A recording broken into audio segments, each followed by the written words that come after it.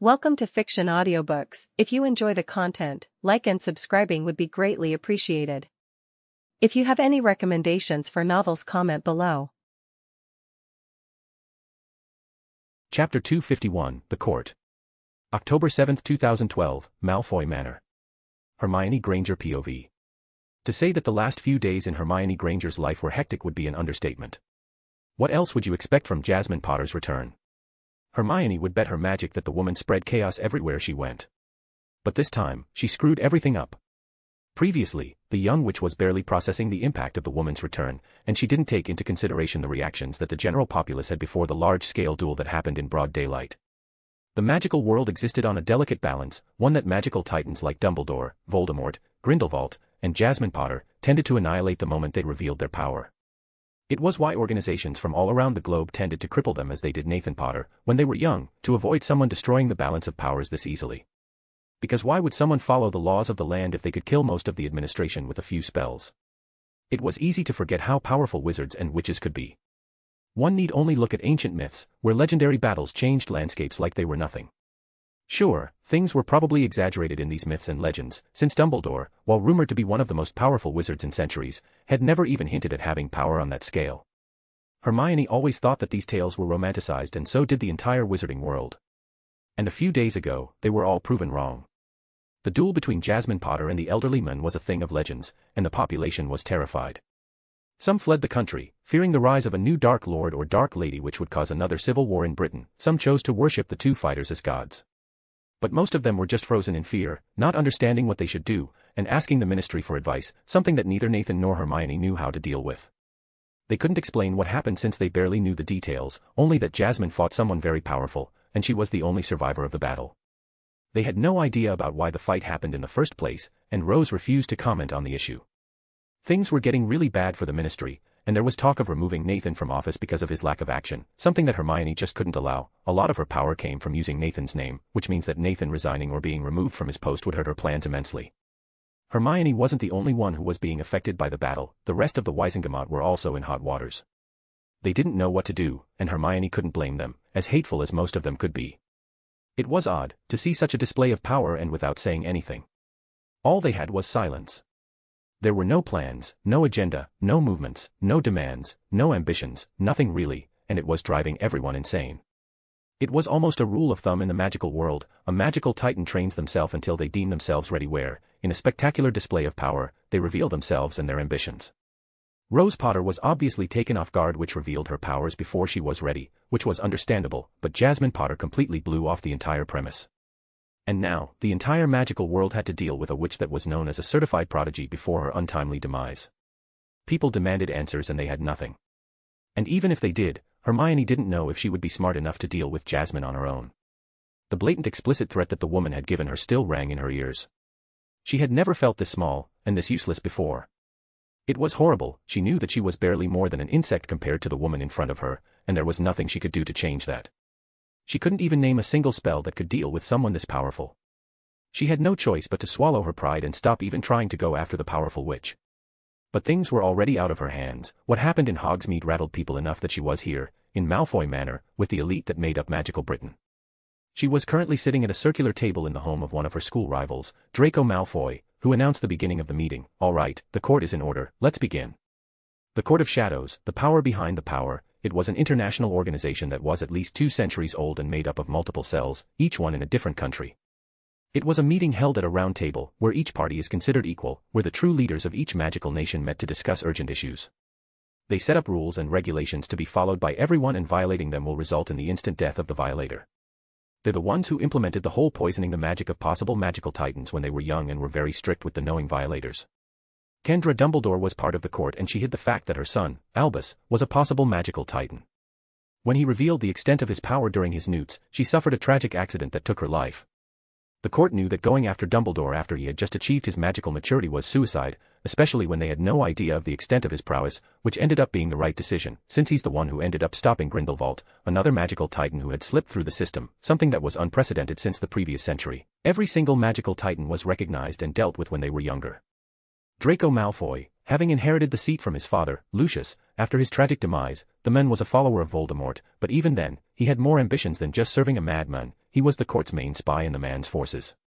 The host of the meeting spoke up. "All right, let's let Smith go first. What grievances do you have?" The blonde man looked at Malfoy incredulously. "What grievances do I have? Hogsmeade got turned into a fucking war zone in the middle of the day, Malfoy." Elphias Doge barked out a laugh. "He's got you there, boy. We have bigger issues than due process, right now.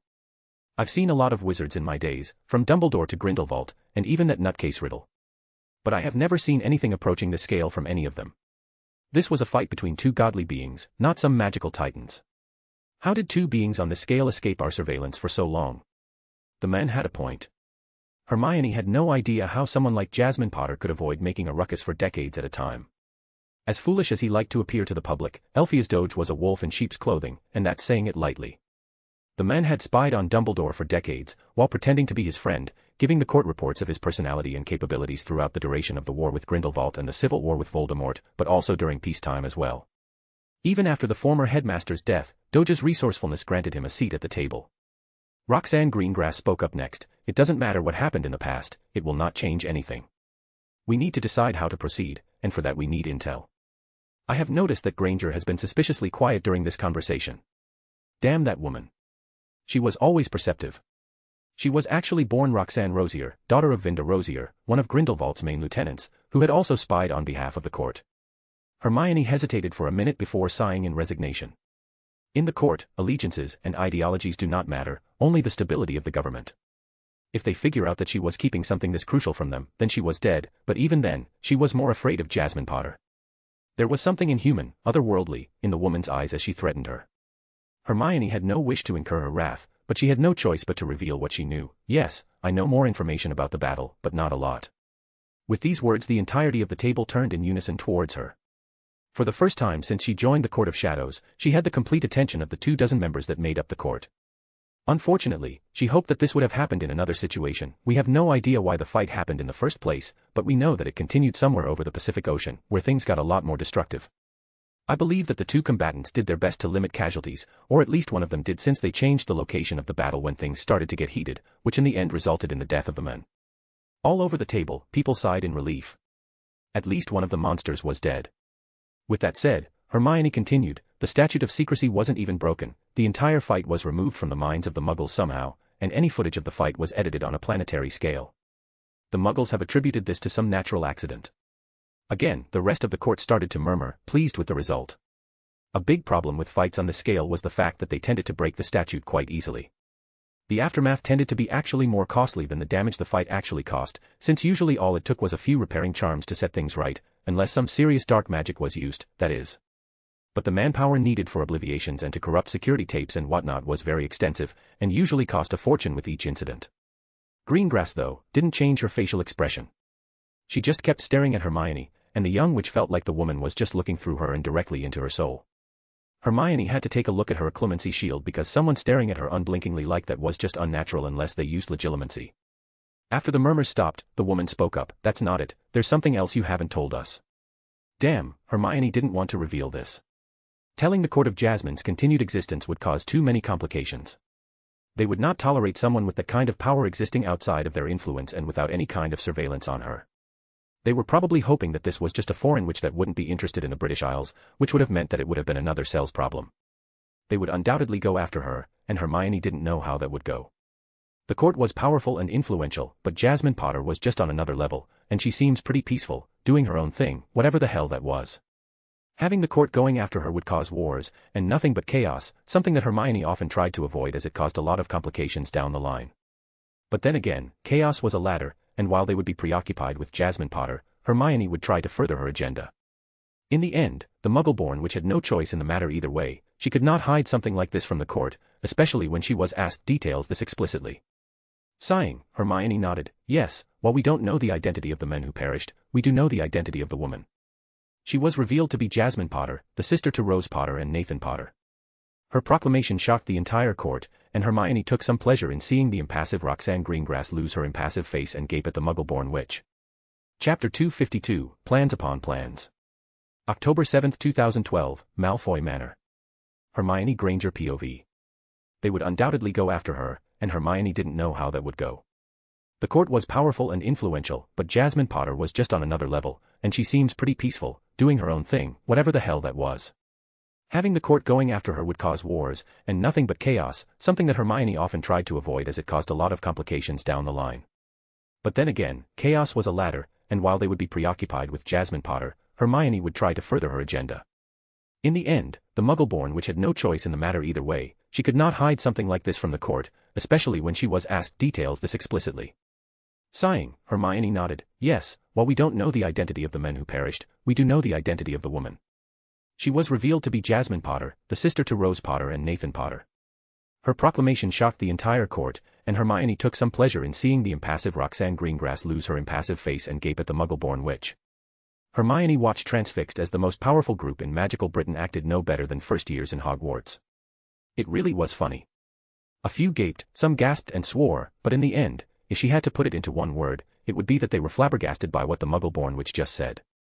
Because Jasmine Potter was a bullet that they thought that they had dodged by the skin of their teeth. The magical potential that she represented could change the political landscape of not just Britain, but the entire continent of Europe. They thought themselves lucky to not have to deal with a witch of her caliber, rumored to rival Merlin himself in power and skill, and they had celebrated her loss, with that of Voldemort and Dumbledore, which happened in the same week. On the day of the third task, everything went the council's way. Every single magical titan that wasn't completely neutralized had died. Dumbledore and Jasmine got themselves killed, Riddle died by Nathan's hand, and for the first time in a century, everything had gone back to the way things should be. And yet it hadn't. Jasmine Potter was alive, and nothing could change that. People just didn't understand how dangerous magical titans could be. Power attracts power, and whether the titan in question was a dark wizard or not, they brought change. Without even trying, they attracted followers, their ideas were heard and often taken as gospel. Their mere presence presented an active threat to the stability of the country. At first, Hermione had thought that the practice was barbaric, a way to cripple their own magical power in the international scene, but considering that the Court of Shadows spread to almost every single nation, then everyone was weakened equally, meaning that there will be no imbalance of power in the international scheme. And it's not like they killed the children who had the potential to become magical titans. They just gave them a few potions that restricted the growth of their magic during their schooling. It was harmless, and an understandable sacrifice in the name of peace and order. The entire court stayed silent for an entire minute, no one daring to break the silence, before Roxanne Greengrass decided to talk. And how long have you known about Potter's survival? Her tone was accusing, and Hermione could see that the woman wanted to use this information to get the court to target her as well. Greengrass was one of the few left that opposed Hermione's reforms that presented an active threat to them. The Greengrass hold on the international trade made them one of the most powerful families in the country. Masking her hesitation, the Muggle-born witch replied, I just got to know about her when I investigated the battle that happened a few days back. I had no prior indication that she had survived her duel with Albus Dumbledore. Hermione would have probably been in trouble if not for the truth field in the room. It was a handy little ward that was set up in every single meeting. It was a way to ensure that the backstabbing politics were left outside the court.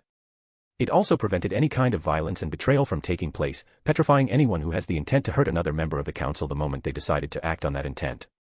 If this was the Wisengamot, then Hermione would have needed a lot of time and magical oaths, probably truth serums and mind magics as well, to show her innocence to the world, but in here, all it took was a statement and everyone relaxed, understanding that there wasn't a traitor in their midst.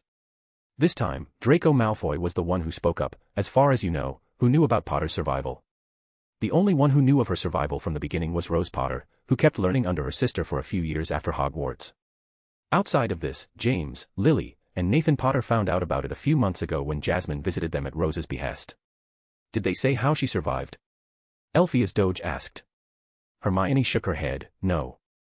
All I know is that she had planned on faking her death all along. Truth be told, Hermione had no idea how she managed it. It was probably a mix of an illusion and a transfigured target. And considering that it was a disintegration curse that was used by Dumbledore, there was no body to examine. It was, without a doubt, a perfectly executed plan to both out Dumbledore and fake her death. It was probably the best thing she could have done for herself. The Ministry under Fudge would have loved nothing more than pinning the entire fiasco on her, or they would have tried to bind her to magical Britain somehow. And that's not even mentioning the complications that the court would have sent her way to keep her busy and out of trouble. It was how they neutered Albus Dumbledore. When he revealed himself as the Titan he was, they used his public support to give him meaningless titles and professions such as his job in the Wisengamot or in the ICW, which would take up too much of his time for him to really start being dangerous. Adding in the idiotic laws that went against his ideology, they tried to pass in front of him. Albus Dumbledore was kept trying to navigate the political landscape, stopping one fire after another. It was so effective that the man barely even acted as the headmaster of Hogwarts, with Minerva McGonagall taking up the slack in his stead. Of course, this didn't end up stopping him from seeking his mad quest of magical unification through a common enemy, which in this case was Voldemort, in the end, but it did delay the men immensely. Marcus Gамp spoke up, "It doesn't matter how she faked her death, it's already done. We need to decide on a way to proceed. What are her ambitions, her goals?" Hermione really didn't know how to answer that question. When she met the witch in question, she hadn't even gotten a single clue on what the hell Jasmine Potter wanted. The woman was just dismissive of magical Britain in general. She said that she dealt with bigger things than the magical world, something that cannot be true since wizards and witches were the most powerful beings on the planet, no matter what the so-called Homo Superior wanted to say. With that in mind, Hermione needed to answer Gamp's question, and the entire council was looking at her expectantly. The Muggle-born witch sighed in resignation and replied, "I don't know." Pandemonium ensued. Lords and ladies started to yell until Malfoy let out a boom. When things quieted, he asked, "How can you not know what her ambitions are?" "I met her after the battle when Nathan asked her to explain herself. She said that she dealt with bigger issues than the magical world. She didn't seem concerned about any retaliation from us. As far as I understand from Rose, she doesn't interfere with the magical world if it isn't something that could threaten the entirety of the planet, or if someone chooses to involve her somehow. As far as we're concerned, she doesn't care about any of us." Stunned silence followed, and Hermione understood why that happened. Magical titans never just decided not to involve themselves in political matters. They always had agendas, plans, be it good or evil, selfish or kind. They were agents of change and chaos. Greengrass broke the silence once more. "You can't believe that. She was obviously misleading you." Hermione shook her head. "I was there, and I felt a fraction of her presence. If she wanted anything, she would have just come in one day and taken it. You saw her duel with the Mystery Man. That wasn't a normal fight between two wizards. Even the duel between Dumbledore and Grindelwald wasn't even close to being this destructive. I believe her because the balance of power is so drastically in her favor that she doesn't need to lie." Horace Slughorn spoke up calmly, "Maybe that's true, but we cannot just wait with a threat like Jasmine Potter over our heads. For over 2 centuries, the Court of Shadows has maintained the order in the magical world, and it is our duty to continue to do so, no matter the danger. We have dealt with far more dangerous foes than that witch." Tom Riddle posed a far larger problem than she did. Many members of the court nodded, and Hermione interjected, "I will keep telling you that Jasmine Potter is not a normal witch even by magical titan standards. We need a lot more information before we can plan anything." Roxanne Greengrass snorted, "We're not planning on dueling her, Granger." Hermione sneered, "You infiltrated Voldemort's Death Eaters and Dumbledore's Order of the Phoenix. You've played on their ambitions to steer them your way. What are you planning to do when your target doesn't have any followers and you don't know where they live?" The Greengrass matriarch had a smug look on her face, "But you have told us that she is rather close to Rose Potter." Hermione shook her head, "If you're expecting Rose to betray her sister, then you'll be sorely disappointed. That's not even mentioning that we've been trying to find the girl for years." Slughorn spoke up once more, "What about her parents? Lily Potter was a student of mine. I could convince her to keep tabs on Jasmine for me." Again, Jasmine doesn't care about either of her parents, nor her brother for that matter. You're all trying to involve her in Britain in an attempt to control her. You won't. All it would do is give you her attention, and I don't have to tell you how bad of an idea that is. Malfoy thundered, "That's enough, Granger. You have made your point. However, we cannot leave someone with that kind of power outside of our control. We need a plan." Theodore Nott spoke up, "I have an idea. After the reveal of Dumbledore and the confirmation of the existence of the Deathly Hallows, I have begun investigating the Peverell family, and after years of searching, we discovered the tomb of the second brother who had a diary containing the ritual they used to summon and bind death to their will. After studying it and refining it to work on mortals as well, I now have a weapon to give to the court to control the magical titans that we miss. I was not planning on revealing this if the situation wasn't dire, but I believe that we could use this ritual to summon Jasmine Potter to us and bind her to the Court of Shadows." At the approving and impressed looks that the rest of the court was giving Nott, Hermione knew that there was nothing she could do to stop their course of actions. The Muggle-born sighed in defeat, but at least there was a silver lining. If Jasmine doesn't kill Hermione for this, then the chaos that would inevitably happen when the court decides to oppose Jasmine would allow the Muggle-born to further her own agenda. After all, chaos was a ladder, and Hermione was more than ready to take risks to get closer to her dream of an equal magical Britain. Chapter 253, Heart and Feather. October 4, 2012, Eternal Starship, Domo. Jasmine Sayer POV. I loved Wanda with all my heart, and I just couldn't bring myself to kill her. Instead, a small idea popped in my head. I nodded, and I said the word solemnly, "Deal." Thankfully, Erisham didn't notice the slight shift of posture and in power as I used Death's power for a fraction of a second as our cosmic energy entwined to bind our words. I stifled a smug grin. I had won that round, even if he didn't know it. Honestly, I didn't care about the Celestials outside of their help against entropy. In the small chance that I survived the encounter, unlike the me from the alternate future that future Wanda destroyed, I don't mind going against the Celestials, if my planet is protected from their wrath. I didn't stay too much after this. I just gave the Celestial the Mind Stone and chose to leave as quickly as possible since the deal I just made left a bad taste in my mouth. Even if I tricked Erisham and wasn't bound to hold up my end of the deal, the Celestial had tried to get me to kill my own daughter. It reminded me just how merciless the Celestials truly are. Many had worshipped them as gods, and I could understand, for their power was as godly as they came, but underneath all of the pretenses of goodness they pretended to represent, they were beings of pure pragmatism that had bound themselves to the goal they had been born with, never understanding what it means to live. They were so alien to life that death held no meaning to them. It was why I never tried to convince Erisham by showing him that entropy's ambitions would kill him off alongside everyone. He wouldn't care at all about that, but telling him that he was planning on killing off the entire multiverse, including the life they had cultivated for so long, it would have made their goals absolute, and Erisham simply couldn't just happen. It was that kind of paradoxical thinking that always made me wary of dealing with Celestials in general. They just thought differently, and that made them both extremely predictable in their planning and just unpredictable in their reactions to certain events. Erisham was a prime example of this. When he created the Deviants, beings filled with traces of cosmic energy, in his hope of them hunting down intelligent life's predator to make sure to hatch their celestial eggs, he didn't even bother giving them sentience, meaning that they were barely more than rabid animals, but the biggest problem was the fact that he allowed them to learn, to evolve, which allowed them to deviate from their initial purpose. It was a mistake, but instead of hunting down the Deviants, he created another race of automata, of Eternals, that would obey him unconditionally, but at the same time, he allowed them to learn similarly to the Deviants, but this time, they were barely more than programs that were evolving with every single input of data. The Eternals grew and became full-fledged artificial intelligence instead of the intelligent programs that they were. They were now fully capable of opposing him, and they had the intelligence of doing, unlike the Deviants who became savages who craved flesh. Because life wasn't just exclusive to biological entities, and now every Eternal has developed a soul. Even if Erisham chooses to wipe out their memories, he didn't destroy the soul. And with the mind and the soul being so connected, the Eternals could still remember what happened before they were erased. Erisham had pretty much created a slave race that was slowly but surely going to rebel against him and would oppose their purpose due to their attachment to the planets they were sent to after thousands of years of living there. Sometimes, Celestials were such short-sighted beings for entities that have existed for billions of years. The truth is that Celestials are just solitary beings, engrossed in their creations and nothing else. It's what allowed their numbers to dwindle, after all. Some of the actions they did during their war with their enemy were completely illogical in battle, which allowed Null to hunt them down one by one, crippling their strength, until they decided to form a council of Celestials that kept tabs on one another. I shook my head at the thought. There was no point in wallowing in the past.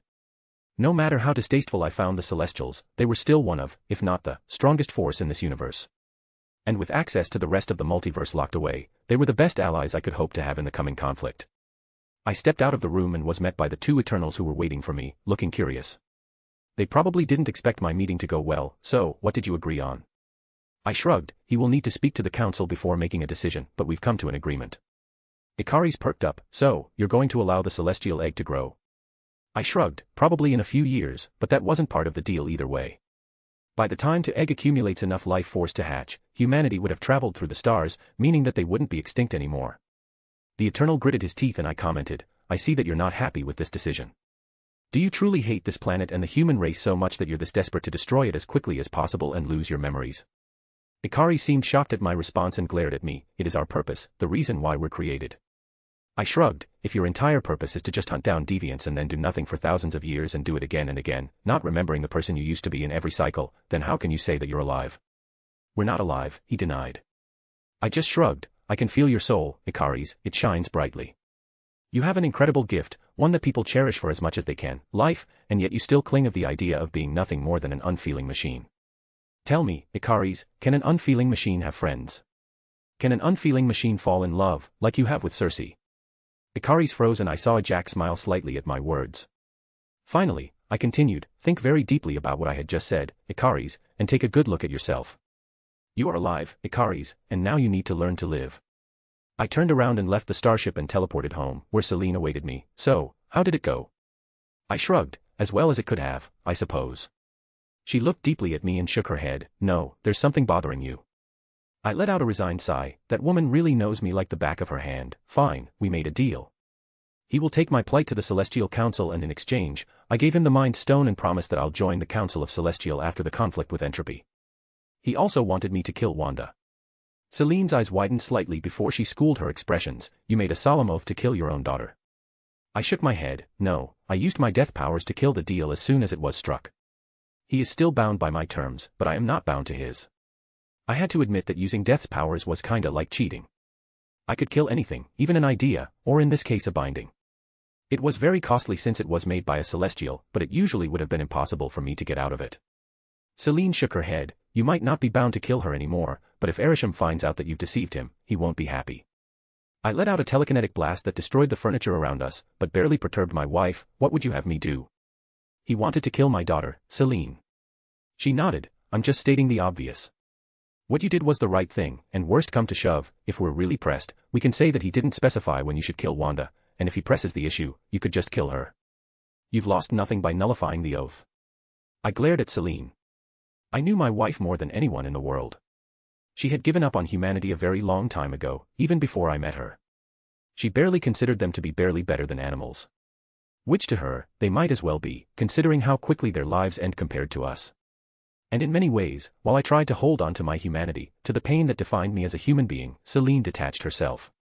To her, Wanda was barely more than an interesting pet, nothing more, while to me, she was my daughter. It was the subject of many fights over the centuries. Celine would sacrifice Wanda without hesitation, and just didn't understand why I would risk myself for her.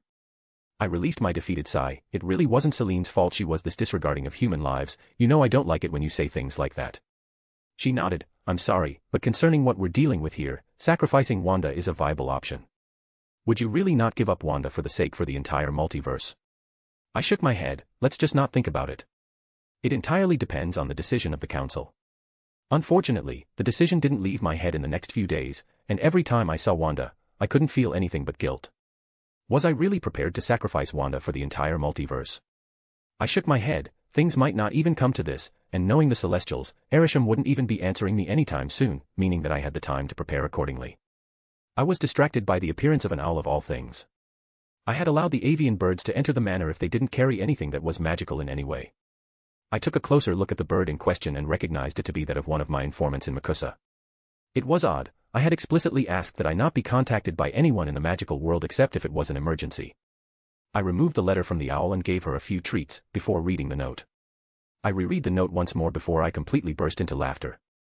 Celine was sitting behind me, sipping her cup of tea, asked, what happened? I just handed her the note, and then she let out an amused chuckle. Really? The Court of Shadows is still a thing. I nodded. Yeah, I actually forgot they existed. They seemed kinda useless after the war with Grindelwald began. And with Dumbledore pretty much taking over magical Europe, all they did during their meetings is give him meaningless posts hoping he'd hang himself somehow. Celine sobered up. Wait, are you serious? They tried to get rid of Dumbledore by keeping him busy. I shrugged. It worked. The men had barely enough time to make too many plans. He was an old man by the time he actually started putting things in motion properly. They've been doing it on an international scale. I pretty much neutered the council in the United States, to avoid them trying to get involved in the current government and in mutant affairs, since there's such a big problem here. They sound somewhat dangerous if they're spread on such a big scale. Why didn't you just destroy it? I shrugged. They had their uses. Even if they're a bunch of arrogant assholes, they do have a stabilizing influence in the magical world. While it didn't work in the last century, there were practically no large-scale wars from the founding of the organization until Grindelwald's rise. Add in that the organization is usually made up of the backbone of the magical economy. Getting rid of them would result in a lot of chaos, something that would take my whole attention, and I was too busy to deal with it. And now, they're going after you. I nodded. I guess they are. Now the question was, what was I going to do about it? Chapter 254, The Sounds of Thunder. October 17, 2012, Sayre Manor. Jasmine Sayre POV. They sound somewhat dangerous if they're spread on such a big scale. Why didn't you just destroy it? I shrugged. They had their uses. Even if they're a bunch of arrogant assholes, they do have a stabilizing influence on the magical world. While it didn't work in the last century, there were practically no large-scale wars from the founding of the organization until Grindelwald's rise. Add in that the organization is usually made up of the backbone of the magical economy. Getting rid of them would result in a lot of chaos, something that would take my whole attention, and I was too busy to deal with it. And now, they're going after you. I nodded. I guess they are. Now the question was, what was I going to do about it? Celine seemed to have read my mind. How are you planning to handle this? I looked back and started to think on this. Ideally, I would hope to get Rose to assist me since it will be part of her responsibilities going forward. but I will admit that the girl could be a bit too soft-hearted to deal with the situation. I was tempted to just destroy the Court of Shadows entirely, but they were too useful to me to just do that. The truth was that the court was a stabilizing agent in every magical nation that they had influence in. The fact that they had representatives of every political party and still managed to have neutral meetings, no matter how hostile they are to one another, and make decisions to make sure that things don't escalate too much, was actually impressive. Sure, the whole weakening of magical titans was distasteful, but if I was honest, I could see the point of doing something like this. Magical titans are, compared to the average wizards, on another level of power entirely and thus are agents of chaos, especially if there's something they disagree with, or something they desire, in their societies. The main truth is that the Court of Shadows kept me from interfering too many times in the magical world, which saved me a lot of headaches over the years. Now, they are overreaching by targeting me, not that they know that I was the one allowing the court to exist in the first place. I met my wife's eyes and shrugged. I haven't decided yet. Their existence is somewhat beneficial for me. And since I am planning on passing on my role in the magical world to Rose, they could provide the necessary stabilization needed when she takes over. Doing something drastic could cause chaos, which we do not have the time to mitigate, and in the end, it will be Rose that'll have to deal with it. Celine shook her head. Then let her deal with it, it's going to be part of her job. That would be like throwing her into the deep end before she even knows how to swim yet. She'll give up immediately. When you train people, you start slow, and then progressively make things harder. Getting straight into the difficult things will almost always lead to resentment and failure, something that I do not want my sister to suffer from. She will suffer, Morrigan, as you have when you were fulfilling your duties. Having someone coddle her will hurt her in the long run. That was one of the biggest differences between Celine and me. She believes that adversity and conflict will make someone thrive the best, and while I do not disagree, I believe that there has to be a limit to that conflict, that they first need help in their first steps before they face their burdens. It was a disagreement we had many times, which really boiled down to Celine's dismissal of human lives should they fail their tribulations, while I want every single man or woman that I train to have long and fruitful lives. Rose was my sister, and she could easily be overwhelmed in the beginning, especially if the entire magical world suddenly fell into chaos as the entire economy falls, and the fragile political stability the court maintains is shattered into pieces. Add in the fact that magical titans will start to appear, unsupervised, every few years, and will gain their followers, seeking power, for either selfish reasons or idealistic ones. Rose will have a lot on her hands. Her responsibilities were already daunting enough since she'll be in charge of millions of wizards across many continents. I don't need to overwhelm her even further by destabilizing the entire magical world since they're scared of me because of my display against ego. Ugh, what a mess. If there's anything I've learned, it's to just avoid wizarding establishments altogether. Things always spiral out of control every time I go to one, which is a shame since I loved wizarding alcoholic drinks. I shook my head at my wife. Seriously, Celine, this is not the time for this debate. What do you suggest we do to deal with the court without causing too much chaos? Just kill them and be done with it. I raised an eyebrow. I don't know if you're joking or not. Celine snorted. Look, Jasmine, I could understand why you would let them do what they wish, but they're actively targeting you, now. You and I both know that magic can be a very wild force that could even shackle gods and being far more powerful than you and me. You shouldn't hesitate to go to drastic measures just to avoid causing chaos, especially since they could take you off guard. I chuckled in dismissal. They're not going to take me off guard, Celine. What you said might have been true in the past, but right now, mages barely even know what they're doing. They don't even know any magics outside of waving their wands. They're not a threat to me. I had a point here. The magical world had lost its way, and not just in terms of raw power. Precious knowledge and magical arts have been forbidden and then forgotten later on. The truth is that what remains is barely a fraction of what wizards and witches could do in the past. They had fought gods, angels, and demons alongside the sorcerers, and they were successful, but in the last 1,000 years, there has barely been any progress in magical research while the magical knowledge kept dripping away. Even if they were somehow able to summon me by some miracle, then what? They couldn't banish me away, like the old wizards did to the demons who invaded Earth, since I am native to this world. They couldn't bind me, since they simply don't have the raw power to do so, which is exponentially more energy-intensive since my partial ascension during the ritual that I performed recently with Ego's seed. I had nothing to worry about. Celine, though, seemed to know better. What about Rose? Are they a threat to Rose? Damn, she really knows how to go for the kill. I had not considered the fact that the court could use Rose to gain control of me. I was practically invulnerable to the wizarding world, but my sister simply wasn't. And the worst thing is that the court knows about my relationship with Rose, meaning that they will seek to control her, to in turn, gain control over me. And even if I protect Rose, her family still wouldn't be under the same protection. The Court of Shadows could use that to their advantage, to gain influence over Rose. Through her parents, they probably won't even have to use any violence to do so, which would in turn get them to gain influence over me and my actions. I would never allow it, of course, but things could get messy, and the court wasn't going away on its own. I let out a resigned sigh. Fine, you have a point. We need to get rid of the Court of Shadows somehow, or at least the branch in magical Britain, to get them off our backs. But we'll need to be very careful since the families involved are responsible for most of the economy in the entire country. We'll need replacements, both inside and outside the Court of Shadows, to make sure that things go well enough. Celine didn't seem satisfied with my choice of dealing with the situation, so, that's your final decision. I shrugged. I'm flexible, but that's what I'm leaning towards. She nodded at me, and I sighed in exasperation. It wasn't just at Celine's insistence that I dismantled the entire court, since she has always had something against them which she wouldn't tell me about for some reason. It was also the fact that I barely had enough time as it is for my own responsibilities. The alignment is nearing, which means that the reality stone is going to be accessible, but it also means that I will need to focus on my deal with Odin to get rid of his minders and slavers. I need to make sure that nothing goes wrong when we fight those who sit above in shadow, and get rid of their influence over the Asgardians, and their cannibalization of the cycle of Ragnarok. Celine seemingly understood that fact, that I didn't want to continue even further on the issue, and chose to change the subject, although, I am quite surprised that the Granger woman tried to dissuade the court from going against you. You told me that she was very prideful. Did you really frighten her that much? I snorted. It was just a few threats, but I don't honestly think that Granger warned them for my sake, but mostly for hers. Her ambitions of magical equality need stability in Britain, and she knows this. She rightfully assumed that any conflict I have with the court will cause chaos no matter who wins.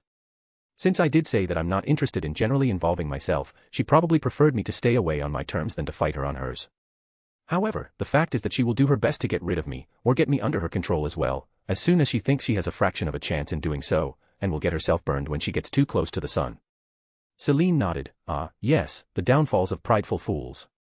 I nodded and we continued to walk out of the boundaries of the manor and used the portal to a small, deserted field in Scotland. Celine took a deep breath and smiled, relaxed. I always love it here. The magic is pure, and the nature is untainted. I nodded. I could understand why she loved this place. I did as well. There was something to just being away from civilization, to see nature as it used to be centuries ago before humans started building everywhere they could. Celine continued, so, about the Granger girl. I looked at her, confused as to why she was bringing her up again. What about her? What are you going to do about her? Why would I do anything? She's just some mortal with delusions of grandeur, thinking of their foolish ambitions and nothing more.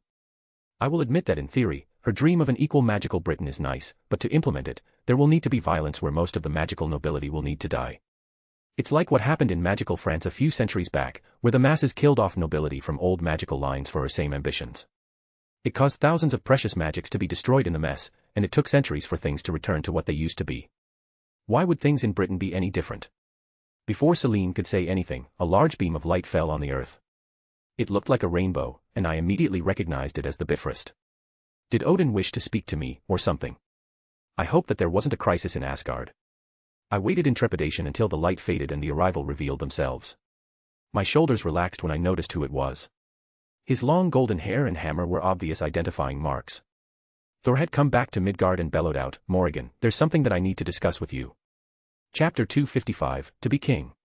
October 17, 2012, Asgard. Thor Odinson POV. Thor Odinson was bemused.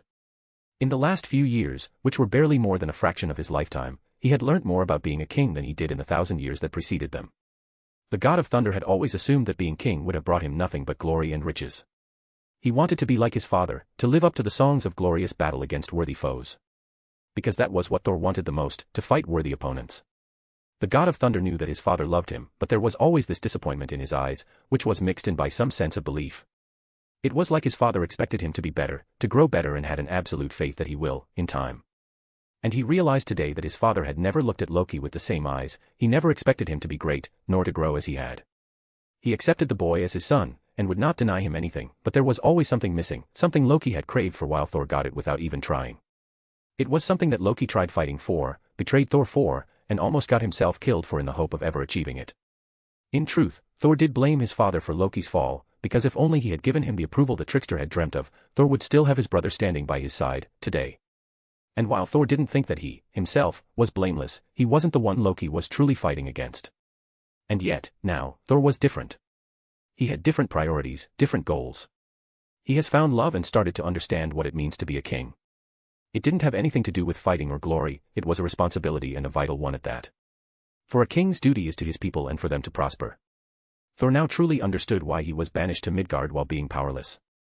For a wise king does not seek out war but must always be ready for it. Thor's ill-advised invasion of Jotunheim would have caused the death of thousands of Asgardians, just for his wounded pride.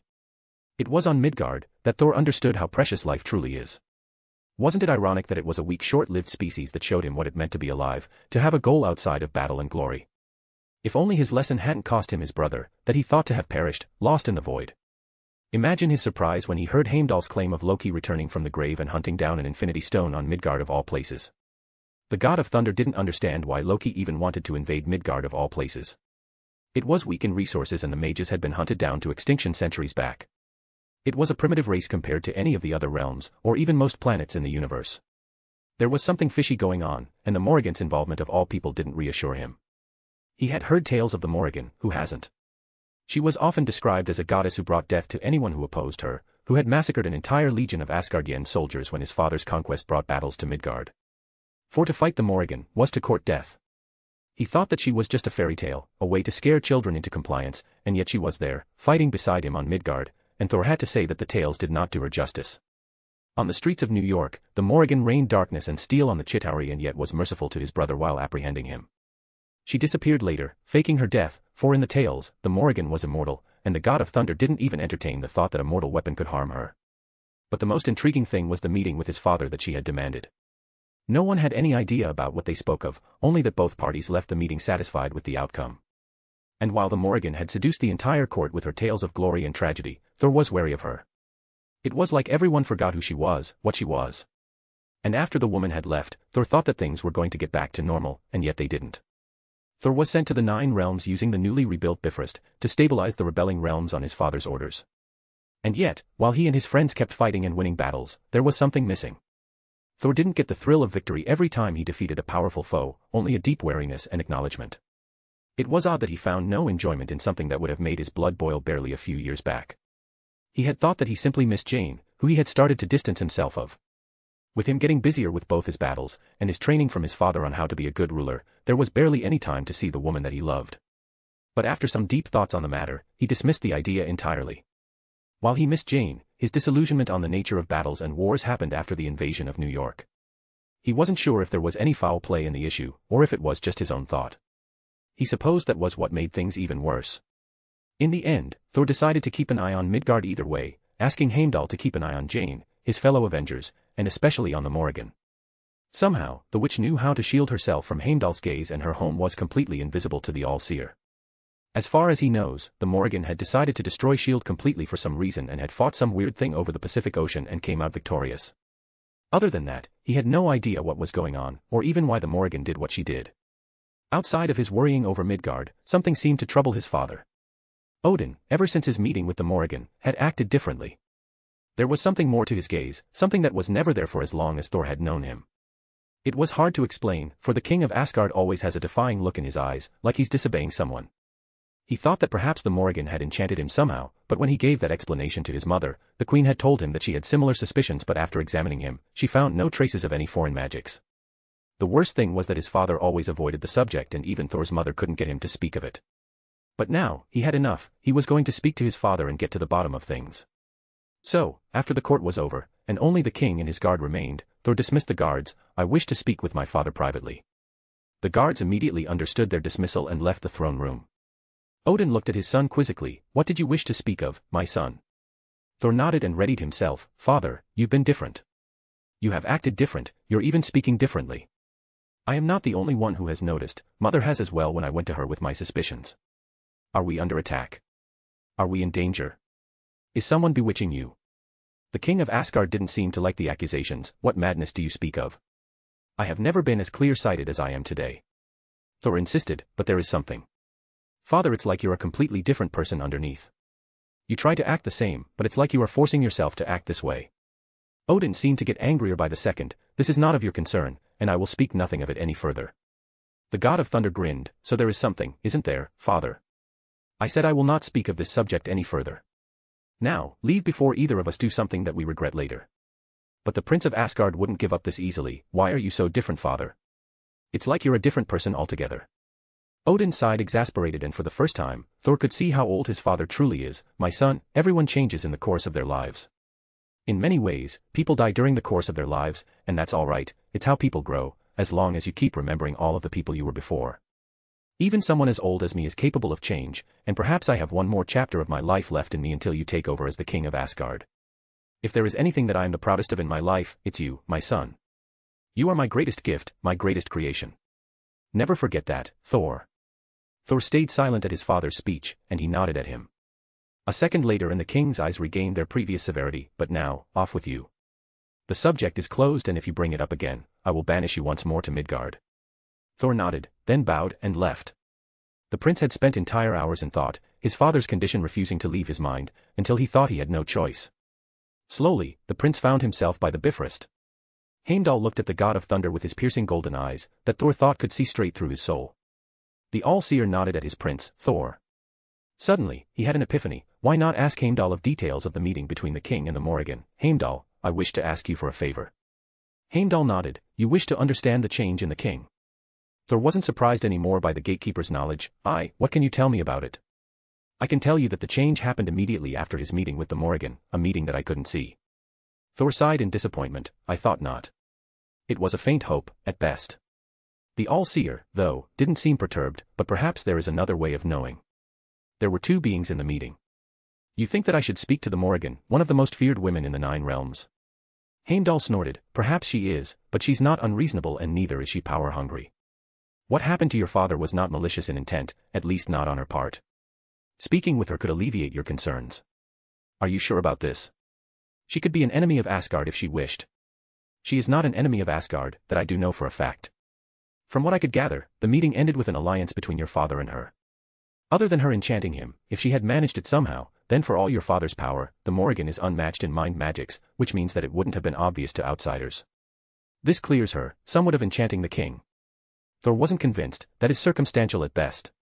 Heimdall nodded. Yes, it is, but so are our accusations as well. Meet with her and be wary at the same time. I will get you out if things get too dangerous. Thor nodded and walked towards the Bifrost. I trust you. And he meant it. He trusted Heimdall with his life, and if the man thought that he needed to speak with the Morrigan, then he will trust his judgment. With a nod, Heimdall opened the Bifrost, and the god of thunder walked through. He arrived in a valley, empty of all humans save for 2 beings. He recognized one of them and bellowed out, Morrigan, there's something that I need to discuss with you. Chapter 256, Sordid Revelations. October 17, 2012, Scotland, Earth. Thor Odinson POV. Heimdall nodded. Yes, it is, but so are our accusations as well. Meet with her and be wary at the same time. I will get you out if things get too dangerous. Thor nodded and walked towards the Bifrost. I trust you. And he meant it. He trusted Heimdall with his life, and if the man thought that he needed to speak with the Morrigan, then he will trust his judgment. With a nod, Heimdall opened the Bifrost, and the god of thunder walked through. He arrived in a valley, empty of all humans save for 2 beings. He recognized one of them and bellowed out, Morrigan, there's something that I need to discuss with you. Besides the slight widening of the woman's green eyes for a fraction of a second, the Morrigan didn't seem to have any reaction to his surprising arrival. The woman simply raised an eyebrow and answered in an unimpressed tone, Prince Thor of Asgard. I remember telling you less than a year ago that Asgardians were not allowed to arrive to this planet without my permission. Thor did feel slightly chastised by the woman's severe tone. It reminded him somewhat of his mother's when she caught him doing something that he really shouldn't. The god of thunder barely stopped himself from looking at his feet like a chastised child. Instead, he steeled himself and answered like a proper heir to Asgard should have, Lady Morrigan, I assure you that I haven't traveled to Midgard since you have last seen me. I just wanted to speak with you about a sensitive topic. The woman hummed, and since your father hasn't contacted me, I assume you traveled here without his permission. Thor looked away, but before he could try to justify his actions, the woman continued, I guess I can understand not wanting your parent to know about all your goals and dreams, so I'll forgive you this time, but this is your last warning, Thor Odinson, do not come to this planet without my permission, again. With every word, some sort of pressure came onto Thor, like the planet was rejecting him, wanting him to go away, and with a look at the woman's glowing green eyes, he understood just how insignificant he was to the being in front of him. He couldn't move, he couldn't speak, and it wasn't because of some spell, it was just the pressure of her gaze that petrified him entirely. It was the implicit danger that it showed, like that of a predator looking at a petrified prey. In the end, the Prince of Asgard could do nothing but nod at the being in front of him. The woman seemed satisfied, and the pressure entirely receded. She gave him a warm smile, one that contradicted the terrifying being that hid underneath this mask of innocent beauty. Thor would have been fooled by it if it wasn't for what happened a few minutes prior. The Morrigan spoke up, oh right, I suppose that it's time for introductions. Thor, this is my wife Selene, and Selene, this is Thor, the firstborn son of Odin and the crown prince of Asgard. Thor hadn't even noticed the woman standing next to the Morrigan who was currently looking at him with an amused gaze. He will admit that the woman had a unique beauty to her, one that also hid a very dangerous creature underneath, but it wasn't as well hidden as the Morrigan's mask. He hadn't even known that the woman was married for Norn's sake. For what seemed like the 1,000th time in the last few minutes, Thor just nodded, not trusting his voice to not crack in fear. The woman's small smile widened slightly. How fitting for her to be the Morrigan's wife. They both seemed to enjoy his suffering, and spoke in calm voice. It's nice to meet you, Thor Odinson. I suppose it's time for me to leave you two alone. She then looked at her wife, Morrigan. We will revisit the topic later on. The Morrigan nodded and then her wife slowly faded away, probably teleporting elsewhere, leaving Thor alone with the Morrigan. If it wasn't for Heimdall's reassurance that he will use the Bifrost to get him out in case of danger, Thor wouldn't have been as assured to stay in the company of the woman whose tales of death and destruction had terrified him ever since he was but a babe in his mother's arms. They stayed silent for a good minute before the Morrigan started being irritated. Thor, you came here wanting to speak with me about something. Get it over with. The god of thunder spluttered for a moment, then steeled himself once more. My apologies, Lady Morrigan, I was lost in thought. The woman hummed. It is something that tends to happen when you live a long life. Again, Odinson, what did you wish to talk about? I tire with this pointless conversation. Thor was slightly panicking. Why had his courage left him so? He was ready, barely a few minutes ago, to speak with the Morrigan, outraged by the fact that she might have enchanted his father. Where had his fire gone? Where had his rightful fury gone? Instead, Thor nodded a tad meekly and asked, Yes, I wanted to ask you something, Lady Morrigan. Ever since your meeting with my father, he's been acting oddly. I feared that he was under some sort of spell, or something similar. The woman raised an eyebrow. You thought that I had enchanted him. Before Thor could deny it, the Morrigan burst into laughter. Don't worry, I can understand how love for a parent could get someone to make foolish accusations, but I will tell you that I have an idea on why he's acting oddly, and I will assure you that it isn't something malicious in nature. And as much as I appreciate the compliment, I am not powerful enough to keep your father trapped in his own mind and maintain my control from an entire realm away. Do not underestimate your father's power. At most, he would completely break out of any mind spell in months, even one cast by myself. Thor was begging her now. Then tell me, I beg of you, what happened to my father? The Morrigan gave him a sad smile. Hope, god of thunder. I gave your father hope after thousands of years of despair for himself and his people. He didn't understand what the woman was spouting. According to her, Thor's father lived in pain and despair. Why would his father suffer so? He was the king of 9 realms, he lived in a palace made of gold and he was one of the most powerful beings in the universe. I don't understand. The woman nodded. I didn't expect you to. It is something that your father has kept secret and with good reasons. The Morrigan then raised his palm and released a burst of energy. Good, now we are not to be overheard, even by that nosy all-seer that serves your father. Outraged, Thor yelled out, Heimdall is trustworthy. The woman didn't seem perturbed by his temper. Yes, he is. But he is compromised. Thor stopped for a moment. What do you mean compromised? The Morrigan shrugged. It's a long story, but first tell me, Odinson, what do you know of Ragnarok? Ragnarok? What nonsense was this woman spouting? It was a fairy tale, nothing more. One created to destabilize Asgard's reign, prophesizing the destruction of Asgard and the death of the Aesir race. It's a story, a nonsensical prophecy about the destruction of Asgard. What does it have to do with what is happening to my father? Everything, Prince Thor. It has everything to do with it. Ragnarok is real, but it is not a moment in time, it is not the end of Asgard. It is a cycle, one that has been set into motion for millions of years, of the death and rebirth of not just Asgard but of the entire 9 realms, outside of Midgard. Thor was gaping at the woman. That's impossible, Asgard was created barely thousands of years ago. The woman nodded. Yes, your Asgard was. But there was an Asgard before that, and one before that, and thousands of others. How is that possible? The woman hummed. What do you know about the 9 realms, in general? They make up the world tree, and the entire known universe. That's not entirely correct. Outside of Midgard, the 9 realms are small pocket dimensions that are connected to the main universe that contains Midgard. The world tree is considered the boundary of this main universe. It is both eternal and ever-growing, which is why no one can truly comprehend it. The Bifrost allows you to travel the world tree and go into any realm you wish at any place. The god of thunder already knew this. He had forgotten it slightly since he usually didn't pay too much attention on his lessons, but the words that the Morrigan were speaking of were somewhat familiar. Still, this didn't explain why the Morrigan was teaching this to him. Thor looked at the woman quizzically. What does that have to do with anything? You need to understand the basics to understand how the Ragnarok cycle works. The cycle has existed ever since the first Asgardian king, in the first cycle. I believe it was your great-grandfather, Buri. He created the foundation of what Asgard became later on, while his son Bor, and his grandson Odin, your father, ruled. But he wasn't satisfied with it. He wanted his civilization to survive the test of time, so that its might, its glory, would be known everywhere, throughout the entire universe, until time itself runs out. And so, he went on a foolish quest to find a shard of eternity, to bargain. He was able to find the shard, and eternity granted him an audience. He agreed to fulfill his wish, but only for a price. Asgard will never die, but it will be reborn in a realm, outside the universe, and yet connected. Asgard will be destroyed, yes, but it will never truly perish. It's a rule of the universe, that everything that is created in this universe will inevitably be destroyed as well. So, in order to circumvent this, he wouldn't stop Asgard's destruction, but allow it to be reborn, along with the other realms, the souls remaining separate reincarnating in every cycle. Death and rebirth over and over again. The energy of the destruction of Asgard, of the 9 realms is then used by the universe to keep expanding, to grow, and propagate even further. It's supposed to be a natural cycle, with no one aware of it, ever, until the end of time itself. That was the bargain your great-grandfather made, and it has been paid fully. Buri then used the power of the Bifrost to lock away the access to eternity, deeming the access to the cosmic entity to be too dangerous. Thor was enraptured by the tale of his ancestor making sure that Asgard stays eternal, of great bargains. But were they forever trapped in this cycle, trapped in this endless loop of death and rebirth? Thor sighed, exasperated. That is horrible. The Morrigan shook her head. No, Odinson, your ancestor's bargain was struck, and why should anyone care? Your souls might reincarnate, but you are still different people, with different lives, ambitions, and so on. And you don't really reincarnate in the same post, but your names tend to be engraved in your souls still. It's an odd phenomenon, one that I never had the opportunity to study.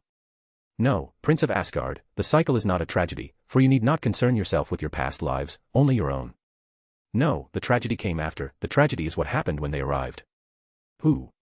I do not know their names, but your father and I call them, those who sit above in shadow, and what they did to your people, what they're still doing to your people, is so horrible that it even horrifies me. Thor gulped, not knowing what to expect from something that horrified the Morrigan herself. Chapter 257, Shadows in Sight. October 17, 2012, Scotland, Earth. Thor Odinson POV. Thor sighed, exasperated. That is horrible. The Morrigan shook her head. No, Odinson, your ancestor's bargain was struck, and why should anyone care? Your souls might reincarnate, but you are still different people, with different lives, ambitions, and so on. And you don't really reincarnate in the same post, but your names tend to be engraved in your souls still. It's an odd phenomenon, one that I never had the opportunity to study. No, Prince of Asgard, the cycle is not a tragedy, for you need not concern yourself with your past lives, only your own. No, the tragedy came after, the tragedy is what happened when they arrived. Who? I do not know their names, but your father and I call them, those who sit above in shadow, and what they did to your people, what they're still doing to your people, is so horrible that it even horrifies me. Thor gulped, not knowing what to expect from something that horrified the Morrigan herself. He hesitated for a second before asking, who are they? I don't know for sure, and I don't think it really matters either. What is important is what they have done to your people. The god of thunder was almost too scared to ask, but he needed to know for the sake of his people, of his father, what have they done? The Morrigan shook her head. They have cannibalized the cycle of Ragnarok, feeding on the energy that it releases whenever the 9 realms are destroyed, leaving barely more than what's necessary for the cycle to start anew. But while this is horrible, it wouldn't be something Odin would really care about. So, what is it? The main issue was that they wouldn't just settle on getting the energy for themselves, they wanted it to be as efficient as possible for them, which means that they try to get Ragnarok to happen as early as possible. Instead of letting things proceed naturally, they developed a system where they manipulate the entire 9 realms to achieve the highest yield of energy in the smallest amount of time. For thousands of cycles, they have taken control of the Asgardian race, and the other realms, outside of Midgard that is, which is hidden from their sight since it's part of the greater universe, not one of the external realms. They know everything your people know, they can alter their thoughts, influence their choices to their own goals, and so much more. They're raising you like cattle, waiting to reap the rewards. The Prince of Asgard was shocked by what he was hearing. How could this have happened for so long without him ever realizing it? Were his own thoughts being clouded as well? Were any of his decisions his own? The Morrigan must have seen the horror on his face, since she tried her best to reassure him. Don't worry, Odinson. Your actions are your own, Mjolnir protects you, as it has done for thousands of cycles. It's special, more so than any URU weapon.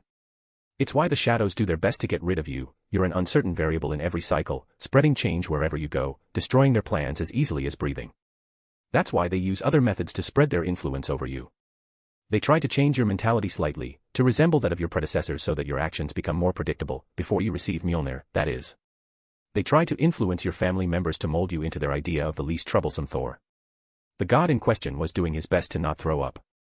How much of him was himself, how much of his personality is not one that was engineered by these beings? Was he more than a puppet that can now see the strings that are moving him around? No, he was Thor, and for better or for worse, he would always remain Thor. He had changed too much from his time in Midgard to become worthy of Mjolnir once more, that whatever enchantment these shadows put on him when he was younger, the boy he used to be is long gone. But no matter what, these shadows, nay, these monsters have enslaved his people for millions of years, manipulating millions of lives throughout the 9 realms for their own ambitions.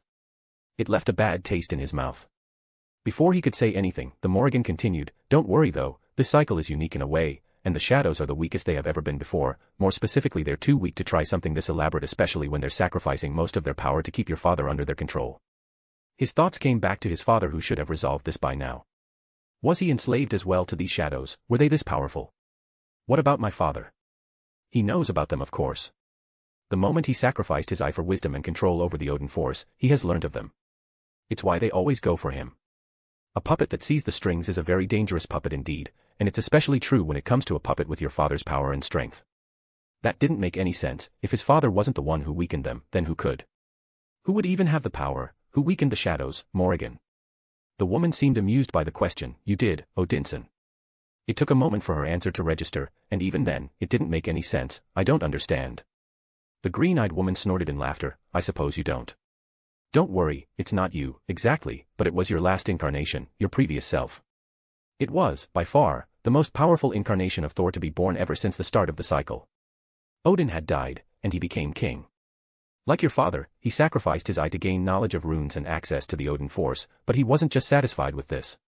He sacrificed his second eye, losing his sight entirely, for even more knowledge, and he was able to deal a critical blow to the shadows. He surpassed his father without question and fought the shadows valiantly, but at a cost, for Ragnarok was inevitable, and he was the only one left, a Pyrrhic victory indeed. He sacrificed himself so that you, your generation of Asgardians, would have a chance at freeing yourselves once and for all. If he was honest, the god of thunder didn't even know how to feel about this. A part of him was proud of the warrior his past self was, surpassing even his father in his might. It was secretly one of his greatest ambitions. He longed to surpass his father as a warrior. Truly, Odin had cast a large shadow over everyone else, and Thor wanted to be seen as something more than just the son of Odin. He had given up for a time, because how could you surpass someone who conquered the 9 realms, who reigned as a king both beloved and feared by everyone? It was nice for him to see that he had the potential to become a king as wise and as powerful as his father. The Prince of Asgard must have let his smile show slightly since the Morrigan said, "Don't get ahead of yourself, your last incarnation was special in many ways. You'll need a lot of effort to match him. Consider yourself lucky that you are not under their control. Your brother Loki was doomed to fall from the beginning. It was always the easiest way for them to start the end of Asgard using him. He always betrays Asgard, even if he wouldn't if the shadows had left him alone, where the shadows make sure that Odin neglects the boy or at least treats him differently than he does you. He's always been their favorite toy, from what I could gather. They were very unsubtle with his downfall in this cycle, I will admit. They didn't have enough control over Odin to force him to actively mistreat the boy, and they didn't have the power to discreetly corrupt him until he snapped. The god of thunder clenched his fist at the injustice that happened to his brother. Was he innocent of his crimes? Was it all because of these damned cowards that hid in the shadows? Loki was always a god of lies, of chaos, but he was never this antagonistic towards him. He was envious of Thor sometimes, but he was never this hateful, and definitely not insane enough to try to commit genocide on his race just to prove himself to their father. Thor had blamed himself for Loki's fall. It came out of nowhere, and the only justification was that Thor had done something to set him off. But now, it reeked of trickery and deceit. How much pain and suffering were the shadows responsible for? He was the heir of Asgard, one of the most powerful warriors in the 9 realms, so why did he feel so weak? No more, this has gone on for long enough. No more. The god of thunder swore to himself that he will do it. He will surpass every other incarnation and free Asgard from the torment of the shadows. But there was something missing. Why are you telling me this now? Why not before? Why is father acting so differently? The woman gave him a warm smile. I said it before, Odinson, the answer is hope. For the first time since their appearance, we have a real chance of getting rid of them for good. I made a bargain with your father, Asgard's help in the future, in exchange for my help in securing Asgard's freedom. That's why your king is so defiant, why he has regained the life in his eyes, his will to fight. He has hoped that Asgard would be free once more, as it should have been in the first place. He is still under their control, as he always is whenever the cycle begins. It's a fixed point in Ragnarok. In every iteration, Odin will conquer the 9 realms and rule over them as their king. He will sacrifice his eye for his knowledge and his access to the Odin force. They always take control over him before that, cementing their plans for Ragnarok. The god of thunder was ready now, ready to fight for his people. He could feel the blood rush in his veins in anticipation for what will certainly be a legendary battle like no other. What's the plan? Your previous incarnation foresaw this. He knew that his blow wouldn't kill them, but that we could in the future. When I met him long ago, he entrusted me with his plans and his legacy. He hoped that with them, we would be able to destroy the shadows forever. His legacy? Thor asked, hesitating. There is more to being the god of thunder, Odinson. You have barely scratched the surface of your powers, using your hammer as a crutch. I believe Odin would have removed your access to it, if he didn't know that it would leave you vulnerable to the shadows. Before Thor could reply, his surroundings changed suddenly. Instead of the valley he used to be in, there was a cliff looking at the sea. The climate was colder, and the wind was stronger. How had the witch teleported him without him even knowing about it? Thor didn't care much for magic, unlike Loki who had taken to it like duck to water, but he had learnt the essentials, like how to stop space from being bent around him, possibly transporting him into a trap. Before he could air his grievances, he looked behind him and saw what the Morrigan was staring at. It was what appeared to be a large rectangular rock, with an even larger stone pole coming out of it. It felt familiar for some reason, like an echo, or a voice of someone who spoke to him in his childhood. It resonated with his soul like no other. In his hand, his hammer started vibrating as well, recognizing the stone for some reason. It took a few moments, but Thor gasped when he understood what was in front of him. That's not possible. The Morrigan gave him a smug grin. Honey, you have no idea what's possible. That's... Thor didn't trust himself to continue his sentence. Yes, Odinson, this is Mjolnir, or more specifically, the first Mjolnir ever built. Chapter 258, Mjolnir. October 17, 2012, Scotland, Earth. Thor Odinson POV. Before he could air his grievances, he looked behind him and saw what the Morrigan was staring at. It was what appeared to be a large rectangular rock, with an even larger stone pole coming out of it. It felt familiar for some reason, like an echo, or a voice of someone who spoke to him in his childhood. It resonated with his soul like no other. In his hand, his hammer started vibrating as well, recognizing the stone for some reason. It took a few moments, but Thor gasped when he understood what was in front of him. That's not possible. The Morrigan gave him a smug grin. Honey, you have no idea what's possible. That's... Thor didn't trust himself to continue his sentence. Yes, Odinson, this is Mjolnir, or more specifically, the first Mjolnir ever built. The Crown Prince of Asgard had no words. There was simply no way that he could express the wonder and confusion that he was feeling. He looked at the hammer in his hand. It was far prettier, it was made of metal, URU metal to be more specific, and yet it paled in front of the rocky gray stone that made up the hammer in front of him. It barely even looked like a hammer, and yet its power was undeniable. The URU Mjolnir barely felt more than a shard, a fragment of the power that the stone Mjolnir represented. No, it wasn't just the power, there was something more, something otherworldly about the stone hammer. As Thor looked at the hammer, an odd sense of familiarity overwhelmed him for a fraction of a second, something that he had attributed to his imagination. For that small moment, the god of thunder felt as if he was greeting an old friend, and yet he was sure that he had never seen this hammer in his life. It was an odd paradox, two hammers that he knew were both his hammer, both Mjolnir deep down in his soul. The contradiction was by itself giving him a headache. Which one was the real Mjolnir? Which one was his true partner? In the end, he simply uttered a simple word, asking for any kind of explanation for the sight in front of him. How? I suppose you would be surprised by it. The hammer in front of you, the one on the ground, has existed for billions of years. It was not forged in the heart of a dying star, it isn't even made of URU, but if I'm honest, I have no idea how it came to be. I have no idea who made this masterpiece, a weapon that is without a doubt one of the most powerful artifacts ever created in the known universe. I do not know how it came to be, only what it is. It took me centuries to figure it out, but I now know that it is a conceptual weapon. I don't understand. The woman smirked. A conceptual weapon is a godly weapon that embodies an aspect of reality on a universal scale. They are legendary, often considered stories throughout the universe. There are very few of them and even fewer of them are known, the necro sword that represents death, the ultimate nullifier that represents non-existence, the shears of destiny that represent fate, and the bands of veracity that represent truth. Every single one of them is an artifact of untold power, that has been used in benevolent and horrible ways. I have no doubt that there are more of them out there, whose wielders kept their existence hidden, or that found no wielder of their own. No one knows how they came to be, only of the power that they represent.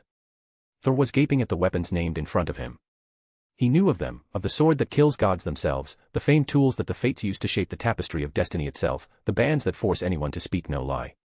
These were barely more than tales that were curiously spread throughout the 9 realms and beyond. He had thought that these were just precautionary tales, to scare children so that they wouldn't consider themselves to be invulnerable. He had no idea that they were real, even his father had made no mention of them. In a way, he was excited to find out that Mjolnir was a weapon in their league, perhaps even better. What about Mjolnir? What aspect of reality does it represent? Is it thunder? The green-eyed woman snorted and responded, no it isn't. Mjolnir is the hammer of strength, a weapon of creation and destruction, depending on its wielder. For one could build wonders with a hammer, and one could destroy and kill using it as well. And like all conceptual weapons, they were so powerful that they grew a semblance of a sentience, allowing them to see into the hearts of their prospective wielders to deem them worthy or unworthy of their power using their own standards. In a way, what the Morrigan had just revealed made him proud. Out of all the living beings in the universe, Mjolnir had chosen him before all others, and it still keeps choosing him to this moment. The woman must have seen through him since she sighed in disappointment at his expression and continued, from what I know, the first Thor came upon the hammer in a time of great crisis, where his own family was threatened. He needed strength to protect them. He heard a rumor of a mighty weapon, one that no one could even lift. And so, desperate to save his family, he walked up to the hammer and picked it up. Was he really that powerful to be chosen by a weapon like Mjolnir? Again, the woman sighed in disappointment and Thor felt like he was still a boy being reprimanded by his mother. What does power have to do with anything? Sure, the more powerful the user is, the more they could channel their power, but conceptual weapons tend to choose people that either embody their concept or at the very least respect it greatly. To be chosen by Mjolnir, the first Thor had to be strong, but not necessarily powerful. Still confused, the god of thunder asked, what's the difference? Any idiot could be powerful. Anyone could master magics or sorcery. Anyone can sell their soul to elder gods, demons, and eldritch beings. Celestials are beings of unspeakable power and yet they would not be able to move this hammer 1 inch. Did you never wonder why your father never used Mjolnir? He knows of the existence of the original one, and yet he never tried to use it against the shadows. Why do you think he never even tried? It's not because his spear, Gungnir, is more powerful, because it isn't, it's because he's not strong enough. Because strength is more than being mighty, it represents the strength of character, of will, of hope and resilience. The first Thor never planned to conquer using Mjolnir, he never wanted to use it to harm anyone, only to protect, and the hammer understood that. She deemed him worthy and hasn't accepted anyone that isn't a reincarnation of Thor ever since. For the continuation of the cycle, Mjolnir would appear on a planet, and Thor, after some form of tribulation, would come desperate to find a weapon to save his family, and he would be chosen by Mjolnir until the next iteration of Ragnarok. Thor was spellbound by the story and asked, what happened? Why do I have a different Mjolnir? The woman looked at him as if he was a particularly dim child, and Thor started to shuffle around in embarrassment. Well, the shadows came, of course. Mjolnir's influence over your soul presented a problem. You were always going to be a wild card, but with Mjolnir, you were a wild card that was powerful enough to cause trouble. Thor Odinson lifting Mjolnir was a fixed point in time in every Ragnarok cycle, so they chose to control it. In every iteration, they would build a powerful hammer, but not too powerful, and call it Mjolnir and give it to the Thor of the cycle and sealed away the original hammer to avoid troublesome situations. Unfortunately for them, they didn't expect how powerful the hammer truly was and how desperate it was to reunite with its rightful wielder. Names have power, and there was no doubt that Mjolnir was powerful. It was sealed away, hidden from your sight, but it didn't forget about you. Every time a new Mjolnir was forged, it became a shard of its namesake. It was barely more than a fraction of a fraction, but it was enough to protect you against the shadow's influence. It's why you've always felt that your hammer was alive, that it pushed you in a way, because, in a way, it is, but only on a rudimentary level, because of the influence of its namesake. Thor looked at the hammer he was holding reverently. It was his companion that had gotten him through some tough times, both in battle and in matters of the heart. Inwardly he sent his thanks to the hammer and felt a slight comforting from of power in return. But there was something that was still bothering him, but if it was sealed, then why is it here, on Midgard of all places? For some reason, the witch had a faraway look on her face. It happened thousands of years ago. I was around 1,000 years old at the time, I think. My home was gone. In a fit of greed and madness, a magical clan summoned something that they really shouldn't have, and they tried to bind it. I did my best to fight it and was able to save as many as I could, but in the end, my home, Atlantis, was destroyed, and the survivors, who were barely more than children, that didn't understand our customs and our ways, scattered all over the world. I was alone, lost and confused. I didn't know what I should be doing with my life. I was part of a temporal anomaly, meaning that I couldn't die until the paradox was resolved. I couldn't die, and yet, I didn't wish to continue living without my family. I was tempted to just go into an enchanted sleep and wake up when the paradox was resolved. And I almost got through with it, until I found him, crashed down, on that hill over there. I had built a small hovel to act as a temporary home as I traveled here. One day, I found him in a crater, Thor Odinson, or more specifically, your predecessor. Mesmerized by the story, Thor let the Morrigan continue her tale. He had crimson hair, funnily enough, that was a color as rich as mortal blood. I found him, bleeding gold, with 2 empty holes in place of his eyes. I healed him, but was unable to regrow his eyes, probably since he lost them while using sacrificial magic. After I nursed him back to health, he told me of his identity, of his tale. His father had just died, and the 9 realms were in chaos. He wasn't sure of his choices, and so he chose to imitate his father and grow even further. He sacrificed both his eyes for knowledge, wanting to surpass his father in both power and wisdom, and using this knowledge, he found and unsealed the original Mjolnir, a weapon powerful enough to bring peace in the 9 realms. For a while, it worked. He had saved his people. But he was betrayed by his brother, Loki, and Asgard was destroyed, and with him being the only survivor. He had avenged his people, of course, but he knew of the Shadow's involvement in Ragnarok and his brother's betrayal. After his Hail Mary, he was injured and he crash-landed on Midgard. After telling me his tale, he told me of the Shadows and of their goals. He had planned on weakening them, killing himself in the process, not wanting to live as the last Aesir. Because as long as he was alive, the cycle would not complete. He decided to sacrifice himself to weaken them as much as possible and asked me to keep Mjolnir safe until his next iteration came to claim it for the final conflict against Asgard's ultimate enemy. A lone tear came down from the Morrigan's eyes, and she continued, "He was my friend, the first one I made after I lost everything, and it broke my heart to know that he was going to kill himself soon, and that there was nothing I could do about it. In many ways, he inspired me. We had both lost our homes, but even after all the agony and betrayal he had suffered, he didn't give up. He walked into his enemy's home, tried to take every single one of them with him, and greeted death as an old friend. His dedication to his race, to his people was moving, and I vowed to do the same for Midgard. And now, here I am, Odinson, fulfilling my friend's last request, bringing you to his hammer, to his ultimate weapon for the fight ahead. Now, let us see, successor of my friend, if you are worthy." Thor nodded, excited and terrified. He slowly walked up the hill and grabbed the hammer by its stone handle, feeling it thrum with a power that far surpassed his own. And yet, he knew that it belonged to him, for Mjolnir and he had a deep bond that resonated with his soul, and for a moment Mjolnir and Thor were one. Chapter 259, Worthy. October 17, 2012, Scotland, Earth. Thor Odinson POV. A lone tear came down from the Morrigan's eyes, and she continued, "He was my friend, the first one I made after I lost everything, and it broke my heart to know that he was going to kill himself soon, and that there was nothing I could do about it. In many ways, he inspired me. We had both lost our homes, but even after all the agony and betrayal he had suffered, he didn't give up. He walked into his enemy's home, tried to take every single one of them with him, and greeted death as an old friend. His dedication to his race, to his people was moving, and I vowed to do the same for Midgard. And now, here I am, Odinson, fulfilling my friend's last request, bringing you to his hammer, to his ultimate weapon for the fight ahead. Now, let us see, successor of my friend, if you are worthy." Thor nodded, excited and terrified. He slowly walked up the hill and grabbed the hammer by its stone handle, feeling it thrum with a power that far surpassed his own.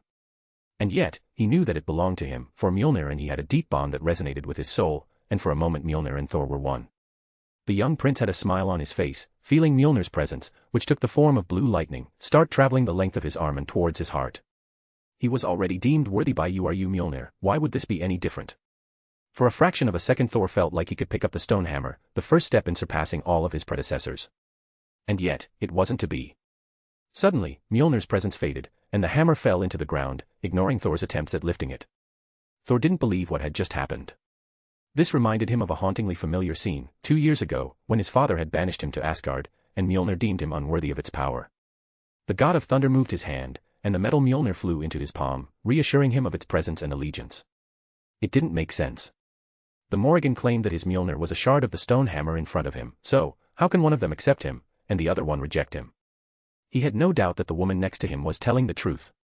There was a sense of familiarity, of companionship between himself and the stone hammer on the ground in front of him. He knew deep down in his soul that this was Mjolnir. Then why did it reject him? He gave the Morrigan a pleading look, "Why?" The green-eyed beauty shrugged, "I cannot give you an answer I'm certain of, but I assume that Mjolnir found you unworthy." "How is that possible?" "My Mjolnir seems to disagree." The woman snorted, "Your Mjolnir is barely a toy compared to its namesake.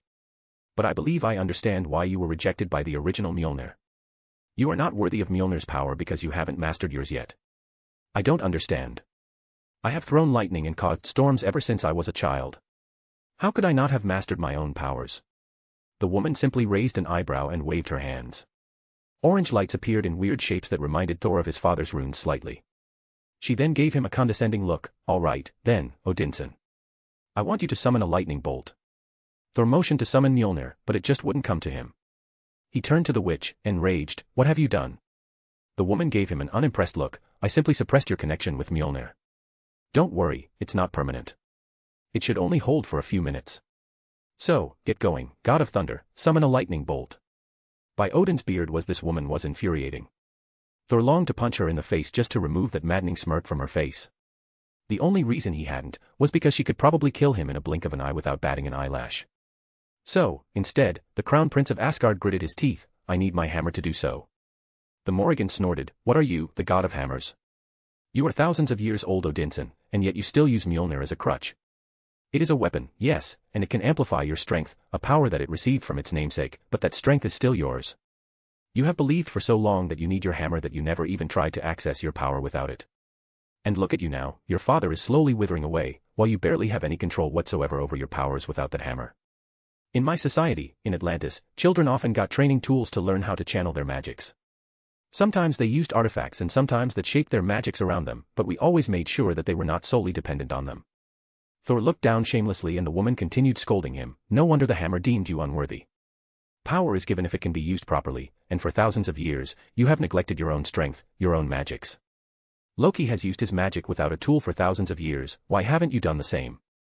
I look at you and compare you to your predecessor and all I feel is disappointment. My friend died to make sure that you have a chance, so that you and your people would live in peace, would be free. And when I look at you, I see a spoiled prince that has never appreciated the power that he possesses and yet wishes to claim Mjolnir's power. You have a strength of character, but you do not respect your power enough for it to accept you. Then tell me how to change. How could I be worthy of Mjolnir? You need to learn, Odinson. Find your true power, find your true strength.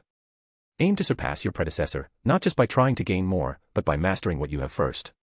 Only then will you be worthy of Mjolnir's power, and stand a chance at defeating Asgard's enemy. Feel it deep inside you, inside your soul, feel the well of power deep inside you. Thor closed his eyes and followed the woman's instructions. He could feel something, like a heartbeat, that moved with the sound of thunder. It was quick like a lightning bolt, moving around his body. It was warm, electric, powerful. It was him. While he was meditating, the woman continued, you have found it, your source, your power. Now, you need to bring a fraction of it to the surface of your hand. Imagine a lightning rod in the palm in your hand. The lightning goes from your core, your power, and is summoned by it, like a normal bolt does. Thor didn't even nod, instead, he followed her instructions once more. He imagined the lightning rod and his power followed, moving to his arm to the palm of his hand. With a great yell, Thor put his hand up and a large bolt of lightning came from his hand and flew towards the cloudy sky. Wait, wasn't the sky clear before? With that done, Thor marveled at the feat that he performed. He had never even imagined his power being like this. It was so exhilarating, the thunderclap that emerged from just his power, without Mjolnir as a buffer.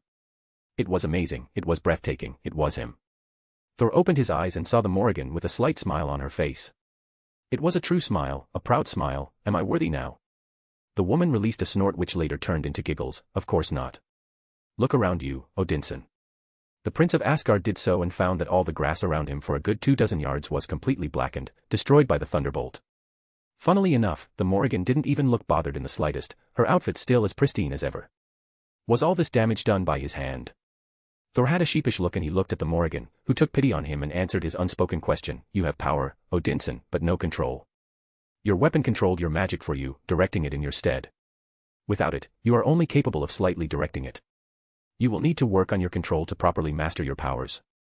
Truthfully, even with Mjolnir you have never learned to control your power, merely direct it. I don't understand. What's the difference between them? The woman gave him a cheeky grin and opened her palm. Lightning surged in her hand, but it was odd, it wasn't in a straight line.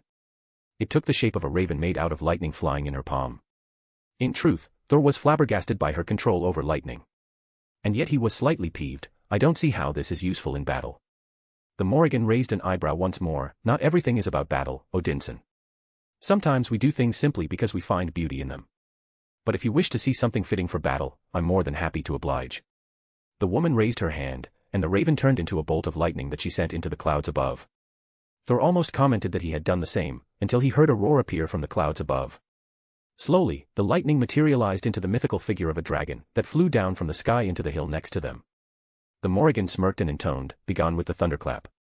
With that signal, the lightning seemed to converge into a giant beam and fell towards the hill. When it was done, all that was left of it was a gigantic crater. The Morrigan simply gave Thor a smug smile and waited for him to stop gaping, something that wasn't happening anytime soon. How in the name of the gods did the Morrigan do this? Could he do this? Even with his largest lightning bolt, he couldn't even imagine casting something of this magnitude. He simply looked at the woman who didn't even seem winded in the slightest, something that deeply bothered the god of thunder, and asked, "How?" The woman was still smiling. "With proper control, power is not wasted, and the attacks are more concentrated and direct. I could send a bolt of lightning to vaporize an insect and nothing more. You should as well. That's not even mentioning you being more of a natural at controlling lightning since it is your main element. This is what you can achieve without Mjolnir if you learn how to control lightning properly. With your hammer, you would be able to do this tenfold. With the original Mjolnir, you could wipe out continents with barely a thought. Control is a strength on its own, one that the original Mjolnir recognizes. If you perfect your powers, I assure you that you will be able to pick up Mjolnir as your predecessor did. Will I ever surpass him?" The witch gave him a disappointed look. "You should not want to. Power comes at a price, and even should you sacrifice your sight as he did, he was forged in the flames of betrayal and death. He was broken, alone, just as I was. It was why we got along so well, in the first place. His power was impressive, and it far surpassed mine at the time, but he wasn't happy, not really. While he was fundamentally more powerful than you in raw power, due to some special conditions regarding his birth that I won't go into details about, in the end, he lived a miserable life, and died alone. He was a hero, he was brave, and he was mighty, but he never understood the price his power came from until it was too late, and I hope that you will not suffer the same fate." Thor didn't really understand what the witch was getting at. Instead he said the words that he was yearning to ask, "Teach me." Chapter 260, Strains and Conflicts. October 17, 2012, Scotland, Earth. Thor Odinson POV. The witch gave him a disappointed look. "You should not want to. Power comes at a price, and even should you sacrifice your sight as he did, he was forged in the flames of betrayal and death. He was broken, alone, just as I was. It was why we got along so well, in the first place. His power was impressive, and it far surpassed mine at the time, but he wasn't happy, not really. While he was fundamentally more powerful than you in raw power, due to some special conditions regarding his birth that I won't go into details about, in the end, he lived a miserable life, and died alone. He was a hero, he was brave, and he was mighty, but he never understood the price his power came from until it was too late, and I hope that you will not suffer the same fate." Thor didn't really understand what the witch was getting at. Instead he said the words that he was yearning to ask, "Teach me." February 9, 2013, Sayre Manor. Jasmine Sayre POV. The last few months were interesting, that I will admit. There was a nice monotony after the succession of crises one after another following my near death during the ritual in Wakanda where I absorbed Ego's seed. I had to fight the fucking Celestial by myself, deal with Erisham and his little minions, and that's not even mentioning the tensions in the wizarding world, especially with the Court of Shadows. In the end, Thor's little temper tantrum demanding answers on his father's change in behavior was a little underwhelming, especially considering how understanding he was when I revealed the existence of those who sit above in shadow to him. Truthfully, the prince was slightly gullible, and I could have tricked him into pretty much anything. But with my deal with Odin, it was in my best interest to turn Thor into a competent king at the very least. The god of thunder ended up asking permission to stay here on Midgard to learn under me how to properly control his powers. I have to admit that in terms of martial abilities, Thor had perfected them. His skill with a hammer was without a doubt one of the best I have ever seen, and he had a mastery over pretty much every weapon in Asgard. That's not even mentioning the physical conditioning he went through. In all honesty, I think that Thor could be the strongest Asgardian when it comes to physical strength. Unfortunately, Thor barely learned any magic outside the basics which mostly consisted of dispelling or destroying enchantments and curses. At most, he learned slightly how to channel his lightning with his hammer, and without it, he was pretty much a regular Asgardian guard on steroids. I could understand why he wouldn't have continued his magical studies under his mother, Frigga. The boy sucked. There's no other way to put it. He was born with immense reserves, surpassing his father's natural ones before he had accessed the Odin force. With such high reserves, he could never have the control necessary for the delicacy of magic. It's why mages on Earth tended to teach their young as soon as their magic stabilized. Growing control over years as the magic grows in turn is easier than just controlling it when it's all grown. A mage who hasn't cast a spell before he reaches his majority is probably never going to cast one unless he is an exceptionally weak wizard which would allow him control over a fraction of his magic. Thor, being thousands of times stronger than the average wizard, suffered this 1,000-fold. He preferred martial arts in his youth, and only tried out magic on his mother's behest when he was a century old. He had almost no control over his magic whatsoever, which put him off from learning any more magic. Fortunately, this issue didn't seem to apply to his elemental affinity, which happens to be lightning. For some reason, the prince's bond with Mjolnir allowed him to overcharge his affinity, giving him a very steep learning curve when it came to controlling lightning. I didn't say it out loud, but I was impressed with his progress. I think it has something to do with the original Mjolnir helping him somehow. I honestly don't know for sure. That hammer didn't make any sense whatsoever, and after thousands of years of trying to figure it out, I had barely made any progress in attempting to figure out how the damn thing worked. The thing didn't release any type of magic, didn't hold any enchantments, or any kind of cosmic energy. As far as I could tell, it was nothing more than a piece of rock that happened to be alive, somehow. I didn't even detect it having a soul, so that shouldn't be possible, and yet, every time I touched the damn thing, I could feel its amusement at my attempts at figuring it out. Recently, I could feel its excitement to finally be reunited with its wielder, who was getting closer every day to be deemed worthy by the hammer. Pushing the thoughts of the hammer to the back of my head, I tilted back and dodged the sword made out of lightning that Thor was holding. It was very frightening how easy he found it to shape his lightning into a weapon. Today, we were sparring outside the manor where we could only use lightning weapons, which happened to be Thor's favorite training exercise. I duck under a slash of Thor's sword and conjure a rope of lightning that wrapped around his hand and redirected it towards the ground. I jump behind him, throwing him up in the air, and then slam him into the ground with the rope, which in turn sent me flying up. My lasso turned into a bow and arrow, which I used to send 3 lightning arrows towards my downed opponent, who had a feral grin on his face. Thor dismissed his sword and created a lightning version of Mjolnir, which he sent at me. I blocked it using a shield but was still sent back from the impact. I righted myself and landed on my feet and dodged the hammer-wielding Asgardian leaping at me. Deciding that this was enough for the day, I created a staff out of lightning, which I used to strike the Prince of Asgard in his stomach. The staff slowly turned flexible and started to bind Thor, who impressively seemed to almost break free. I didn't let him though, and conjured a giant hand of lightning which grabbed him and pressed him to the ground. I watched as my opponent struggled until he sighed in defeat and grumbled, "I yield." I smiled at him. He was getting a lot better in fighting with his head and not trying to smash everything with a hammer like some discount Hulk. Honestly, if it wasn't for the fact that I was physically stronger and faster than him, he would have defeated me in a purely martial spar like this one. His technique far surpassed mine, especially since I mainly used my magic to fight, or in this case, cosmic energy, and while I could hold my own in a martial fight, Thor was just as natural as a warrior. In the end, I give him a warm smile, "You're improving by the day." He grumbled, "And yet you defeat me so easily." "It's a matter of experience, Odinson, not of talent. You have just begun to learn how to use your powers creatively. It's only right that someone who has been doing it for thousands of years would surpass you. But continue as you are, and I can see you surpassing even your father in might." His face brightened. He kinda reminded me of a golden retriever a bit. I stifled a snort at the comparison. "Yes, I will. I will surpass my father, I will wield Mjolnir, and save my people." To be honest, I admired his optimism and his charisma. It was at times like this that in my mind, his blonde hair turned red, and a beard appeared on his face. It was at times like this that I could see my dear friend in him. Unfortunately, I had my doubts if Thor would ever come close to surpassing his predecessor. My friend wasn't a regular Asgardian even by the standards of his predecessor. He was Odin's Gamble, his Hail Mary. The boy was conceived here, on Midgard, in a place that was soaked in the elder goddess Gia's essence. In a way, he had 3 parents, one of which was an elder goddess. He, of course, didn't have even a shard of the goddess power, but everything that made him special was enhanced to a ridiculous degree. According to legends, his punch could shatter mountains, he could cover an entire continent with lightning storms, and he had apparently destroyed armies on his own after his Asgard was destroyed, but he had control over the Odin force by then. Honestly, my friend was ridiculously overpowered, and that's me saying it. Removing my thoughts of my student's predecessor, I gave Thor a smile and walked towards the manor, to talk with Celine. She had sent me a message in the middle of the spar telling me that she wanted to speak with me about something. I left my pupil to his devices and went inside. Celine was waiting for me in her office, where she was probably working on something for the company.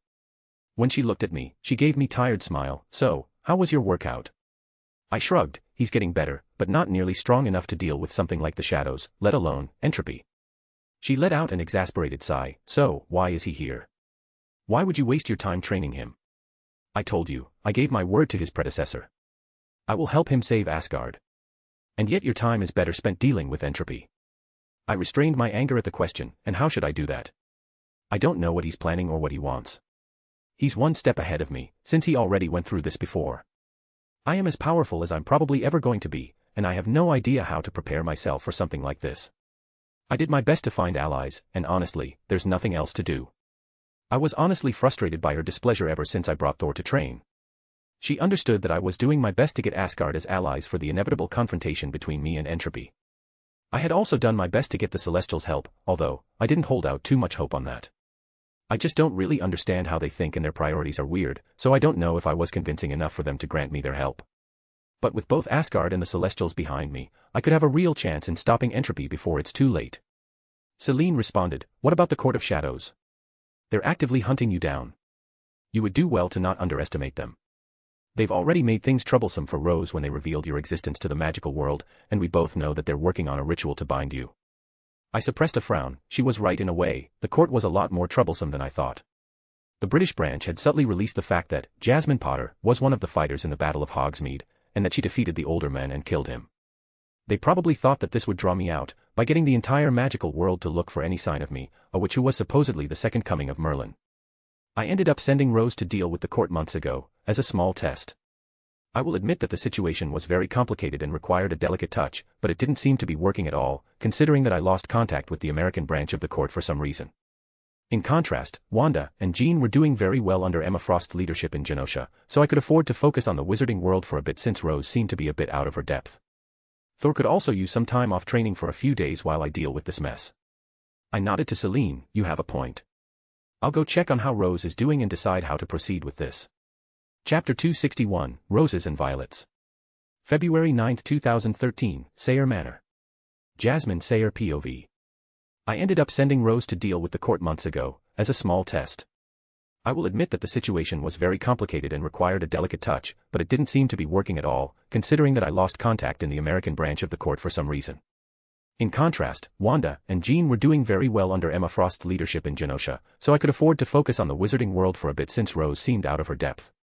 Thor could use some time off training for a few days until I deal with this mess. I nodded to Selene. "You have a point. I'll go check out on how Rose is doing and decide how to proceed with this." It was later in the afternoon that I decided to teleport back to Britain to see Rose's progress on the situation at hand. I tracked her down to Diagon Alley, in a small restaurant, eating by herself. Well, not exactly. She wasn't by herself. There were over 10 mages observing her carefully, probably agents of the Court of Shadows. The moment I took a look at her, I was immediately concerned. She looked tired, exhausted even. How could that have happened? I was sure that in a mission like this, Rose would thrive and not be intimidated by the daunting task. Even now, she looked like she hasn't had a good night's sleep in a week. She looked thinner, like she hasn't been taking care of herself properly. I need to know what happened, what caused all this change. Worried, I slowly morphed my features to resemble that of a brunette with black eyes, and slowly walked towards my sister and speak to her. "Do you mind if I join you?"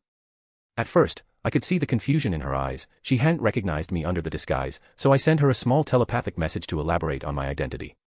Her eyes widened for a fraction of a second before nodding, offering me the chair in front of them. I waved my hand and create a privacy bubble, stopping our observers from eavesdropping on our conversation. We looked at each other for a minute before Rose broke the silence. "So, why the disguise?" I give her an incredulous look. "You do realize that you're being watched by at least a dozen people, right? Plus, ever since the court revealed my survival and that the Daily Prophet published that blasted article, everyone's been looking for a sign of me." Rose turned around. I noticed a few of them, but not all. "Do you have any idea who are my watchers or who sent them?" I shrugged. I assumed that they were sent by the Court of Shadows.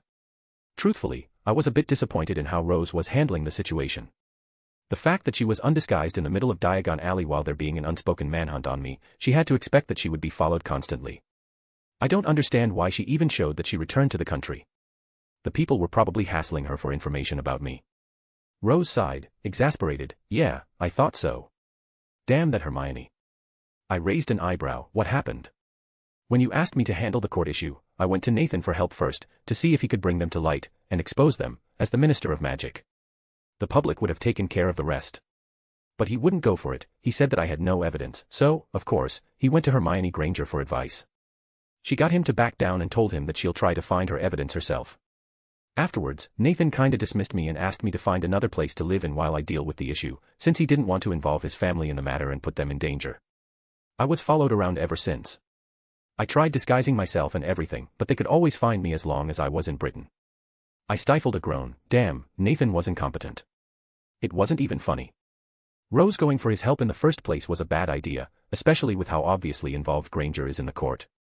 And the idiotic minister that was my former twin brother gave all the information Rose told him on a platter in front of the court, trusting that his childhood friend was just taking care of it. The muggle-born undersecretary was obviously playing her own angle, hoping that by the end of it, whoever the victor, she would have progressed her cause further. It kinda reminded me of Severus Snape for a while, before I broke his mind, that is. I wonder if he's still alive, somewhere. I looked at my sister's concerned gaze. I do not need to tell you that asking for your brother for help was a bad move. The court now knows that you're hunting them because of Granger, which means that they know that I am aware of their existence. You jeopardized the entire plan before you even got started. Even if it had worked and Nathan had revealed their existence, the court is still made up of the most politically and economically influential wizards and witches in the country. It would have either not affected them, or it would have destabilized the entire political landscape and maybe would have caused a recession. You need to think things through, Rose, especially when the consequences are this dire. But what's done is done, and I will not keep berating you for something that you obviously know was a mistake. So, instead, tell me, assuming that the court knows that the both of us are going against them, what's next? What are you planning to do now? Rose looked down. I'm still working on it. I can barely do anything while I'm constantly being observed. And there's nothing I could do to avoid them. They always find me, no matter how hidden and disguised I am. I looked pensive for a moment. That sounds an awful lot like scrying. Did you try to block it? Yeah, it was my first thought too. I wore an anti-scrying amulet, but they still found me nevertheless. And do they still find you when you leave the country? She shook her head. I went to France for a day, and they didn't find me at all. It was the most relaxing day I had ever since I returned here. I hummed. This was a bit interesting. Oh, I get it now. It's pretty clever.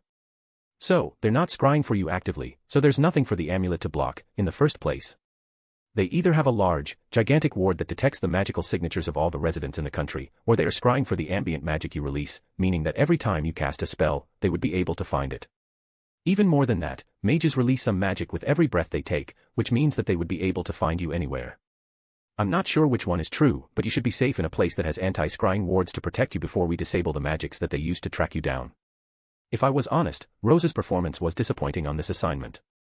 I knew that this particular test was delicate, especially compared to what Jean and Wanda were doing. But Rose was older, more experienced, and honestly didn't expect her to solve it entirely on her own, but I at least expected her to get something right. But all she did, in the end, was to reveal her position, lost the element of surprise and pretty much put up a target on her family's back. Everything she did was wrong, every move she made was a mistake, and now, it was up to me to clean her mess. Still, I could find a way to turn this into a teaching moment. Look at me, Rose. I know you're disappointed in yourself, and that's perfectly understandable because everyone makes mistakes, even me. I have made more errors than anyone alive on this planet, but I have learned a lesson from every single one of my failures, and you should too. No one is perfect and I don't expect you to be the first. Learn from this so that you wouldn't repeat it in the future. You learn more from failure than from success. So, tell me, what did you learn from this? She looked pensive for a moment before answering. I shouldn't be impulsive and think things through before I do them. I nodded at her. Yes, going straight to Nathan was foolish and reckless. You needed to assess the situation first, observe him and his relationships, and then watch them in turn. Find out their loyalties, and only then decide if he's trustworthy enough to ask for help. Additionally, you didn't even take into account your brother's meekness. He hasn't been decisive ever since my supposed sacrifice and Voldemort's demise. He found himself with no mentor, no enemies, and with a dead twin. He had no idea what to do, so he let Granger lead him around, something that she keeps doing to this day. You should have expected that he would ask his friend to take care of things for him and listen to her suggestions in the first place. Now, tell me, what else have you learned? She sounded hesitant this time. I shouldn't have hoped to destroy them with the media. Not exactly. The media, the public opinion, is a powerful weapon but can only be used by people who are affected by it in the first place. Targeting the richest and the most powerful with accusations would have either done nothing or it would have caused riots. Some things, young Rose, are better dealt with using discretion, not open warfare. Oh, how true that is. I have, in the course of my long life, gotten rid of most of my enemies without anyone even realizing it. I try to do my best to avoid causing too much chaos. Believe it or not, the idea of a super-secret manipulative organizations is not a new one. There had been hundreds of hydras, thousands of courts of shadows, over the centuries, and the most common thing they had is that they wished for power without being in the spotlight, and that made it easier to get rid of them without creating too much of a fuss. In the end, they were created in the shadows, and they died in the shadows, forgotten to the annals of history. I barely even remember most of them. Rose nodded. So, what now? Now, dear sister, it's time for me to take the reins, so to speak. Since we don't have the element of surprise, and that unmasking them would cause more problems than it would solve, the best way to deal with them is to be direct. It seems that they wanted my attention. Well, now, they have it. Let's see how they deal with it, shall we? I took another look at my sister and almost winced. We'll start tomorrow, but as for now, you will go take a night's rest while I try to figure out when the next meeting of the Court of Shadows will take place. And eat properly. I don't like how thin you're getting. Rose nodded with a slight smile on her face and teleported away, probably to wherever she was staying at. I paid the bill for Rose's meal and decided to walk around Diagon Alley for a bit before I start getting to work. As I ventured into the alley, I noticed that some of Rose's followers diverged and were now looking at me. Well, who am I to refuse when my enemy gives me such a boon for my search? This should prove to be interesting at the very least. Chapter 262, Manners. February 9, 2013, Diagon Alley. Jasmine Sayer POV. I took another look at my sister and almost winced. We'll start tomorrow, but as for now, you will go take a night's rest while I try to figure out when the next meeting of the Court of Shadows will take place. And eat properly. I don't like how thin you're getting. Rose nodded with a slight smile on her face and teleported away, probably to wherever she was staying at. I paid the bill for Rose's meal and decided to walk around Diagon Alley for a bit before I start getting to work. As I ventured into the alley, I noticed that some of Rose's followers diverged and were now looking at me. Well, who am I to refuse when my enemy gives me such a boon for my search? This should prove to be interesting at the very least. Knowing that I was being followed, I decided to mess with them a little. It's been a while since I tried to have some genuine fun at the expense of others. I turned and walked into Madame Malkin's robes for all occasions and teleported to the other side of the street the moment I entered the clothes shop. It was funny how I could spot the sheer panic the men following had at the exact same moment. I almost burst into laughter as they all ran towards the shop in panic. Well, that settles the fact that they're untrained. At least, I won't have to worry about Rose too much with these idiots being the ones following her. But what a disappointment. I knew that the Court of Shadows had access to auras and hit wizards, quite easily, for that matter. But all they could send were people like this. I suppose people would ask questions if they were asked to stalk the minister's sister, but they couldn't have really spared any competent fighters. There were always corrupt auras around. Perhaps, wizards are just shit at reconnaissance work. I don't ever remember a wizard in the last couple of centuries that understood the concept of subtlety. I frowned as the men started to manhandle the people inside the store, probably interrogating them for any sign of me. To stop this barbaric behavior, I reveal myself to my watchers by walking just outside the shop in front of the window. The relief in their eyes would have amused me, if it wasn't for the actions they just performed. These were nothing more than street thugs, nothing more. How distasteful of the court to use manpower like this to do their dirty work. If I had a guess, it would be that the men that they are currently using are disposable, or at least, were always going to die after they were done. They were probably very secretive and didn't want to get rid of their competent minions. One of the men ran at me, in a panicked frenzy, probably fearing the fact that I'd disappear once more. I let him get to me and apparate me away. The moment that we arrive, I stun them and touching me, and turn him invisible in the corner. I looked around to see where he took me. It was a small, thin, dingy alley, probably outside of Diagon Alley, but I could feel some wards settling in, mostly privacy ones mixed in with some anti-apparition wards. One by one, my previously hidden observers arrive in front of me, with their wands raised. There were over a dozen men standing in front of me. I just shrugged and raised an unimpressed eyebrow at their supposed threatening move. One of the men stepped forwards, probably the leader of this little squad, and spoke up. I'm going to ask you a question, and you're going to answer them. If you try anything, if you try to attack us, try to escape, or even if you do something I just don't like, you'll lose a fucking finger. Do you understand me, bitch? I just smirked at him. It was quite rude of you to bring me here without my consent. That was no way to treat a lady, gentlemen. Fuck off, you're no lady, especially after we're done with you. Well, if he's going to be a savage about it, then I guess I'll make sure he suffers the most. I suppressed the disgust that I felt at that man even breathing the same air that I do and just answered with an unimpressed look.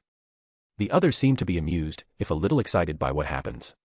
Well, that settles it. I was going to just knock them out and remove their memories, but I'm willing to let out some steam just to deal with these degenerates. The leader gave me a malicious smirk. Tell us, cunt, how do you know Rose Potter? I shrugged. Rose Potter, I don't know. It doesn't ring a bell. Perhaps I am slightly more forgetful because of the stress. Yes, that must be it. The men seemed to get even angrier. We saw you with her barely a few minutes ago. Now, tell us how you know her, and what you talked about. Any more cheek and I won't be as kind as I am right now. I gave him a slight smile. Oh, young sir, I don't think you're being kind at all. Not at all what I would expect from a gentleman, I have to say. Your manners are really lacking. Now, I've had a very trying day, and I was looking forwards to relaxing in my home with a nice bath. While I do understand you might have some grievances with Rose, something that I can fully understand, I'd appreciate it enormously if you went to speak with her yourself and not involve me in your little squabble. The incredulous look on my attackers' faces almost made me burst into laughter. It was so much fun messing with assholes with only politeness. I almost forgot what it felt like to take a piss out of people just for the hell of it. The leader's face was starting to turn an ugly shade of red, probably out of frustration for my lack of compliance to his threats. This is your last chance, bitch. I just sigh, what a disappointment, and speak out. Manners, I take control over the wards. Mocketh, I turn the apparition wards against them. Man, I create a barrier around the entrance of the alley, trapping them in with me. They started to shuffle around, a tad nervous, and I continue, do you know what it means? At their confused look, I spoke up, then let me teach you a lesson. The leader just let out a furious growl and ran at me. That does it. As he tried to do a wand movement, I just duck, grab his wand hand, punch him in the kidney. I then grab his wand and punch him in the face, knocking him out. The gaping looks the other men gave me were very amusing. It was like they couldn't believe that I could actually do anything. I just gave them an impassive look. Well, are we going to stand here all day or are we going to fight? Immediately, one of them tried to send a stunner at me, which I reflected towards another incoming spell, which turned towards its caster and cut his hand off. I felt a blood-boiling curse coming towards me, and I summoned a garbage can lid to use as a shield. I subtly enchanted it to absorb the properties of any curse that hits it. It was a janky job, and it wouldn't last for more than an hour without anchoring runes absorbing the magic, but it would do for now. I telekinetically controlled the lid and blocked the path of the curse. Of course, to the surprise of my attackers, the lid absorbed the spell and wasn't blown up by the impact. With a wave of my wand, I sent the lid flying back at the caster, making it bounce around, hitting over 5 of my attackers who fell to the ground screaming, being under the blood-boiling curse. Everything was going fine, until some idiot sent a concussive spell at me. In a small environment like this one, that spell was just stupid. He would take out most of his allies out along with me, that is if I wasn't able to prepare a shield, that is. That's not mentioning that in a narrow alley like this one, the spell was very likely to bring down the buildings around us, which would guarantee their deaths if anything. I just shrugged at the man's idiocy and summoned the trash lid towards the spell, which absorbed it. I made sure to lower the output for a moment in fear of destroying the entire alley and just banished the lid towards the moron that used a spell like that. The lid hit him straight to the stomach and it sent every single one of my attackers flying back and disoriented them. One of the men who was further from the impact got up easily and sent a killing curse at the lid, probably in fear of the lid taking out even more of his allies. I chuckled inwardly, at least one of them had a brain, even if it would have been a lot easier to just cast a finite incantatum on the damn thing. Some people are just prone to violence, I guess. The man in question snarled in anger, fucking bitch. I just sent him a cheeky smirk, infuriating him even further, enough for him to cast a Cruciatus curse at me.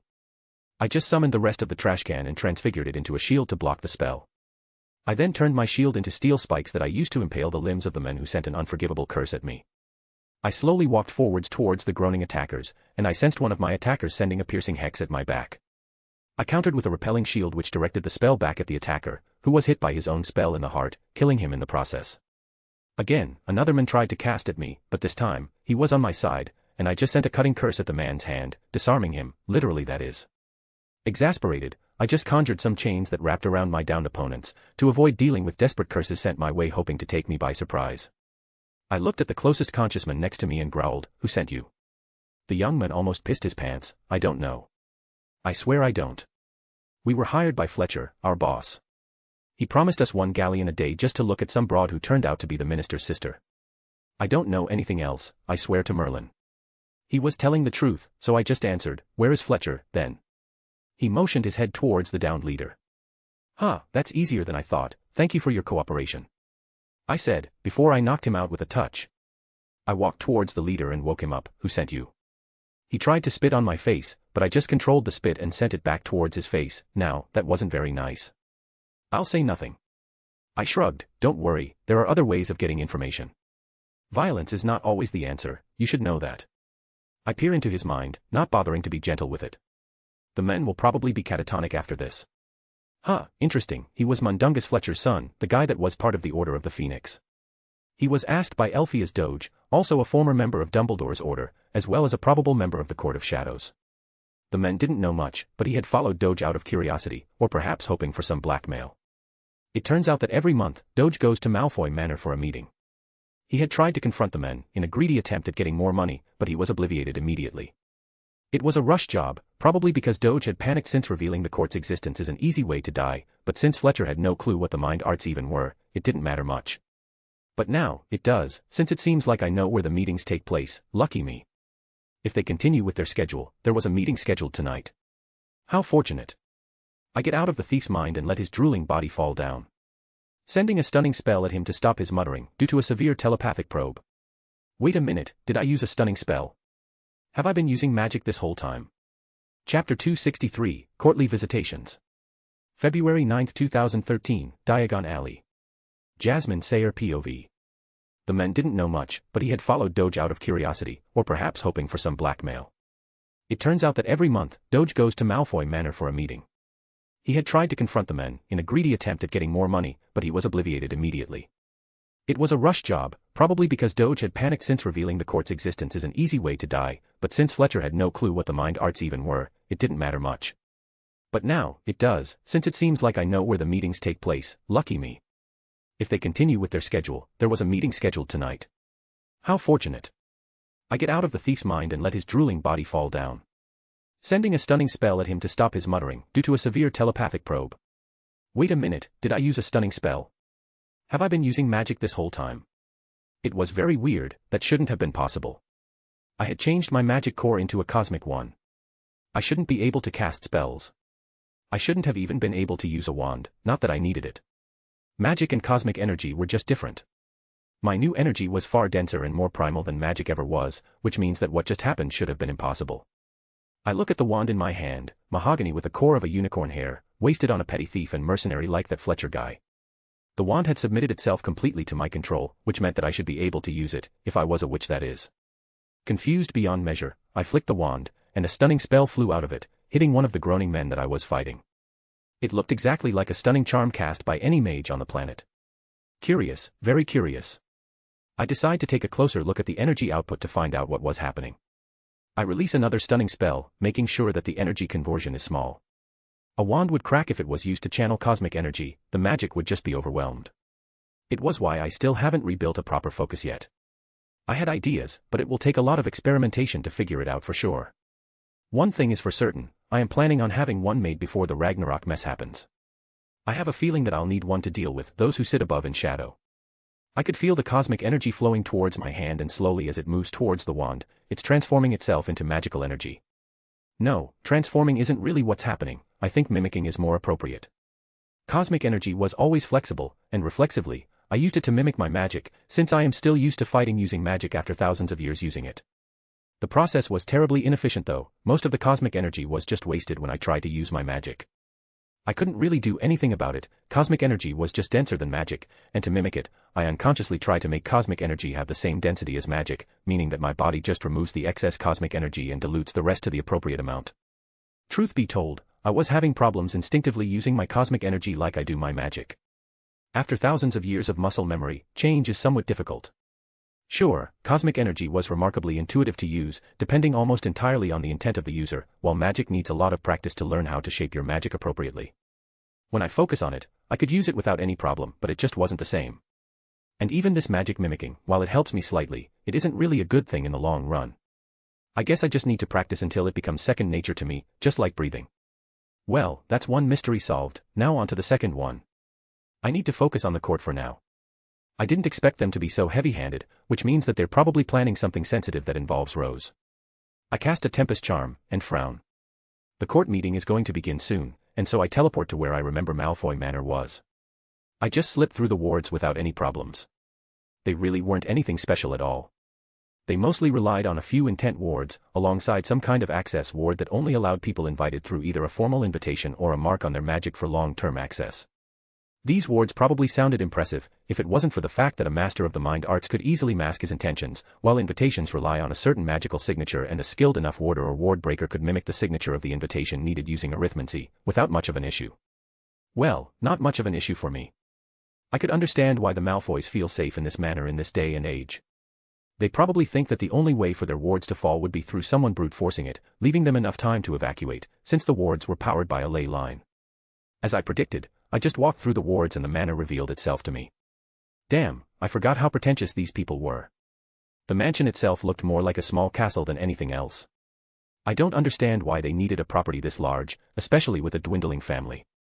Alas, now was not the time for me to rant on the idiocy of wizarding nobility. I had better things to worry about. In front of the entrance was a pathway directly to the manor, which was surrounded by yew hedges. Funnily enough, they had albino peacocks flying about. Seriously, who has peacocks at their home? I scan the entrance for a moment, and I sigh in disappointment. They didn't even add extra wards on the manor entrance, just an alert charm when the door opens, probably to be notified when guests arrive. What is wrong with these people? Do they have no concept of security whatsoever? I just flick my hand and the wooden door melts away in the middle and I step through, making sure that it returns to its previous state. Here, the door didn't open, and now, I was completely inside their place of residence. Once inside, I was met with a hallway which was large, dimly lit, and sumptuously decorated, with a magnificent carpet covering the stone floor. The walls of the entrance hall displayed pale-faced portraits lining the walls, and at the end of the hall was the bronze-handled door to the drawing room. With a flick of my fingers, I froze all of the portraits, to prevent them from warning the residents, and made my way towards the drawing room, which from what I sensed, was the only room actually warded against entry. Again, these idiots only used the authorization ward, which only works with marked members. I supposed that this was the meeting room of the Court of Shadows. Again, I mimicked the magical signature needed, and instead of going through the door, I put a very strong notice me not charm on a section of the wall and transfigure an opening in the wall for me to walk into the room. The moment I was inside, I repaired the wall, and stood up in the corner, hidden while the meeting proceeded. I didn't recognize most of these people, because, well, I just didn't care, and I haven't checked up on Magical Britain personally for a while. I get reports every now and then, from my unspeakables. Now, let's eavesdrop on the magical world's version of the Illuminati. Draco Malfoy, funnily enough, was directing the meeting. Although he didn't seem to really be in control, I have to say that I have some doubts about the upcoming plan. It could backfire horribly, and we're dealing with a complete unknown here. Elphia's Doge answered, "Don't get cold feet now, boy. We have a viable plan, and it's one we voted on during the last meeting." Malfoy sneered, "Our first meeting now failed. Not summoning Gambit didn't work. We couldn't find anything that has her magical signature to get it to work, and when we tried to use her name to do it, it just didn't work. What we're doing now is beyond dangerous, we're playing with fire here." The greengrass woman snorted, "We are mages, we play with things far more dangerous than magic." I inwardly snorted. These idiots tried summoning me, someone of my power, without an anchor. After the Goblet of Fire mess, I made sure to track down and destroy any blood samples taken during my childhood, before my travel to the past. Summoning was a very delicate art that could be used in many different ways. You could summon ethereal beasts and have them fight for your sake, you could summon demons or even gods, and you could summon someone who is still alive, which is probably what they tried. In every case, you need an anchor to the thing you're trying to summon, like blood, magic, even a name might suffice if the entity you're trying to summon is powerful enough. They seem to have attempted to summon me with a fake name, something that I would have resisted easily if it had worked. I am the Morrigan, that's who I am. Sure, I tend to have identities during each lifetime, but in my core, I am the Morrigan, the last daughter of Atlantis. Damn, if these were the people that Celine was worried about, then this was going to be a piece of cake. Although Zachariah Smith interjected, "I hate to say this, but Malfoy has a point. Doing this is just asking for trouble." Elphia's Doge interjected, "You youngsters don't understand, not really. There's a reason that we are being so heavy-handed with the Potter situation. You never saw Lord Voldemort massacre hundreds of magical lines just because they opposed him. You didn't see Grindelwald slaughter entire battalions of Aurors and hit wizards as if they were nothing more than insects before him. You didn't even see Dumbledore dismissing his own allies during his legendary duel with Grindelwald, killing friend and foe. They don't consider us, mere mortals, to be their equals. The fact that Rose Potter had slipped through the cracks was worrying enough. Jasmine Potter still being alive will cause nothing more than strife and destruction for all. It might look desperate, because we are desperate. We need to protect our world, and with the massacre of the Tri-Wizard Tournament ending so many family lines, and endangering even more, we need to secure the future of Magical Britain. The Court of Shadows has existed for a reason, and that noble purpose has yet to be fulfilled." Malfoy nodded, "I can understand our purpose perfectly.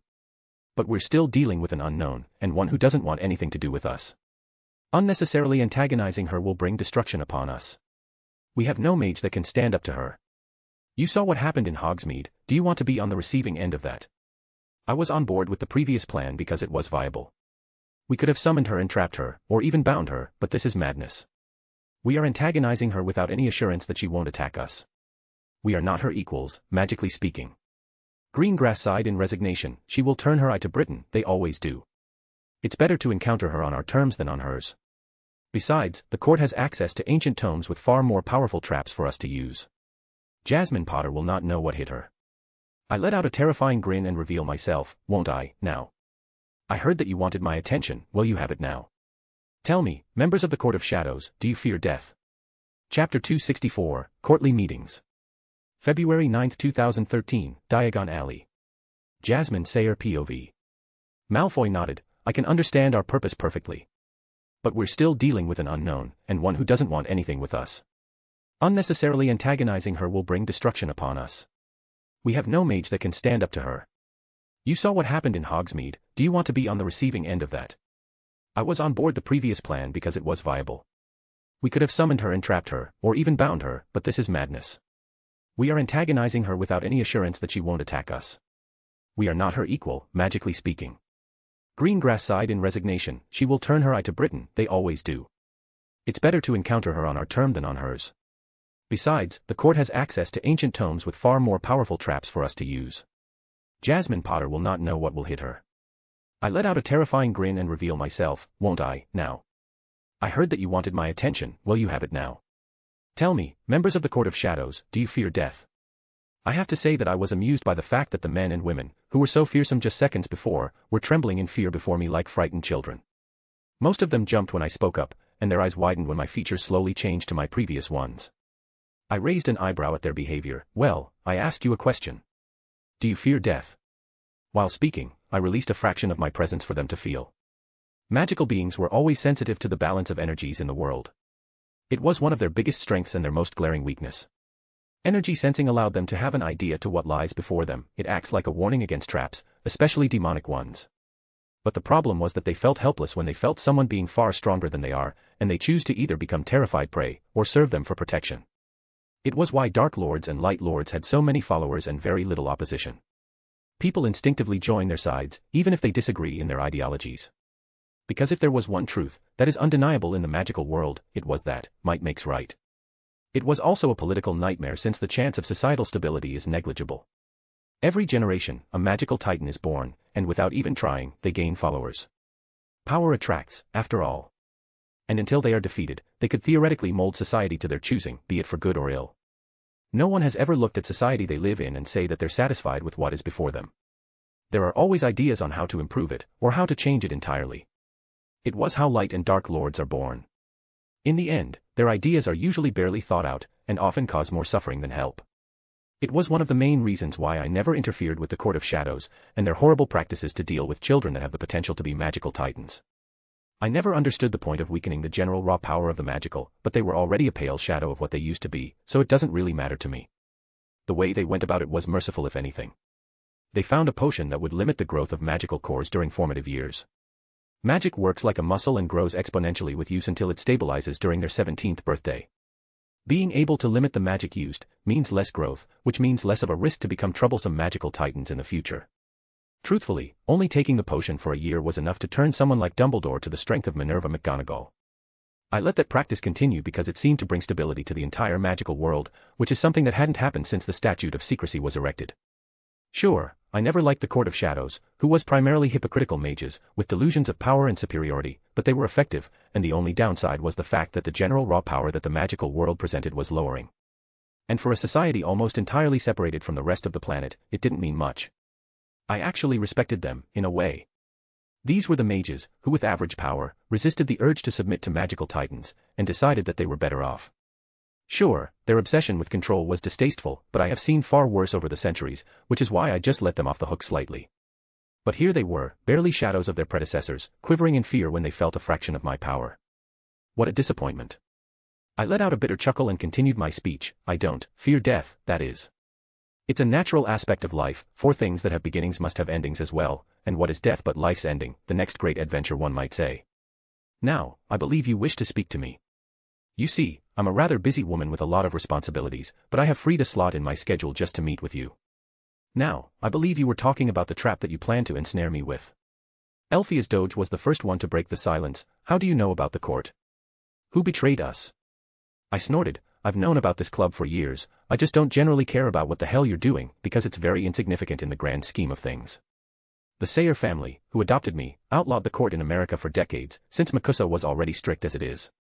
Very few dark wizards have tried to conquer the colonies, and that's partly because society is just different there, and the ones that chose to emulate Dark Lords we quietly put down. It's why you hadn't heard of me when I was at Ilvermorny, and it was also why you didn't find me when I left. I knew of your existence even before the Tri-Wizard tournament, which is why I faked my death while getting Dumbledore's confession. I also knew that the mess with Ego in Hogsmeade would garner your attention, and that you would be desperate enough to try something foolish. I was of course lying about the branch of the court being outlawed. They kept bothering me during the 60s, and I was so tired that I just wiped them out.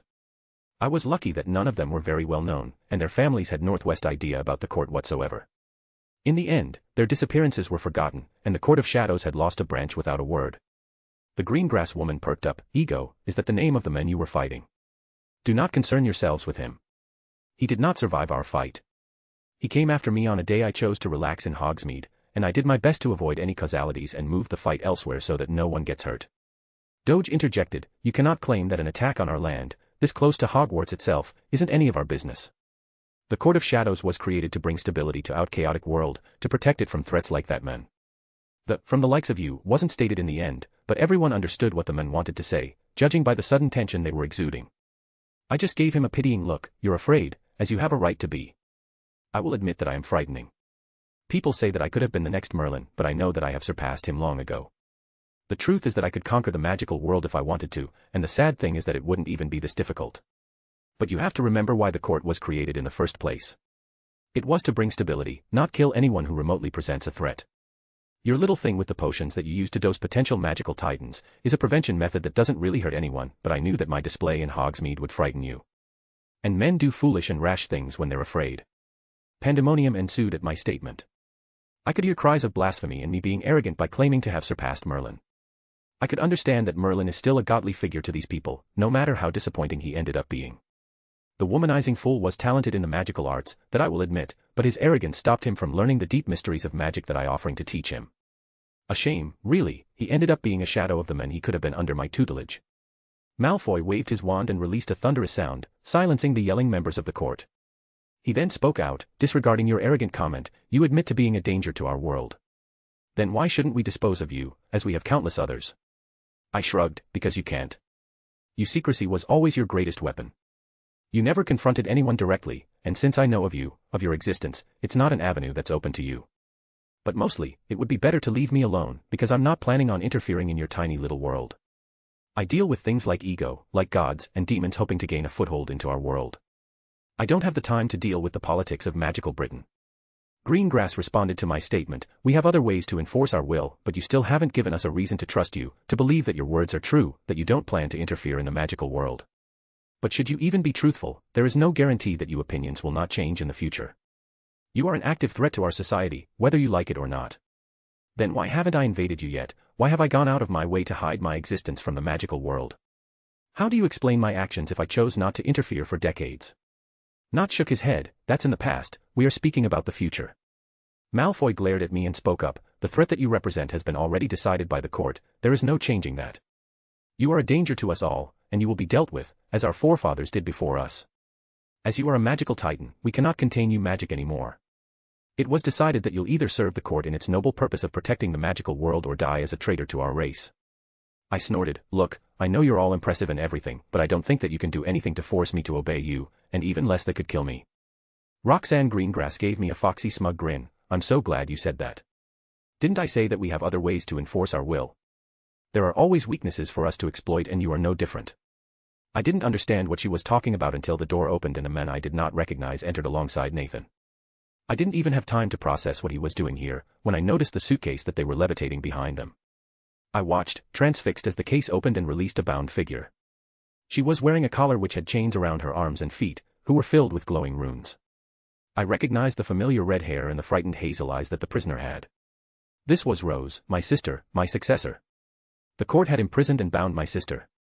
Chapter 265, Do You Fear Death? February 9, 2013, Malfoy Manor. Jasmine Sayer POV.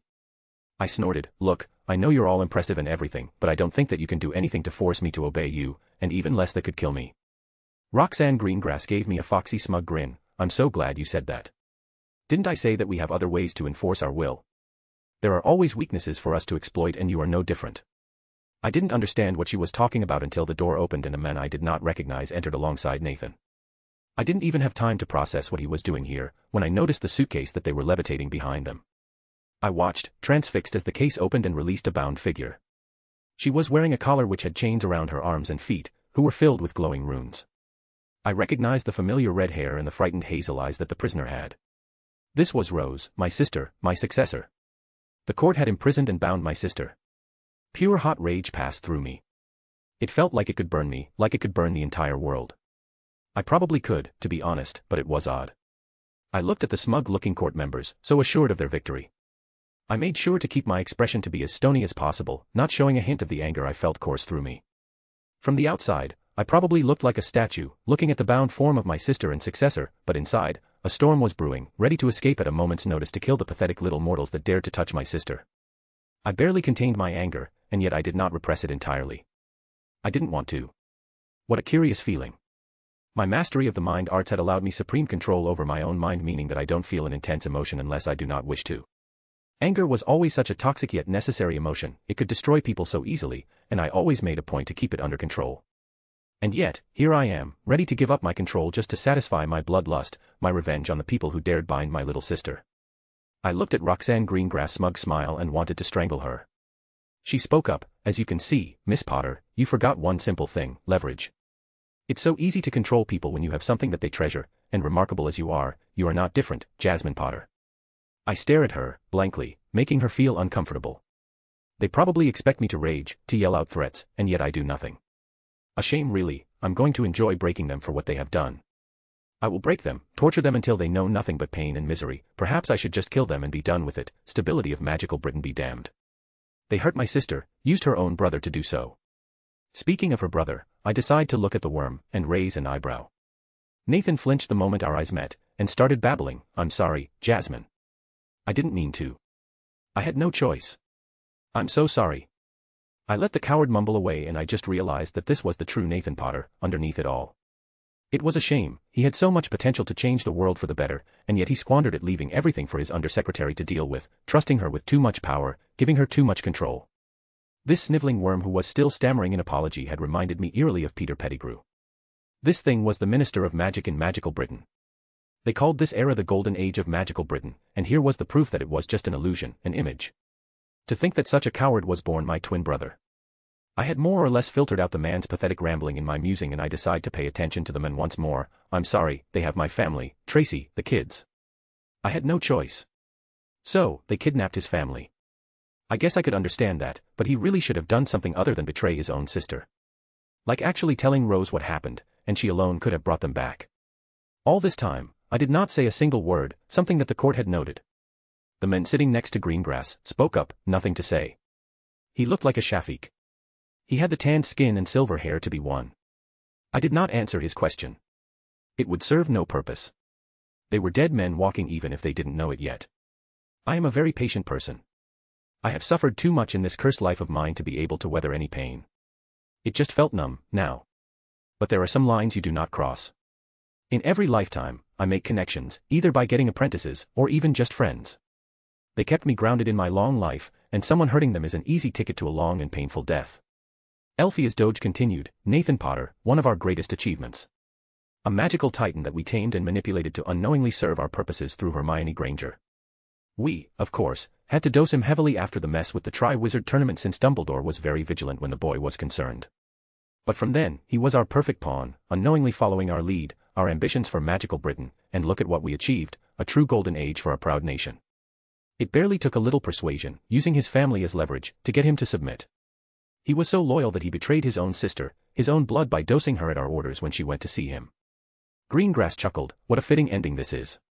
Young Nathan gave us the Potter family on a silver platter, his sister who has her knowledge of your magics, as well as you. With your sister under our care, we expect you to take our advice into consideration, to keep the law and order in magical Britain, of course. Your sister will remain with us, of course. The shackles she is wearing bind her to our will completely, and they cannot be removed without her death." Draco Malfoy snorted, "What a joke. The most powerful witches in our generation brought down with a simple potion. No matter how powerful anyone is, they can be dealt with if one is cunning enough. I have to say that this was a pretty risky but simple and effective plan from their parts. If I wasn't, well, it might have worked." I took a good look at the runes manacles that bound my sister, and almost snorted in derision. They were made of pure goblin silver, and the runes were slavery ones used in ancient Rome. They weren't anything truly impressive, at least for me, but they were obviously very old. With the wars between the goblins and wizards in the last millennia, the probability of a goblin willingly accepting a contract are extremely low. That thing must have cost a fortune to make and maintain. It was so inefficient, even worse, they didn't know who they were. It's true that the chains bound the wearer, but it wasn't really true. They could not bind the minds, and hence only controlled the wearer's body. It's why it was mostly used on muggles back then. Skilled enough wizards were capable of basic spells without moving their bodies, which mean that they had a good chance of escaping and probably killing their captors. Transfiguring the chains wouldn't trigger the death curse that were tied to the integrity of the chains. Breaking the chains would activate it, but transfiguring them into rubber or plastic wouldn't. My guess was that the court tried to bind Rose properly with a ritual, but my protections prevented her soul or mind to be tampered with. I had done so when I noticed that they were planning to bind me to their service. So, unable to break my protections, they used the chains, an artifact that they didn't understand properly. Honestly, I didn't know if Rose could do any magic without moving her body, but from her frightened look, she didn't understand how the chains worked. I stifled a sigh. I need to take over for her education even further. Truthfully, I never wanted to teach anyone my brand of magic. It just wasn't a good idea. I preferred to teach them the basics and a few elementary spells and get them to figure the rest out by themselves, something that Rose probably hadn't done properly, especially since she obviously has gaps in her education. Well, I guess Thor will have a classmate, at the very least. I looked at the expectant members of the court before me, and speak for the first time, "Are you done?" My voice wasn't loud, barely more than a whisper for that matter, and yet the members of the court shivered, their previously smug expressions gone, leaving only an unsettled look. I nearly burst into laughter at their reactions and continued, "Didn't you wonder why I asked you if you feared death when I came in? You were all so frightened, so scared of little old me. You're so ready to kill people, to enslave them, doing horrible things to them, and yet you're so terrified of the same to you. What a hypocrisy this is. But this is not the time for me to rant about your practices. I know that sometimes, there are decisions that have no good outcome, that you have to sacrifice someone, make them suffer, for many others to prosper. And yet, that's not what you do, is it? You call this the golden age of Britain, I call it, the age of lies and deceit. The Court of Shadows should have been a force for good, to stabilize the magical world as a whole, yet all I see is a court of scavengers, who waited out the deaths of Dumbledore and Voldemort, attempting to gain more power at any cost. I let you be, because you're so small, so insignificant for someone like me, who deals with things and beings you cannot even fathom. And yet you're doing your best to get my attentions. I was simply going to warn you because I couldn't be bothered to deal with you. I asked you if you feared death because you were courting it. As I spoke, I kept slowly releasing a fraction of my power. It wasn't enough for them to pass out from the pressure, but they are starting to get uncomfortable. Some of them were even gasping to breathe properly. I continued my little speech, "You're courting death because that's who I am, what I am. I'm not some regular witch with delusions of power, I am power, and I was running out of patience. I warned you when I first came in. I told you not to make me go too far. You wanted me to take you seriously, well, congratulations, I am. And now, you'll suffer the consequences." They were all unable to breathe properly because of the pressure that I was exuding. "What about your sister?" Malfoy gasped out. I snorted, "What sister?" Suddenly, in front of their eyes, my sister's form suddenly turned into an entire murder of crows who flew around the room and burst into shadows. Elphias Doge yelled out while panting, his eyes wide, "How is that possible?" I chuckled, "Darling, you have no idea what's possible. I never get tired of saying that line. With my sister gone, and with it any illusion of control you thought you had, there's only one question left on my mind. What should I do with all of you?" Chapter 266, Victorious. February 9, 2013, Malfoy Manor. Jasmine Sayer POV. I continued my little speech, "You're courting death because that's who I am, what I am. I'm not some regular witch with delusions of power, I am power, and I was running out of patience. I warned you when I first came in. I told you not to make me go too far. You wanted me to take you seriously, well, congratulations, I am. And now, you'll suffer the consequences." They were all unable to breathe properly because of the pressure that I was exuding. "What about your sister?" Malfoy gasped out. I snorted, "What sister?"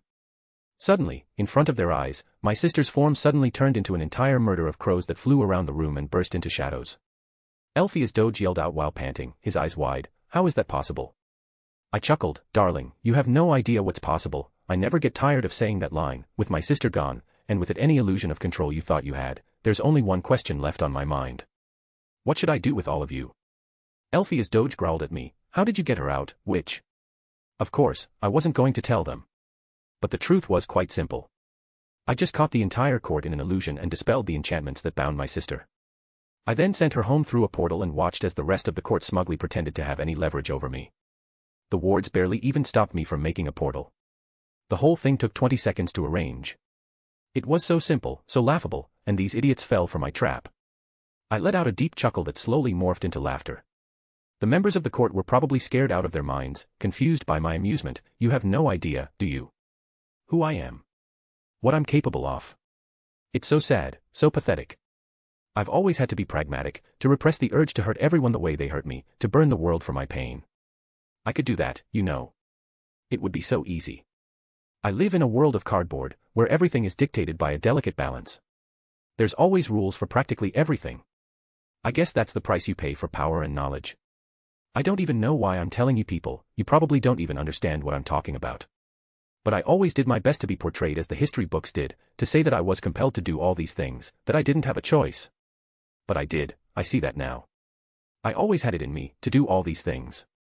This cruelty, this deviousness, was always in the back of my mind, being repressed by the little illusion of my humanity. I was practically yelling by the end of my little speech. The members of the court shuffled around, in both confusion and fear.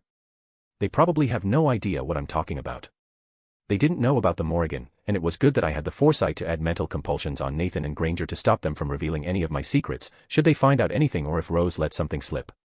I always knew that the two of them weren't trustworthy, but to betray their kin, just like that, is so reprehensible, so bad that I had no more mercy to grant them. Oh, I knew that Granger must have had a hand in Rose's capture. Nathan would have asked her for advice if he was given an ultimatum, and she steered him towards submitting to the Court of Shadows instead of coming to us for help, probably hoping that she would have access to Rose's magical knowledge.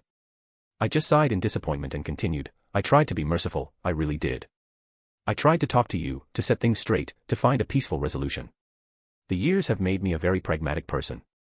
It's why I let you continue doing your little thing, no matter how disgraceful I found it. You bring order to the magical world, you are pillars that support magical Britain, and I found no reason to rock the boat.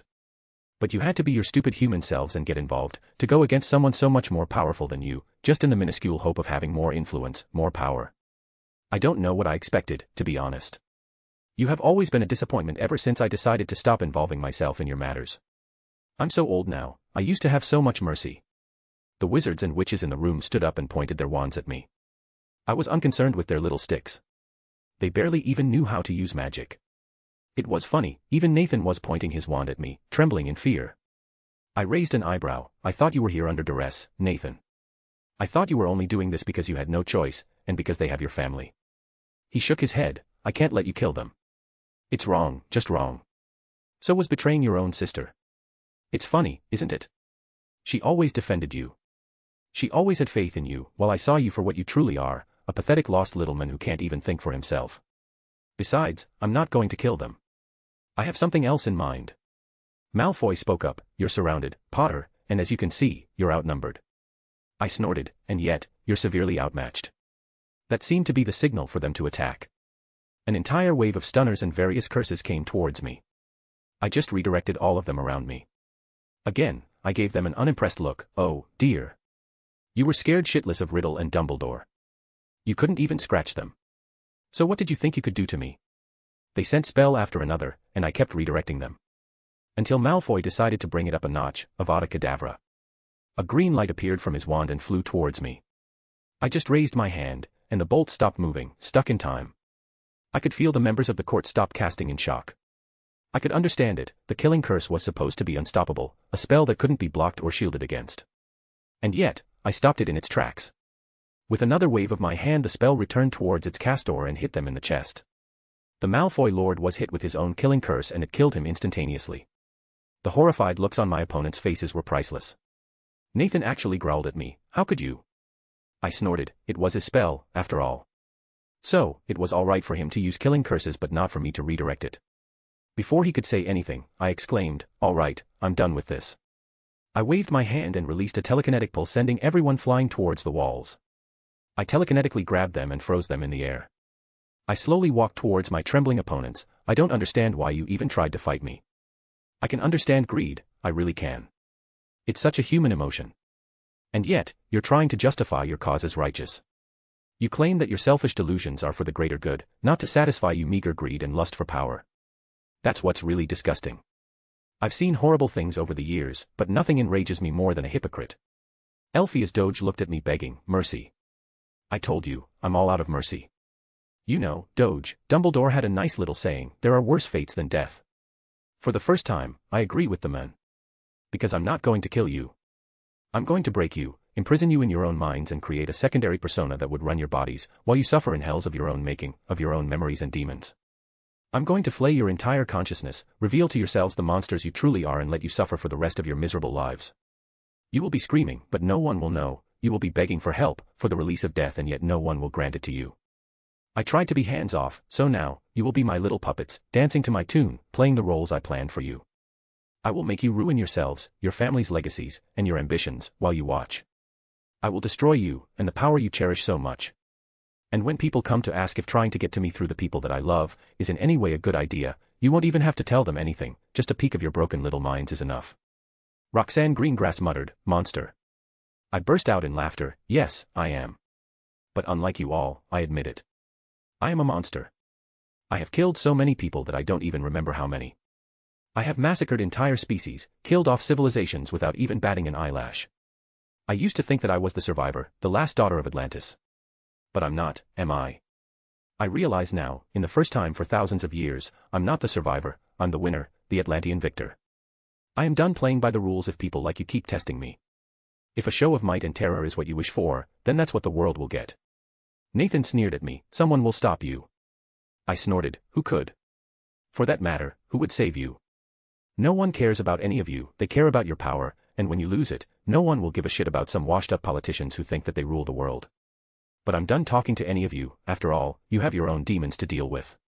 For the first time in a very long time, I let my telepathy go. I enter the minds of every single member of the court and break through their little clemency shields and into their minds. They say that the human mind is complex and in a way that's true, but human beings are such simple creatures. They all have a core, an ambition, a collection of fears and insecurities that they keep hidden deep in their minds. They all deal with it the same way, by suppressing them. To create a hell of their own design, all I have to do is connect their main consciousness into that part of their subconscious and break the connection between their senses and the living world. Immediately, they all started to beg for mercy, not out of physical pain but from their own memories. I could see it all, from wives leaving them and cheating on them, to their children dying, to losing their gold, and their power. I have to admit that they had a large range of fears and insecurities. I left Nathan alone, and he looked at me defiantly, are you going to torture me as well, your own twin? You're no kin of mine, Potter. But I will leave your punishment in the hands of your sister. Believe me, when she's done with you, I'll find an appropriate penance for you as well. I prepared myself to create a secondary temporary consciousness that I would have programmed for them to ruin themselves before dissolving, but I noticed that Nathan started screaming. It was odd, I wasn't even doing anything to him. He then started to burn, and melt into something. I noticed that the rest of the members of the court were doing the same. Oh shit, I felt that their life forces weren't being dissipated but absorbed into a ritualistic array underneath the carpet. I hadn't even noticed that. I couldn't move. I was frozen completely, and I felt ethereal chains coming from the ground binding me as well. This whole thing was a trap, and whoever was responsible used the entire Court of Shadows as a sacrifice to get to me. What a shit show. Chapter 267, Traps. February 9, 2013, Malfoy Manor. Jasmine Sayer POV. I prepared myself to create a secondary temporary consciousness that I would have programmed for them to ruin themselves before dissolving, but I noticed that Nathan started screaming. It was odd, I wasn't even doing anything to him. He then started to burn, and melt into something. I noticed that the rest of the members of the court were doing the same. Oh shit, I felt that their life forces weren't being dissipated but absorbed into a ritualistic array underneath the carpet. I hadn't even noticed that. I couldn't move. I was frozen completely, and I felt ethereal chains coming from the ground binding me as well. This whole thing was a trap, and whoever was responsible used the entire Court of Shadows as a sacrifice to get to me. What a shit show. Hermione Granger POV. Hermione Granger knew that she was an ambitious woman. It ran in her blood, after all. Her mother's family wasn't wealthy, they could barely afford anything after paying for food and rent. After they died when she was barely more than a teenager, leaving her practically nothing. Emma Granger, Hermione's mother, had studied like no other, and worked her arse off, to rise from a nameless orphan, all the way up to a dentist with her own successful practice, who earned more in a month than others did in a year. Instead of wallowing in despair and helplessness, she refused to give up. She gave everything her best, no matter what, and that's something that she had always stressed onto Hermione when she was growing up. Her father was born privileged, with an upper-class family that always made sure that he was cared for. Truthfully, Hermione admired her mother and did her best to emulate her over the years. It was why she studied so much, when she heard stories on how her mother studied her way to success. Hermione loved her father, don't get her wrong, but her mother held a special place in her heart. When young Hermione had received her Hogwarts letter, her mother looked sad. Now, she understood that her mother had understood the inevitable division between them, the wall that would separate them, even when she wasn't in school. Because even when she was at home, Hermione yearned to use her magic, something that she now understood was a way for the Ministry to make sure that Muggleborns stayed in the magical world. To not use magic for months at a time was torture, which means that Muggleborns who will not have access to magic by Ministry law would always yearn to return to the magical world if only because they could just use their magic. And the magical world, no matter what these pompous purebloods said, needed them since they made up most of the working class in the country. Instead of a forceful split, the detachment of Muggleborns from the Muggle world was slow, happening every year while growing up, until they only have a home in the magical world. Hermione's mother had seen it coming, somehow, and had decided to prepare her daughter during the summer for the unmerciful world that awaited her. It started during the summer after her 4th year. Her mother had brought her aside and told her the truth about her rise, about her success. Her mother hadn't just studied her way to success, she was as cutthroat as they came. She had no choice, no family to fall back on, no extra money, nothing really, and thus when the time came when she had to betray a friend, she would do so. If a time came if she needed to sabotage someone's work just so that she would beat them, then she did so without batting an eyelash. Nothing came free in this world, and no one was going to hold her hand through life. She had to be ruthless, uncompromising. But the main thing was that she had to have a goal, a dream, an ambition that she would do her best to achieve. Hermione had taken these lessons to heart. And in a world where she was considered to be barely more than trash, since she was a Muggle-born, she slowly worked until she became Undersecretary to the Minister for Magic. She had real power in her hands, and Nathan Potter was barely more than a puppet figure in the Ministry, and with her being so close and having his complete trust, it was easier to achieve her ambitions. Truthfully, Hermione was disgusted by the things that she had done in her rise to power. But quickly, she had realized that in this cold merciless world, nothing was freely given, it had to be taken. It was one of the main reasons that she chose her dream, her ambition, to be a truly equal magical Britain, where everyone will have the same resources, the same starting point, so that no young woman like her mother, would have to manipulate her way to the top, only her efficiency would be necessary. It was a beautiful dream, one that she had worked towards for decades, and it was so close. Muggleborns were to be given special classes in Hogwarts to make up their ignorance of the magical world, alongside a stipend for them to use at their leisure. The biggest problem she faced was the power that the old purebloods held. It wasn't really because of the wealth, because a wizard or witch could live comfortably with only the use of their magic, but because of the family spells that they held, written by their ancestors.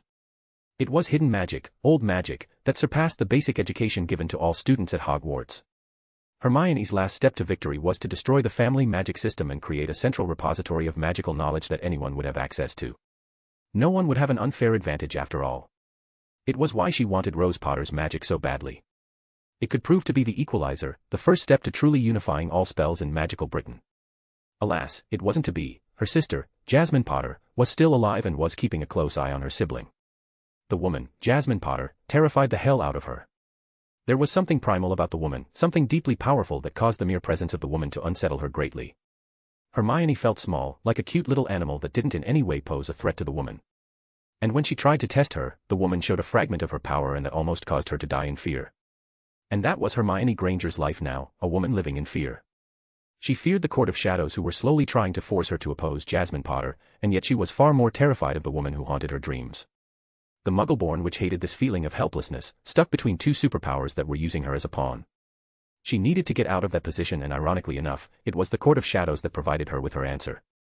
The court had attempted, under Nott's leadership, to summon and bind her to their will. They had found the Peverell Grimoire, a book filled with wondrous spells, rumored to be written by the Peverell brothers themselves to summarize their knowledge of magic. The three brothers had used an ancient ritual to summon and bind death to their will. There were some doubts about the veracity of the ritual, and yet everyone knew ever since Dumbledore's disappearance, that the Deathly Hallows were real. Adding in the fact that the ritual to summon death existed in the Peverell Grimoire, the fact that the legend was true was certainly a possibility.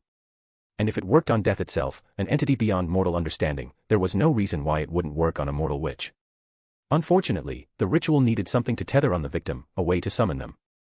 Nott tried using Jasmine Potter's name, but it was unsuccessful. With this part of the ritual being a dud, the court moved on to another plan, one that seemed foolish since it was a surefire way to anger the woman that they planned to bind to their will. But while the court gave up on the Peverell Grimoire, Hermione knew better. She could remember the invisibility cloak that Nathan used, and that it was beyond anything else she had ever seen. The grimoire was priceless, and the ritual could be a working one. It took months of studying and experimentation, but Hermione discovered that the only issue with the ritual was the summoning, which for some reason wouldn't work on Jasmine. She had tried to summon and bind one of her enemies, and it worked flawlessly. They were obliterated later, of course, after Hermione dispelled the enchantment. She wasn't a monster after all. The biggest issue was the fact that the strength of the binding depended on what powered them. The Peverell brothers were rumored to be 3 wizards of legendary power, maybe even in the same league as Merlin, something that Hermione definitely wasn't.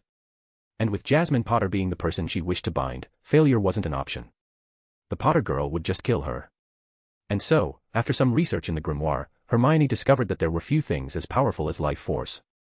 She modified the ritual to use the sacrifice of certain people to power the bindings.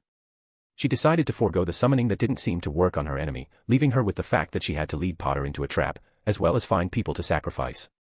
She decided to hit 2 birds with 1 stone and just use the court members as the sacrifice necessary to power the ritual, and also put the idea in their head to use Rose as leverage, by constantly mentioning how close the 2 sisters are. In the end, she used an invisibility spell that hid her entire magical presence from the world, one that was created by Ignotus Peverell in an attempt to replicate Death's Cloak. This spell allowed someone to slip through wards unnoticed, but it was very magically consuming and was very unstable. Still, Hermione gambled and used it to sneak into Malfoy Manor, prepare the ritual in the meeting room, and afterwards it was just a waiting game. She slowly marked the magic of every court member to be used as sacrifices for the ritual when it activates if they're in the vicinity. Every member of the court wore a ring that signified their membership to the court, and they were used to bypass the wards to attend court meetings. It was simple for her to use those rings as the marker for the magics. Everyone who wears their rings when they're inside the ritual circle while it's activated will have their life force ripped out to power the bindings. In the end, she waited until the court foolishly kidnapped Rose Potter. Watching through a mirror, Hermione watched as Jasmine Potter tried to make peace with the Court of Shadows, a foolish move, since the court would always lust for her power, as many others did. She watched fascinated as the woman effortlessly rescued her sister and started breaking the members of the ritual. She even blocked a killing curse, somehow. No, not blocked, she froze it in midair and returned it to its castor, Malfoy, killing him. And the worst thing was the emptiness in her eyes as she did all of this. She just looked so bored, so apathetic to the misery that she was condemning these men and women into, even those who had protested Rose's kidnapping. Things were getting too far. Hermione couldn't afford to let Jasmine kill the members of the court, since the less they are, the less powerful the ritual will be. Steeling herself, Hermione reminded herself that the lives that she will take that day were for the greater good. They would be used to defeat a vicious monster, a true threat to the magical world, and it would bring her closer to her goal of an equal magical Britain. Hermione Granger simply walked to the door and activated the ritual, confident that it represented a giant leap of progress in the magical world. Chapter 268, Miscalculations. February 9, 2013, Malfoy Manor. Hermione Granger POV. She watched fascinated as the woman effortlessly rescued her sister and started breaking the members of the ritual. She even blocked a killing curse, somehow. No, not blocked, she froze it in midair and returned it to its castor, Malfoy, killing him. And the worst thing was the emptiness in her eyes as she did all of this. She just looked so bored, so apathetic to the misery that she was condemning these men and women into, even those who had protested Rose's kidnapping. Things were getting too far. Hermione couldn't afford to let Jasmine kill the members of the court, since the less they are, the less powerful the ritual will be. Steeling herself, Hermione reminded herself that the lives that she will take that day were for the greater good. They would be used to defeat a vicious monster, a true threat to the magical world, and it would bring her closer to her goal of an equal magical Britain. Hermione Granger simply walked to the door and activated the ritual, confident that it represented a giant leap of progress in the magical world. The Muggleborn witch held her breath as the ritual started taking place. She admits that she has very little knowledge of soul magics, and most of it was due to the Peverell grimoire, whose writers seemed to be masters in the subject. She didn't know if her modification to the Peverell ritual could take place. It wasn't much, she just removed the summoning aspect of it, which happened to be the most complicated part. It was very impressive that they had found a way to summon anyone or anything using a small connection, and for something as powerful and old as death itself, the name was more than enough to do so. Names have power, after all. But at least the bindings should hold out against Potter without issues, should her calculations be correct. Hermione Granger looked at the mirror once more and relished in the screams of the members of the court. It was beautiful to see firsthand the agony that these arrogant fools felt at this moment. She only wished that she could have been there to watch it in person. The Court of Shadows was a good idea, and it was a shame to watch it be destroyed, but it was also made up of her most oppressive opponents. They looked down on her because of her birth, because of her ideas, that they called idiotic. No, Hermione was a revolutionary, and today was the day she conquered magical Britain. All of her ambitions seemed to evaporate when she heard a familiar scream. She knew this sound, she had heard it throughout her education in Hogwarts, during her foolish adventures.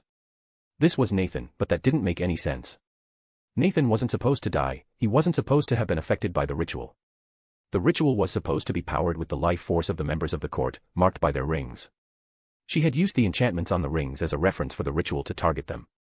It was why Hermione had declined her invitation to this meeting, claiming to have fallen ill. But Nathan wasn't a member of the Court of Shadows, not really. He was a puppet that they used to get to Rose, nothing more.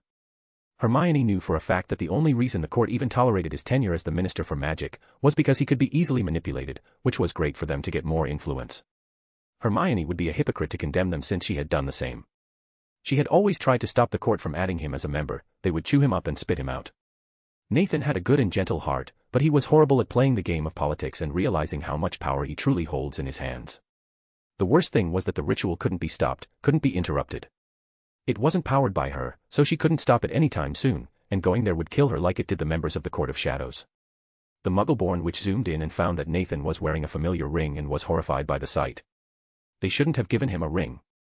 Were they trying to recruit him as an unwilling member? She truly didn't know. He shouldn't even have been there.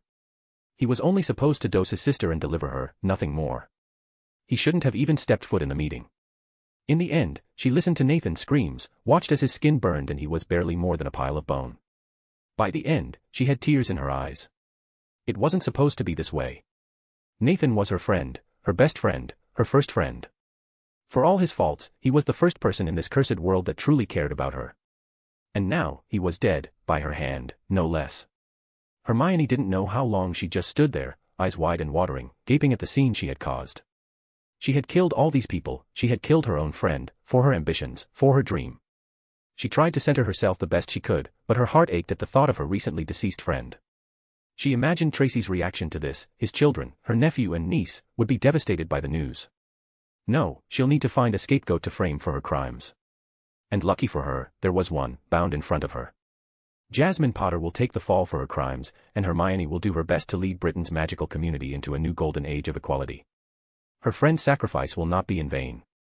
Speaking of Jasmine Potter, she was bound, unmoving for the past few minutes that Hermione needed to recollect herself and she would remain there until Hermione wished she would. The witch was hers to command, to use as a weapon against her inevitable enemies. The Muggle-born witch walked towards the meeting room and opened the door. She gave the bound woman a smug smile, knowing that she had won, that true victory was barely a few steps over. She now ruled the government. She had spent months gathering her fellow court members' contacts, legitimate or not. Hermione was ready to conquer magical Britain without anyone even noticing that it was happening. Tom Riddle was a fool, one with delusions of power and godhood. You could never conquer a nation with just fear, the people would rebel. But if you do it slowly, without the terror and deaths, then they would either accept or they just wouldn't care. Hermione looked at the bound witch, the next coming of Merlin, and smirked. You must be surprised to be in this position, to be bound to me, like nothing more than a house elf, serving my every will and desire. And what irony it is, that it was your ancestors that came up with the ritual that binds you now. What a sad fate for the second coming of Merlin, yet in a way, it is appropriate. You're nothing more than a brute with strong magics, but in the end, intelligence beats magic, don't you think? The woman didn't even speak. Ah, that is correct, she cannot do anything without her permission, you can speak, now. Jasmine's face unfroze and she looked at her new master. What have you done? I won. I found the Peveril Grimoire, with magics that even surpasses yours in power.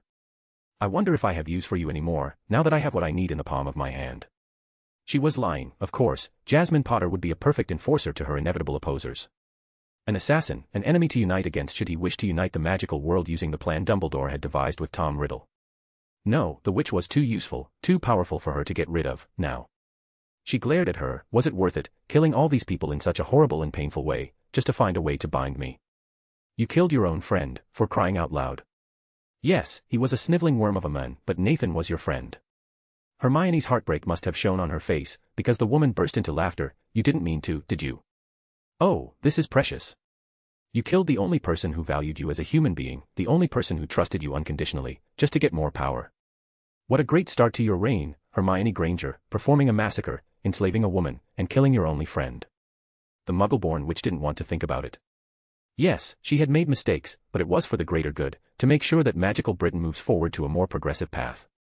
For some reason, Hermione didn't feel like she had won, like she was the one in charge. In the end, the Muggle-born responded by glaring at her captive and yelling out, "Shut up. I did not enjoy doing this, I did not enjoy killing them, but I had no choice. I did this for the people of magical Britain, for their joy and happiness, to live in a society free of discrimination, one based on equality and not privilege. The woman gave her a vicious grin. Are you sure about that? You just killed off the main financial and politically active men and women in the country. I was planning on making them have scandal after scandal until they are not even paupers, which would get someone else to rise in their place. But you, dear girl, just killed off, in a single day, the pillars that made up magical Britain, without a second thought. And don't lie to me, I can feel it inside you. You enjoyed hearing their screams, their painful groans, vindictive at the ways that they dismissed you and your ideas, at the way they kept looking down on you, like you were nothing more than a mere peasant. Why were this woman's words rattling her so much? Why did she not feel in control? She had won, she had killed her enemies, she had bound her only remaining threat. Nothing was in her way of conquering magical Britain and shaping it in her image, towards her dreams and ambitions. Then why was she feeling so bad? Why did she feel like she had a large weight on her shoulders? Like her hands were stained in blood that she couldn't just wash off. She retorted back, I made sure to steal their contacts, I have the wealth of the court at my side, from the treasury we use to hire mercenaries or buy out lands. I am ready to take over, to shape magical Britain in my hands. The bound woman didn't seem impressed. That's smart. You've been planning this from the beginning, to get rid of both me and the court. To be free of our manipulations and power and becoming the master of your own fate. You have succeeded in paving your way to power. Now tell me, Hermione Granger, how do you feel with your hands being forever stained in blood? How do you feel now that you realize the monster that you've become, killer of friends and foes alike? Shut up. You're just trying to justify it to yourself, say that it was for the best. But what you did today was wrong, and you know it. Deep in your heart, you realize the monster that you've become in your mad quest for equality. There's no such thing as true equality. The world is not fair, and all you're trying to do is take away the property of others to give to the general public, without even giving them an equal compensation. You're trying to steal their legacies and offer nothing in return. And when the old families oppose you, and they will, what will you do? Will you massacre them as well? Will you keep killing and killing until the only people left in this country are your supporters and you? Hermione had enough. With a scream, she leapt into the air, arms raised, trying to punch the bound woman, only to go through her. Jasmine Potter wasn't bound, and she turned, revealing the woman, unbound, sitting down on a conjured chair. Well, aren't you going to answer my question? Chapter 269, Careless. February 9, 2013, Malfoy Manor. Hermione Granger POV. You're just trying to justify it to yourself, say that it was for the best. But what you did today was wrong, and you know it. Deep in your heart, you realize the monster that you've become in your mad quest for equality. There's no such thing as true equality. The world is not fair, and all you're trying to do is take away the property of others to give to the general public, without even giving them an equal compensation. You're trying to steal their legacies and offer nothing in return. And when the old families oppose you, and they will, what will you do? Will you massacre them as well? Will you keep killing and killing until the only people left in this country are your supporters and you? Hermione had enough. With a scream, she leapt into the air, arms raised, trying to punch the bound woman, only to go through her. Jasmine Potter wasn't bound, and she turned, revealing the woman, unbound, sitting down on a conjured chair. Well, aren't you going to answer my question? Hermione would forever deny this fact, but she let out a squeak of fear when she realized that her prisoner wasn't actually bound. It was impossible. This was a ritual made to bind death itself, even if it was only for a short time, and the effects of the ritual were somewhat vague. But still, it should have been enough to bind anything, let alone a single witch. The Muggle-born witch ended up stuttering. How? This shouldn't be possible. Jasmine Potter let out an infuriating smirk. Oh, honey, you barely know anything about magic, and especially about something like the ritual you just used. Don't worry, I'm sure that you have no idea how it works. Don't worry about it, this magic is old, far older than the name Peveril, for that matter. It was created by their ancestors, in fact, in a very magical place, the closest thing to a human utopia that has ever existed on this planet. I have to say, I was very surprised at seeing it here. I thought that I had destroyed the last copy of that cursed ritual. I don't understand, Hermione bit out. Ah, that is the first truth you have spoken today, to both myself and to yourself, young witch. Now, tell me, Hermione Granger, what is your answer to my question? What were you planning to do to the people who will oppose you? Are you going to slaughter them, like you did the court? Perhaps you would eradicate them, just like Tom Riddle planned to do to the Muggle-borns. No, of course I wasn't going to kill them. The woman nodded. All right, then what was the plan? You've obviously thought about it, if you've come this far, if you've planned to kill the court. Tell me, what were your plans for your opposers, then? Hermione yelled out, I don't know. The woman raised an eyebrow, unimpressed. That was a lie, and you know it. Hermione instinctively put up her clemency shield, trying to clear her thoughts as best she could. your flimsy little occlumency shield wouldn't protect you from someone of my skill and power. Now, say the truth, daughter of Emma Granger, what was your plan? Hermione deflated entirely. I was going to convince you and your sister to teach me your magic, and I would have offered it in exchange for their allegiance. Hermione expected to be tortured, to feel the brunt of the anger and rage of the woman in front of her, but she ended up watching the woman burst into laughter. That's good. At least you had a plan and wasn't rushing too much into things. So, you planned on selling away my magic. That's cute, kiddo. But what I'm most interested in is the fact that you knew that Rose was going to be kidnapped as well. You planned around it, after all. Again, the Muggle-born was ready to be attacked, and proceeded to get up to preemptively try to defeat her seemingly unconcerned opponent, who had somehow provided herself with a cup of tea which she was taking a sip from every few seconds. In response, the woman just waved her hand slightly, at least the one that wasn't holding the cup of tea, and Hermione's wand was just gone. The Muggle-born hadn't just been disarmed, her wand had just disappeared, and she had no idea where it was. Hermione had never felt more vulnerable ever since she was a child and had almost been killed by a troll in Hogwarts. Jasmine just tooted, "Now, none of that, Miss Granger, you're being quite rude. We're still having a conversation here, so let's stay civil for now. Don't worry, I'm not going to attack you during this little interrogation of ours." The woman sighed and continued, "Don't worry, young witch, Rose is fine, and while your little ritual was a bit surprising, it snapped me out of my funk, so to speak. Let's just say that I was getting a tad carried away when the court made me angry. You snapped me out of it, and for that I owe you one. Don't get your hopes up though, I'm still probably going to kill you, but since you helped me, I will make sure that should it come to that, it will be as painless as possible." Hermione didn't know whether she should be thankful that the woman that's probably going to kill her will do it painlessly. It was probably better than many other outcomes. Instead, she opted to ask the question that truly burned her, "How did you escape the binding?" The woman snorted, "Honey, that binding was never meant for beings of flesh, who has physical forms.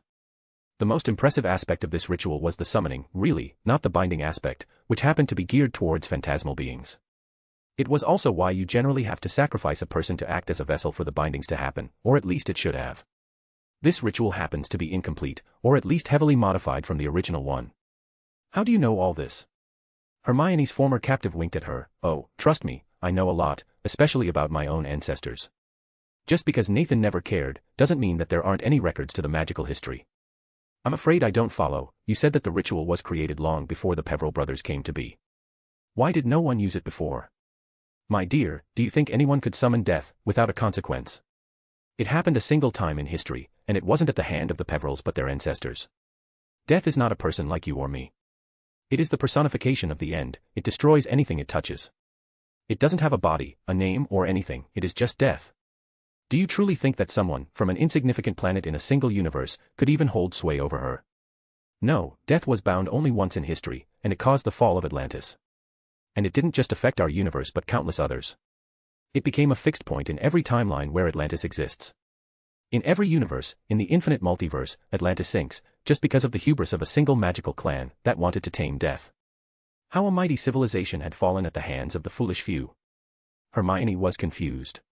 As interesting as this history lesson is, something didn't make sense. What about the Deathly Hallows? They exist, don't they? Were they made when Atlantis fell? And if not, then who did the Peveril brothers summon?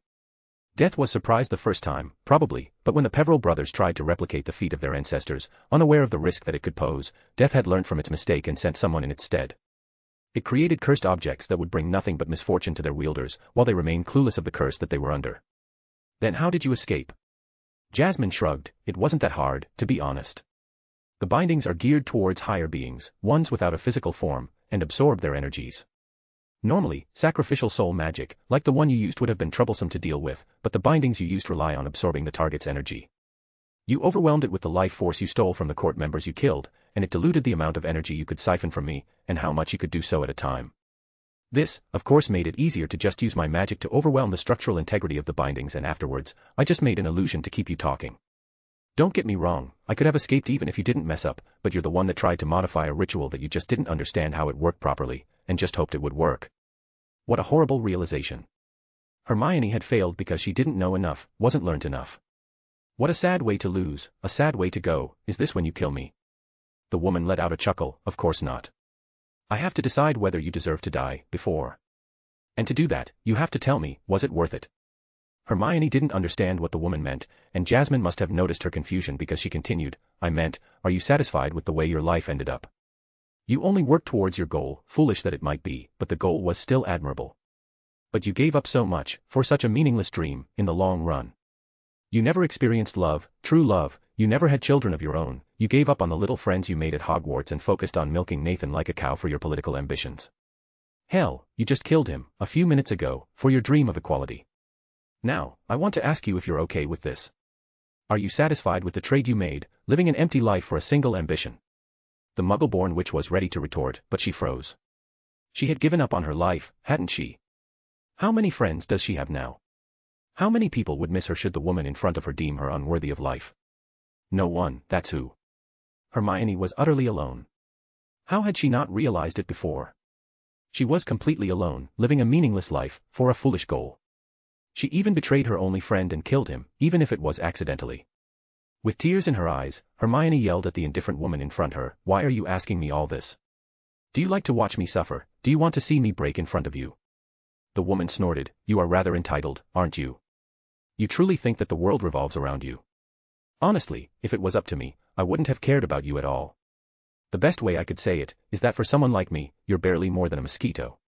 Do you care about the countless mosquitoes in the world, what they do when they're not bothering you?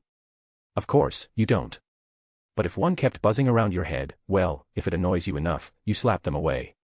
That's what I'm doing. It's quite simple, really. I want you to realize what you truly are, before I judge you, to see yourself without the mask you have used to hide the truth from others, as well as from yourself. I want you to see that you're not even hideous on the inside, no you're blank, you're empty. You have nothing there, but a set of broken dreams. You haven't lived your life and for that you disgust me.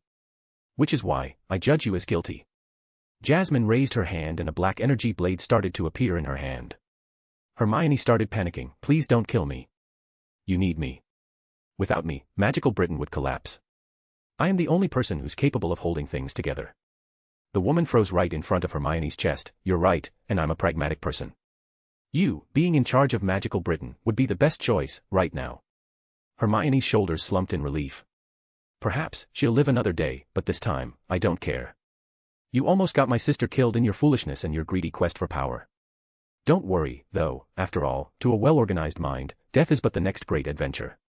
Goodbye Hermione Granger." The Muggle-born witch barely even registered the woman's words before she felt burning in the middle of her chest, and the world faded to black. Hermione's last thoughts were of confusion and regret.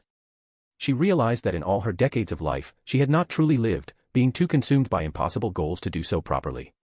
What a sad life she had. Chapter 270, Void. February 9, 2013, Malfoy Manor. Hermione Granger POV. Hermione started panicking, "Please don't kill me. You need me.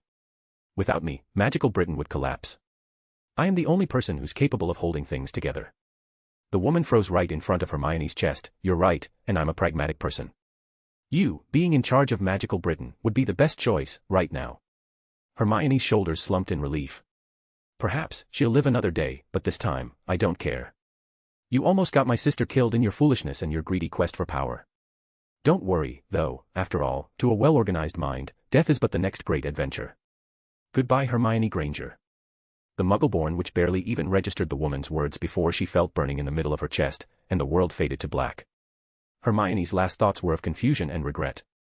She realized that in all her decades of life, she had not truly lived, being too consumed by impossible goals to do so properly. What a sad life she had. Jasmine Sayer POV. I looked at the body of my downed opponent and felt absolutely nothing. The past few hours have been very distressful. I came into this manor to see a somewhat peaceful agreement between myself and the Court of Shadows. I didn't need them bothering me when I was focusing on more important things after all. I refrained from just killing them all, at least the members of this branch, because I didn't want to trouble myself and spend more time fixing the mess that magical Britain would inevitably become. Sometimes, I curse the absurd number of responsibilities I have taken upon myself to take care of. And while taking care of the magical world was a big one, it was also one of the most troublesome things to deal with. Mages were inherently prideful and their isolation ever since the Statute of Secrecy didn't curb their arrogance in any way. They had this sense of entitlement, that they deserved the world itself, which also meant that any kind of change or unseen circumstances were met with a lot of opposition. It was also why mages tended to be very power-hungry, and the moment they become powerful enough for their voices to be heard, they try to change their society, mostly by force if they haven't been politically trained. It was why magical titans tended to always break the status quo, and considering the fact that their power inevitably attracts followers, they can easily become a movement that will be abandoned the moment its leader dies or gets arrested, with everything returning back to the way it used to be, as if nothing happened, ignoring all the death and destruction from the previous conflict. There was a reason why I left the Court of Shadows to their devices, even if their methods had room for improvement. The magical world was very troublesome to deal with, and it would take a full-time job to regulate everything like I do with the rest of my duties. I just didn't have the time to always keep watching a species that hadn't evolved or pretty much changed in any way in 3 centuries. Hermione Granger was far more dangerous and ambitious than I gave her credit for, and that's not a compliment. The woman was desperate and cornered, which is why she resorted to something that she did not fully understand in a foolish attempt to keep me under control. Truthfully, she was remarkably similar to the court that she so deeply resented. She saw me and deemed me a threat that needed to be controlled whether I wanted it or not. When she figured out the extent of my power, she tried to use the court to challenge me, so that she could get out of her tricky situation as victorious as possible. Honestly, the court inviting her was a masterstroke. The girl was foolish and misguided, but also intelligent and driven, which was a very bad combination, especially with all her revolutionary ideas. Had she remained unchecked, she would have probably walked over them, but by inviting her, showing her the court's strength and ruthlessness, they scared her into compliance and made her not rock the status quo too hard. It was too bad that they thought that she would submit when cornered, that she wouldn't have resorted to extreme measures to achieve her goals. Because that was all Hermione Granger cared about. Her goals, her ambitions of an equal magical society, were rooted so deeply inside her that she lived for nothing else. Literally, that was all she lived for. She did not love anyone but her goal. She stopped reading books or researching magics that wouldn't advance her goals. She stopped contacting her parents because it would interfere with her dreams. I couldn't help but marvel at the miserable creature she ended up becoming. She had so much potential, and she wasted it, trying to become the second coming of Albus Dumbledore. And that's what she was obviously trying to emulate. I didn't understand why, to be honest, I dragged that man's reputation through the mud. I destroyed any possible credibility he could have had. I showed the world what he truly was, a madman who wished to unite and rule the entire magical world like every other Dark Lord out there, and that he was more than willing to get his hands dirty if it meant that he got one step closer to his goals. Granger reminded me of him, in both methods and execution. Outside her obvious lacking in raw power, she did target Muggleborns to achieve her goals, and she tried to manipulate everyone around her for as foolish a concept as the greater good. It was why I ended up speaking up Dumbledore's words to the woman as I killed her. There was a strange irony to it. She was probably the closest thing to a successor Dumbledore ever had, and it was fitting that she would die hearing his foolish words of ignorance regarding the afterlife, especially when he was planning on using it to convince his charges to give their lives for his cause. I stepped back from the recently deceased bushy-haired woman and walked toward the skeleton that used to be my former twin brother. I was positive that Granger did not mean to kill him with the ritual. She was devastated every time I mentioned him. Oh, how I wished he was still alive so that I could punish him for betraying his sister like this. I looked at the ring on his finger, one that belonged to the Court of Shadows. How curious. I knew that Nathan didn't really join the court, betrayal or not. He was too righteous to be doing this if he wasn't under duress. And he didn't have the political mind necessary to truly understand what the court really represented. He hated underhanded methods, which was why he left so much to Granger to do in his stead, which bit him in the ass later on. I levitated the ring for a moment before sighing in disappointment. There was a very faint compulsion to obey the orders of the court and to submit to their authority. It seems that the court didn't trust their threats on Nathan's family to be enough to control him and used compulsions to get him to betray his own sister. It was a very clever thing. Mages who hadn't mastered the mind arts were forced to use compulsion charms, which only work if the target was actively opposed to what he was suggested to do. They abused this factor by constantly scaring him and threatening his family, which made the compulsion sink deeper and deeper until it became a constant voice in his head. At least he hadn't betrayed his sister without any influence, but it was still very disappointing how quickly he had fallen to the compulsion and became a shaky, fearful worm that reminded me eerily of Peter Pettigrew. Which brings us to what to do now. I didn't plan on killing the court because of how troublesome it would be to happen all at once. Even when I lost control, when I figured out what happened to my sister, I planned on breaking them by letting them lose all their influence gradually, until they're nothing more than empty husks, like a victim of a Dementor's kiss. Their gradual fall would mean that they would be replaced, and that the nation wouldn't necessitate my interference.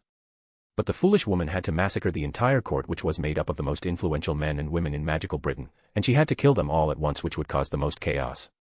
I think that this was what she hoped would happen, that the chaos would make her the obvious candidate going forwards. It was also how she planned to force my hand. She must have figured out that I was a pragmatic person and planned on me sparing her to be the logical choice, until she tries to betray me as well later on. But now, I was done with this woman. I tried to not get involved time after time, and she's the one who kept troubling me. Plus, what she did to my sister was unforgivable. She made her life hell, pretty much made her a target in her own country and forced her to live as a nomad for years. Adding in the fact that her little plan could have backfired in thousands of different ways, I wasn't going to let things go this time. I snorted in derision. I can't believe the bitch wanted to bind me with a version of the ritual that destroyed my home. It was my fault, really. I didn't realize that the Peveril brothers could have made a backup to their grimoire. It just wasn't done at the time, in fear that someone would steal it for themselves. The question remained as to what am I supposed to do now. I have bigger problems with the convergence being so close, and the Asgardian prince staying in my home. With my end of my agreement with Asgard getting closer, I knew that it would necessitate my entire attention to be able to fulfill it. I don't have time to deal with the fallout. The other branches of the Court of Shadows will realize that something happened, but I will hide what happened from the world. The whole Granger massacre would destabilize things even further. In the end, I snapped my fingers and the room returned to its previous state. All signs of the ritual disappeared, and the corpses disintegrated into dust and were scattered away in the garden. I looked at my former twin's corpse. It was barely more than a skeleton with clothes, now. I didn't feel anything, that was the sad thing. I should have felt something, anger, rage, disappointment, satisfaction, anything really, but for some reason his death just didn't seem to matter to me in any way. As estranged as we are, as different as we became as people, he was born my twin, my other half. Yes, I was disappointed in the men he grew up to become, but I always thought that deep down, I must have felt something. But all I had left was a sense of detachment to his death altogether. I just didn't care. With a sigh, I decided to not ponder on the matter. In my long life I have only spoken to him a handful of times. We might have been born as twins, but he was no better than a stranger to me. I guess that estrangement defeats blood after all. Still, I decide against disintegrating his corpse and instead put it in my pocket dimension. Rose might want to have remains to grieve, to bury. It could end up giving her some form of closure. I looked back and the room looked exactly the same as before the meeting. I just disable the wards that the court used when holding their meetings and teleport home. No one will think that anything happened, and it would take days for people to realize the disappearance of the members of the court. Let that be an unsolvable mystery that future generations of mages will ponder on and attempt to fix. With that done, I decide to teleport home. Chapter 271, Anguish. February 9, 2013, Malfoy Manor. Jasmine Sayer POV. With a sigh, I decided to not ponder on the matter. In my long life I have only spoken to him a handful of times. We might have been born as twins, but he was no better than a stranger to me. I guess that estrangement defeats blood after all. Still, I decide against disintegrating his corpse and instead put it in my pocket dimension. Rose might want to have remains to grieve, to bury. It could end up giving her some form of closure. I looked back and the room looked exactly the same as before the meeting. I just disable the wards that the court used when holding their meetings and teleport home. No one will think that anything happened, and it would take days for people to realize the disappearance of the members of the court. Let that be an unsolvable mystery that future generations of mages will ponder on and attempt to fix. With that done, I decide to teleport home. In a blink of an eye, Malfoy Manor disappeared, and the familiar sight of my home was in front of me. Immediately, I was accosted by Celine, who ran at me and hugged me. I missed you. What happened? What the hell? Since when was she this physically affectionate? Celine was many things, but the passing of time had made her control over her emotions to be ironclad. Add in her general apathy, she was rarely expressive, let alone running to hug me when I returned from missions far more dangerous than this one. I raised an eyebrow and replied, "You were right. The members of the Court of Shadows were a lot craftier than I gave them credit for. Not that it mattered, in the end. Did you get Rose?" Celine let go and immediately returned back to her old apathetic proper self. That was weird, but I was too drained to care too much. I'll ask her about it later. She nodded. Yeah, I healed her up and put her to bed. She was just magically exhausted. The girl doesn't have the same raw power as you, but she's still very impressive, for a mortal, that is. Tell me, what could have possibly caused her to fall this deeply? I sighed. She was betrayed by her brother. He dosed her, knocked her out, and gave her up to be bound to the court's whims. Thank God that my protections worked so she wasn't soul-bound, but they used runic chains to bind her, which kept siphoning her magic. I broke the chains and nullified them, but she was exhausted when I used a portal to send her home for you to check on her, in case I missed something in my hurry. Celine shook her head. Rose is fine. She'll be up in no time, as soon as she sleeps off her exhaustion. I nodded, the tension in my shoulders relaxed. We slowly walked towards Rose's room, since I wanted to check on my sister. Celine, on the other hand, wasn't satisfied with what I told her thus far. What of her brother? Are you going to let his actions continue unavenged? I raised an eyebrow. Celine, what's going on? What do you mean? My wife responded, looking genuinely confused. You're not usually this passionate about the lives of mortals, including Rose's. In fact, you usually seem to just not care that much about them. Celine gave me a warm smile. She's your sister, Morrigan. A slight on her is a slight on you, and you know how much I detest when that happens. Celine was doing her best to avoid answering my question, which probably means that it's somewhat sensitive. She has been getting slightly more aggressive ever since my ritual in Wakanda. Had she thought that she had lost me completely and panicked? I didn't know, and to be honest, I don't think I can pry the answer from Celine herself, especially as tired as I feel now. I just nodded and accepted the answer for now. I was going to revisit this later, but after the day I had, I just wanted to stay in bed and not leave for the rest of the day. We had arrived at Rose's room. She looked deeply asleep and a little too pale for my liking. I cast a few diagnostic charms and found no lingering issue. She just needed to rest. Choosing not to disturb her much-needed sleep, we both walked out of the room and stayed in the corridor outside. Celine though didn't seem to let up her answer. You didn't answer my question. At my confused look, she clarified, what are you planning to do about Nathan Potter? I just shrugged, nothing. There is no need to concern myself with the affairs of dead men. Celine seemed shocked for a moment, and I could understand why. While I never liked or even tolerated Nathan, especially the men he grew up to be, I wouldn't kill him. I wouldn't really kill James or Lily Potter either. I might not consider them to be family, as they had failed me time and time again, choosing others over me every single time that it mattered. They failed every single test I gave them to be a part of my life, but what they did forged me into the person I am today. Yes, I hated the Potters when I was younger, and that hate served as a motivation to train myself and my magic, to reach the limit of what I could do, when I was nothing more than an orphan on the streets of New York City. Without their abandonment of me, without Nathan being hailed as the savior of Britain, I wouldn't be the same person. Perhaps, I would have stayed as a broken girl with half a soul, who used the same mindless magics as the rest of Britain. In a twisted way, I owe my life to them, and while I will never go out of my way to help or protect them, I wouldn't kill them outright. Rose never really understood how much the Potters' abandonment affected me when I was younger, and she tried to do her best to get me to join her family.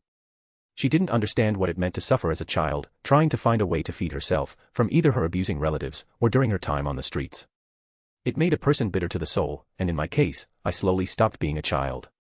When you deeply understand in your soul that you are the only person who cares about you, then you either have to grow up and take care of yourself or die in the delusion that someone would save you. Even if the Potters had found me before my travels in the past, I wouldn't have accepted them as my parents, not out of anger or malice, which I had in spades at the time, but out of lack of necessity. My sister, who had never truly suffered in her life, could never understand that there truly is nothing she could do to rectify the situation. And in a way, I think that even James and Lily Potter knew that. For all my pretension at being put together when I was younger, I was barely holding on. I was a raging ball of hatred and spite that wanted to burn the world. And I shudder to think what would have happened if Atlan hadn't found me at the shores of Atlantis when I traveled back to the past. I shook my head, trying to stop thinking about my distracting memories. Don't worry, though. I'm not the one who killed him. Granger was the one that did it. The moment I uttered these words, I heard a yell from behind me. What? I turned around and saw the pale form of my sister, barely standing up. Damn, we forgot to close the door and she must have heard me tell Celine about her brother's death. I nodded to her, confirming my words, and Rose fell as if her strings were cut, to the ground, and started sobbing. I just walked towards her and knelt down, hugging her. I'm so sorry, Rose. It took a few minutes for the young woman to calm down. Celine, who understood how delicate Rose's situation was, chose to leave the two of us alone, for me to comfort her while she mourned her brother. Even after she had calmed down slightly, she had a haunting look in her eyes. He betrayed me. I nodded. He did, but he wasn't exactly clear of mind when he did so. What do you mean? I shrugged. I examined his corpse when the mess was over with. He had a ring on his finger, one that belonged to the Court of Shadows, but his was different. There was this subtle compulsion to obey and submit to the court. Add in the fact that they threatened his family, he folded without question. Sure, it wouldn't have been enough to force him to do it, but I think that the compulsion made him disregard any other choice except giving you up or giving up his wife and children.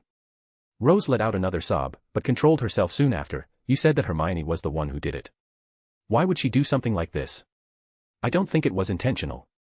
She tried to sacrifice the court in a ritual to bind me. It was an old ritual that she didn't even have a chance at understanding but did it anyway. She anchored the ritual on the rings that the court members were wearing, which meant that Nathan was also sacrificed. She didn't know that he had a ring, only that the court was forcing him to betray you. She planned on using this as a grab for power. How would that help her? I gave her a slight grin. Chaos is a ladder.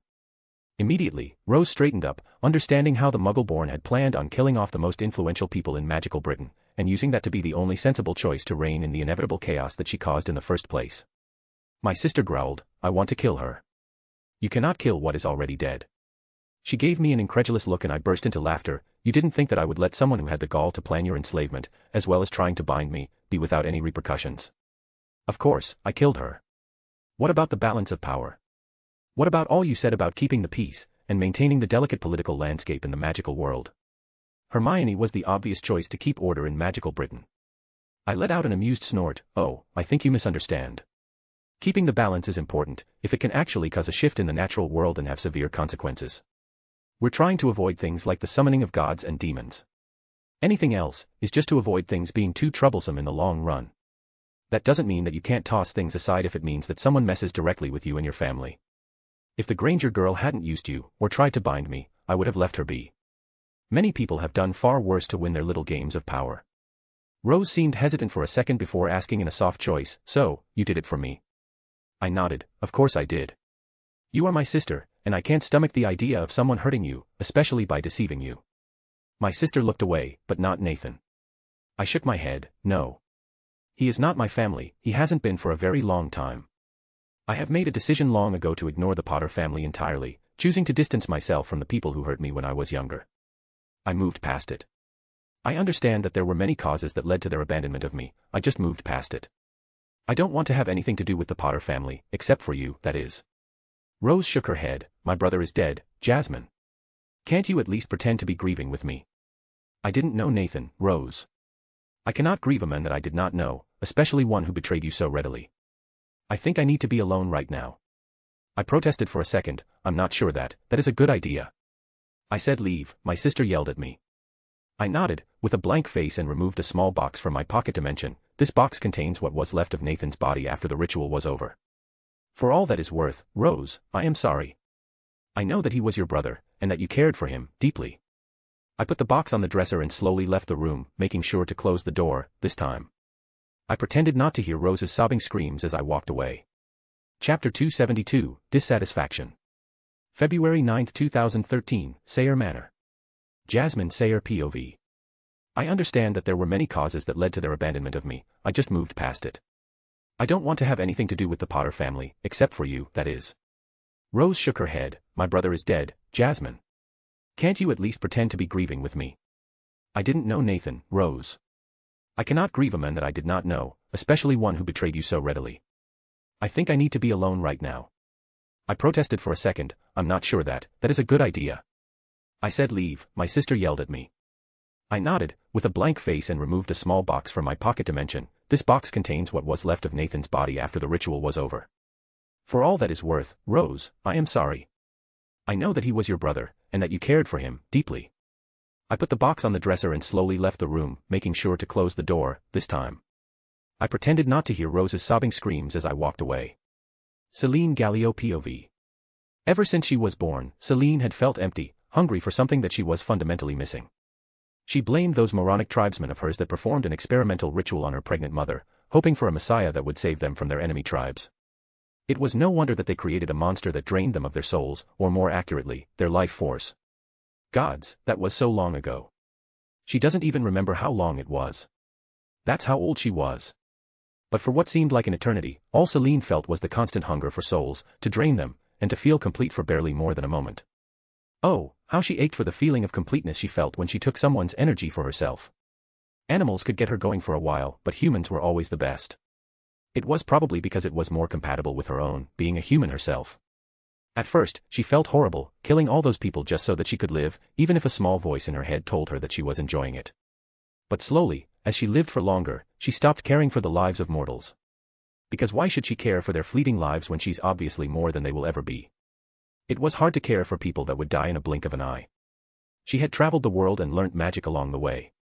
A few centuries in, she was the supreme caster of magic, rivaled only by the sorcerer supreme, not that they knew of her existence. Celine did her best to keep a low profile, seizing power subtly in a few cities, and then leaving them after she got bored. It wasn't a glamorous life, but it was enough for her, for a time. But one day, she woke up particularly drained. She had forgotten to feed and had almost died in turn.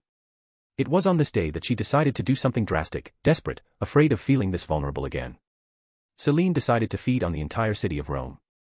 It was both her greatest failure, but also one of the best decisions she ever made. Because it was then that she met the Morrigan.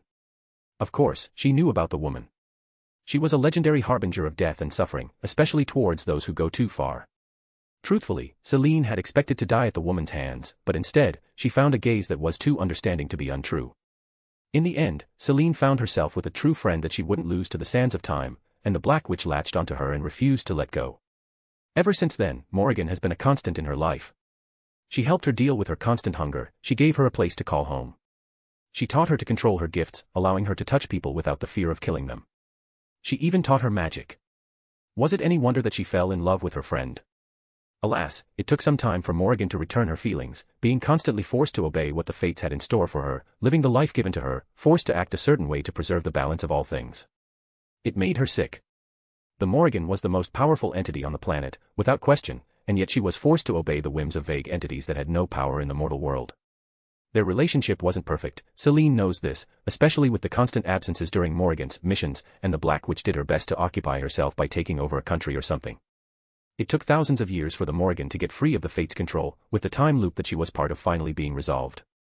You would think that things would calm down slightly, but somehow, things got even more chaotic. Celine did her best to weather everything that was being sent her way, but ever since her wife had performed that ascension ritual, things were getting too much. The Black Witch just didn't understand why her wife cared so much about the mortals around them and ignored her heartbreak when they inevitably withered and died before her. For some reason, she kept trying to live as a mortal, giving herself silly names and identities, in a foolish attempt to retain whatever is left of her humanity. It was such a pathetic mindset, and not at all suitable for someone of her caliber. Perhaps her current irritation wasn't exactly Morrigan's fault. During her wife's ritual in Wakanda, Celine's pendant started glitching slightly. It was the first true gift she had ever received from her wife, and it helped her contain the constant leakage of life force, meaning that it made sure that she wouldn't feed too much. There was still a leakage, but it was somewhat manageable. She just absorbed the life force of a bloodthirsty murderer every half a century or so, and she was all right. Even then, it was Morrigan who made sure that soul transfer went smoothly, using the pendant as a buffer. Slowly, the feeling of hunger faded to the back of her mind, and for the first time in her life, Celine learned to live. The pendant was bound to Morrigan's magic, to use as a buffer when it was time for Celine to feed on another poor soul, or to be able to take control in case something had happened. How could they have forgotten this? She didn't know, but during her wife's little adventure in other universes, the pendant had completely malfunctioned, not that she had noticed at first, Morrigan was only gone for a few years. She only knew that something was wrong when it kept glitching during her wife's ascension ritual. For the first time in thousands of years, she started to hunger for more energy. She had lost control during a mugging attempt in the streets of New York City, and she had drained 3 muggers of their life forces. The feeling was divine, it was otherworldly. Celine forgot why she stopped directly feeding on mortals, especially when it felt so right. Even after her wife had returned and the pendant somewhat stabilized, the feeling hadn't faded. Her life force may have stopped leaking, but she still craved the feeling of completeness even further. She missed feeding on other humans. Her pendant just wasn't enough, and even now, she walked down in bad neighborhoods wearing expensive clothes and jewelry, waiting to be mugged, just so that she could feed on them. After all, if they were the ones attacking her, and she just retaliated, she wouldn't be in the wrong, would she? The Morrigan wouldn't say anything about Celine defending herself. And it's not like thousands do not die every day, what's an extra 1 or 2? For all that her wife complained about the natural order, she had caused far more deaths than Celine ever did. And it's not like Celine fed on innocents, only violent criminals. In a way, she was helping the mortals fight crime, killing 1 mugger at a time. Currently, Celine was anxious for another feeding session, which is why she urged her wife to deal with the Court of Shadows as soon as possible. Unfortunately, she wasn't attacked when she walked into a shady neighborhood in New York, and her wife had dealt with those pesky wizards quickly enough. But it wasn't enough. Morrigan's identity as Jasmine Potter was being hunted down by various magical governments all over the world, prompted by the members of the Court of Shadows. Her connection with the Sayer family was already public knowledge, which means that finding Jasmine Sayer is inevitable. Celine needed to know what happened before making sure that everything was dealt with. From what she has heard, the British branch of the court was dealt with, but she was still in danger. She waited for her beloved to finish consoling her sister, who had lost a brother in the conflict. When her wife got down, Celine was calmly sipping tea, hoping to make this as brief as possible. So, what's next? Morrigan looked confused at her question. I don't understand. Celine let out an exasperated sigh. Seriously, do you think that the rest of the Court of Shadows is just going to let you be? Morrigan shook her head. I know, but what else can I do? If they get too close to this identity, I'll just fake my death once more. It isn't the first time that I used this trick. They might be mortal, but they're not stupid, Morrigan. They will see through your trick this time. They will not relent. Celine's wife let out an exhausted sigh. What do you want me to do? I can't just kill them all. The chaos alone would be a nightmare to deal with. And why is this your problem? You're free now, Morrigan. You have no more responsibilities. Not to fate, and especially not to death. You owe these people nothing. If they hunt you down, then do the same to them. If they threaten your family, then kill them before they hurt you.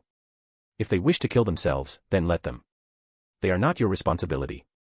Morrigan interjected, of course they are. I have watched over them ever since Atlantis fell. I have a duty as the last daughter of Atlantis. Celine interrupted her wife's tirade. Atlantis is dead, Morrigan. Stop clinging to a dead city, because all that remains of her are fables and stories. And me. I am what is left of Atlantis, and I can't just let go of my legacy, of my past. The Black Witch answered softly, Atlantis was a great city, legendary even, but Morrigan, it's gone now. You need to stop working yourself to the bone trying to keep everything together, especially with what's coming. You have been spreading yourself thin for centuries, making sure that the Muggles don't kill off the mage population, protecting the world from extra-dimensional threats, and keeping an eye on the mutant population, and the mage communities. You even crafted one of the most complex spells ever made, by gods and mortals alike, just to enforce the statute of secrecy. You've done enough. The Morrigan didn't seem to be convinced, so Celine continued, but with how large the population has grown, and with it the number of dangers they involve themselves with. It's time to let go, remove the kitty gloves and let them take care of themselves. You need to focus on dealing with entropy in your deal with the Asgardians, and you can't afford any distractions. Reluctantly, Morrigan nodded, fine, I'll try to let things go a little, but I will get involved if things go too far. As for the court, I'll try to come up with something. I'm going to bed. It's been a long day and I'm exhausted. Celine's wife walked up the stairs to their bedroom, leaving a disappointed Celine. She knew that tone. Morrigan was just going to let things be until the court does something drastic. But no, not this time. Celine is going to take care of things before her wife gets hurt once more. And if she feeds on a few of her enemies along the way, well, no one has to know about it. Chapter 273, Fire in the Water. February 11, 2013, Sayre Manor. Celine Gallio POV. The Morrigan didn't seem to be convinced, so Celine continued, but with how large the population has grown, and with it the number of dangers they involve themselves with. It's time to let go, remove the kitty gloves and let them take care of themselves. You need to focus on dealing with entropy in your deal with the Asgardians, and you can't afford any distractions. Reluctantly, Morrigan nodded, fine, I'll try to let things go a little, but I will get involved if things go too far. As for the court, I'll try to come up with something. I'm going to bed. It's been a long day and I'm exhausted. Celine's wife walked up the stairs to their bedroom, leaving a disappointed Celine. She knew that tone. Morrigan was just going to let things be until the court does something drastic. But no, not this time. Celine is going to take care of things before her wife gets hurt once more. And if she feeds on a few of her enemies along the way, well, no one has to know about it. Jasmine Sayre POV. I will admit that my talk with Celine was very enlightening. My wife had a point. After all, I needed to prioritize my efforts. The magical world, no matter how much effort I put into it, was never going to be involved in a large-scale conflict such as the one against entropy, so it was better to focus on my deal with Asgard, which could end up making a difference in the coming fight. People often forgot that the magical world was mostly made up of civilians, and were not a warrior race like the Asgardians. It seems silly for people to have the power to alter reality in their grasp, and to not use it to conquer the world. This is why the statute of secrecy was created, and I supported it. Muggles and mages think in a way that is fundamentally different from the other. Muggles grew with conflict. It was how they motivated themselves, through greed, suffering, and death. Looking back to the last century, the most impactful advancements in the sciences were involved in the creation of weapons. Wizards and witches, who can already use a few spells and become self-sufficient, rarely experience the despair that the Muggles used to push themselves further. You would never see a starving mage, or a homeless one. All the necessary needs are met, and when that happens, most mages just become satisfied with their lot in life. Why would they need to fight, if their needs are met? That's not to say that greed and crime do not run rampant in the magical world, only that an average civilian isn't desperate to earn more gold and glory. Humans were creatures of greed and violence, but that's out of necessity to survive. Magic showed us that giving everyone the means to enjoy a simple life, with the means of taking care of their basic needs, will result in them not developing the greed and brutality that is often seen in unpowered human beings. It was also why it was so understandable that mages look down on Muggles and call them savages. Seeing them constantly fighting wars and killing themselves over petty resources and worthless titles would make anyone look down on them. It had also backfired, in a way. The progress in magical studies has diminished ever since the statute of secrecy was put in place. The presence of muggles in their lives had motivated wizards and witches to push themselves, to make new inventions, and to find new ways of using magic. Seeing a motivated wizard nowadays was a very rare event, and they were almost all muggle-borns, which does make sense, in a way. Another disadvantage of the statute was the mass disinterest in the affairs of the country. As long as it doesn't involve them, magical folk just tended to not care about anything. It was why so few people had fought against Voldemort, which would have killed his movement before it even started. Yes, the magical world was not ready to fight a war on the scale of the one that was coming. As for my relationship with the Asgardians, I'm pretty sure that Odin's goals were hinging on Thor's current education. The old man obviously wanted to retire and let Thor succeed him, and I could understand that very well. Being a king could be fulfilling for a while, but afterwards, you just get tired of the people whining about their problems to you, while you just wanted them to go away and bother someone else. I have tried being in charge a few times, and it quickly ended up being a very troublesome endeavor. Now, for Odin to retire, his son needed to grow out of his reckless phase, something that I was slowly hammering into him while teaching him how to use his power. And while he was adept at strategy, there was something else I needed to teach him. I looked at the God of Thunder who was still training in the training yard. He was attempting to create a version of Mjolnir that was made up of lightning. He was getting close, and I was curious as to how far he could push this if he was successful. Would he be able to throw it and summon it, as he did with his own hammer? I didn't know, but I was ready to find out. I walked towards him and he straightened up immediately. "Lady Morrigan, is it time for our training to resume?" I had asked him for a couple of days off after the whole mess with the Court of Shadows, and my grieving sister. Nathan's death had really hit her hard. I nodded. "Yes, young Odinson, it's time to resume our training. But I believe that there is very little left I could teach you regarding lightning manipulation without teaching you things that do not suit your powers. I have taught you the basics, and you only need to apply them and use them creatively to create your own spin on your powers." Thor nodded, understanding. Damn, the kid was growing up. From what I heard of him, a few years back, he would have thrown a tantrum because I would have refused to teach him everything he wanted. Instead of doing so, he looked at me, expecting me to continue before asking, "Then what are we going to work on?" I gave him a slight smile. "Well, before we can get started, can you tell me what your godly domain is, Thor?" It was funny, calling Thor's magic a godly domain, but it was fitting in a way. He wasn't a true god, a being of pure energy that represented a domain. But Asgardian magic was different to that of Midgard's. It was all based on the Odin force, which is what provided the energy that they call magic. Asgardians were often just given physical magics, which ensured their immortality, gave them some sort of magical resistance, and enhanced their physical attributes, but Odin could select a type of magic, and gift it to anyone he wishes. These magics are called domains, and can only be used by one user at a time. One of the biggest advantages of such a magical system was the fact that it was based on the Odin force which is connected to Yggdrasil.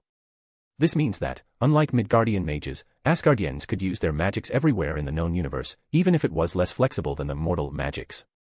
However, the Allfather also had absolute control over all the magics, which was shown when he removed Thor's magics, his domain and physical might alike, in seconds when he banished him to Midgard a few years back. The king of Asgard even bound his powers to Mjolnir, so that should it ever consider him worthy, his powers would return. It was curious how Odin was able to get the rudimentary conscience in this Mjolnir to make an active decision on something as vague as being worthy. I'll have to ask him about it later. Although, managing such a heavy magical system by himself is probably why he goes into a healing coma, or the Odin sleep, when he gets too drained to continue to power the Asgardian magical system. People really underestimate how powerful Odin really is. The man is actually responsible for the magic of his entire kingdom. That's insane when you think about it. My internal grumblings about Odin's bullshit powers, yes I can see the irony of me saying it, were interrupted by Thor's answer, "I am the god of thunder. My father said so when he revealed my domain." I snort, "Then why are you only focusing on your lightning alone? Thunder and lightning do seem interchangeable, but they are different. Observe." I point at a large rock by the end of the training grounds and punch the air in front of me. A very loud booming noise happened during the action and a veritable shockwave came from my closed fist and raced towards my target. My target was turned to smithereens when it was hit. I gave a smug smirk to the gaping Prince of Asgard, who was staring dumbfounded at my attack. "How did you do that?" I shrugged. "What is thunder but the sound generated by lightning?" "Yes, your powers allow you to control lightning, but you forgot what else it does. You used it by instinct through Mjolnir, channeling your thunder to create shockwaves when you hit someone with it. That's not it, you've often generated storms during large-scale attacks. The winds flow stronger when you are angry or frustrated.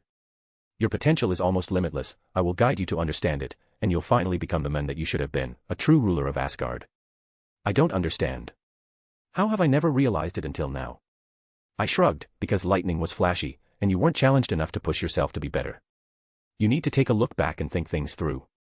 How did you ever think of becoming a king, to being in charge of an entire kingdom, including its inhabitants, if you didn't keep looking for every angle from which to approach a problem? Violence might be a great approach in battle, but it rarely is one to a monarch. Thor nodded sagely, but then grinned at me, looking strangely excited. Can you teach me the trick with the thunder?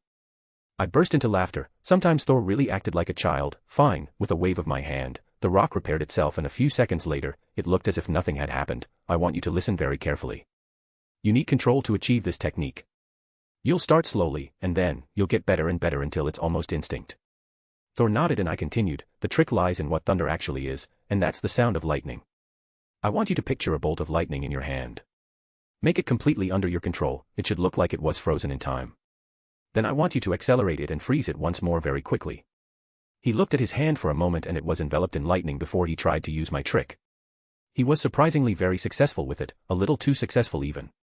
The Prince of Asgard does seem to be a surprising genius when it comes to his magics, when he tries, at the very least. A shockwave originated from his hand and instead of going forward, it sent him flying back. Suppressing my laughter, I commented, you've got the idea, but try to control it a bit better next time. When you can do it properly, I want you to keep doing it with less and less lightning, until you finally grasp the technique without any lightning altogether. That's when you should consider yourself to have mastered the technique. Thor nodded, confident in his abilities. He spent the entire day trying out the thunder punch. It was one of the funniest things I've seen in a very long time. It was a welcome surprise with how horrible the last few days were. Chapter 274, STEM. February 11, 2013, Sayre Manor. Jasmine Sayre POV. Thor nodded and I continued, the trick lies in what thunder actually is, and that's the sound of lightning. I want you to picture a bolt of lightning in your hand. Make it completely under your control. It should look like it was frozen in time. Then I want you to accelerate it and freeze it once more very quickly. He looked at his hand for a moment and it was enveloped in lightning before he tried to use my trick. He was surprisingly very successful with it, a little too successful even. The Prince of Asgard does seem to be a surprising genius when it comes to his magics, when he tries, at the very least. A shockwave originated from his hand and instead of going forward, it sent him flying back. Suppressing my laughter, I commented, you've got the idea, but try to control it a bit better next time. When you can do it properly, I want you to keep doing it with less and less lightning, until you finally grasp the technique without any lightning altogether. That's when you should consider yourself to have mastered the technique. Thor nodded, confident in his abilities. He spent the entire day trying out the thunder punch. It was one of the funniest things I've seen in a very long time. It was a welcome surprise with how horrible the last few days were. After Thor's welcome distraction, I returned to the living room, more relaxed than ever since the mess with the Court of Shadows.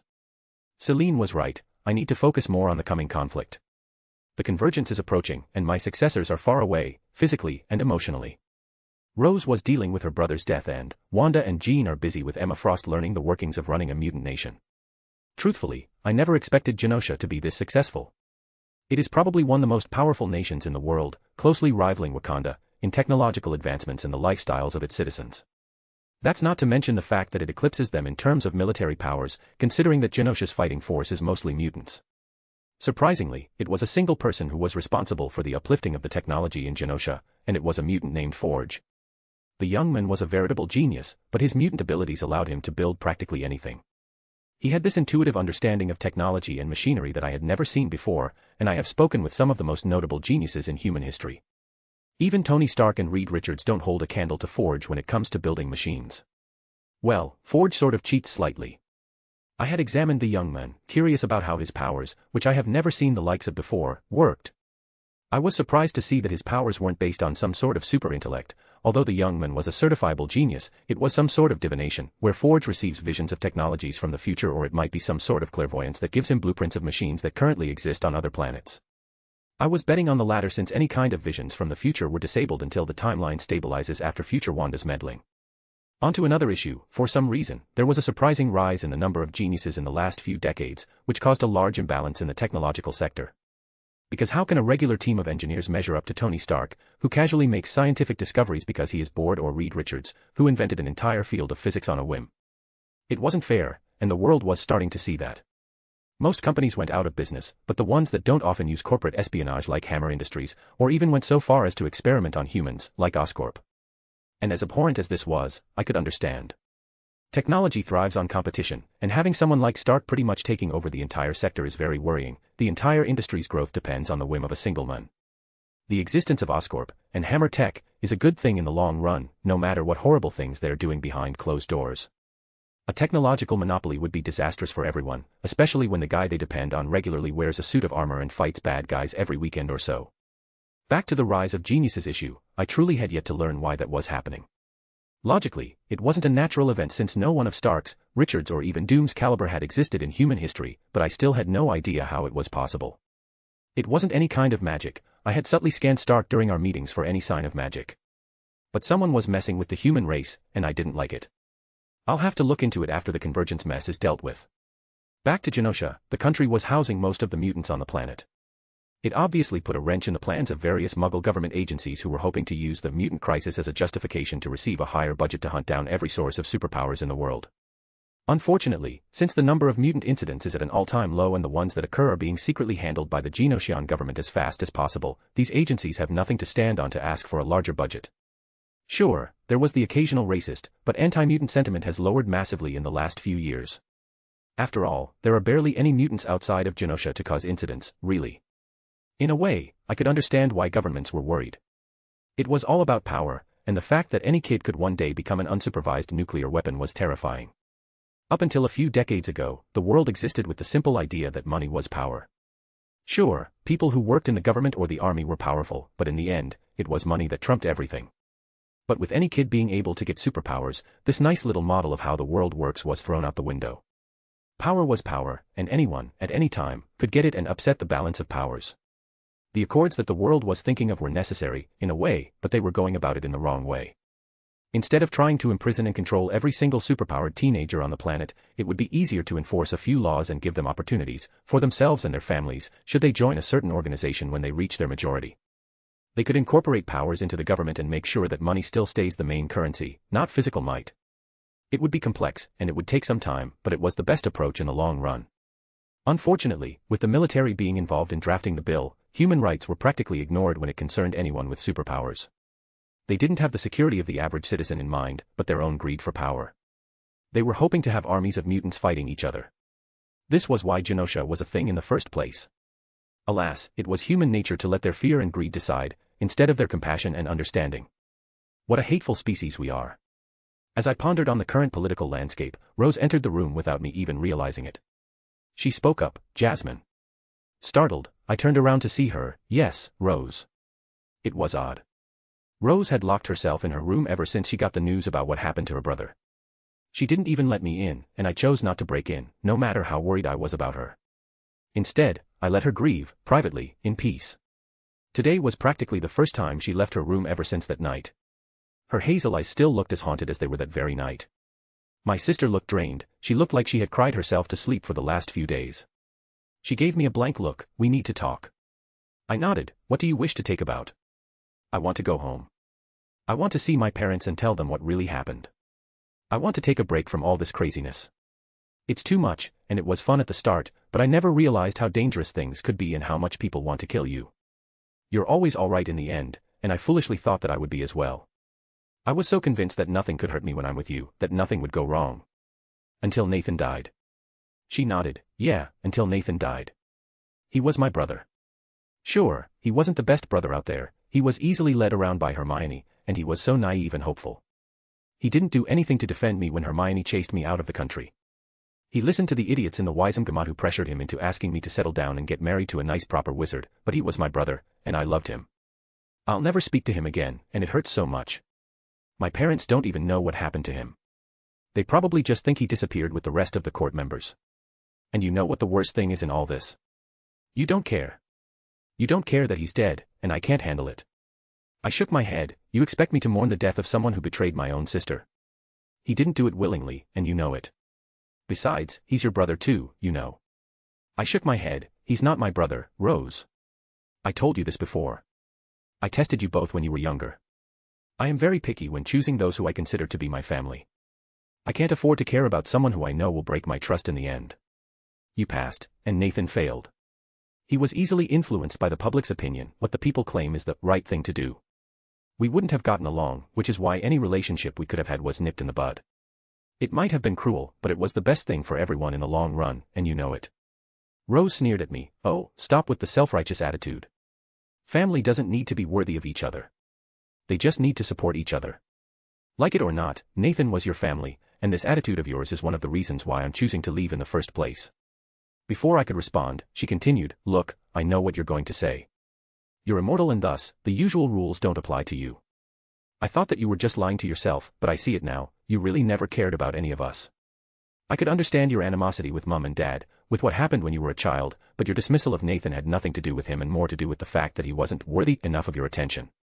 I care about you, Rose. My sister shook her head. No, you don't. If you did, you would have saved Nathan. If I was the one dying, you would have saved me. You could have. Don't tell me that Hermione Granger of all people knew more magic than you do. I averted my eyes. I thought so. I'm going home. I need some time to think about what I want to do in the future and arrange a funeral for Nathan, and you're not invited. Just stay away from me. I'll let you know when I'm ready to talk again. Too shocked to speak, I just nodded. Rose just turned around and walked back to her room. I felt the wards letting me know that she had teleported away. But all I could think about is how I had probably just lost one of the most important people in my life. Chapter 275, Tempest. February 11, 2013, Royal Palace in Asgard. Odin Borson POV. Odin Borson knew that he wasn't a good man. A good king, perhaps, but not a good man. He was very manipulative in nature, which was a very good quality to have during court, but not so much when raising children. He knew that hunger for power was in his nature. He was destined to be a conqueror, to spill the blood of millions to become the undisputed king of the 9 realms. Perhaps it was his fate, or perhaps it was his own greed that always pushed him in his younger years, that motivated him to claim everything he could as his own. In the end, it didn't matter. In every iteration of Ragnarok, Odin Borson always conquered the 9 realms. That was an undeniable fact, a fixed point in time, one that always disgusted him the moment he remembers his past lives during his ritual where sacrificed his eye. It wasn't even the Shadow's fault. Odin was a conqueror far before he became a prisoner in his own mind. At least there's something that he couldn't blame on them, no matter how much he wished he could. He was old and weak now, and it was fitting in a way that a way for his people's freedom appeared at this moment at the hand of one of the most frustrating people he had met in any of his lifetimes. The Morrigan was an impossibility that did its best to frustrate him as much as possible. She was touched by death, that's for sure, and was technically the avatar of death, a thankless responsibility that granted her a frightening amount of power. But there was something else, something more. He had seen avatars of cosmic entities. By the Norns, he had once fallen in love with an avatar of the Phoenix Force. Even if the Morrigan was the first avatar of death, she was too connected with the entity for her to simply be just that. The king of Asgard had no idea what in the 9 hells she was, but it was something that he had never seen before in any of his lifetimes. In Odin's experience, new elements presented too many variables in the equation, and with it, they almost always bring unforeseen danger with them. It was one of the main reasons he disliked the Morrigan in the first place. Well, that and the fact that the Avatar of Death had disrespected him in more than one instance, even if he was thankful that she dealt with the mess that was Hela, Odin's firstborn. And what a surprise it was when he awoke and realized that Hela was his daughter, and not Loki's. It was great in a way that meant that the shadows were weakened by the previous Thor. Odin suppressed a smirk at his son's frankly impressive accomplishment. His gamble with Gaia's essence had worked out splendidly. The fact that the usual timeline had derailed meant that they were not as in control as they used to be, even if he still heard their whispers in his head. They did seem to grow stronger and regain their control over him, especially when Thor was born. He really scared them, didn't he? Odin theorized that the shadows did not grow suddenly in strength when Thor was born, but they probably chose to focus only on him, and maybe a few select individuals who heavily feature in their plans, instead of being the immense web of influence that controlled every single soul in the 9 realms. Unfortunately, he couldn't take that risk. Even if they couldn't control everyone, they could control anyone. Odin had to assume that they had eyes and ears everywhere. Perhaps, in a way, even should they fail in the destruction of those who sit above in shadow, they were able to grant the 9 realms at least one cycle of freedom, for the most part. Yet now, he was putting his hopes on his son, and a stranger who had asked his help in a far bigger fight than he could afford. But in a way, his word was law, and hence their agreement was binding. He had never fought against a cosmic entity before. Their assault was going to start during the convergence, and from what he understood, the Morrigan had everything under control and was training Thor adequately. Oh, how he longed to train his son, both his sons, in the ways of the warriors and magics. Loki was a bright child, whom he never regretted saving, even if he was being manipulated, and had helped cause the destruction of Asgard in most other iterations. In many ways, Loki was the son that was the most like him. He had his lust for power, and his tendency to manipulate everyone around him. Loki had his cruelty and ruthlessness before it was tempered by his long life. Truly, Odin had no idea how Thor could be this noble, this heroic, in almost every iteration while being raised the same as Loki. Sure, the king of Asgard favored his biological son in many ways, and sometimes even silently condemned Loki's actions, but it was mostly tainted by his memories of their predecessors. At least Hela is imprisoned. Her presence would have made a mess of things, and she would probably join the shadows just to defy him. Alas, Odin didn't want to think about his firstborn daughter and this lifetime's greatest failure. Back to Thor, Odin supposes that the main difference would be Mjolnir. Its presence was always there, even if it was faded. Odin knew that the hammer had a consciousness. He was one of the biggest reasons that the hammer was forged in the first place. It was a tale lost to time, one that only Odin knows today. Millions of years ago, in one of the iterations of Ragnarok, before the Shadow's arrival, Asgard was destroyed by a storm. It wasn't any normal storm, but the first one in existence, the very embodiment of thunder. It had a rudimentary intelligence that wished for nothing but to propagate, tearing apart time and space in every fabric of reality that it touched. Back then, the universe hadn't stabilized then. It was in a constant state of flux, of chaos. Odin rarely tried to navigate it, preferring to remain in the realms outside, which were far more stable. In an environment like this, the universe gave birth to chaotic beings, which were later hunted down and exterminated by the Celestials. Seeking to escape the purge, the storm had somehow escaped the main universe and bound itself to the Bifrost, which helped it propagate throughout the 9 realms, destroying them without a single warning. Asgard was the last one to have lasted, and it was mostly because of his protections. Not that it mattered in the end, Asgard was destroyed and only Odin remained. He was in his prime, then, and fought for what seemed to be years, attempting to destroy the cosmic storm that he named the God Tempest. In the end, he only managed to bind it using his runes, sealing it away in an ingot of Uru, which he buried in the heart of a mountain. After dying from exhaustion, the iteration of the cycle was officially destroyed, and a new one was created. Ever since that fateful day, Odin always checks on the God Tempest at least once in every single iteration, in fear of it escaping. Everything continued as usual until, during one visit just after his war with Heaven, the king of Asgard discovered that the mountain had disappeared and only a single block of stone remained which hummed with power. The God Tempest's basic consciousness had evolved and learned to affect the world around it.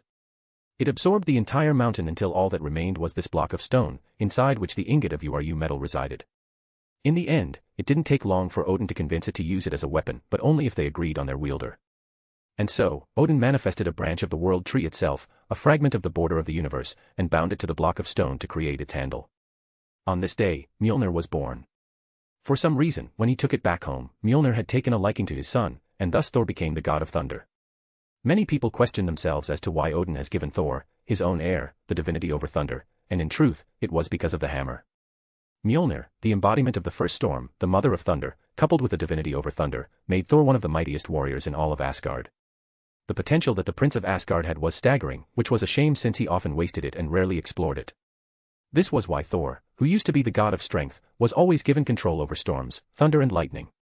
And even now, with the shadows doing their best to stop Thor from obtaining it, making Odin forge fake copies, Mjolnir longed for its wielder, and their reunion seemed to be approaching rapidly, which boded well for Odin and his moves against those who sit above in shadow. Odin smiled to himself. Thor was doing very well in his training, and it didn't escape the king that the Morrigan was also training his son on how to exercise restraint and cunning, something that the boy often lacked. She was turning him into a ruler, and Odin was very grateful for her for doing so. Perhaps, after this juncture was over, he would start the ritual to pass on the Odin Force to his son, should he fall in the battle with the shadows. A small plan formed in the king's mind which made him unconsciously grin. The shadows had done their best to gain control over him. While Odin's mind was protected and unbreakable, they had opted to control his body. Unfortunately for them, Odin was the All-Father, and he had a few tricks up his sleeve. And with the shadows being weakened, he had a little leeway. In this case, Odin decided to take a risk. Odin created an energy projection that disguised itself as one of the guards which appeared in the lower level of the prison, specifically, where Loki was located. The guard slowly walked towards the prisoners and stopped in front of the cell belonging to the disgraced Prince of Asgard. The god of mischief was lying down, feigning sleep. He was relatively calm compared to the other inmates who kept banging on the golden energy field that separated them from the outside world. Loki looked surprisingly well and calm compared to his crazed self when he tried to commit genocide and destroy an entire realm. Perhaps it was the shadows giving up on him since he was imprisoned and thus useless for their plans for the time being, or maybe it was Frigga's regular, secret visits which turned the boy's imprisonment into a makeshift house arrest, and not the deep dark dungeon that people who had committed his crimes are sent to. Odin's thoughts were interrupted by Loki, who spoke up. "Are you here to stare at Asgard's disgraced prince, or is there a purpose for your presence?" Odin, disguised as the guard, smirked. "Asgard has need of you, Loki Odinson." The imprisonment sneered, I would gladly see Asgard burn. Even your mother. The question seemed to shock the godling enough to shut him up. Odin took this opportunity to continue, grave danger is upon us, one that would kill us all. Your king, your home is asking you to protect everyone you hold dear. Are you willing to do your duty, to repay your sins and return home as a hero? Suppose that this was true, that I would agree to help, how am I supposed to do so from this cell? Odin went through the energy shields as if they aren't even there and touched the prince's necklace. It was a gift that he had given the boy when he was younger. It was charged with his Odin force, along with a fragment of Bifrost energy. It was supposed to be an escape, a quick way to Asgard's healing chambers in case of emergency, one that should manifest itself when he was only mortally wounded. But now, Odin was altering the enchantment slightly, like he had done to Thor's a few years back to travel to Midgard to stop Loki during his foolish invasion. Smirking at the shocked look his son had, Odin asked again, do you accept your mission, Loki? The boy nodded and Odin continued, travel to Midgard and meet with Thor's teacher. Give your brother this box, and stay with them. Odin handed Loki a small box with runes on it, everything will be explained when you arrive. Good luck, my son.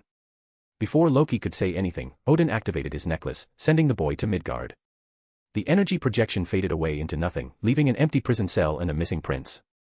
Chapter 276, Trickster. February 11, 2013, Royal Palace in Asgard. Odin Borson POV. Odin went through the energy shields as if they aren't even there and touched the prince's necklace. It was a gift that he had given the boy when he was younger. It was charged with his Odin force, along with a fragment of Bifrost energy. It was supposed to be an escape, a quick way to Asgard's healing chambers in case of emergency, one that should manifest itself when he was only mortally wounded. But now, Odin was altering the enchantment slightly, like he had done to Thor's a few years back to travel to Midgard to stop Loki during his foolish invasion. Smirking at the shocked look his son had, Odin asked again, do you accept your mission, Loki? The boy nodded and Odin continued, travel to Midgard and meet with Thor's teacher. Give your brother this box, and stay with them. Odin handed Loki a small box with runes on it, everything will be explained when you arrive. Good luck, my son. Before Loki could say anything, Odin activated his necklace, sending the boy to Midgard. The energy projection faded away into nothing, leaving an empty prison cell and a missing prince. Loki Odinson POV. If anything, Loki was just confused about what just happened. He knew for a fact that the guard he had just met wasn't your regular Asgardian. For one, he had never seen this guard before in his life, and he had made a point to familiarize himself with his wardens. It's not like there were many things to do with his time, considering his imprisonment. No regular guard would ever know how to use the pendant around his neck. Its magical nature was hidden from even himself, and he was one of the most experienced users of magic in the 9 realms. The only other powerful magic users that might be able to rival him were the Allfather and his mother, no matter how Amora and her sister might pretend to be his superior because of their gender. Loki's mother couldn't be the one to cause his departure, she regularly visited him and would have easily put things into motion then, not in the middle of the night. Truthfully, Frigga's visits were one of the few things that brightened the dark pit that was his prison cell. At least once a week, she would come down to his cell and just keep him company. Sometimes, they talked about the happenings in the Asgardian court, but they mostly discussed magical theory, and interesting spells. She had been delighted when he described his duel with the Morrigan, marveling at the woman's mastery over magic. They never talked about his failures, from before and after his fall into the void. That was the best thing when it came to these visits. Loki knew that there was no judgment in the eyes of the woman he once called mother, only unconditional love. He may have renounced Odin as his father, but Frigga will always be his mother. He could never forget her warmth compared to his father's coldness, her love compared to his father's disappointment. Loki regretted nothing more than the pain his disappearance had given his mother. She had even been kind enough to convince the Allfather to remove the anti-magic wards from his cell and replace them with ones fully separating the inside and outside of the prison cell. Odin had warded the cell himself, using his runes, no less. It was flattering in a way, to see the king of Asgard himself deign him worthy of using his runes to contain his power. Most people thought that Odin's power lied in his physical might, his martial prowess, or even his spear Gungnir, which was an impressive weapon without a doubt. They are all wrong. Odin's runes are his main source of power, he could use them to change the fabric of reality. He became a god among gods. There was a reason that the 9 realms rarely rebelled when the combination between Odin's runes and Odin Force would destroy their entire races with barely more than a thought. There were no doubts that Odin was a great king, but he was not a good father. He never congratulated them for their achievements, he was just there, judging Loki and his brother from afar. And the trickster was fine with that. But there was always a hint of warmth in the king's unaging eyes when he looked at Thor, and a hint of contempt when he looked at Loki. Sure, the trickster was always reassured by his mother's warmth, but sometimes, he hated Odin's confidence in Thor as his successor. Thor was a heroic sort, reveling in the countless stories of battle and glory. He did not understand the delicacy of ruling, the intricacies of politics. After all, Thor's personality could be summarized in his weapon, a hammer. He was a brute, and while Loki would admit that Thor's skills as a warrior were impressive, he had no skill as a ruler. As such, there was no reason why Odin had so much faith in Thor. The trickster just didn't understand why Odin always chose Thor over him. Wasn't he his son, as well? It was why Loki interrupted Thor's coronation in the first place. It was both to stop the realm from being set on fire from his inevitable mistakes, but Loki also knew that Thor's arrogance and impulsiveness wouldn't stop him from doing something stupid to nurse his bruised pride. He had expected Odin to finally realize Thor's flaws, but he did not expect the brute to start a war and get himself banished as well. He didn't want that. The god of mischief only wished that Thor fully understood the weight of the crown and for Odin to realize that Thor wasn't ready to rule an entire kingdom. Perhaps, once Odin had realized how impulsive his decision was to crown Thor, he would thank Loki for his intervention. He hadn't expected to lose his brother as well. Unfortunately, the All-Father still hadn't treated him any differently even after his brother's banishment. It was like he expected Thor to return, and when he finally found why, he had been filled with nothing but rage. Loki was a frost giant, one of the monsters that scared the children of Asgard. He was a monster that Odin thought to use as a pawn. Odin wasn't his father, and Frigga wasn't his mother.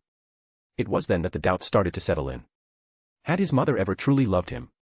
If she did, then why didn't she ever tell him? Why had she hidden his true nature from him? Was Loki a hostage, a prisoner, a trophy of Odin's victory over the frost giants? And so, as Odin fell into the Odin sleep, Loki found himself as the ruler of Asgard. It was what he dreamt of happening and yet he found no joy in it. He did not feel victorious, only disappointment. And that was when, in his grief, that his insanity grew. He was more rash, more vicious, when it came to the threat of being abandoned by his mother. Would Odin send him back to Jotunheim after he wakes up?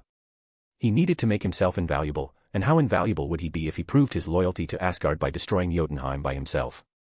This way, he would prove that Asgard was his true home, and he could go back to pretending that nothing had happened. It was a mad thought, but one that wouldn't leave his head. He ended up going with it, and almost committed genocide, before being stopped by his brother.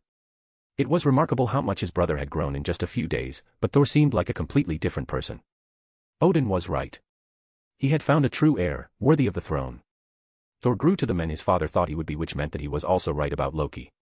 In a moment of clarity, he had found how much suffering he caused to his family, how much he would keep causing, and thus, he let go and fell into the void. He expected to find himself in Helheim, or Valhalla, if he was lucky. However, he found himself at the mercy of the mad Titan. He had thought that Odin was a monster, but he didn't even come close to Thanos' cruelty and pain. The Titan flayed his mind apart until he broke and sent the remains to Midgard for him to conquer. The worst thing was the Titan's constant voice in his head, coming from the cursed scepter that the monster had given him. It kept whispering promises of false power in his head, telling him to destroy the planet and return to the Titan's side as a conqueror, with the Tesseract in tow. The god of mischief wasn't an idiot though. He was mad, that he would freely admit, but he wasn't prone to foolish mistakes. He knew that the scepter contained the Mind Stone, nothing else would have gotten through his mental protections, which were developed by Frigga herself. He also realized quite quickly that the Tesseract contained the Space Stone.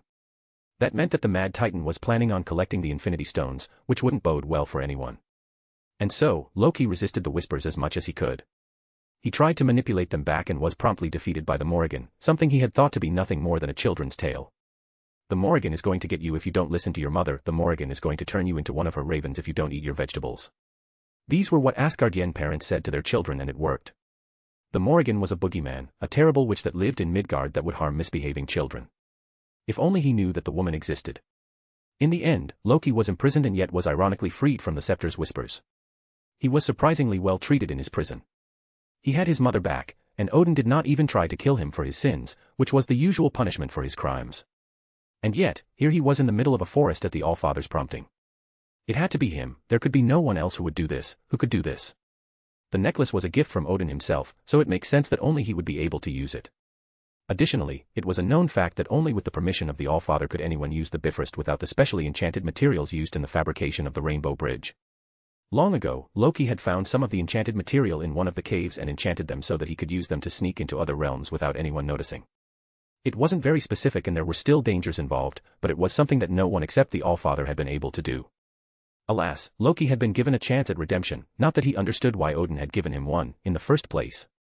He was supposed to find Thor, and a teacher of his. When did Thor get a teacher, and who could possibly be adequate enough for Odin himself to think that they're suitable enough to train his heir? And what training did Thor even need? Perhaps it was in politics. He hadn't even known that Thor was even outside of Asgard. Loki started to sense the energies around him and concluded that he was in Midgard. Yeah, he could feel the foreign ambient magics everywhere around him, not unlike Asgard that was surrounded by the Allfather's Odin force. But what was he doing here? He kept walking until he bounced off an invisible shield, sending him flying back. What in the nine hells was that? Before he could get up, he heard an amused female voice speak up around him. Well, if it isn't Loki Odinson. What a delightful surprise. The god of mischief could do nothing but shudder from the voice of the woman who haunted his nightmares. Why did it have to be her? Why did it have to be the Morrigan? Chapter 277, Prince. February 11, 2013, Royal Palace in Asgard. Loki Odinson POV. Alas, Loki had been given a chance at redemption, not that he understood why Odin had given him one, in the first place. He was supposed to find Thor, and a teacher of his. When did Thor get a teacher, and who could possibly be adequate enough for Odin himself to think that they're suitable enough to train his heir? And what training did Thor even need? Perhaps it was in politics. He hadn't even known that Thor was outside of Asgard. Loki started to sense the energies around him and concluded that he was in Midgard. Yeah, he could feel the foreign ambient magics everywhere around him, not unlike Asgard that was surrounded by the Allfather's Odin force. But what was he doing here? He kept walking until he bounced off an invisible shield, sending him flying back. What in the nine hells was that? Before he could get up, he heard an amused female voice speak up around him. Well, if it isn't Loki Odinson. What a delightful surprise. The god of mischief could do nothing but shudder from the voice of the woman who haunted his nightmares. Why did it have to be her? Why did it have to be the Morrigan? Loki straightened himself and put a fake smile on his face. I aim to please my lady. The woman's smirk grew. That you do, Odinson, that you do. The god of mischief gritted his teeth at the woman's mocking tone. He really disliked people pointing out his relationship with Odin. In truth, Loki didn't even know what he was to the king of Asgard. Was he a trophy, a prisoner, an amusing pet Odin liked to watch beg for his favor? Being called Odinson was a reminder of his doubts, and the god of mischief wanted to forget it as much as possible. Still gritting his teeth, Loki responded, I have to ask you not to call me Odinson. Our relationship is strained, you see. Something to do with usurping the throne and almost killing his son, I believe. The Morrigan snorted, and your little invasion on Midgard had nothing to do with it, of course. Again, Loki did his best not to send out an angry retort to the woman in front of him. It wasn't out of respect, really, it was mostly because he still remembers her throwing him around like an animal and restrained him without even trying. Yes, he wasn't at his best, being somewhat disconnected to the Odin force and having been tortured mentally and physically for the previous years. That's not even mentioning fighting off the compulsions to kill his brother that distracted him immensely during the fight. He had barely been able to use his illusions and not even a scratch of his true repertoire of spells. Don't get him wrong, Loki knows for a fact that he would have been trounced even if he was at his full might. The power of the Morrigan was truly on another level, but it wouldn't have been that embarrassing. The woman had toyed with him, for crying out loud. He had trouble even looking at her in the eyes, he was so ashamed. Still, the Morrigan seemed to enjoy insulting him for some reason, probably to find any justification to kill him. Instead of falling for her ploy, he diplomatically answered, yes, so you understand why I wish to distance our relations as much as possible. The green-eyed woman hummed, I can understand that. I had a very strained relationship with my birth parents as well, and changed my name in rebellion. Oh, I was such a petty young woman back then. I made a name of my own, independent of them, and when they returned crying out for my forgiveness, I found that I simply did not care enough about them to even get any semblance of revenge. Loki nodded, at least he could use this fact to get her to relate to him. Perhaps, he could even manipulate her to act as some form of protection should he make a move against Odin. I see, you understand my plight then. In a way, I do. However, what I do not understand is why you so desperately try to deny your relationship between you and your family. I was abandoned, unwanted, and I raised myself without my parents' help. But you, Loki, were abandoned and adopted as a child, raised as a prince, with a wonderful mother but a slightly distant father. The fact that you hate them with such passion is something that I cannot understand, Odinson. Stop calling me Odinson. Loki bellowed, his face red in his fury. The woman smirked, do you wish for me to call you Lofison? If you're denying your adoption as a son of Asgard, then perhaps a son of Jotunheim would be more to your liking.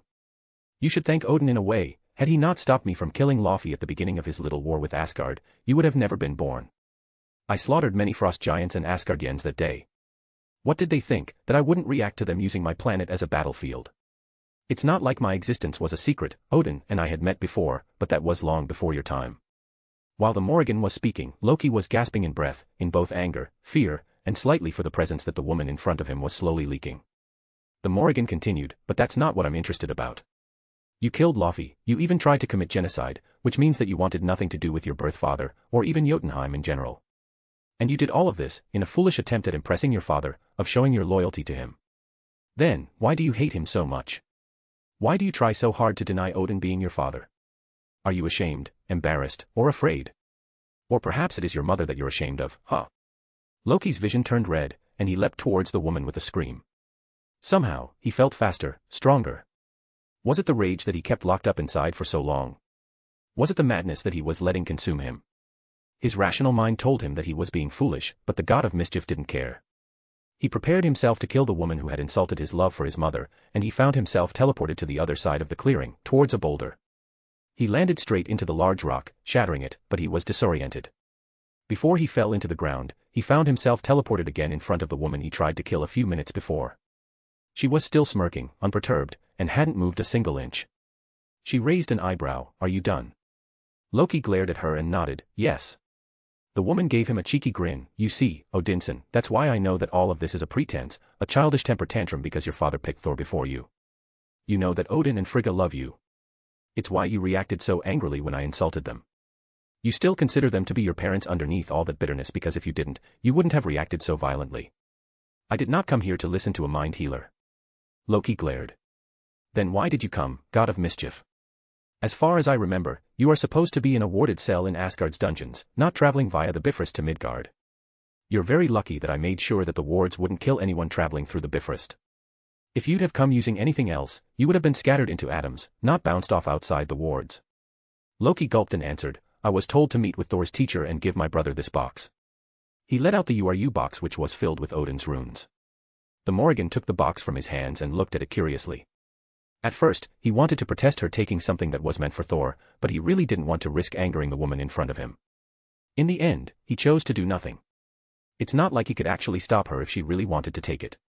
Whatever reservations Loki had vanished the moment the woman started speaking while casting some magics unknown to the god of mischief. Well, I didn't think that Odin would just misplace something like this, especially when he's the one who made it. I would recognize his runes anywhere, and he is using them as a security measure, and it's a very severe one as well. You wouldn't have it, if it wasn't willingly given to you, and if you are planning on stealing it, then the box will disappear and return to its source, probably Asgard. And not to mention the fact that you arrived in a smooth Bifrost travel, one that wasn't stabilized by the mechanical bridge built with the space stone. I can tell from the lack of runes on the ground that the damn thing always causes. As far as I know, only Odin and Heimdall could channel the Bifrost like this and the All-Seer wouldn't do anything without Odin's permission. Loki gaped at her. Sure, her reasoning was sound, but what was more surprising was the fact that she understood Odin's runes. You understand the Allfather's runes. The woman had a smug expression on her face and nodded, yeah. I can't use them though, they're unique to the Odin Force and unless Odin allows me access to them, they would be nothing more than pretty drawings when I do. I can mess with them, but I can't power them. Hearing her answer, Loki was very surprised and fascinated by a new approach to magical theory. The Morrigan, terrifying as she might be, was undoubtedly an expert in magical matters. It reminded him slightly of his lessons with his mother, who had far more experience in the magical arts than him, even if he had more raw power than her. His hostility set aside, he asked her, I don't understand, runes are symbols that can be powered by magic. The woman shook her head, no, they are much more than that. Runes are woven on the fabric of the magics that they use. While Midgard mages use the mana provided by the earth itself, you do not. Their runes can only work for them, and not you. Asgardians, any living member in the 9 realms, use the magic tied to the world tree, Yggdrasil, which is also tied to the Odin Force. Your father's runes are tied to this specific energy, which is why they can only be used by someone with compatible magics. It's a completely different system from Midgardian mages. Loki was flabbergasted. No one was supposed to know anything regarding the Odin Force. It was Odin's and his alone. Any attempt at deciphering its secrets was met with an immediate and often fatal retaliation from the Allfather. How did the Morrigan know as much as she did? No matter how powerful she was, she can't have discovered all of this without the king of Asgard knowing about it. Seeing him think so hard that steam was nearly coming out of his head, the Morrigan chuckled, don't worry you pretty little head about it. One day you'll get to sit on the adult table. Unfortunately for you, you've still got a long way to go. Loki glowered at her. How dare she look down at him? In response to his probably frightening glare, at least to Loki, the woman burst into laughter, oh, that's so cute. Now, come along, let's go see your brother. Wait, what? The Morrigan turned around, her eyes practically twinkling in amusement, didn't you know? I'm Thor's new teacher now. Chapter 278, Illusions of Greatness. February 11, 2013, Sayre Manor. Loki Odinson POV. Loki was flabbergasted. No one was supposed to know anything regarding the Odin Force. It was Odin's and his alone. Any attempt at deciphering its secrets was met with an immediate and often fatal retaliation from the Allfather. How did the Morrigan know as much as she did? No matter how powerful she was, she can't have discovered all of this without the King of Asgard knowing about it. Seeing him think so hard that steam was nearly coming out of his head, the Morrigan chuckled, "Don't worry you pretty little head about it. One day you'll get to sit on the adult table. Unfortunately for you, you've still got a long way to go." Loki glowered at her. How dare she look down at him? In response to his probably frightening glare, at least to Loki, the woman burst into laughter. "Oh, that's so cute. Now, come along, let's go see your brother." "Wait, what?" The Morrigan turned around, her eyes practically twinkling in amusement. "Didn't you know? I'm Thor's new teacher now." Gaping at the woman, he tried to say something but was absolutely flabbergasted by the woman's statement, and nothing came out. How in the nine hells did Thor manage to get the Morrigan as his teacher? It's not like he even needs it, he doesn't even use magic. Their mother had tried for centuries to get him interested in the magical arts but to no avail. The god of thunder had tried it for the Frigga's sake, but he had no talent in the arts. Thor had decided not to explore the field beyond the basics, preferring the arts of battle which he was extremely talented in. Yes, Loki would never deny that Thor was an exceptional warrior like no other, but he was also wary of exploring things that he is not an expert in. The Morrigan was without a doubt an expert in the magical arts, and Loki had no idea what she was supposed to teach Thor in the first place. How had Odin managed to find such a fearsome woman to be Thor's teacher in the first place? The Morrigan was a figure that's shrouded in mystery and various tales. Very little was known of her, beyond her terrifying accomplishments, which unsettled the god of mischief when he learnt that she wasn't just a tale used to frighten children. So, Loki doesn't think that the Morrigan would obey Odin's commands just because he was a king, which means that there was a mutual agreement between them, one that no one knows about. How interesting. At first, Loki had thought that the Morrigan was speaking to him as the protector of Midgard, not Thor's teacher. He could use this. He just needed to know the details of the deal between her and Odin. The god of mischief put his usual charming smirk on his face and spoke up, "I am curious about your deal with my father." The green-eyed woman snorted, "Your attempt at gathering information is very direct and juvenile. From Thor's tales, I thought you would be a man whose cunning is unmatched in the universe. It seems that he was mistaken." Gritting his teeth at his attempts being so obviously rejected. He had successfully fooled buffoons like Thor for so long that his skills have gotten rusty. His years in prison with almost no contact beyond his mother, that he refused to upset in any way, didn't help either. Before he could retort, the Morrigan continued, "However, Odin would have said something if he didn't want you to know about it, and considering what's at stake, I believe that you will not betray him. Don't worry, I will explain what you need to know when we get inside. You seem awfully certain in the fact that I will not betray you or the Allfather." She looked amused for some reason, because should our plan fail, then you would suffer as much as everyone else. "Ah, your fate will be dire indeed, and it wouldn't be at Odin's hand." Confused, Loki tried to ask her for more information, but the woman waved her hand and reality shattered around him.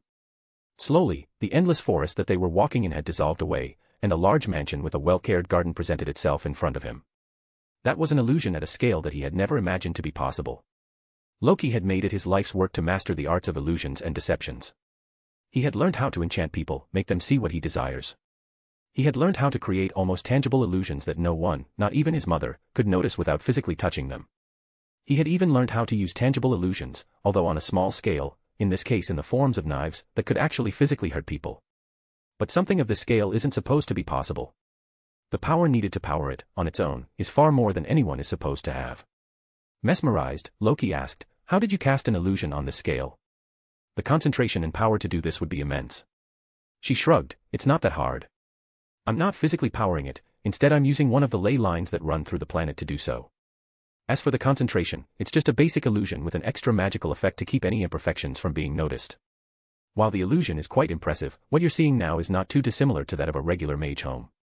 The impressive wards are the ones you're not seeing, because if I hadn't disabled them and invited you in, you would be dead. You can use the planet's magics to power your spells." Loki had never heard of such magics. The only energy sources that could be used on Asgard were the golden apples grown in the manifestation of the World Tree. They were used and juiced to power spells and to build enchanted items. Each apple was saturated by the energy of the Odin Force, which acted as a source of power until it's fully drained. The problem was that the Allfather allowed only a certain amount to be given away, meaning that he had a monopoly in their growth and distribution. They were mostly given to the healing chambers, or the army during times of war. The fact that these mortals had such a ready access to virtually unlimited magical sources was baffling. Perhaps he could take advantage of it somehow. Loki had many ideas for enchantments he wanted to try out, and this could prove to be an opportunity of a lifetime. His plans of power and glory were interrupted by the Morrigan's chuckles. "I can see what's going through your head, Loki." Growling, he retorted, "I very much doubt it." He had checked his mental shields and they hadn't been breached. The woman grinned, "Darling, I don't need access into your mind to read your expressions. You thought that you could use the magical system here to your advantage. You're practically drooling at the thought, kiddo." Scowling, Loki turned away, embarrassed at being read so easily. The woman burst into laughter at his reaction. "Don't be a sore loser, kiddo. But I don't believe that you could use the magical system on Midgard. You can't use our spells, our runes, or their energy. Absorbing Midgardian magics would destabilize your own magics, and your death would be rather explosive. I don't have to tell you that it would be inadvisable to do so." Angry at himself, at hoping that he would ever grow in power to match Thor, to surpass even Odin himself, typical. It's not like Midgardian mages don't have limitations.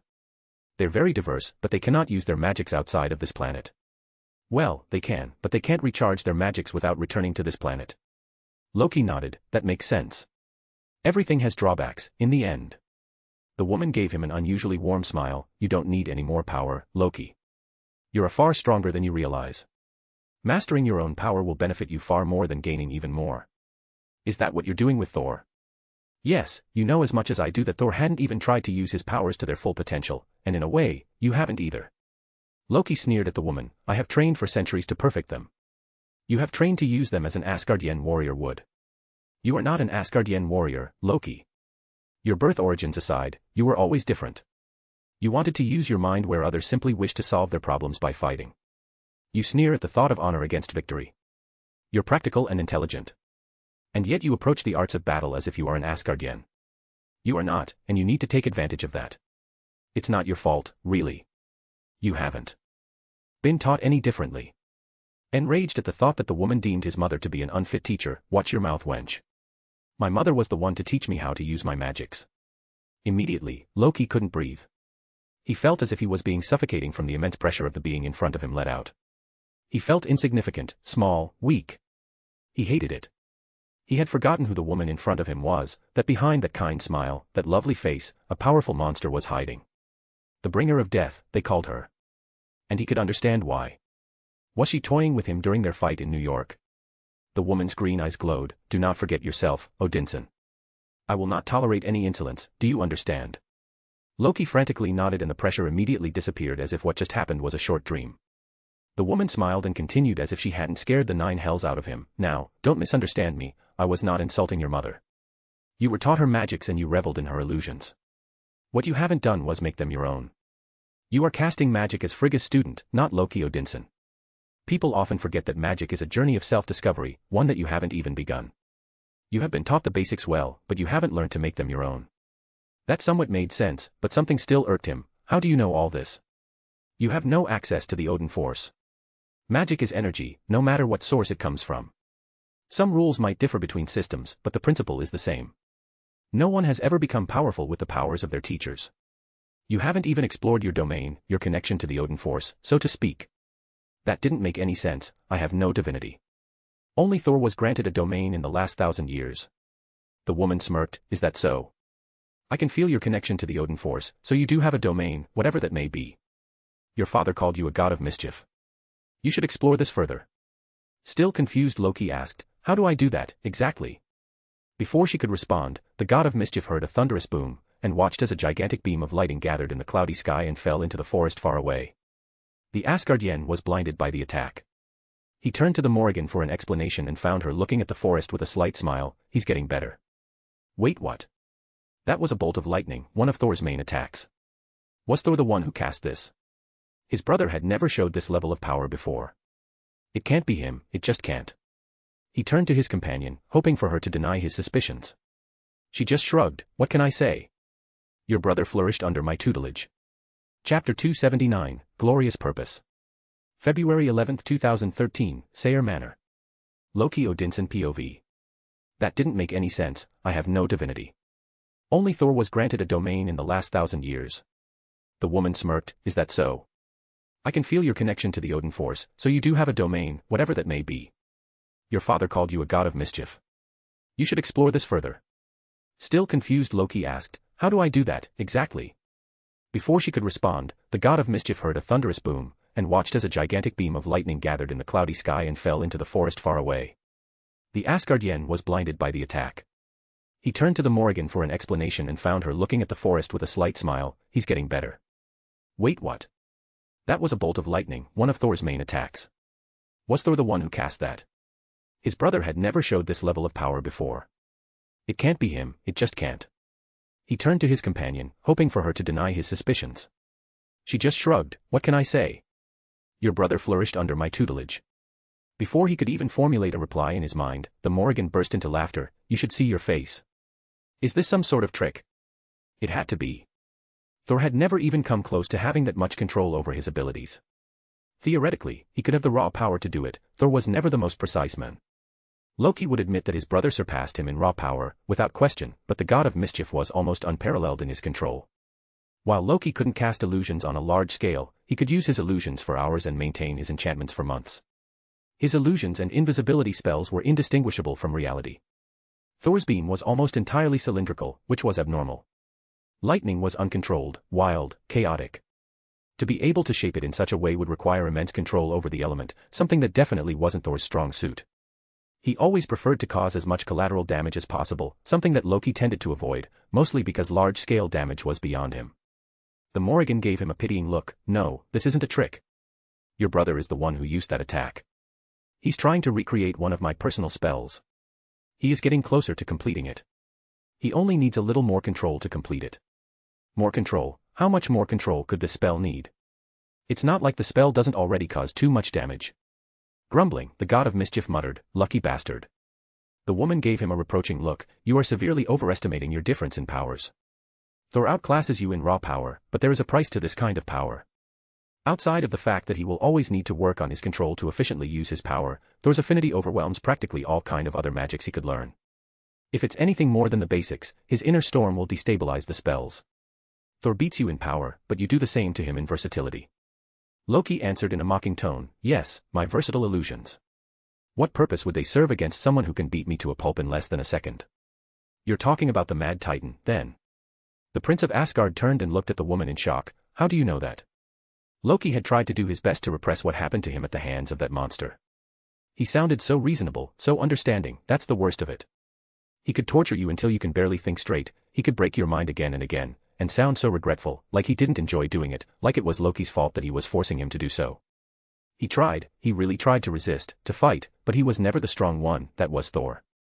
No, he was the smart one, the tricky one, and what can intelligence do against a man of Thanos' power? Loki once tried to escape, used his most powerful illusions to run away. He was caught almost immediately. It hadn't taken him any effort to do so, and the torture that he was subjected to for the next couple of weeks was the worst he had ever experienced. The Morrigan gave him a sad smile. I knew the second I saw you. Your mind was fighting the scepter's compulsions, and I could see the scars of your torture. He really is a nasty piece of work, Thanos. Loki shivered at the name. It brought back horrible memories. I tried, I really did. I know you did. You did your best, Loki. The woman's tone was warm and calming. For a fraction of a second, Loki wasn't here with one of the most dangerous women in the 9 realms. Instead, his mother stood there, calming him, comforting him. And in that moment, he let himself truly go. Tears pricked his eyes, and when the woman approached him, he let her hug him. After a few minutes, Loki asked, Does father know? Yes, I told him when I first brought you here. It's why your punishment wasn't severe. He wanted to make sure that you were free of any influence of the Mind Stone before letting you go. That's not even mentioning the political shitstorm that would be facing him in court if he just let you go without any consequences, and the fact that he feared that you would interfere with our plans concerning the mess in Asgard. Wait, what are they talking about? What plans? What mess? The woman shook her head. It's a long story, one that I'll tell you about later. Now, let's change the subject to something brighter. You do not believe that your powers are enough. Of course, I don't. All my life, I've been ridiculed because of my lack of firepower. I can't destroy armies, like Thor can. I can't slay monsters without an effort. My skills with weaponry are above average at most. You underestimate your power, Loki. You are the god of mischief. Illusions can be very dangerous if you know how to use them. Watch me. Suddenly, a green fire appeared from the woman's hand. Loki felt an odd sense of comfort towards it. It was curiously familiar in a way. The god of mischief tried to work out what the fire was, until he gasped in realization, "This is me, my power, my domain." "How are you doing this? You're not supposed to have a connection to the Odin force. It's a new skill of mine I've been trying to develop. I am mimicking your magic. It's not really your domain, it's a cheap replica, a reflection, so to speak. This is what I have scanned from your magic, and I want you to see what I can do with it. I won't be using more power than you have right now." Loki nodded, and the Morrigan gave him a familiar smirk. It was the one he had whenever he pulled a prank on Thor when they were younger. Suddenly, she slammed her green fire hand on the ground, and Loki gasped at the scene. In front of him, created by his power, an entire replica of Asgard was being built. It was massive, far larger than anything Loki ever imagined creating. He tried to touch them, but they were oddly tangible. He could break through them if he really tried, but if he hadn't seen the Morrigan cast the spell, he would have never guessed that he wasn't home. The illusion was even strong enough for him to walk on. This was a feat beyond his imagination. The Morrigan smirked at his gaping expression. "This is what you could make, what you could become, your glorious purpose, as they say. And this is just the beginning, the tip of the iceberg. You can do so much more. You have always underestimated yourself, Loki. But your father, in his odd way, still loved you and gave you a very powerful gift." Loki's eyes were tearing up. "Then why did he never tell me about it? He believes, as I do as well, that one should gain experiences to fully appreciate life. He was always obsessed with the concept of worthiness. And how can you prove yourself worthy of your power if you don't even try to use it properly? This is your power, Loki, your untapped potential. It might look like Odin prefers your brother over you, and there might be some truth in that statement, but he also loves you in his own way." Loki watched flabbergasted as the woman released her spell and the illusion of Asgard slowly faded away. She continued, "Why don't we go and see how your brother is doing?" She waved her hand and a green portal appeared, swallowing them. The portal reminded Loki of his illusions for some reason. "Did you make that portal using my power?" The woman snorted, "Does it matter if I did? It's your power, after all. Just try to see if you can do it." Before Loki could reply, he heard a familiar male voice, "Lady Morrigan. Did you see it? Am I close yet?"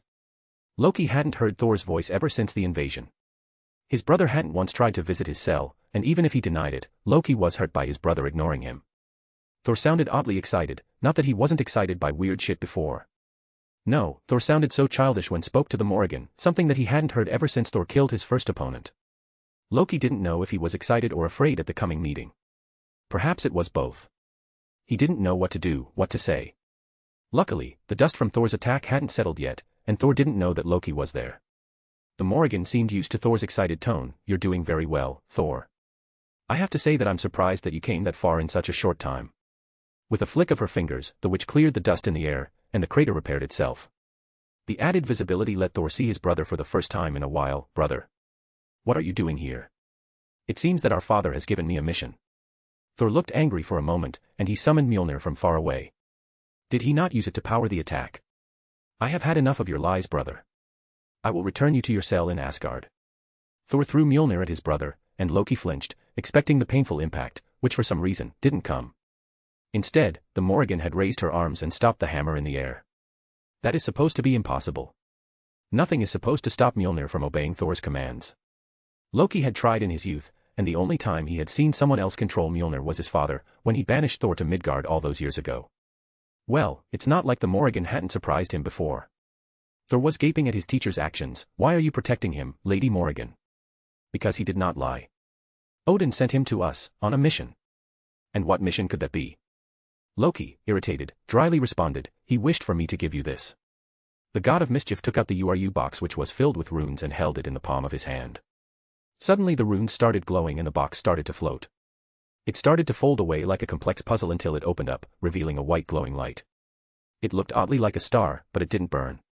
It didn't even hurt his eyes. It was oddly comforting. The light just stayed there for a few seconds before suddenly flying towards Thor's chest. The moment the light touched Thor's skin, the world turned white. Chapter 280, A Tale of Two Brothers. February 11, 2013, Sayre Manor. Loki Odinson POV.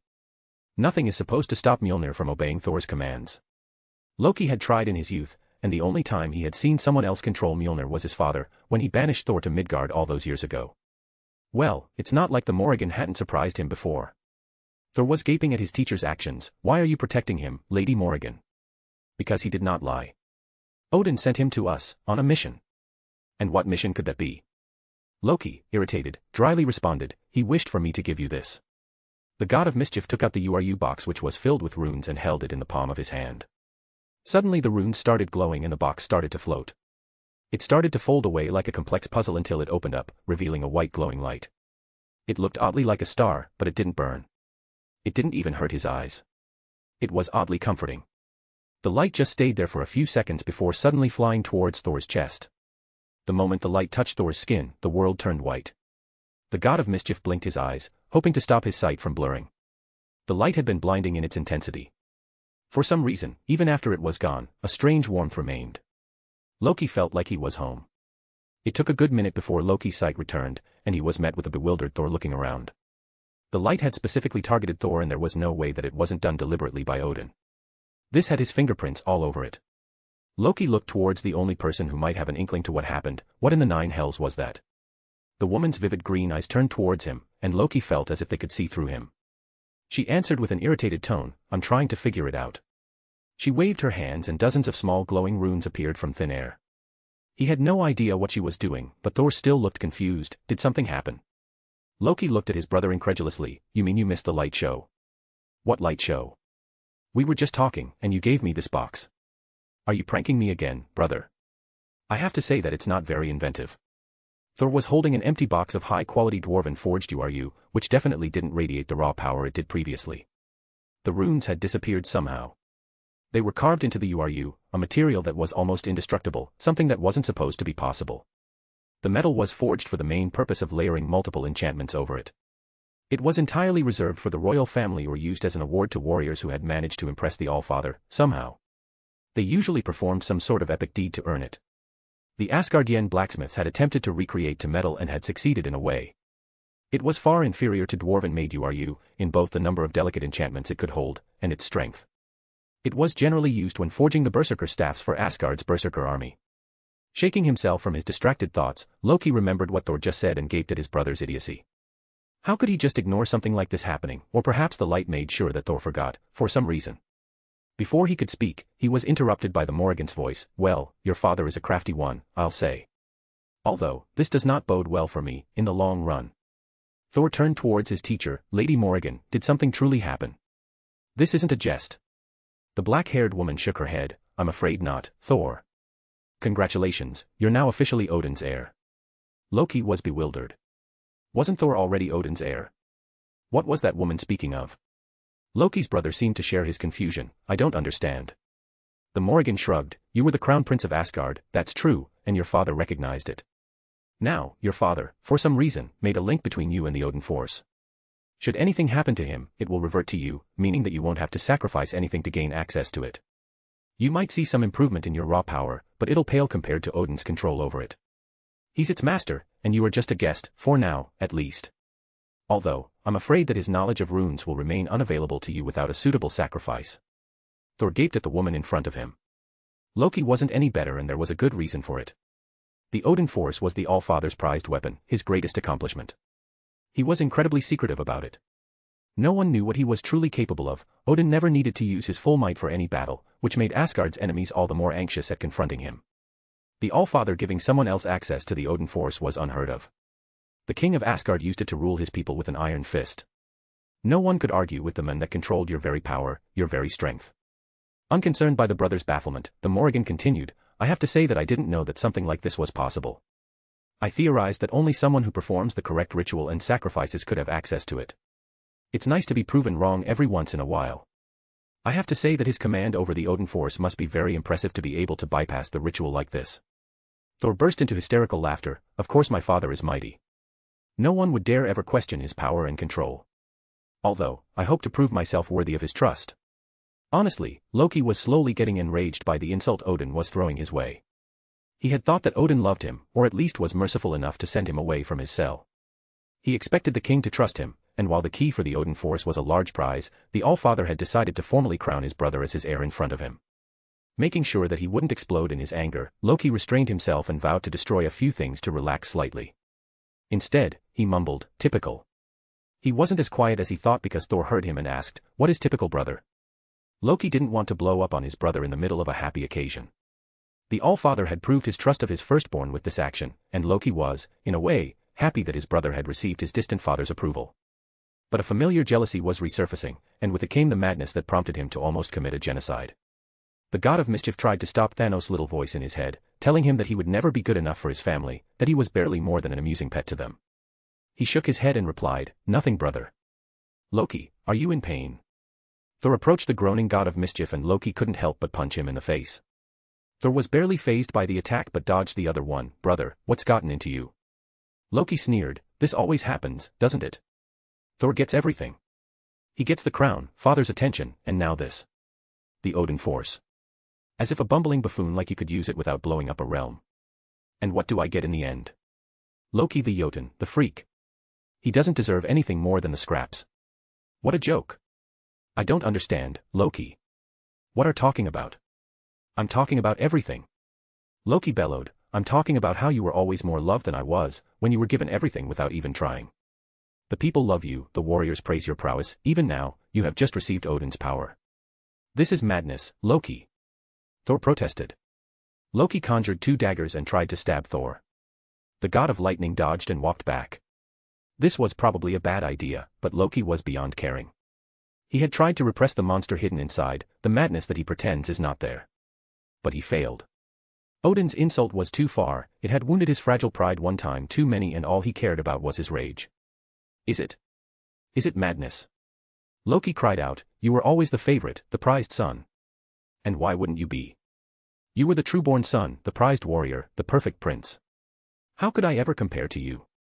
I was the weakling, the freak, the Jotun. They always knew, even mother, and they said nothing.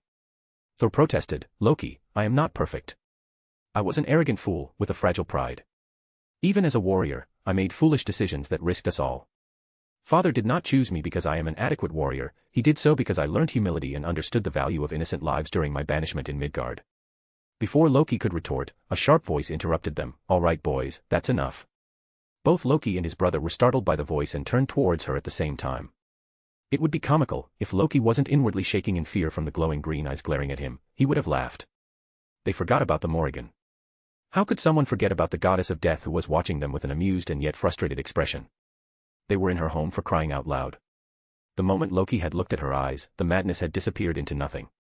Was it the fear? Was his own madness scared of this woman as well? He didn't know. But suddenly, Loki felt in control. He was calmer and could now think with a clear head. He was still angry at Odin's decision, jealous of his brother, but it was muted. It wasn't the overwhelming all-consuming anger that he felt moments before. The witch raised an unimpressed eyebrow, are you done acting like children? The 2 brothers meekly nodded, looking down. The green-eyed woman turned to face Thor directly, you are a childish man who has the emotional capacity of a teaspoon. Your brother is jealous of you, he's always been jealous of you. It's not like he does a good job at hiding it. Loki made a noise to protest but the Morrigan silenced him with a glare, as for you, Loki. You're an insecure jealous man who is desperate for his father's affections and completely forgets that his mother loves him. I do not, Loki retorted. Don't interrupt me, kid. You have brief spells of madness, probably from your time with the Mad Titan, and that's not even mentioning the compulsions hidden deep in your psyche to hate your brother. The paradox inside you between your love for Thor and your hatred of him is slowly causing your psyche to tear itself apart. You are constantly battling yourself. You resist every action you are doing, but sometimes it's just too much. Sometimes you have the urge to stab your brother in the back. How am I doing? Flabbergasted, Loki nodded. She was scarily accurate in her analysis. The god of mischief looked over his mind shields to make sure that there was no intrusion. He was barely holding on, the chaos constantly swirling inside his mind was slowly weakening them. But there was something wrong in her analysis, I have betrayed Thor long before my time at the mercy of him. He still had trouble saying his name, even in his mind. Whenever he thought of him, he remembered his pain. He remembered his psyche being flayed where his very self was shown bare in front of the monster. I never said that your madness originated from the Titan. The compulsions inside your mind are too ingrained, too old. You've been manipulated for a very long time. Loki was confused, but Thor somehow understood what the woman was referencing. Are you saying that they did this? They made him betray our family, betray me. Yes. It wasn't completely their fault, the seeds were there, but they made him act on them. Slowly getting angry, Loki asked, what are you 2 talking about? It's a long story, kiddo, and it involves you. Let me tell you about the cycle of Ragnarok, and the beings that feed on it. Chapter 281, Trust My Rage. February 11, 2013, Sayre Manor. Loki Odinson POV. He still had trouble saying his name, even in his mind. Whenever he thought of him, he remembered his pain. He remembered his psyche being flayed where his very self was shown bare in front of the monster. I never said that your madness originated from the Titan. The compulsions inside your mind are too ingrained, too old. You've been manipulated for a very long time. Loki was confused, but Thor somehow understood what the woman was referencing. Are you saying that they did this? They made him betray our family, betray me. Yes. It wasn't completely their fault, the seeds were there, but they made him act on them. Slowly getting angry, Loki asked, what are you two talking about? It's a long story, kiddo, and it involves you. Let me tell you about the cycle of Ragnarok, and the beings that feed on it. What followed was a long and frankly confusing explanation to the origins of Asgard and the Odin Force. Loki had heard some far-fetched tales in his days, but never anything like this. He gave his brother and the Morrigan an incredulous look. So, you're telling me that the entirety of Asgard has been living in a cycle of constant death and rebirth for eons, and that only the All-Father knows about it? Thor's teacher nodded. Well, yes. But it's not the same every time. There's a sense of randomness involved. For example, you, Loki, weren't a pure Jotun in the last life. You were an Asgardian Jotun hybrid. Sometimes, you're Odin's trueborn son, but most of the time you're adopted. There are some fixed points, of course, like Odin being the All-Father and gaining access to his knowledge of runes and to the power of the Odin Force. Thor's birth as Odin's firstborn son is a fixed point, and Odin being your father, by blood or adoption, is one as well. But other than a few quirks that keep the cycle going, it's really random, or at least it used to be. Loki dreamed for a second to being Odin's trueborn son. Would the men dislike him as he does today? Would he treat him as an outcast, because of his frost giant blood? Perhaps, the old man loved him in a previous life. Was there a lifetime where he was cherished? Loki could see the appeal of the cycle. It was a form of immortality for every soul born in the 9 realms. It provided different chances, different choices. This was proof that life had a random element to it. But someone had tampered with it. Someone thought that they were above the rules of life and death, that they could play with the lives, the souls, of every inhabitant in the 9 realms. With fire in his eyes, he asked, these shadows were responsible, I presume. The Morrigan nodded, yes, they were. They decide what happens, they play with your emotions, write out your lives like stories and manipulate you to achieve their optimal outcome, where they get the most energy when the cycle is completed. Still uncertain, Loki responded, what proof do you have of this? It might be his imagination, but Loki saw a glimmer of approval in the Morrigan's eyes. There are thousands of irregularities if you know where to look. One of which is the fact that tales of you and Thor have existed from before you were even born, before Odin was even born. It wasn't just empty prophecies, since the tales are different from your current lives, even if your personalities are similar. There are tales of Asgard's end as well. Loki shrugged, perhaps you are telling the truth, but I don't see why this would matter. Ragnarok was always prophesized, even from our seers. Asgard's destruction is inevitable. The fact that these shadows gain the most out of it is not my problem. Thor protested, are you serious, brother? Are you telling me that you hate us so much that you would let these monsters play with our lives like that? It's no different than what the infamous Norns do. They are instruments of fate, weavers of the tapestry of the 9 realms. You did not protest with pretensions of freedoms when you learnt of their existence. The green-eyed witch snorted, who do you think the Norns work for? They are the seers of those who sit above in shadow. They use their gifts to see the possible timelines and choices, and then get the shadows to manipulate your lives to their preferred outcome. Their prophecies are not issued by fate. They are not immutable, instead, they are self-fulfilling, by both their sight and the manipulation of the shadows. Again, why should I care? Loki knew that he was being callous now, but Asgard had done nothing but bring him pain and despair ever since he was born. Asgard could burn before my eyes, and I would not bat an eyelash. Thor made a noise to protest, but the Morrigan silenced him with a look, is that so? Even if your mother dies because of your cowardice? You wouldn't even care about the woman who raised you, that taught you her skills and magic, dying afraid in the dark. Aren't you a terrible son? The god of mischief tried not to tremble at the thought, but he failed, judging by the smug look that the witch gave him. The thought of his mother dying because of his indifference unsettled him greatly. It wouldn't be his fault, not really, but his love for Frigga dwarfed whatever hatred the prince held for Odin and his manipulations. However, he was still resistant to the idea of working with his brother once more. Truthfully, he didn't even trust himself to be able to do so without attempting to kill Thor. It was too ingrained into him. It was his madness that was always ready to burst at any moment. Loki answered, perhaps I am. I could just do nothing and wait for the next cycle. I could be born in my next life with a loving father at the very least. Someone who appreciates me and my skills, who doesn't disapprove of my magic, who won't observe me with suspicion in his eyes. It was a beautiful dream, having a loving family. It would be so easy to just let go, and live a new life, free of burdens. He could forget the torture he held at the hands of the Mad Titan, his heartbreak from the hateful murmurs of the court. He was always too skinny, too womanly for their tastes. He could forget the sneers he received whenever he used his magic. Perhaps even his madness would be gone in his next life. It's not a bad deal, all things considered. It was a cowardly move, but Loki never pretended to be brave. His thoughts were broken by the Morrigan's neutral tone. That will never happen.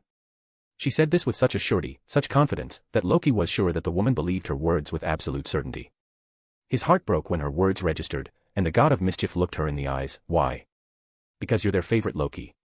You are their instrument that always brings forth the beginning of the end. They like to keep an eye on you, manipulate you into betraying everyone you have ever loved, to fall into your madness. They whisper in your ears, change your very being, urging you to kill Thor for a throne that deep down, you don't even want. You always love your brother, but it's always there lurking in the back of your head, how much your father favors him over you, even if Frigga does the opposite to you. Loki's face paled. How had the witch known about his madness? This wasn't true. The Jotun kept mumbling, no. No. No. The witch didn't seem to care and continued, you are Loki, the god of mischief, but to them, you are the god of lies, the god of betrayal, the god of chaos. You are their favorite tool. They don't even consider you to be a person, you are theirs and they know it. They always make sure that you feel misunderstood, alone, and unloved. Envy over your brother's accomplishments is a natural thing, but not to this scale, not to your scale. If he had mistreated you, then I would understand, but Thor loves you as a brother, more than that, as a trusted friend, Jotun or not, adopted or not. And yet you hate him so much, don't you? You hate him with every fiber in your body, and you never even thought to ask yourself why you hate him so. Loki kept shaking more and more as the Morrigan kept talking. She reminded him eerily of the Mad Titan, in the way she read him so easily, that she found his insecurities and stripped him bare of any disguise. He hated this feeling, he really did, far more than anything Odin had ever done to him. But looking back, he could see an origin to the madness. His reveal of his heritage as a Jotun. Loki didn't even know why he started hating Thor because of it. Sure, the blonde god of thunder was very spoilt and arrogant, but he was always good at heart. Why did Loki hate him so? Was the woman telling the truth? Was he nothing more than a pawn in a game of gods, a weapon to be pointed against his own family? It made too much sense for it to be nonsense. No one knew about the madness lurking deep in his mind. No one knew about the constant fight he put up to be sane. Were these shadows responsible for his suffering? He looked at Thor's teacher, pleadingly, why? Because it's so easy. They can't control Thor, and Odin knows of their existence and hence manipulate things to his advantage if he ever finds a way. Your position is the best one, being a prince of Asgard and yet an outsider at the same time. You are powerful, and yet foolish, intelligent and yet unwise. In every iteration, Loki Odinson lives an empty life, manipulated by higher beings to destroy his home, causing the collapse of the entire 9 realms. Is that why Odin distrusts me so much? The Morrigan nodded. Odin remembers the actions of your predecessors. Wouldn't you be wary of the man who always kills your family and destroys everything you worked for? Ever since the shadows took over the cycle, your actions have caused the downfall of Asgard. He looks at you and remembers the misery you caused. He always loves you, that's the sad part. No matter what you do, he always loves you as his son. He simply waits for the moment you will snap and betray your family as you have done many times before. Sometimes, he's not even in control. The shadows do tend to go overboard whenever you are involved. You are their prized weapon, after all. You can't go out of their control. Loki's eyes, who were tearing up, were replaced with steel. His anger was not as maddening as it used to be towards Thor. No, it was cold, calculating. It felt right. He was never the explosive kind. He planned and manipulated to get what he wants, and right now, he wants to wipe these shadows from existence. The Morrigan spoke once more. This is the last chance you have to free yourself completely from the shadows' control. The last Thor had dealt them a grievous blow, and now, even their seers are useless. We will never have a better chance at this. Thor interrupted him before he could answer. Are we just going to trust him, after all he has done? Trust my rage, brother. I am no one's puppet. No one dictates my actions. The god of mischief then turned to the witch and gave her a very dangerous smile. What do you need me to do? The woman returned his smile. I have a plan that you will be perfect for. Chapter 282, Streets of New York. February 11, 2013, Sayre Manor. Loki Odinson POV. Loki's eyes, who were tearing up, were replaced with steel. His anger was not as maddening as it used to be towards Thor. No, it was cold, calculating. It felt right. He was never the explosive kind. He planned and manipulated to get what he wants, and right now, he wants to wipe these shadows from existence. The Morrigan spoke once more. This is the last chance you have to free yourself completely from the shadows' control. The last Thor had dealt them a grievous blow, and now, even their seers are useless. We will never have a better chance at this. Thor interrupted him before he could answer. Are we just going to trust him, after all he has done? Trust my rage, brother. I am no one's puppet. No one dictates my actions. The god of mischief then turned to the witch and gave her a very dangerous smile. What do you need me to do? The woman returned his smile. I have a plan that you will be perfect for.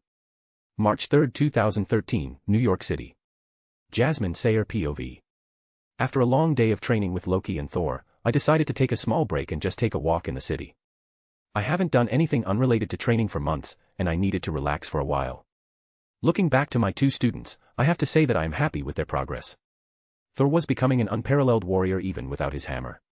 His new connection to the Odin Force had magnified his already powerful magical might, and he had spent the past few weeks relearning how to control his powers once more.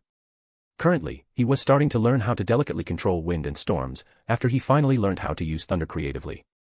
Loki, on the other hand, came to his own when it came to his illusion, and he was finally starting to unravel his true potential. His inner madness was distracted by his dedication in fighting the shadows who had planned to make his life miserable. Sure, I played him like a fiddle, leading him around to helping me and Odin in freeing Asgard, but I didn't lie to him. He truly suffered at the hand of the shadows, and he would only be truly free once they're gone. It was for his benefit that I turned the seed of rage and madness towards an enemy. The shadows worked very hard in creating an enemy of Asgard even should their control wane, and I was slowly turning his hatred towards them. I couldn't just undo what happened to him with a snap of my fingers. His madness was born out of compulsions that were centuries in the making that were accentuated by a proximity to the Mind Stone. The shadows slowly worked on his jealousy, stopped him from believing in himself, and with it prevented him from achieving his true potential. They did not control him as much as they slowly manipulated his mind. It was too ingrained to his being, and removing them would just kill him. He needed centuries of experience to undo what happened to him.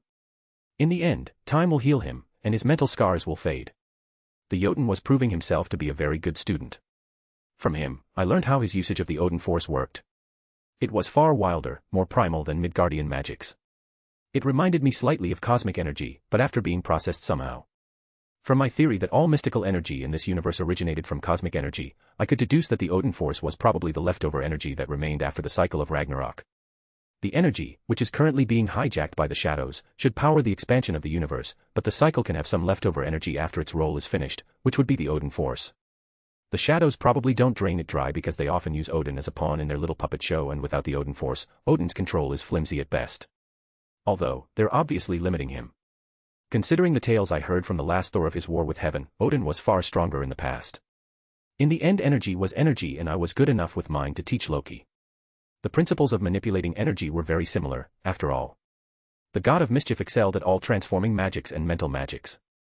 Illusions concerning sight, hearing, smell, touch, or even the mind were as easy as breathing to him. He excelled at transfiguration, conjuration, even with animals. He could create physical magical constructs at will. Even his ice magic was very precise, very controlled.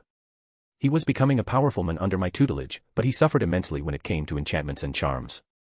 For some reason, they were often brittle, and his power just wouldn't shape to do them properly, so he relied on outside sources, like golden apples, to do them, something that Odin didn't give on a whim. For some reason, any element other than ice just didn't work for him, outside of light, believe it or not. He was using it subtly with his illusions and constructs. I started to teach him how to control the very powerful element, but the progress was slow, which frustrated the two of us. I think that I might have taught him this element just because he reminded me slightly of Rose. Not the personality, of course, but their magics were just so similar. My mood dipped at the thought of my sister. I could understand her pain, I really did. She was probably irrational because of her brother's death. Love was irrational in general, and Rose loved Nathan. She was confused with her love for him and his betrayal of her. With my involvement in the whole thing, she just wanted some space. I could understand her frustration at my lack of grief for Nathan, even for her sake. But if I grieved for every single relative of everyone I met in my long life, I would have spent thousands of years of my life grieving. For now, I am leaving her on her own to grieve, and so I scrapped any plan involving her in the future until she decides to stop wallowing in her grief with her parents or gets past it and returns to her apprenticeship. I will admit that I am very angry at the fact that she just left me after I helped her so much. Perhaps she wasn't ready to undertake a mission on the scale of the Court of Shadows. Perhaps I just expected too much from her. But damn, I have taught her magics that no one in this world knows except for me, an opportunity that every single mage would kill for, and she just left me with such ungrateful words. They might be rash words of anger and grief, but they did hurt. Shaking my head, I chose not to think about my sister anymore. It wouldn't help at all. Instead, I focused on the streets of New York. It was odd how I came to recognize this city as my home. I could walk anywhere in the world, and yet I always choose here. Funnily enough, it was a city with a very high crime rate and was some sort of beacon to mad scientists and supervillains. I didn't even know why they chose to remain in the city after they got their powers, or discount super suits. They're literally in walking distance from the Avengers Tower.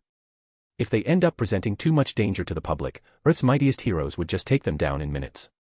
With S.H.I.E.L.D.'s implosion, a lot of the unwilling superpowered former criminals that they employed just disappeared into thin air for a couple of weeks, after which they all returned to their old ways. They seemed to be organized though, far more than they used to be. They only appeared to cause distractions and property damage, while other crimes were occurring. My suspicion was that Wilson Fisk, the kingpin, hired them. In other news, Oscorp was going hard into incorporating leftover alien technology in their designs. Norman Osborn dedicated various departments into figuring out how the technology worked, and it was paying off, on the surface, that is.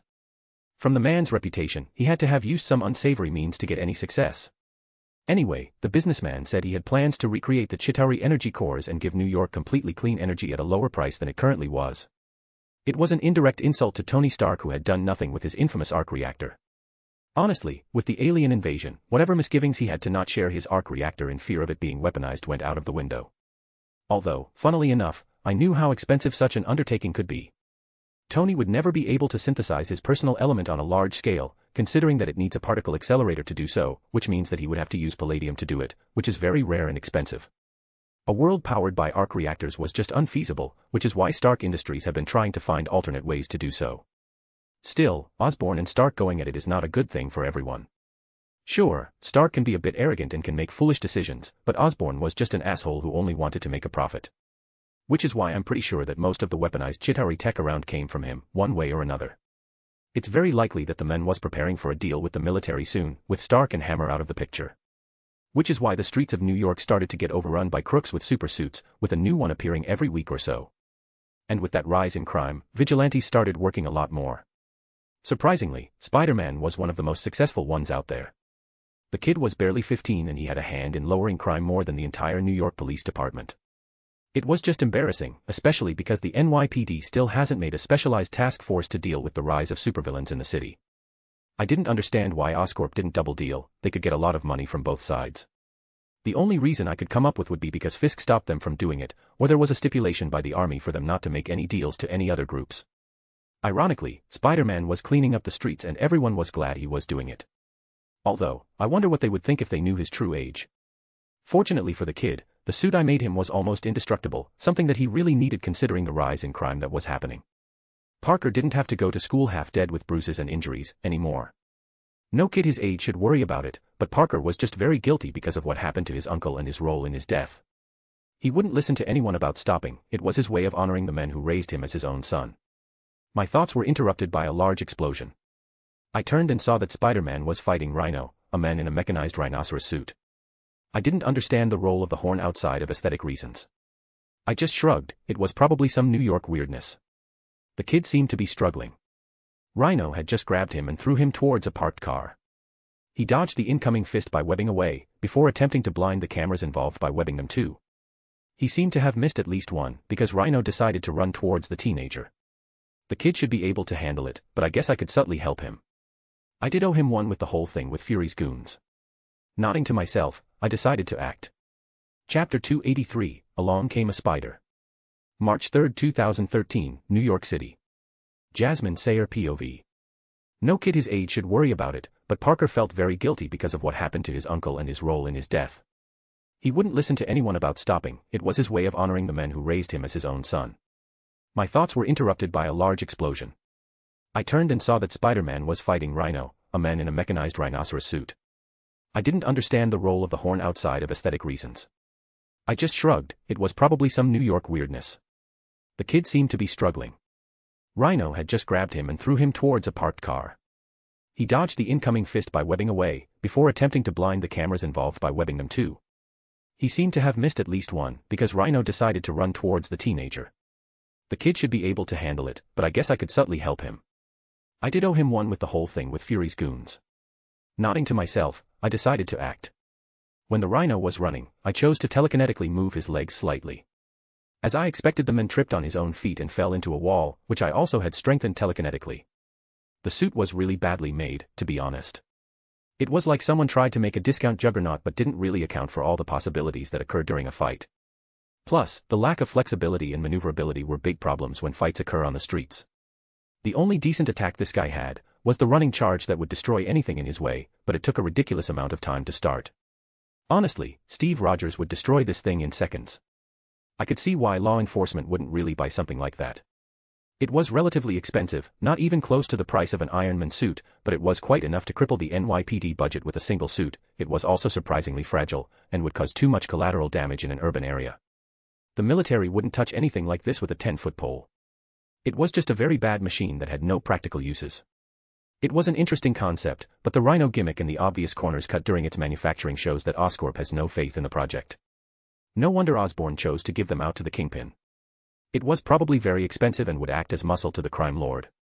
At least this way, Osborn wouldn't lose too much on his investment. It was clever, very unethical, and probably illegal, but also very clever.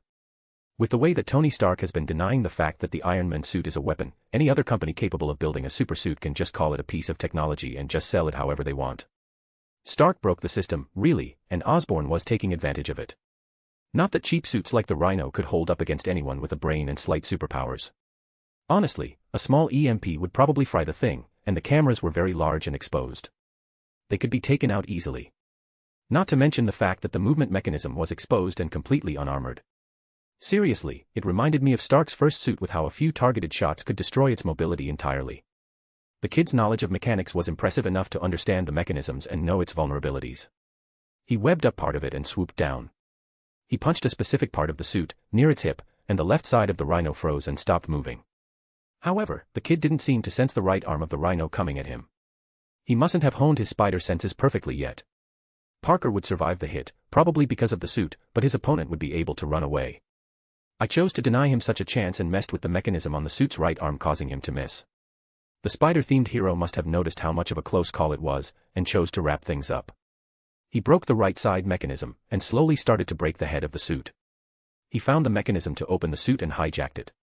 Finally, he grabbed the man inside the suit and webbed him up. The kid looked around, probably sensing that someone had helped him without really understanding what happened. Parker's spider sense was really interesting, and something that I have never really seen before. I teleported to the roof of the building. It wouldn't do for the kid to confront me in the middle of the streets of New York. Somehow, the kid was able to follow my teleportation and looked at me. I just smiled and waved at the teenager who shot a web and leapt towards me. He just stood there, staring at me. He spoke up in wonder, "Jasmine Sayer. That's my name, kid. Long time no see, kiddo. I see you're putting my suit to good use." The suit was probably worth billions in the black market, just because of the price of the materials making it. Vibranium was thought to be gone outside of Captain America's shield, and adamantium, while available, was very expensive to buy. The system itself was rudimentary, one that would help the kid and give him an edge but not act as a crutch. I didn't add an AI or something as stupid. It was a common HUD with facial recognition, connected to various law enforcement databases, as well as an untraceable phone line should he need it. Any vocal commands he wished for needed to be programmed, and I allowed the software to be as flexible as possible for the kid to use creatively. I didn't even add any enchantments or anything like that. Honestly, it was just an indestructible suit with a few perks, not a weapon of mass destruction, like what Stark would probably give the kid. Sure, it was expensive, but I had access to both materials and the system took an hour to make it most. I had already made something similar on a whim a few years back and I only needed to adapt it slightly for the kid. Speaking of the kid, he was stammering, "Yeah, thank you very much. Not just for that, but also for the life insurance. I know that you had a hand in it." I just shrugged, "Yeah, I did. You got me out of a sticky situation, and this was me just saying thank you." The kid hesitated for a second before blurting out, "Please tell me you aren't really a supervillain that used me to destroy S.H.I.E.L.D. I burst into laughter at this. This kid was precious. "Damn, you've really kept that in for a while, haven't you?" He nodded meekly. "You didn't answer my question. I didn't really use you for anything. Fury needed a desperate win, and he thought that he could get that through me. There's a lot about S.H.I.E.L.D. that people don't know, that even Fury didn't know. The entire organization was compromised, and it needed to be destroyed. The whole mess with the nuke during the invasion was already enough for the UN to dissolve the organization. It was always going to happen, and you just stopped them from taking me out with them. Sure, I could have dealt with it, but you saved me a lot of headaches, so I thank you for it. The kid nodded but was still unsure. Are you sure about it? I raised an eyebrow. Of course I am. Look, if someone really goes digging in SHIELD files, they'll see everything. I know that Stark was looking into it when I told him. He even told Fury not to go after me, but the guy was just too desperate with the vote coming close. So, kid, I'm guessing that the money helped a bit. He nodded but stiffened up. How did you know who I am? I snorted. Kid, I'm not one of the stupid crime lords that think they own this city. I'm the owner of the most powerful media company in the world. I have access to security cameras all over the planet. It took me minutes to figure out who you were. Smart as you might be, you are still a kid. Don't worry, I wiped any security footage that might incriminate you, but you need to be more careful. Sure, I was talking nonsense, but I could do all these things and would probably find out his secret identity quite easily. Parker just nodded as if it made sense. Yeah, Aunt May was really getting tired of working too many shifts at the hospital. It's nice not having to worry about how we would make ends meet. With Uncle Ben gone, things were looking bad for us. It's nice to see her grieve in peace and not worry about paying the bills. So, kid, tell me. Why are you doing this? You're a teenager, you're brilliant, you have so much ahead of you, so much potential. So, why are you spending your nights fighting crime instead of either working on some project or just hanging out with friends? I chose not to interfere and just helped make you as safe as possible. The spider-themed hero froze and looked at me for a minute without speaking. It was like it was the first time anyone asked him about it. He just nodded to himself and spoke up. Do you know what happened to my uncle? He died in the invasion, right? He saved a lot of people that day, but he didn't make it. Parker nodded. Yes, he did. I had these powers from before, you know. I got them during a field trip at Oscorp where one of the irradiated spiders bit me. But I knew that showing anyone what I was capable of would get me either incarcerated or used as a lab rat for the rest of my life, so I pretended that nothing happened. When the invasion came, I hid with my aunt while my Uncle Ben was saving people. I had superpowers, I could have saved so many people, but I didn't. I was a coward, afraid of being discovered. And when I learned about how my uncle died, I just felt shame and guilt. He saved so many people while I just hid in the basement with Aunt May. Ever since that day, I decided that if I see something wrong in front of me, it would be my duty to be like my uncle, that I have a responsibility to help them. I nodded. It made sense somewhat. It was a very dangerous line of thinking, but it was a noble one. Just don't sacrifice yourself trying to save everyone. It's just a fool's dream to do so. I'm not an idiot, Ms. Sayer, nor am I suicidal. I know my limits, and I know that I can't just stop crime altogether. But I can do my best to inspire people, to help make the city even a little bit safer. I shrugged. It's your life, Parker. You can do whatever you want with it, but just don't forget your life as Peter Parker in your crusade as Spider-Man. I did my best to protect you with the suit, the rest is on you.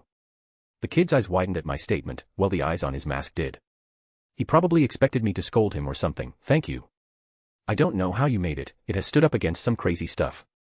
What's it made of, by the way? The way it absorbs impacts isn't normal. I just shrugged. It's made of an alloy made up of vibranium and adamantium. It was the only way I could make sure that you wouldn't get injured on your little crusade. Parker's shocked yell at my response amused me greatly. Chapter 284, Big Ben. March 3, 2013, New York City. Jasmine Sayer POV.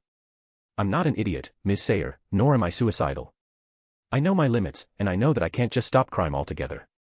But I can do my best to inspire people, to help make the city even a little bit safer. I shrugged. It's your life, Parker. You can do whatever you want with it, but just don't forget your life as Peter Parker in your crusade as Spider-Man. I did my best to protect you with the suit, the rest is on you.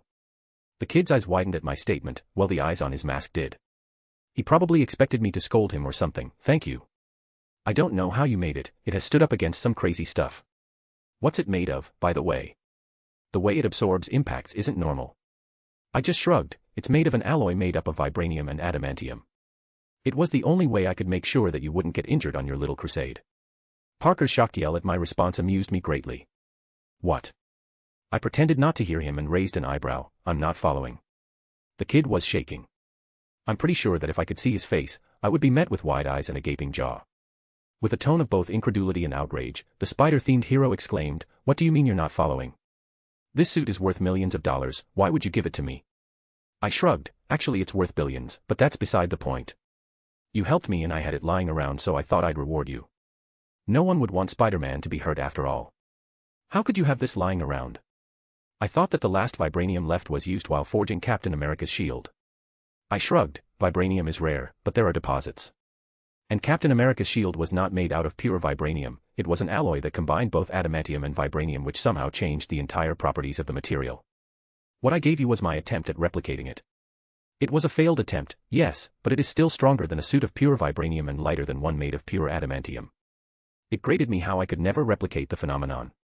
The material was completely energy resistant, which means that any scanning spells I used to analyze it just bounced off. It was also completely indestructible. I am not exaggerating, I couldn't even shave a small bit of it to experiment on it on my own. The only silver lining was the fact that the alloy was naturally grown. It was probably due to a vibranium deposit sitting on some adamantium, and after a few million years they merged somehow. Chaka, the king of Wakanda, probably found it, discovered that he couldn't do anything with it and sold it to Howard Stark, claiming for it to be vibranium. It was a spit in the face of the American people. It was a masterful solution in the face of it. It's not like Chaka knew exactly what he was giving up, and, in the end, all he did was rid the only possible reason any outsider might want to look into Wakanda. He tricked the world into thinking that vibranium was a dead end, just a mysterious material with no practical uses. I was there when Howard tried to experiment on it. Nothing worked, it was an impossible material. The only thing Stark discovered was that it was indestructible, bounced weirdly, and can be molded with intense heat. It wouldn't even separate when it was malleable. In the end, Howard Stark chose to make it into a shield because it was probably the only use he found for it. My thoughts were broken by the scoffing of the teenager in front of me. This is nice and all, but I can't accept this. I just shrugged. It's not like it cost me anything, it was just laying around. The spider-themed hero shook his head. It's too much. Tell you what, kid, I'm going to leave the suit with you until your 18th birthday. It should keep you safe while you're still technically a kid, and afterwards, when you're an adult, you can decide whether to give it back or not. The suit should grow with you, so it should last a lifetime. The teenager still wasn't convinced. Look, Parker, I'm not having a kid's death on my conscience because he thinks he doesn't deserve any help. I'm going out on a limb here to help you out. I even made the operating system as flexible as possible so that you could truly make the suit your own. Trust me, you'll probably not find another suit like this anywhere else. The kid muttered, I'm not sure about this. I snorted, you know what, I'm done being nice. You're going to be wearing this suit whenever you go on patrol, or you will not go out as Spider-Man at all. Outraged, the kid exclaimed, and how are you going to stop me? I snorted, quite easily. All I have to do is this. I snapped my finger, and the kid froze. I could feel his fear through my telepathy and chose to stop scaring the poor boy. My voice softened. Look, Peter, I know you want to honor your uncle. He was a very good man with a great heart and a noble sense of responsibility. But you're just a kid. He might have wanted to instill his values on you while you were young, but I can guarantee you that he wouldn't have wanted you to put yourself in danger every day, even if it was for a noble purpose. He was your father in all but name, and no parent likes to watch their children getting hurt. I let him go and the kid could move again. You don't understand, I need this. Trust me, I understand. I understand more than you could ever believe.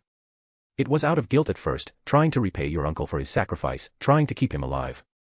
And then it became a duty, a true feeling of responsibility for you to save as many people as you can. It's a beautiful dream, and you'll feel empty without it. I wish you would stop, but I know you won't. Which is why I gave you the suit in the first place. But me providing you some protection because you're still a minor is just me making sure you won't be killed by a stray bullet or mugged on an alley. You can see the logic in it, can't you, Peter? The kid slowly nodded. Fine, I'll keep the suit. But I am giving it back on the day I turn 18. I gave him a smug smirk. Sure, you will, kid, sure you will. Peter stiffened for a second and asked, are you a mutant? I chuckled. In a way, I suppose I am. Although, my powers are a lot more flexible than your average mutant. The media don't talk about superpowers that don't belong to mutants, really. But you're proof that it's not exactly true, aren't you, Peter? The teenaged hero stiffened. So, Fury was right to arrest you that night. I snorted. Kiddo, he wanted to arrest me because a Nazi that happened to be his superior died from a heart attack, and for the murder of myself. Yourself. I shrugged. I'm very old, like older that Thor old. And over the years, I have taken identities for the fun of it. People don't like the concept of immortals living among them, so I stayed in a place for a lifetime and then faked my death and moved on. In the last few decades, I was known as Morgan Evanshade. And when Hydra tried to assassinate me and steal my company, I just took up the name of my niece, another made-up identity, and stopped them from buying it. Fury thought that I had killed my aunt for the money and Alexander Pierce because we met a few days before he died. If he had investigated things better, He would have found the gaps and saved himself a lot of trouble, but he was desperate and pressed for time, which is why S.H.I.E.L.D. is a thing of the past now. The kid had frozen, but this time, it wasn't because of me. I could feel him thinking deeply before yelling out, "You're the Morrigan." Damn, I underestimated how smart the kid was. I'm not saying I am, but tell me how you came to this conclusion. He nodded. You said that you're old, that you're more than a mutant. You have telekinesis, but you alluded to being more flexible. You have multiple powers. The Morrigan was rumored to have been the same person that was once hailed as a goddess, thousands of years ago. You've just admitted to having multiple identities. You fit all the boxes. I raised an eyebrow. I'm impressed. You are correct. I am the Morrigan, but right now, I go by Jasmine Sayer. For some reason, the kid started to breathe heavily. Oh my god, I know the Morrigan. I saved the Morrigan. The Morrigan is not dead. Wait a minute, how are you still alive? You were hit by a nuke. Smirking, I answer, I just moved the bomb to another dimension and faked my death. I do tend to do it a lot. Perhaps, I'm getting predicable. I have so many questions. What are your powers? How long have you been alive? Are you really a goddess? Have you even met Albert Einstein? I smiled at the kids babbling. My powers are too complicated to explain in one sitting, and I've been alive for around 5,000 years. I'm not exactly sure, as it was hard to keep track of it back then, since there wasn't a standardized measure of time in the ancient times. It depends on how you define a god. If we're talking about beings of pure energy born to characterize an aspect of existence, then no, but if we're talking about very old and powerful beings, then technically yes. It's hard to put into words. I did, in fact, meet Albert Einstein. Lively fellow, quite intelligent as well, but he was a bit of a pervert as well. The kid responded in awe. I can't believe it. You must have seen so much, experienced so much. Smiling at the kid's enthusiasm, I answer his unspoken query. Yes, I've seen some very important things in my long life, but everything comes with a balance. Joy is balanced by sadness and grief. Love is balanced by heartbreak. Wonder is balanced by boredom. Everything has a price, kiddo, and you better remember that. The teenager stayed silent, probably understanding the implications of my long life in a mortal world. He then whispered, I'm sorry. I shrugged. It's the hand that I have been dealt with. Choosing to change the subject, he spoke up. So, what are you doing in Queens? I shrugged, just walking around. I've been dealing with a few things in the last few months, and I wanted to clear my head. An idea popped in my head. There's something I've been wanting to do for a few weeks. I was going to do it in a few days, but with the kid there, there's no reason not to do it now. I decide to speak up. You know what, Peter, why don't we do something fun? The spider-themed hero sounded confused. Like what? Well, I was planning on speaking with Tony Stark about something. I was going to do it in a few days, but since you're here I might as well ask you to come with me. The kid was jumping up and down. Are you asking what I think you're asking? Yeah, kid. Do you want to come with me and see Tony Stark right now? The kid actually ran towards me and hugged me in gratitude. If you want to support me, check out my Patreon at https://www.patreon.com/athosbrkr. I tend to upload drafts of early chapters on there to get people's opinions of them so you can read up to 15 chapters ahead as a bonus. Thank you guys for your support in these hard times. Chapter 285, Stark Road. March 3, 2013, New York City. Jasmine Sayer POV. Choosing to change the subject, he spoke up. So, what are you doing in Queens? I shrugged, just walking around. I've been dealing with a few things in the last few months, and I wanted to clear my head. An idea popped in my head. There's something I've been wanting to do for a few weeks. I was going to do it in a few days, but with the kid there, there's no reason not to do it now. I decide to speak up. You know what, Peter, why don't we do something fun? The spider-themed hero sounded confused. Like what? Well, I was planning on speaking with Tony Stark about something. I was going to do it in a few days, but since you're here I might as well ask you to come with me. The kid was jumping up and down. Are you asking what I think you're asking? Yeah, kid. Do you want to come with me and see Tony Stark right now? The kid actually ran towards me and hugged me in gratitude. It took a few minutes for Peter to hide in a deserted alley and change his clothing. Finally, he returned wearing jeans, a geeky t-shirt underneath a hooded jacket. I raised an eyebrow at his attire, and he looked at me indignantly. Look, I wasn't prepared to go see Tony Stark of all people today. I shrugged. It's your call. I still don't understand why I can't go see him in my spider suit. Peter grumbled. I snorted. Kid, we are not going to walk into Avengers Tower wearing masks. Fine, he relented. It was impressive seeing the kid act this way even with the darkness that he witnesses every night. There are many reasons that experienced police officers, especially in a city with a high crime rate, are often serious and stoic. Seeing so much crime, violence, and death would change anyone. People often choose to ignore the existence of humanity's dark side. It is uncomfortable for people to think how monstrous people can be, and the kid voluntarily goes every night to fight that darkness. I would applaud him if I wasn't afraid that he would lose his innocence, his belief in justice, and his faith in humanity. Outside of him getting physically hurt, this has to be one of my biggest fears for him. I had to hand it to the kid, he was a strong person for not having been affected badly by his nightly activities.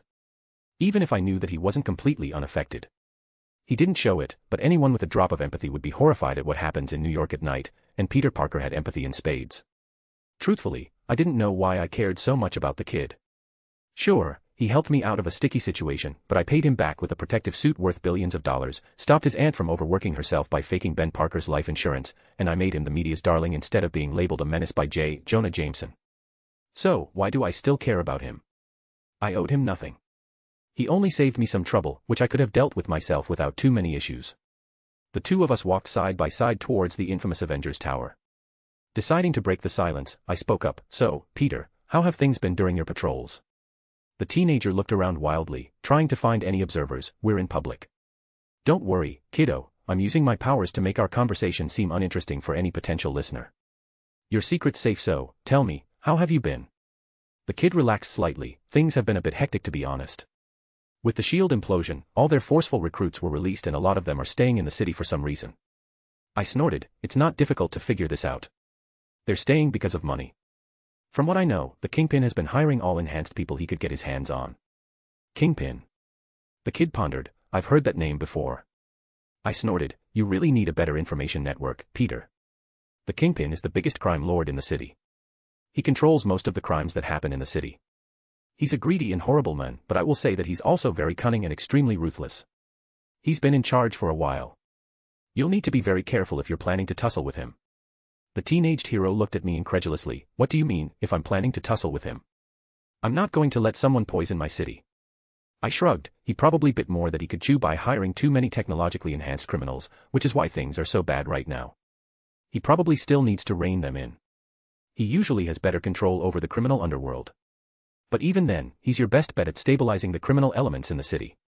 Taking him out would create a vacuum and inevitably lead to a war between all the gangs that would want to take over, which would cause a lot of innocent deaths with it. The Kingpin is intelligent in the way that he made himself indispensable to the stability of the underworld. You need to be more careful before you decide to commit in going against someone this connected." Peter shook his head. "He caused the deaths of so many people." I nodded. "He probably killed a great deal of innocent and guilty people. He's not a good man, not even close. The best way I could describe him is a corrupt businessman that rules the underworld as if it was a company. It's the way he thinks. Instead of firing people, he kills them. Instead of dealing with potential rivals, he either takes over their network or kills them as well. He is very efficient and without a doubt a psychopath. If you want to remove him from power, you'll need someone to take over, to be just as ruthless over his underlings so that they would obey him, and slowly lower the city's crime rate this way. It will take years for that to happen, so don't rush blindly to deal with him." The spider-themed hero reluctantly nodded and asked, "Does he have the facilities to build suits like the Rhino or Shocker?" "Of course not. He's a crime lord, not an engineer." "No, he gets his armor from Oscorp." "What?" the kid exclaimed. I shrugged. "Well, the armor is based on Chitauri tech, which is very dangerous since the cores can be activated through certain radiation frequencies and explode. But well, the only people studying Chitauri tech are Stark Industries and Oscorp. The tech is very dangerous and only reputed corporations were granted access to it. Stark got it because of his influence as an Avenger, and Oscorp got it because of their new contract with the military after Stark Industries pulled out in the Hammer fiasco. For some reason, I can't see Tony Stark giving weapons to mob bosses, so by elimination it has to be Oscorp." Peter was shaken by my arguments. "Can't other people have scavenged the tech?" I shrugged. "The facilities needed to study the tech are very expensive. Very few corporations have the capital and research power to study them without blowing things up. I'd say if it was a few years down the line, a private citizen could weaponize them, but it hasn't even been a full year since the invasion, so I'm only left with Oscorp. But why would a multi-billion-dollar company sell weapons to criminals? My guess would be that they only sold the prototypes. This way, they don't need to be tested and any failure wouldn't make the company look bad. At least, I think it started this way with Rhino and Scorpion. With the rising number of criminals with second-rate tech like the Kangaroo, whose main power is to jump very high, I think that Osborn decided to sell weapons that are too weak to be sold to the military to the Kingpin. This way he makes a profit as long as it's functional. It's logically the smart thing to do from a financial perspective. The criminals think that it's the kingpin that gives them the suits, and the crime lord is discreet enough to not trace anything back to Osborn. Peter protested, I know Dr. Osborn, he wouldn't do something like this. I let out an amused chuckle, he's a businessman competing with Tony Stark in the tech industry. He would do a lot worse than that. But it's not like you can arrest him either. He's used to people trying to sue him to the ground and knows how to cover all paper trails from his operations. Outside of a public confession, even if you find something, it'll be thrown out by his army of Ivy League lawyers. But you can do it, can't you? I shrugged, I probably could, if I put my mind to it, that is. But I'm dealing with a lot of more sensitive problems than a mob boss and a corrupt businessman. I handle very different and far more dangerous problems. Look, kid, you're not ready to take on something like this. This isn't going to be your regular catching a robber and leaving a funny note for the cops. You need to understand the consequences of going after people this high up the ladder. Kingpin is probably going to go after you in a while, but Osborn probably loves you. You always reveal the vulnerabilities in his machines when you fight them, and with you destroying them, you keep the demand for his tech going. So, why is Kingpin buying so many suits? They have to be expensive as hell. I shrugged, it's to manage the loss of his mutant lieutenants. For the last few years, the number of biologically enhanced people, be it through mutations or accidents, have dropped. The criminals disappeared, the innocent ones did as well. This phenomenon has been occurring all around the globe and every single spy agency has been trying to find out what's happening. SHIELD was the last organization that had any pull with the enhanced, and with its fall, the enhanced have disappeared as well. Unfortunately, the technologically enhanced remained, which is why Kingpin wants to fill the void of his lieutenants with them. He relied on his old crew to maintain a balance of fear and respect throughout the city, and with their disappearance, he was vulnerable. So, what happened to the mutants? I gave him a cheeky grin, I have no idea. Outraged, Peter asked, you're lying. Maybe I am, and maybe I'm not. Who knows? The spider-themed hero huffed and grumbled, fine. But there's something still bugging me. It's not about the Kingpin or anything. It's about the first time we met. When Fury tried to arrest you, why didn't the Avengers tell him that you were the Morrigan? Didn't they know that you were still alive? Don't worry, I told them. I asked them not to tell anyone, but I called them afterwards and they had called Fury warning him that going after me was a mistake. He didn't listen. I dislike the foolishness of stubborn fools in desperate positions. Peter gave me a curious look, have you spoken to any of them after the invasion? Yes, but not really. It was mostly business, not social calls. Stark tracked me down a bit after we left, and we let each other know what we're doing so that we don't step on anyone's toes. Truthfully, we're not all that close, outside of Thor that is. What about Thor? I gave him a cheeky grin, he's staying at my place. The teenager choked on his own spit and I could tell that he wanted to ask 1,000 questions at once. However, I didn't let him do it, would you look at that, we've arrived. And I was correct, we had just arrived at the tallest building in the city. The kid must have been distracted by our conversation. Well, I wonder how Tony will react when I arrive at his tower unannounced. This was going to be fun. Chapter 286, Stark Infiltrations. March 3, 2013, New York City. Jasmine Sayer POV. Peter gave me a curious look, have you spoken to any of them after the invasion? Yes, but not really. It was mostly business, not social calls. Stark tracked me down a bit after we left, and we let each other know what we were doing so that we don't step on anyone's toes. Truthfully, we're not all that close, outside of Thor that is. What about Thor?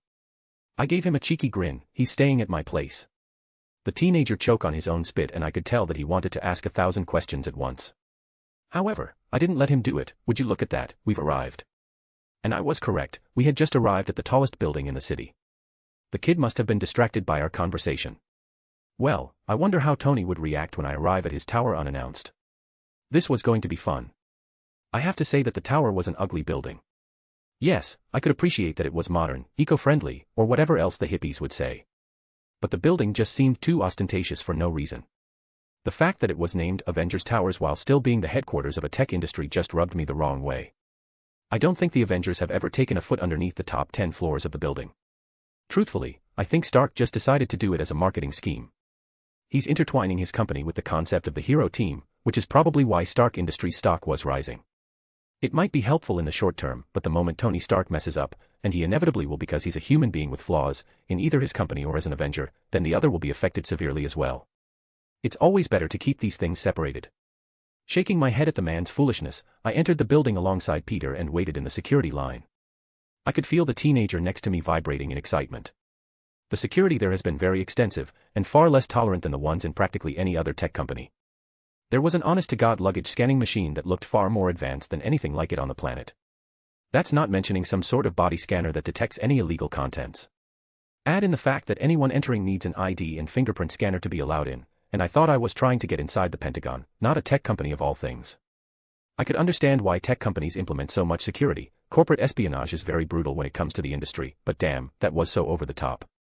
Sure, with the Avengers being a hot commodity even a year after the invasion, and hence, had groupies everywhere in the world, the tower would always be bombarded by rabid fans trying to meet them. It's sad that it's the employees that suffer from it. I can't imagine waiting in line for so long just to go to my job. Lucky for us, there was another line geared towards the daily public tours of the tower. It was very competitive and somewhat expensive. They didn't even come close to the tech side of the tower. It was like a museum, really, with memorabilia showcased around.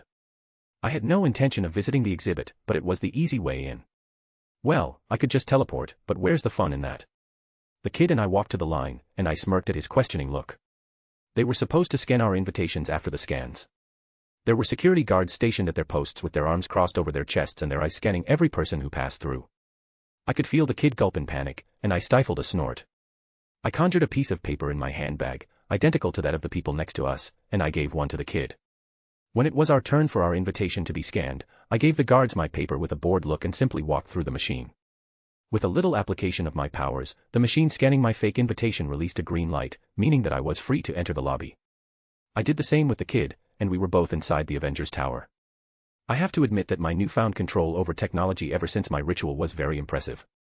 I still haven't explored it too much, but so far, it felt like some form of limited technopathy. I'll have to look into this further.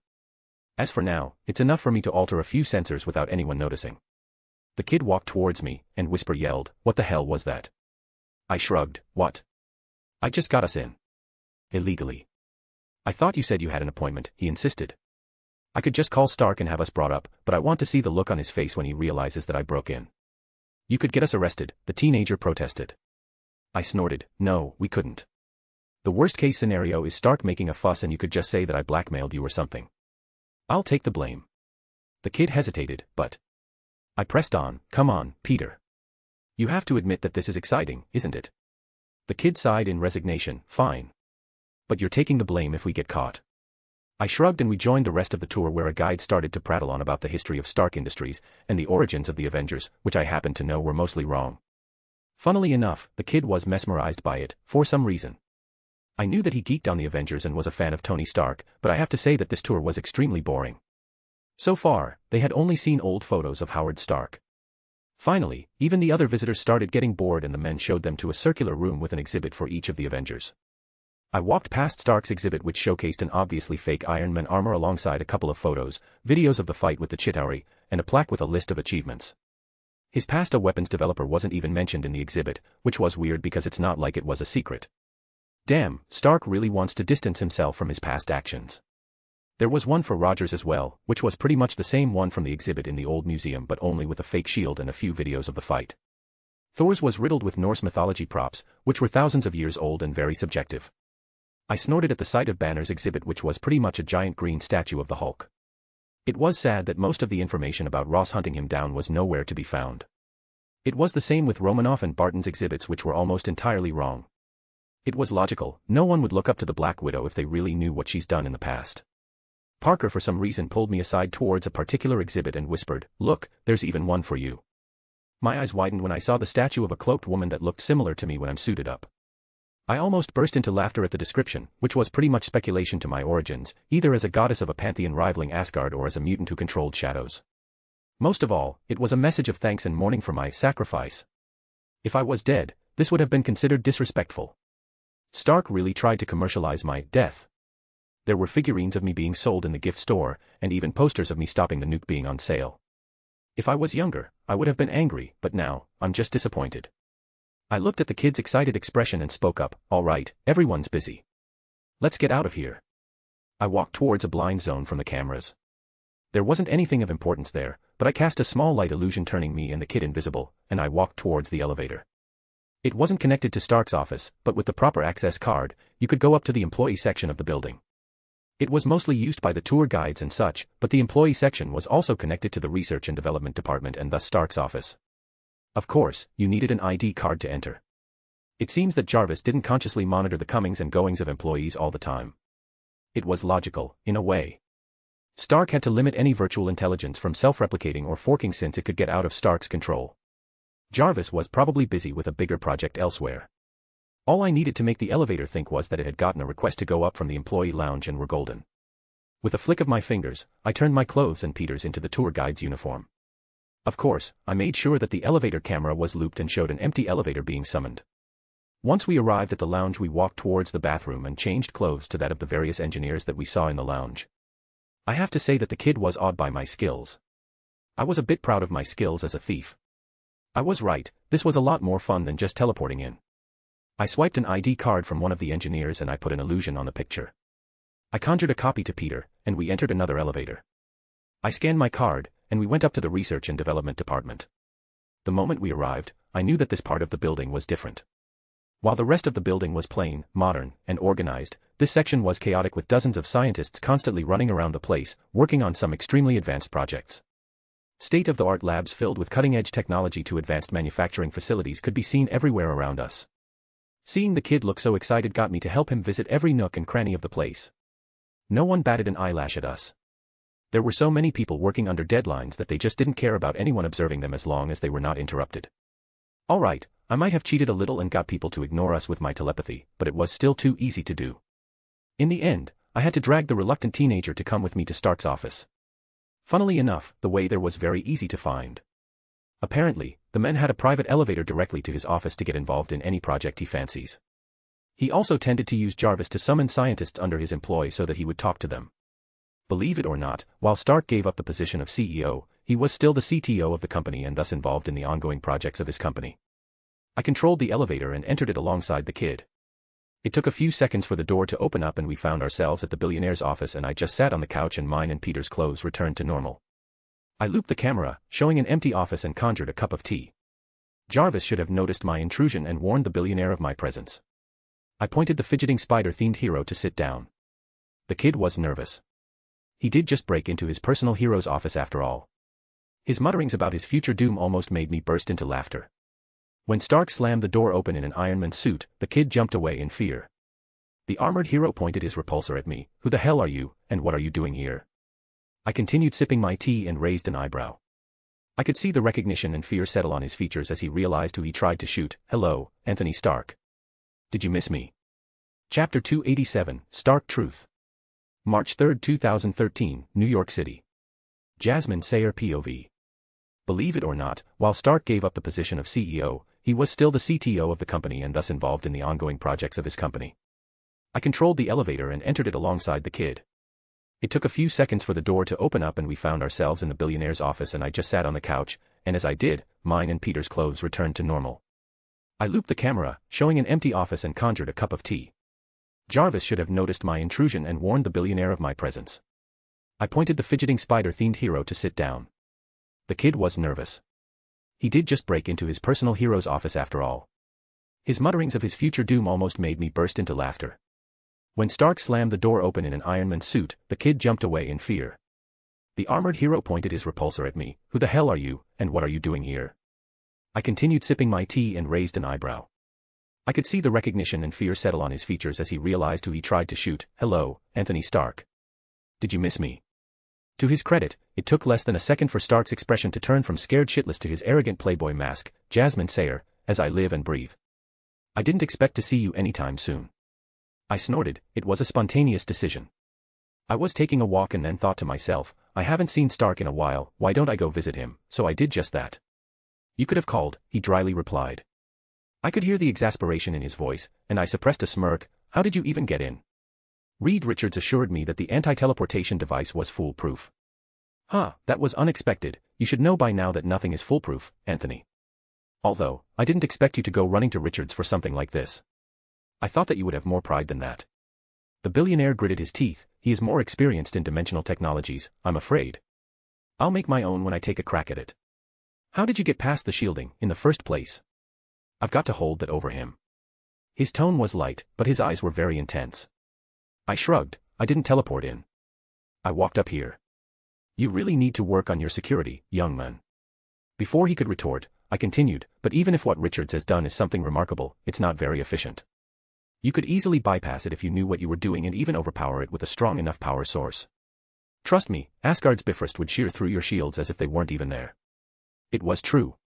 Now that I started looking for it, I could feel the spatial interference inside the building. It reminded me a bit of an anti-apparition ward. It simply stopped irregular spatial folding and thus anyone from teleporting in, as well as teleportation through multiple dimensions. Unfortunately for Stark, the spatial shielding can be subverted by anyone experienced enough for it not to be triggered in the first place, and the dimension shielding has to be tailored to the frequency of each external dimension, which means that Richards has only tailored it to the ones he knows about. As much as Richards tries to deny it, he's as arrogant as Stark when it comes to his technologies. He simply cannot conceive the idea that anyone would know more about dimension exploration than himself. Sure, he's one of the smartest men on the planet, but intelligence is not wisdom. Reed often makes that mistake, and thus he always presumes that his decisions are the correct ones. There is a reason that I prefer Stark over him. For all his bravado, his arrogance has been tempered with pain and suffering. I would trust Stark to respect my decisions even if I don't explain them entirely. The same cannot be said about Reed Richards. He would interfere with trying to do the right thing from his perception of morality. My musings were interrupted by Stark sighing and his suit opening up, as he slowly walked to the corner. The unarmed billionaire slowly walked next to me and spoke up, "Can you call next time? I'm not always in the tower." I raised an eyebrow. "I always know exactly where you are, Anthony, and you rarely even leave this place and we both know why, don't we?" The billionaire looked uncomfortable and changed the subject. "So, who's the kid?" The spider-themed hero actually squeaked in fear when Stark looked at him. I chuckled at the kid's antics. "I found him on the way here. I owed him one from a while back, and he's always wanted to meet you. He reminds me of you, to be honest. If Howard wasn't your father, that is. Please tell me he's not an idiot like the others," the billionaire drawled out. "Trust me, he might even rival you, if he stopped holding back, of course." I turned towards the teenager who looked down and was fidgeting. Unfortunately, the kid opened his mouth and started babbling. "I'm a big fan, Mr. Stark. I'm sorry for breaking in. I didn't know we weren't invited. Please don't send me to prison." He said that so quickly that Stark didn't even have time to process. The armored hero just sighed again. "Look kid, Sayer here vouches for you, which is something that very few people would ever get. This means you've got to have potential. So, foot-in-the-mouth syndrome or not, you have 1 hour in one of my private labs to make me something interesting. Impress me and you'll get a position as an intern here. Jarvis will show you the way." The teenager was gaping at his idol. "Who's Jarvis?" "I am, Mr. Parker," a voice responded from the speakers. "Please enter the elevator." I ignored the kid fangirling as he babbled question after question to the poor virtual intelligence, and I waited until he left the elevator. I pretended not to notice the fond look on the billionaire's face. "So, what's your angle? Why did you come here?" I shrugged. It was on a whim really. "Yes, there is something I wanted to talk to you about, but it's not as urgent. To be honest, the biggest reason is the kid." "Yes, why did you bring an awkward teenager to my office?" "It's for both of your benefits really. He needs a role model in his life, and you need someone to keep you grounded. You've been spiraling out of control, Anthony." Stark growled at me. "You left me with a shit show, Sayer. I've been doing my best to hunt down Hydra." "You were right, there's still a thing. I even found the footage of my parents' assassination." I nodded. "Hydra's gone, kid. I took care of it myself. The whole, take off one head and 2 others will take its place, doesn't work if I starve the damn thing. For all their ideological nonsense, they are a weird mix of a cult and a gang. Only the higher-ups really believe that nonsense and the grunts are only hired men. All it took was for me to get rid of the higher-ups and the money, and the organization splintered into nothing." Stark was unamused though, taking S.H.I.E.L.D. with it. I shrugged. If S.H.I.E.L.D. had survived, it would provide a backup for the organization to rise again. It was better this way. Maybe if Fury wasn't so adamant on taking me out, I would have played ball, but I just let things take their course. What's he doing now? Well, after you ruined his reputation, I hired him as head of intelligence for the Avengers. He gives us missions and whatnot, which we can accept or refuse. I chuckled. "So, you turned him into a glorified secretary?" The billionaire burst into laughter. "I have to say that it was one of my more brilliant moves. You should have seen his face when I offered it to him." I snorted in amusement and Tony continued. "What really happened with Pierce?" I shrugged. "Pierce wanted control over Marvel, so he sent the Winter Soldier to kill Morgan Evan Shade. I always have backups for big assets like my company, and in this case, it was another alter ego, Jasmine Sayer. I caught my would-be assassin of course and deprogrammed his brainwashing. He's still barely a functioning human being, haunted by the abominations that he was forced to commit. He's especially guilty about his involvement in your father's death since they were friends. And since Pierce declared war, I arranged for him to die, as well as his entire organization. So, you took out an international terrorist organization with fingers in almost every pie, because they tried to take over your company. I smiled at him. I was planning on leaving them for you and Rogers to deal with. But they fired the first shot. What about the Winter Soldier? Damn, was this man predictable sometimes? Tell me, would you really kill a man who's just escaped decades of torture and is barely more than a broken remnant of a human being? He killed my MOM. I nodded. He did, but he wasn't in his right mind. It wasn't his choice. This would be like blaming Barton for the death of the agents on the helicarrier during the invasion. You're not thinking straight. My dry tone must have shocked him. I could understand that. Human beings often expect violence and aggression in the face of violence.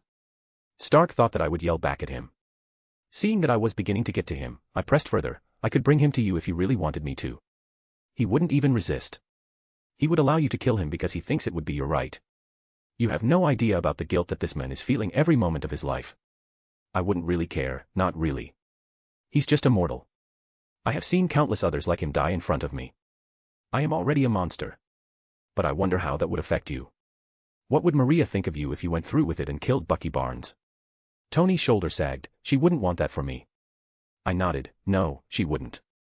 If it was a bad man that killed her, I wouldn't have said a word. But your target is not. The Winter Soldier is dead. The only thing remaining is the broken shards of Bucky Barnes. There is no need for your obsession anymore. Hydra is gone, and it was a mistake for me to tell you about its existence if you weren't going to be involved in taking them down. I see it now. I just miss her so much. I know, and so do I. Maria was my friend, and a wonderful person. Her death was a tragedy to everyone who ever met her. But I have already avenged her. I destroyed the people who killed her and their organization. I even killed the super soldiers that Hydra tried to make using the serum stolen from your father. You need to stop feeling guilty over what happened and move on. Stop obsessing over your armors and start living. I'm not saying that you should stop innovating, but don't let it consume you. When something like the invasion happens, if you fail to handle it, I will take care of it. So, stop obsessing. You're worrying everyone around you, especially the lovely Miss Potts. Stark groaned. Fine, but I still don't understand why you brought a kid to my office. I gave him a smug grin. Well, outside of him being a teenager with a genius intellect and an obsession with tech, his character reminds me of you. You know, without the arrogant billionaire part, of course. I still don't see it. Sure, even if the kid is smart, that doesn't mean that we'll even tolerate each other. I have a feeling you will. After all, he's a superhero, just like you. I counted in my head how long it took for the billionaire to digest my last sentence. It took 27 seconds for him to yell out, "He's a what?" Chapter 288, Billionaire's Stupefaction. March 3, 2013, New York City. Tony Stark POV. Tony Stark liked his life. Yes, his father was a shit parent, but his mother made up for whatever warmth and attention he needed and more. Sure, Tony liked to party and mess around as a form of rebellion against his father's authority, a desperate attempt to gain his attention and maybe even his approval, but it never worked. After his parents' death, he continued this lifestyle not knowing how to proceed, but after what happened in Afghanistan, his eyes were open to how empty his life truly was. And look at him now, he's still the same narcissistic billionaire he always was, but he was in a relationship with a woman he genuinely loved and who loved him back despite his many faults. He is admired by millions if not billions of people all around the world. He had surpassed his father's legacy. When people will hear the word Stark, they'll think of Iron Man, not some washed-up World War II manufacturer. Tony Stark cemented his legacy in a way his father never could, and he was damn proud of it. The only little itch he had was his mother's death.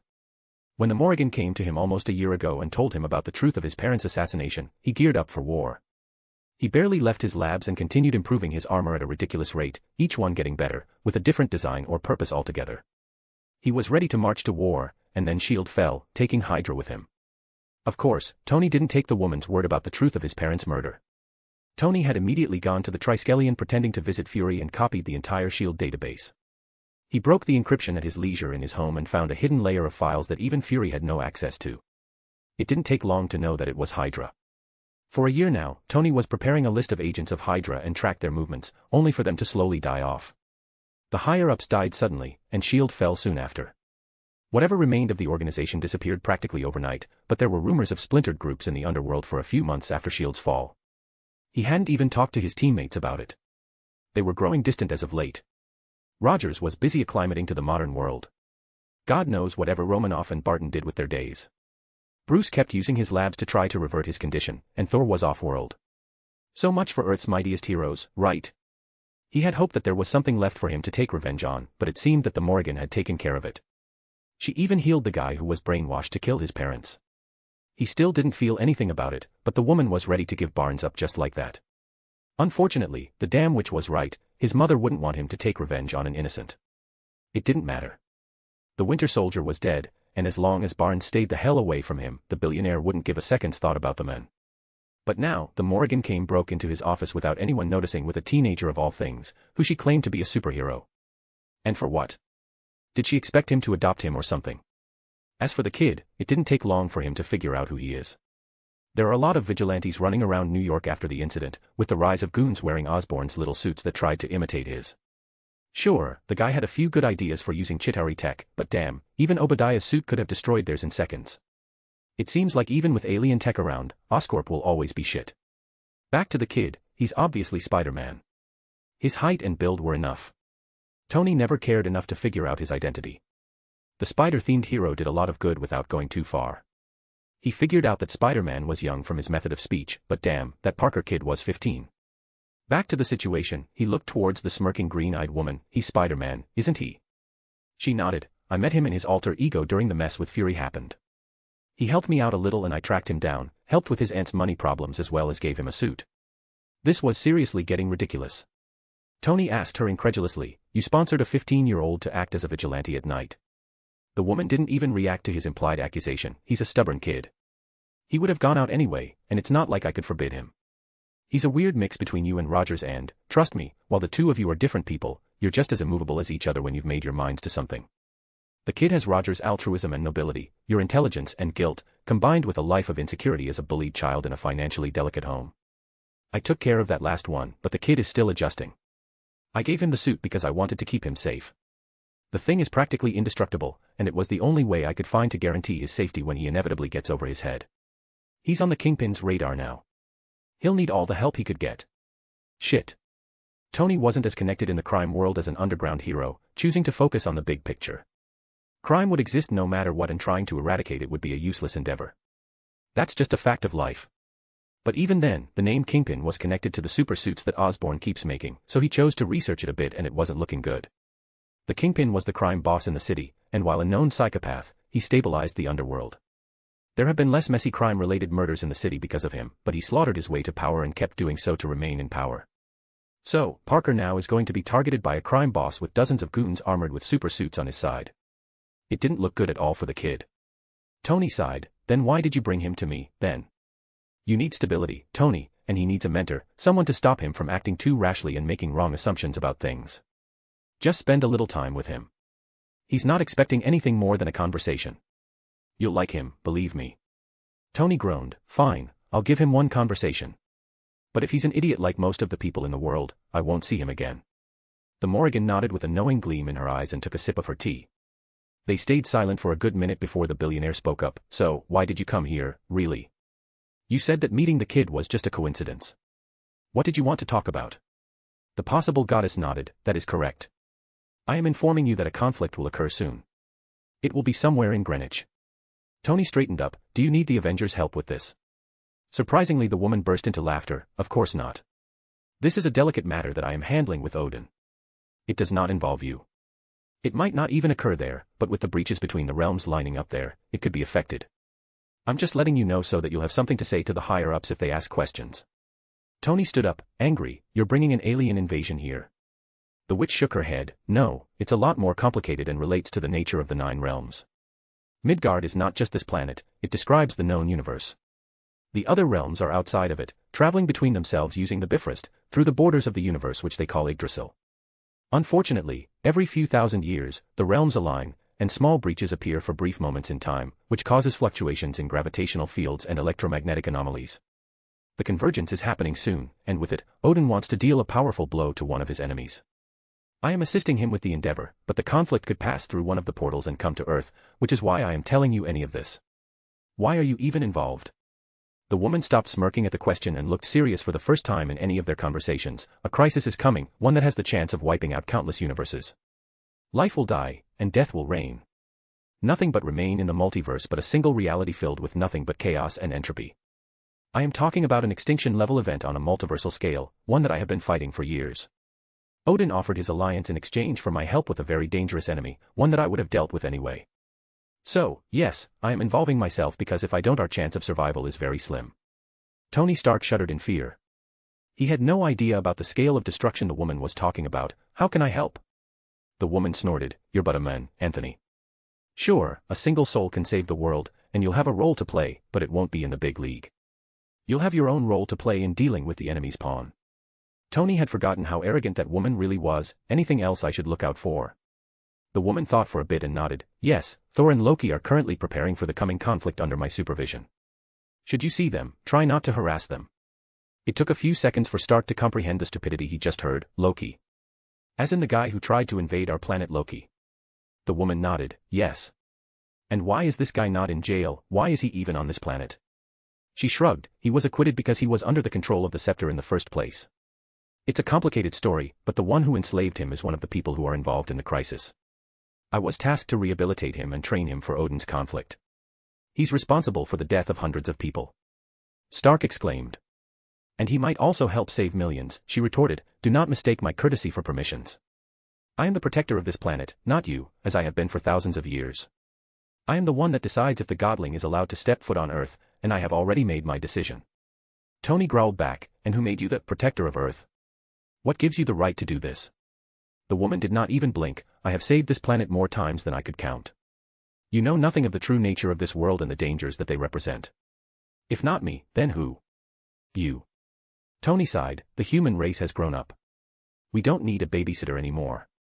The woman snorted. We'll see about that. And you better be correct about that, because, after the crisis, you're on your own. Panicking, Tony replied, what do you mean, we'll be on our own? The Morrigan shrugged. That's easy. If we don't all end up dead, I'm retiring after the crisis is over. I've had enough of this ungrateful little planet. I swear, if I wasn't bound for thousands of years, I would have left this cursed place a long time ago. And the moment I'm freed, I have this multiversal crisis to deal with because I can't even leave the damn universe to retire. So, yeah, you'll have exactly what you wish for, mortal. You'll be free of me the moment the crisis is over, and we'll see how long you'll survive on your own. Before he could retort, the woman stood up. I'm leaving now. I've finished what I've set up to do. Take care of the kid for me and stay out of my way. I'm serious, Stark. I don't want anyone involving themselves in the mess with Asgard. You're responsible for doing this. If I find out that anyone is meddling, then it's on your head. The woman teleported away, ignoring the anti-teleportation shield he acquired from Reed Richards as if it was nothing. The billionaire groaned and palmed his head. This hadn't ended well. Sighing, he decided to check on the kid. After arriving at the lab, he was surprised by seeing the kid working diligently on some sort of device. Leaning to take a closer look, Tony's eyes widened when he saw how complex the damn thing was. He expected this kind of work from his top engineers, not a high school freshman. It was a small robot spider that seemed to be capable of flight and could be recharged easily. It seemed to have a great range of movement and cameras that could transmit any feed. It was pretty much a fancy drone, which was somewhat inefficient to Tony's standards, but it was leagues above what could be expected from a kid Parker's age. After a lot of polishing, the kid could shine. The eager smile on the teenager's face made Tony's heart melt. Perhaps, the Morrigan was right about something after all. This was going to be fun. Chapter 289, These Violent Delights. March 3, 2013, New York City. Tony Stark POV. If we don't all end up dead, I'm retiring after the crisis is over. I've had enough of this ungrateful little planet. I swear, if I wasn't bound for thousands of years, I would have left this cursed place a long time ago. And the moment I'm freed, I have this multiversal crisis to deal with because I can't even leave the damn universe to retire. So, yeah, you'll have exactly what you wish for, mortal. You'll be free of me the moment the crisis is over, and we'll see how long you'll survive on your own. Before he could retort, the woman stood up. I'm leaving now. I've finished what I've set up to do. Take care of the kid for me and stay out of my way. I'm serious, Stark. I don't want anyone involving themselves in the mess with Asgard. You're responsible for doing this. If I find out that anyone is meddling, then it's on your head. The woman teleported away, ignoring the anti-teleportation shield he acquired from Reed Richards as if it was nothing. The billionaire groaned and palmed his head. This hadn't ended well. March 3, 2013, Sayre Manor. Jasmine Sayre POV. After my little conversation with Stark, I teleported home, poured myself a cup of tea, and sat on the balcony. I sighed at the previous meeting with Stark. I went to Stark Industries on a whim, really, the moment I saw Peter Parker fighting in an alley. Arranging a meeting between the billionaire and Parker was my good deed for the day. Before the future became clouded, I had seen many of their possible relationships, which were almost always amicable, apart from a few unlikely outliers, that is. Most of the time, they were as close to a family as one could get. There was always that father-son bond that they develop over time, and that helps the both of them deal with their insecurities. In a way, this was both a gift for Stark, to help him move on from his parents' murder, and a gift for the kid to have someone actively supporting him in his hero life. This was my final gift for the kid, and me returning the favor to Stark by asking him to stop any mortal involvement in the conflict with those who sit above in shadow. Odin would never allow any mortal's involvement in Asgard's affair. As far as I know, he's only accepting Selene, Wanda, and Rose's involvement because they're my family, and Jean because she's the avatar of the Phoenix Force. The king of Asgard did fall in love with a past avatar in one of his previous lives, but this was millions of years ago, before the war against heaven. He must still remember her power, and thus the potential that Jean embodies. Speaking of Jean and Wanda, they are still in Genosha, helping Emma Frost run the country. From the White Queen's reports, they have been involved in many operations targeting a mutant trafficking ring and took down a couple of mutant criminals in the outside world. Project Genosha was a definite success. People just stopped complaining about mutants all the time, and it was all thanks to their selective blindness. This was a test to see whether mages could be integrated back into the rest of the world. The truth was a resounding no. If there was one definite truth I have learned during this experiment, it was that superpowers made people nervous. Or, at least, right now. Charles Xavier and his followers thought that by showing the people the good that mutants were capable of, they would respect and understand their position. And now, I could say without any doubt, that Charles Xavier was an optimistic idiot. It was no wonder that he was dead. The reality of the mutant issue was far more complicated than the fear of what is different. The truth was that mutants made people nervous. To the people in power, mutants were unstable wildcards at best. They represented a drastic change in the balance of power governments have carefully cultivated. After all, what use has a few policemen to keep order when a criminal could vaporize a tank with his bare hands?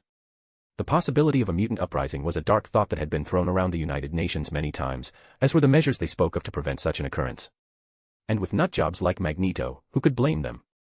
Power-hungry warmongers were desperate in building their own mutant armies and thus wanted the world to see them as threats. They took advantage of the general public, scaring them into thinking of the dangers mutants presented, that they were taken over. That's where I came in. With my company declaring neutrality on the issue, I simply asked them not to report any incidents on the matter. And with the Genosha program subtly arresting mutant criminals and vetting new mutants using the Cerebro machine that I took from Xavier's mansion and gave to Emma Frost. Mutants, in general, were immediately tracked down and given the option for them and their families to move to Genosha, and they would be tracked and forced to come if use their powers publicly, and even imprisoned if they commit crimes. With no news about mutants, people slowly started to forget about them and move on with their lives.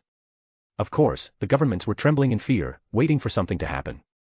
They noticed the disappearances, of course, but with a very powerful mutant technopath on their side, their documentation vanished with them, alongside their savings and personal possessions. I pretty much copied the statute of secrecy, but without the massive reality magic spell hiding the magical world. I simply don't have decades of free time to power a single enchantment. Mutants' existence was still confirmed, but now, they are considered to be extremely rare. Considering that whatever remained of them outside of Genosha were just the ones without visible physical manifestations, and who had chosen to continue their lives without using their powers. Ironically, I have completed Magneto's and Xavier's goals. People do not prosecute mutants anymore, and a nation made up almost entirely of mutants. As for Wanda and Jean, I will probably need to recall them soon. I wasn't blind to their relationship, and Genosha was a relatively stable environment that would have allowed them to develop it further. I did not want to trouble them too much with my problems until I need them. I have been letting them enjoy their time together for the last few months. Lost in my thoughts, I didn't notice Selene walk up to me and sit down on the chair on my right. She gave me a warm smile. "Did you have fun on your walk?" I nodded. Yeah, it was relaxing. The manor was getting a bit crowded with Thor and Loki constantly bickering. I swear they can't be over a millennium old. They behave more like children. They probably mature at different rates. Did your Thor act the same way? I shook my head. No, he did not. There was a solemn wisdom to him that I admired. Well, his entire people were slaughtered to the last man, and he was alone and probably suicidal, and that's not even mentioning the knowledge he gained from his ritual. He was far from the brat we have been dealing with. I can understand that. Loki was a disappointment to me. I was always curious about the tales of the trickster in my childhood. He was always this godly figure. Now, I just broke a fight between him and his brother because, for some ungodly reason, Loki thought that it would be hilarious to stab Thor. I groaned in exasperation. At first, when Loki arrived, his relationship with Thor was strained. It made sense. People don't just forget the fact that their brother tried to kill them and commit genocide, try to conquer a planet using an army of aliens. There was too much history, and I was worried that they would take too much to make up. Of course, the exact opposite happened. After their first fight, the two of them were like brothers and kept bickering. It grated my nerves because I felt more like a babysitter than a teacher. However, despite their childish behavior, the two godlings were very serious in their education, trying to surpass the other as much as possible. As a result, Thor had grown impressively strong after relearning to control his abilities after the power-up from Odin. Even if Thor's growth was impressive, Loki's was on another level. It was like he was barely thinking about using his magic in anything other than illusions before, and the moment I started to teach him his potential, things just clicked. I kept focusing on his abilities in transfiguration. The Jotun had impressive skills in self-transfiguration, and a bit of conjuration, but he never explored the idea of transfiguring something else. As expected, he was a natural at it, but he needed to touch an item to change anything about it. His illusion magic was as strong as it needed to be, and we didn't have the time to cover enchantments properly, choosing to focus on ice elemental magics. Truthfully, my tutelage of Loki was very different from Thor's. An elemental power is simple in theory but needed a lot of practice. Teaching Loki a magic system that was not my own was very tricky, and it was an adventure for the both of us, even if his magic reminded me of roses. My mood dropped at the reminder of my sister's last words. She was cutting me from her life, and it broke my heart. I knew that her words were made in grief and pain. I believe that a small part of her always hoped that I would come back to the Potters and be a family again. I understand that she had a difficult childhood, being locked up in a house with two grieving parents, and that she latched into this ideal version of me in her mind. But she should have grown out of it. Perhaps my lack of reaction to Nathan's death shook her. I did not know for sure. Sensing my mood, Celine responded, "What are you thinking about?" Rose. Celine just answered with a grunt, and I raised an eyebrow at her response. "Is there something you want to tell me?" My wife sighed and spoke up, "My love, I have always thought that you were too attached to these mortals. It's your way of dealing with your immortality, and that's understandable. I will not fight you on this anymore. But you gave the Potter girl everything. You acted like her sister, something that you really aren't. You taught her magics far above that mortal even dreams of. You have made her your heir, access to Avalon and the treasures within. Yet, she still undermines your authority and challenges you on the basis of morality that you are simply beyond. She blames you for the death of her brother, which you are completely blameless about. Granger was the one that killed him, and even then, he had betrayed her and captured her for the court. You have given her time to grieve, but she still hasn't come back. I know that you were excited about the idea of a successor, but Rose has been nothing other than ungrateful to your gifts. I suppose you're right. I'm just scared that she might end up doing something reckless." Before I could even complete my question, I heard a loud explosion in the courtyard. Hoping that Thor and Loki haven't blown up half my mansion in a little feud of theirs, I run towards the noise. I was surprised to be met with the unconscious forms of Loki and Thor in the courtyard. Facing them was a familiar figure of Rose that was glaring at them. That glare turned towards me when she noticed my arrival. I spoke up, "Rose." The witch pointed her wand at me and yelled out, "You monster." Chapter 290, Have Violent Ends. March 3, 2013, Sayre Manor. Jasmine Sayre POV. She blames you for the death of her brother, which you are completely blameless in. Granger was the one that killed him, and even then, he had betrayed her and captured her for the court. You have given her time to grieve, but she still hasn't come back. I know that you were excited about the idea of a successor, but Rose has been nothing other than ungrateful to your gifts. I suppose you're right. I'm just scared that she might end up doing something reckless. Before I could even complete my question, I heard a loud explosion in the courtyard. Hoping that Thor and Loki haven't blown up half my mansion in a little feud of theirs, I run towards the noise. I was surprised to being met with the unconscious forms of Loki and Thor in the courtyard. Facing them was a familiar figure of Rose that was glaring at them. That glare turned towards me when she noticed my arrival. I spoke up, "Rose." The witch pointed her wand at me and yelled out, "You monster." My reflexes allowed me to dodge the incoming spell coming my way. She was using traditional magics for some reason. I didn't even know why she was using her wand again. She has learned how to use her wandless magic when she was younger. Sending another beam of light at me, my sister kept screaming profanities. I just conjured a shield of shadows, not understanding what was going on. "What the hell is wrong with you, Rose? Don't act like you don't know," she yelled back at me. "You killed them all. Just relax, Rose. Let's just talk about it calmly." "I have no idea what you're talking about." The young woman didn't seem to listen to a word I said. I saw Loki attempting to cast an illusion to trick her, but the witch conjured some hard light chains, which were riddled with small runes, and bound him and his brother. It was a neat trick I taught her. You can make temporary runes if you shape the hard light into them while conjuring. It's a little tricky but dead useful. As for now, I assume that Thor and Loki are out of the fight as long as those chains remain. I raised an eyebrow at my sister's actions. What are you hoping to gain in this? They were in the way. You're going to pay for what you've done. Darling, I have no idea what's going on. What have I done now? The redhead witch snarled at me. Don't pretend like you don't know. You killed all those people. Sighing in exasperation, Rose, I've killed more people than I can count. I told you this before. I am not shy about admitting it. But now, I have no idea what you're talking about. Who did I kill now? The court. The young woman sounded deranged. Seriously, what happened to her in the last few months? This was getting ridiculous. I killed the members of the Court of Shadows months ago when I saved you. Remember, you left saying that it was too much and that you wanted to mourn your brother with your parents. For some reason, Rose sobbed at the mention of her parents. Don't you dare speak of them. I dispelled the shield and looked her in the eye. You're not making any sense, honey. I haven't hidden anything from you. Yes, I killed the court members during our meeting. You know this, I told you. Did someone tamper with your memories? It was a far-fetched idea. I had made sure to train Rose in the mind arts enough that she would be able to resist any attempts at her mind, bar a few special cases like Jean and myself. Rose didn't seem to listen whatever I said. You killed the Court of Shadows. I don't mean the ones in Britain. I mean all of them. They all died at exactly midnight yesterday, not that a lot of people knew about it. My eyes widened at this. No wonder I haven't heard anything. My informants in the magical world were either members of the court themselves who sent me reports of changes in the political landscape when they occur, or unspeakables, that report on magical research. This was a mess and a half. The magical world was now headed towards chaos. The court was a stabilizing force for all the horrible things its members did in the shadows. Considering that each cell was made up of the most politically and economically influential people in the region, with them missing, things will get a lot worse before the situation stabilizes. I raised my hands in the air and spoke up. I swear to you, Rose. I had nothing to do with this. Why would I kill people if their deaths will not benefit me in any way? In the contrary, I'll have to spend time stabilizing the magical world. The redhead looked unhinged. I don't know. Maybe it was because they insulted you, or betrayed you somehow, but I don't care. Who can really tell what goes on in that head of yours? You're the only person in the world with such deep knowledge of the Court of Shadows members, and you're the only one with the capabilities to kill that many influential people at once. Rose was extremely unhinged, and overwhelmed. Too overwhelmed to control her magic correctly. No wonder she was using her wand and casting standardized spells. Magic required absolute focus and discipline to be controlled adequately, but standardized spells with wand movements bypassed this. And the wand helped her channel her magic too, for whatever little control she had now.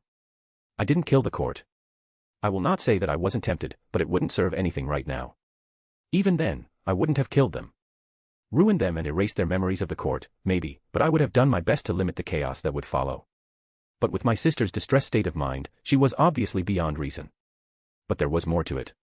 This reaction was too much. Even if Rose was outraged that I had committed mass murder, she wouldn't have come here with wands blazing like that. I taught her better than that. No, it was something else, something more.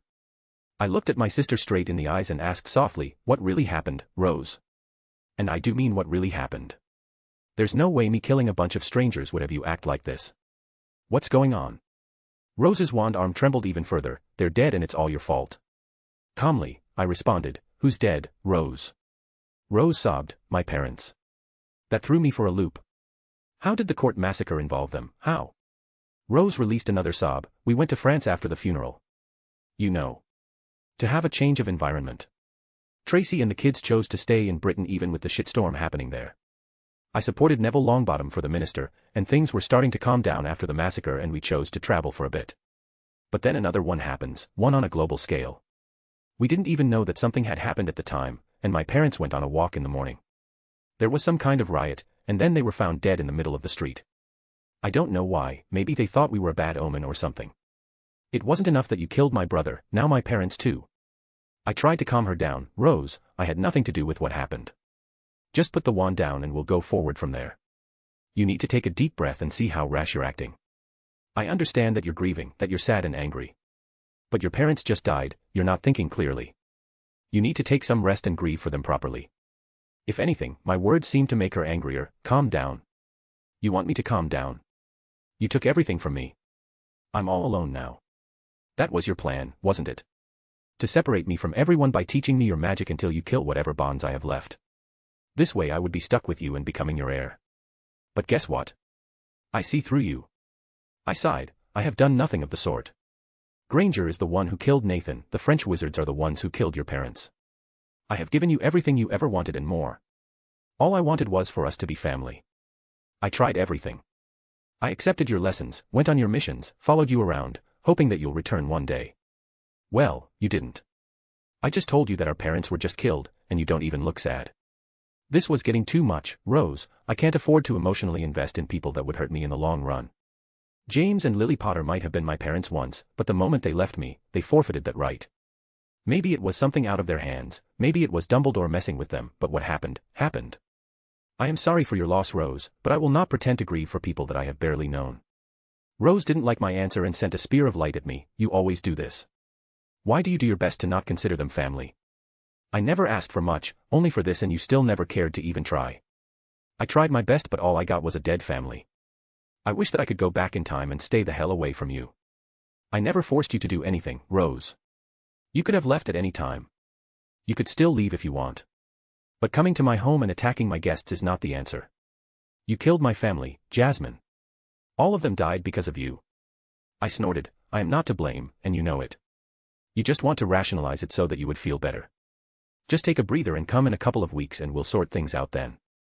My sister snarled at me and cast a giant circle made of chains of hard light. This was a very dangerous attack, one that I taught her in case she was in danger and surrounded.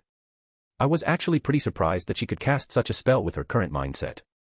But from the erratic movements of the chains, she barely had any thoughtful control over the attack. She could easily injure Thor and Loki by accident if she released her chains. I yelled at her, "Sister, this is your last chance. Stop this foolishness at once. You're my biggest mistake, Jasmine. You're no sister of mine. All right, that's enough." I snapped my finger, and the hard light destabilizes and breaks.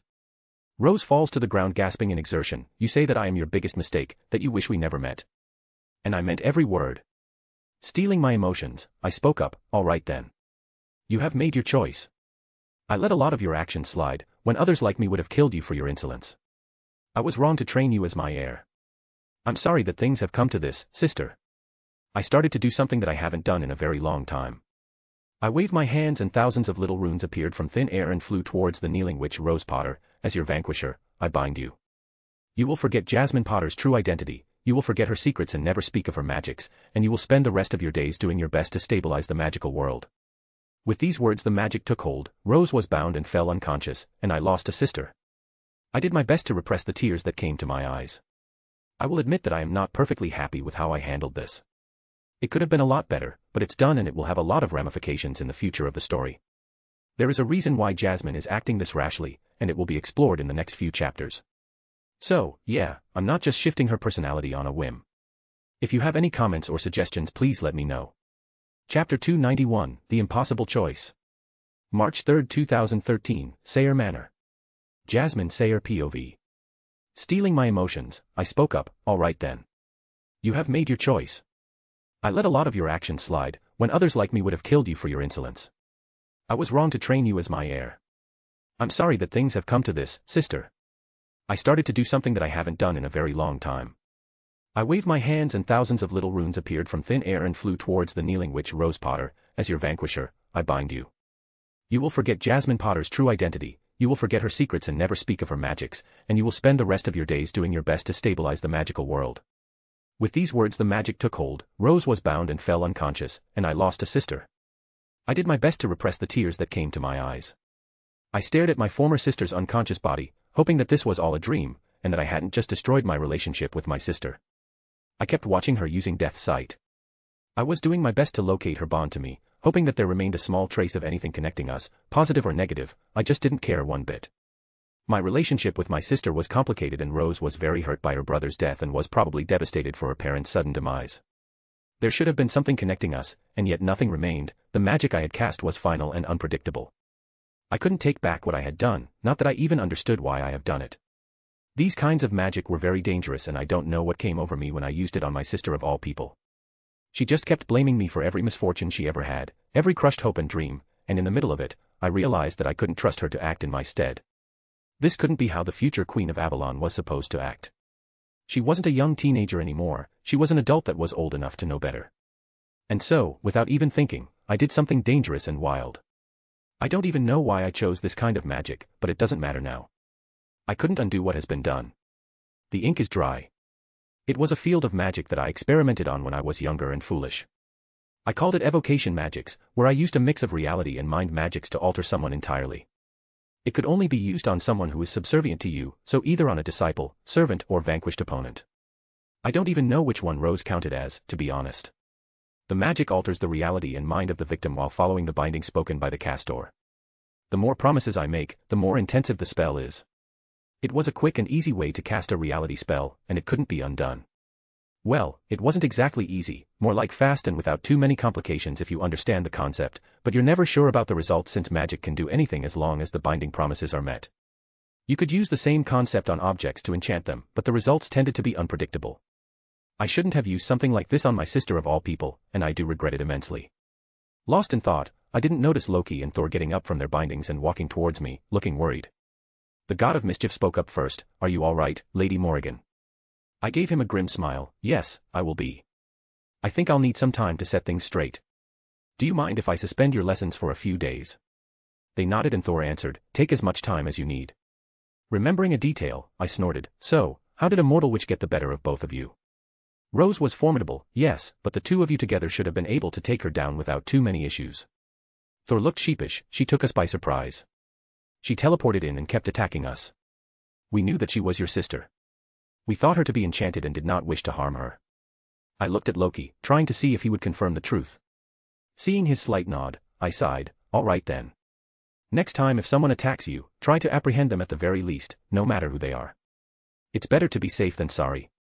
The two boys looked down and I walked away to my room. I had a lot to think about. There was something wrong with what happened to Rose. It wasn't supposed to happen this way.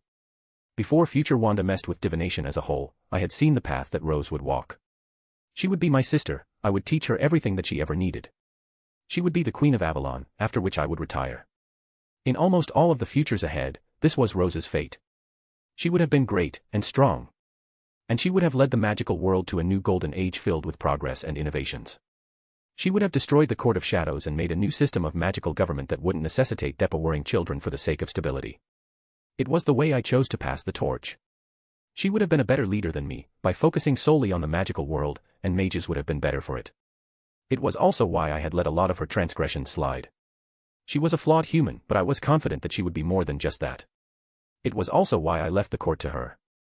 It would have been her crowning achievement, her ascension to the Queen of Avalon and protector of the magical world. But the woman that I saw wasn't the leader that I envisioned. She wasn't the protector that I tried to train.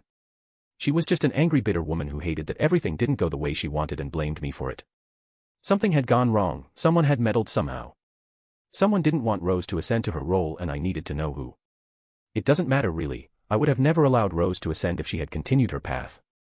I had a test ready to see if she would have thrived as I was sure she would have. But lately, she was so angry, so spiteful, so ungrateful, so mortal. I guess in many ways this wasn't too surprising. I am thousands of years old, and I was still dealing with my immortality.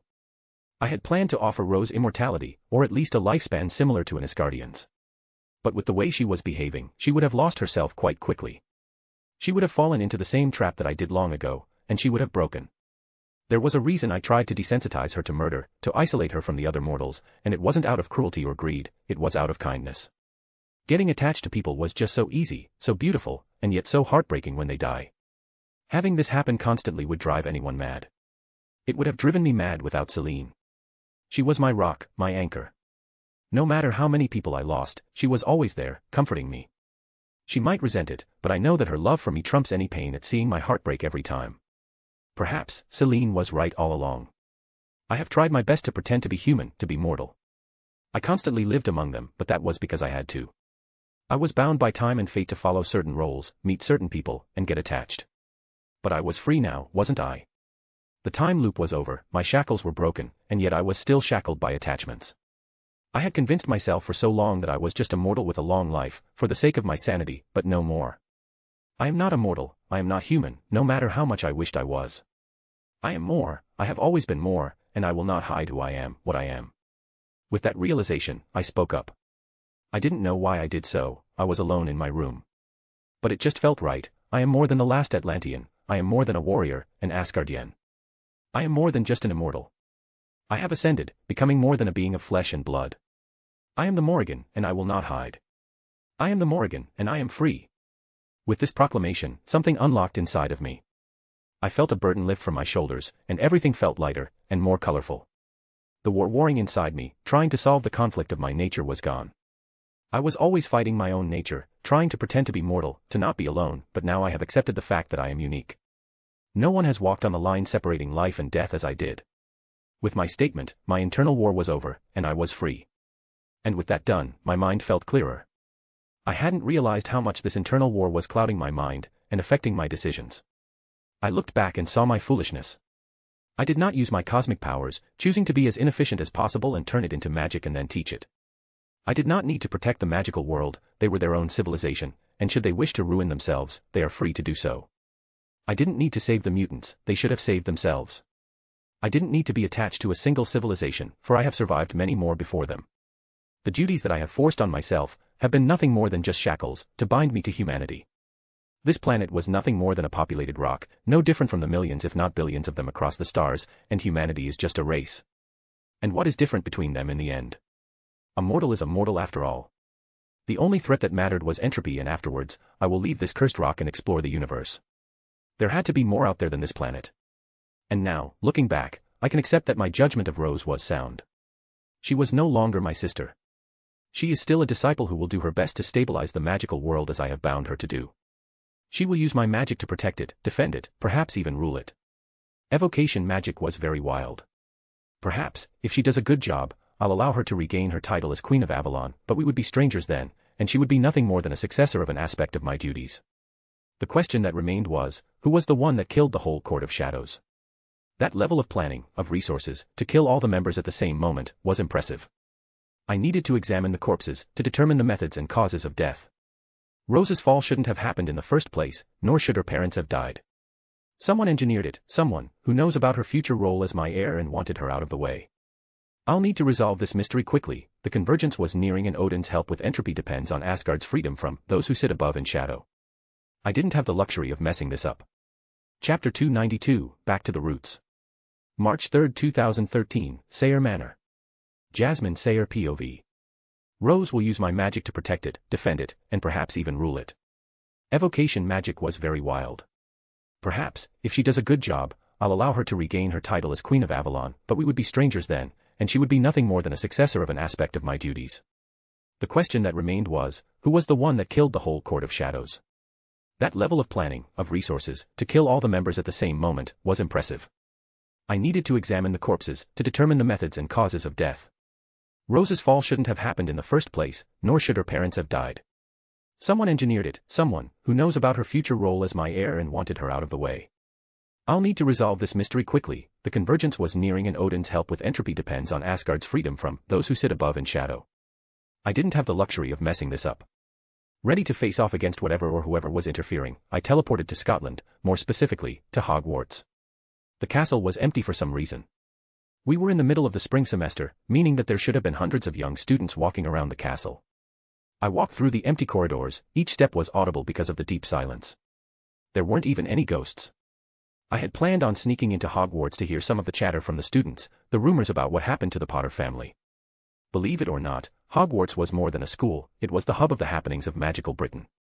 It was why Dumbledore chose it to be his metaphorical seat of power. I didn't know anything about what happened to the court members. The incident happened yesterday, and it was a good place to start. Seeing the deserted place, I ready myself to teleport away, probably to the Three Broomsticks or the Hog's Head, where I would disguise myself and listen to conversations. However, I felt a slight ping to my mental shields. Hogwarts was calling for me.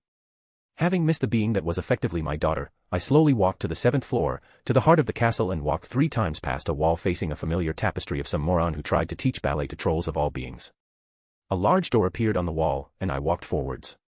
Immediately, I was accosted by a leaping magical construct. It wasn't really a body, but it was the closest thing to a body that an artificial intelligence like Hogwarts would ever have. "Mother," she exclaimed before embracing me. I welcomed her hug with open arms. I smiled at her. "I have missed you, daughter." The artificial intelligence replied, "Me too." Oh, I didn't expect to see you anytime soon, with you being so busy with the whole saving the world thing. Although, I did hear a rumor from a couple of Muggleborns about some woman called the Morrigan, who heroically sacrificed herself to save the planet from alien invaders in New York. You wouldn't know who that would be, would you? She gave me a coy smirk as she asked me this and I snorted. Yes, I helped repel the alien invasion. It wasn't even a big one, and it was sabotaged from the inside. So, yeah, it was nothing. So, how have you been? Hogwarts shrugged. Same old, same old. Students come in and learn some magic, while I do my best to make sure that they don't kill one another. I did have a couple of brilliant young students in the last couple of years. I've helped them find books whenever they've been researching. Other than that, things have been stable, a lot more than your sister's years here, by the way. I nodded. So, you heard about? Yeah, I heard about Nathan. I think you were involved somewhat, but I didn't want to presume. Yes, I was. I didn't kill him, of course, it wouldn't serve any purpose to do so. You heard about the attack on Hogsmeade a few months back. The artificial intelligence answered back, yes, the mighty duel of Hogsmeade. They recognized you for a bit, but then they chalked it up to a distasteful prank to start rumors that you were still alive somehow. They claimed that a magical fight of this size in Hogsmeade of all places, and with no casualties no less, would be extremely unlikely. And since there were no signs of you afterwards, people just assumed that the entire fight was a large-scale illusion, nothing more. I chuckled. Well, the fight was real, and it was a near thing. I couldn't overpower my opponent, so I tricked him and used a very powerful artifact to defeat him. The problem came from a secretive group called the Court of Shadows that fancied themselves to be the shadow rulers of the magical world. The cell in Britain recognized me because of Hermione Granger, and they tried to control me. They ended up coercing Nathan into kidnapping Rose to put pressure on me but were betrayed by Granger, who killed Nathan in the process. Rose was devastated by his loss, and blamed me for it. It was weird, me stating a hurtful experience like this as if it was some report or if I detached from the matter. I remember the pain at my sister's words, and yet, I cannot feel it anymore. How odd. My daughter looked at me weirdly, before shaking her head. Seriously, Rose. That doesn't sound like her. I can see young Nathan being coerced, he was never the brightest mind when it came to politics, and I can see young Hermione kill people for a cause she deems righteous. She really reminded me of Albus Dumbledore, not in terms of raw power, but in personality and ambition. It's a shame that it ended this way. They had so much potential. I just shrugged. Everyone has potential, daughter. Everyone is born with advantages and disadvantages. How they thrive during their lifetime, how they use this potential is the best way to determine if a life is well lived. I could understand Hogwarts' attachment to her students and disinterest to the lives of adults. It was her paradoxical nature, one that I put in her core when I created her. It was the seed from which she has grown, which was to protect and love her students. The problem was that students often lose their innocence after they graduate, they lose their wonder of magic, preoccupied with political maneuvers or hostile takeovers. Many Dark Lords, murderers, and far worse have graduated from this school, and after a while, the Living Castle simply learnt not to care about what happens to her students the moment they graduate and leave the castle. Hogwarts really was a peculiar being. She was without a doubt the only true artificial consciousness on the planet. She was alive, she had a soul, and it sang beautifully. I don't think I would ever be able to replicate her existence. Alfred didn't even come close to her. He was a virtual intelligence. While he tries to mimic human interaction as much as possible, he simply wasn't alive. It was like comparing a magical painting to a real person. Sure, they might be similar, but only one of them was truly alive. Stark didn't come close to matching her, no matter how much he chooses to upgrade Jarvis. Hell, even the Mind Stone couldn't conjure something like her. The Infinity Stone could create a mind, but it would still be dead, soulless, a machine with no concept of what life is outside of some biological readings. No wonder Ultron would have been insane should Stark have created him and let his mind roam free. He would have wanted an age of steel because as far as he knows, machines are eternal while human existence is fickle. Ultron would have never understood what it means to be alive, and he would have been driven mad trying to figure it out. Not that any of this mattered now, Stark was never going to have access to the Mind Stone, which happens to be safely in the hands of the Celestials. Hogwarts luckily chose to change the subject. So, have you and Rose made up yet? I shook my head. Sadly, no. It seems that we will no longer be acquaintances anymore. Her parents' death really rattled her, and she blamed me for everything. We chose to part ways after that. I revoked her access to Avalon and her status as my heir. Some things are just not meant to be, I guess. Again, that was me oversimplifying things immensely. For some reason, I stopped feeling guilty whenever I thought of Rose. Was this what I have been missing? This sense of inner peace, of acceptance. I was not mortal and thus I was above such issues. I guess that Celine was right, after all, I really did pointlessly try to hold onto my humanity out of fear of becoming something else. Hogwarts on the other hand looked shocked but then calmed herself. I didn't know that the Potter family died. I think I would have heard something. But don't worry about your sister, I'm sure that you'll work things out. I shook my head. I don't see that happening, but things with worse odds have happened in the past, I guess. She gave me a sad smile for some reason before asking, so, why are you here, really? Don't say that you miss me because you've never come to visit unless you have to. Just come out and say it and save me the hassle of guessing. I stifled a chuckle at her cheeky face. Fine. The Potters were killed this morning, as were thousands of influential wizards and witches around the planet. All the members of the Court of Shadows died yesterday at midnight. The Potters themselves died because of some riot that happened afterwards. That's what Rose told me, at least. This wasn't supposed to happen. Someone has been meddling in Rose's affairs and set this all up. Hogwarts looked flabbergasted at my statement. Thousands of wizards and witches died at the exact same moment from all around the world. I've never heard of anything like this before. I guess this is why the students were sent home. The faculty didn't say anything regarding what happened, only that there was an incident and people needed to go home. I was disappointed but unsurprised. Hogwarts really didn't care about the happenings outside her wards. As long as no student was harmed, she doesn't really concern herself with the affairs of the wizarding world. I guess I'll have to look elsewhere. As if reading my mind, Hogwarts spoke up. I know that you're busy, Mother, but please do come to visit after you're done with this. I think there are things we need to speak of. I nodded. Of course, daughter. I turned and walked towards the entrance of the room of requirements, but I heard Hogwarts speaking to me one last time. Are you sure you're all right, Mother? You just feel different. I nodded. I am quite fine, don't worry. A lot's happened in the last few years. I have changed. I've become something else, something more.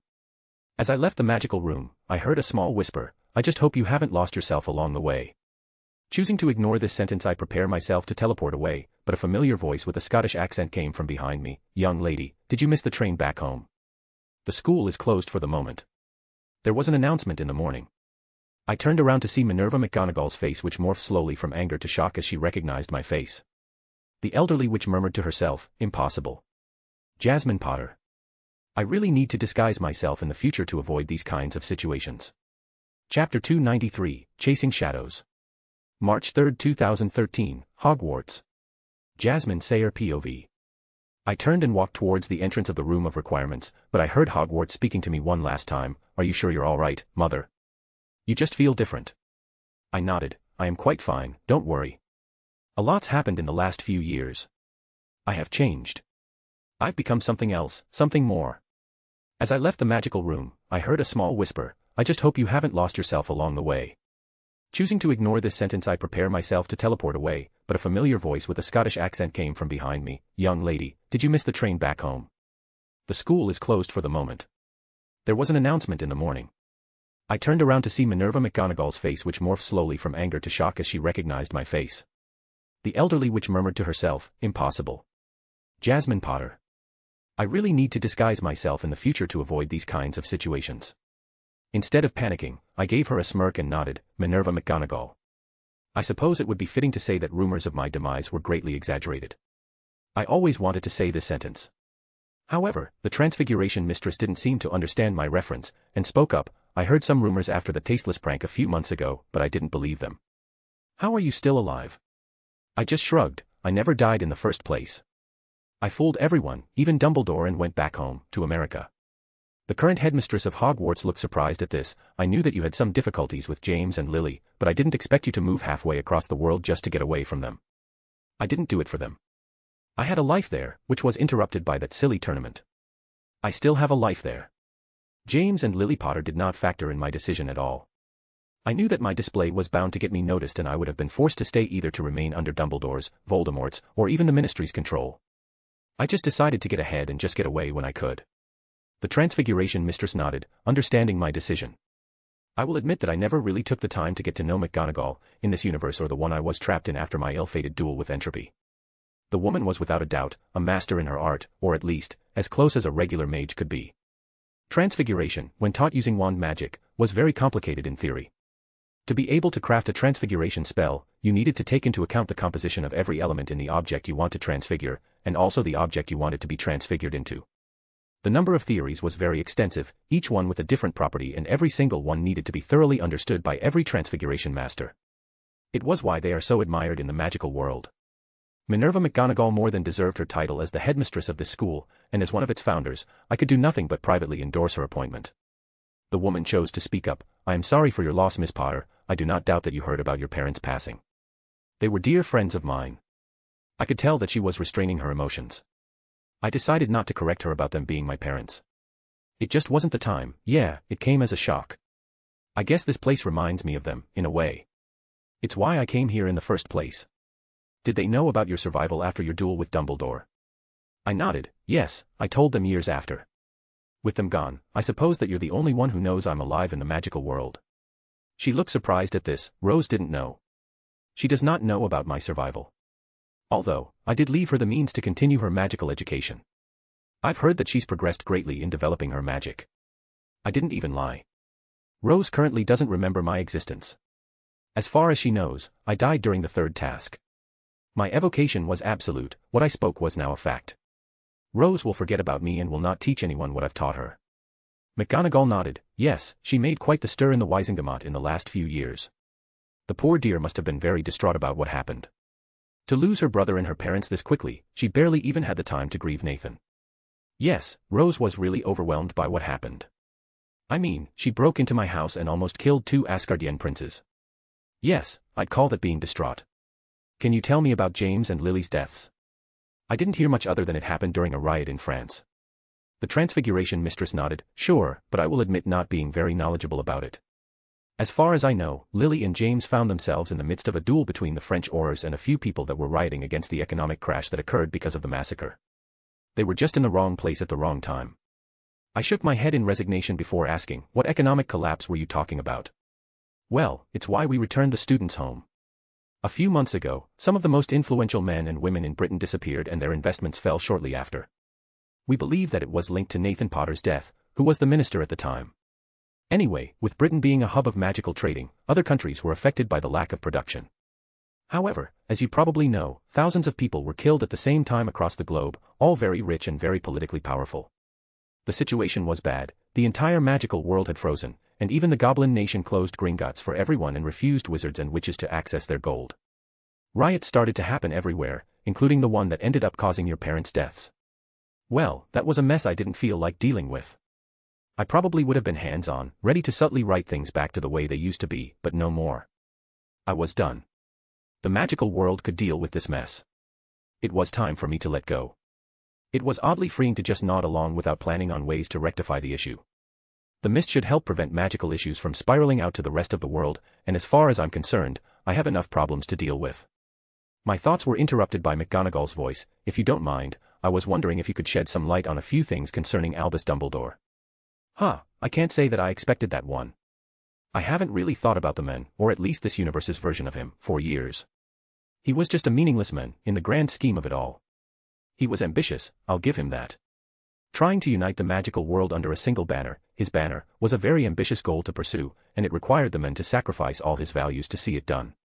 Not knowing what to expect, I gave her a slight nod. The Transfiguration Mistress asked her question, was he as horrible a man as they made him out to be? I could feel her emotions leak when asking this question. I wasn't even looking for it and the woman was a very good occlumens, but it seems that Dumbledore, who had trained her personally, still held a place in her heart. Honestly, if it was anyone else, I would have just said yes and been done with it, but this woman, his personal student, needed some closure. Plus, there was some truth to what I was going to say.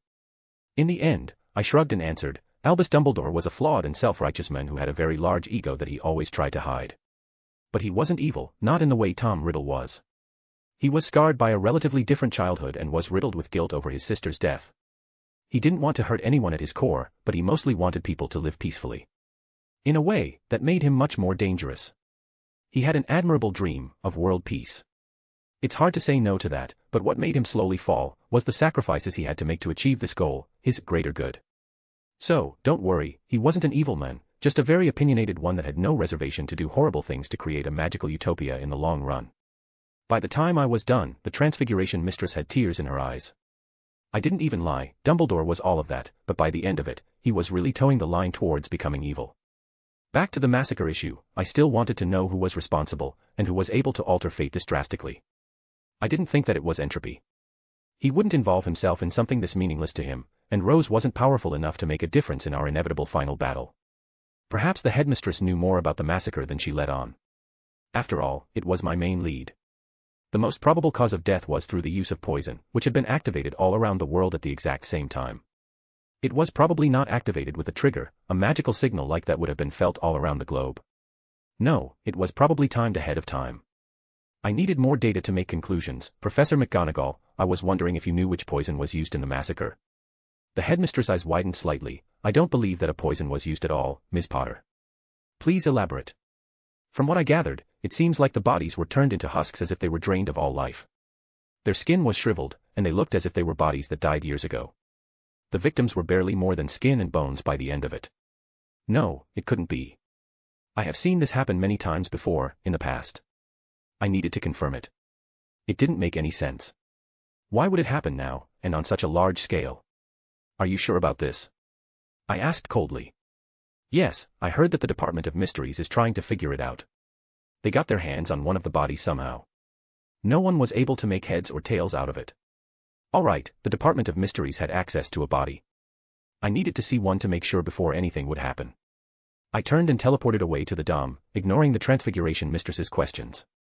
She must be scared out of her wits to see someone teleporting away from Hogwarts. I walked past the magical maze that made up the department. It was night and there wasn't anyone there. I walked towards the room that was usually used to maintain bodies under stasis and looked for the newest one. It was a gentleman by the name of Jean Delacour. He was probably related to the young woman I competed against in the tournament, but that didn't matter. A single glance at the body told me that my fears were true. This man, probably a former member of the Court of Shadows, was drained entirely. He was barely more than skin and bones, but there was more to it. His entire life force was drained in seconds. And there is only one person I know who is capable of this, one person who has the knowledge to apply it to such a scale. Celine, my wife, had massacred the Court of Shadows. Chapter 294, Broken Trust. March 3, 2013, Hogwarts. Jasmine Sayer POV.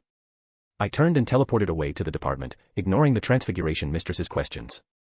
She must be scared out of her wits to see someone teleporting away from Hogwarts. I walked past the magical maze that made up the department. It was night and there wasn't anyone left. I walked towards the room that was usually used to maintain bodies under status and looked for the newest one. It was a gentleman by the name of Jean Delacour. He was probably related to the young woman I competed against in the tournament, but that didn't matter. A single glance at the body told me that my fears were true. This man, probably a former member of the Court of Shadows, was drained entirely. He was barely more than skin and bones, but there was more to it. His entire life force was drained in seconds.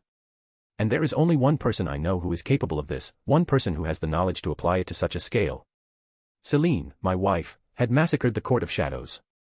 I didn't know how long I just stood there, staring at the wizard's body, hoping that I was wrong, that there was another explanation as to who killed the Court of Shadows in such a manner. I stood frozen, my mind racing. This couldn't be real. This couldn't be my wife. Celine couldn't have done this. No, she definitely had the capability and the mentality to do it, but she wouldn't destroy my relationship with Rose like this.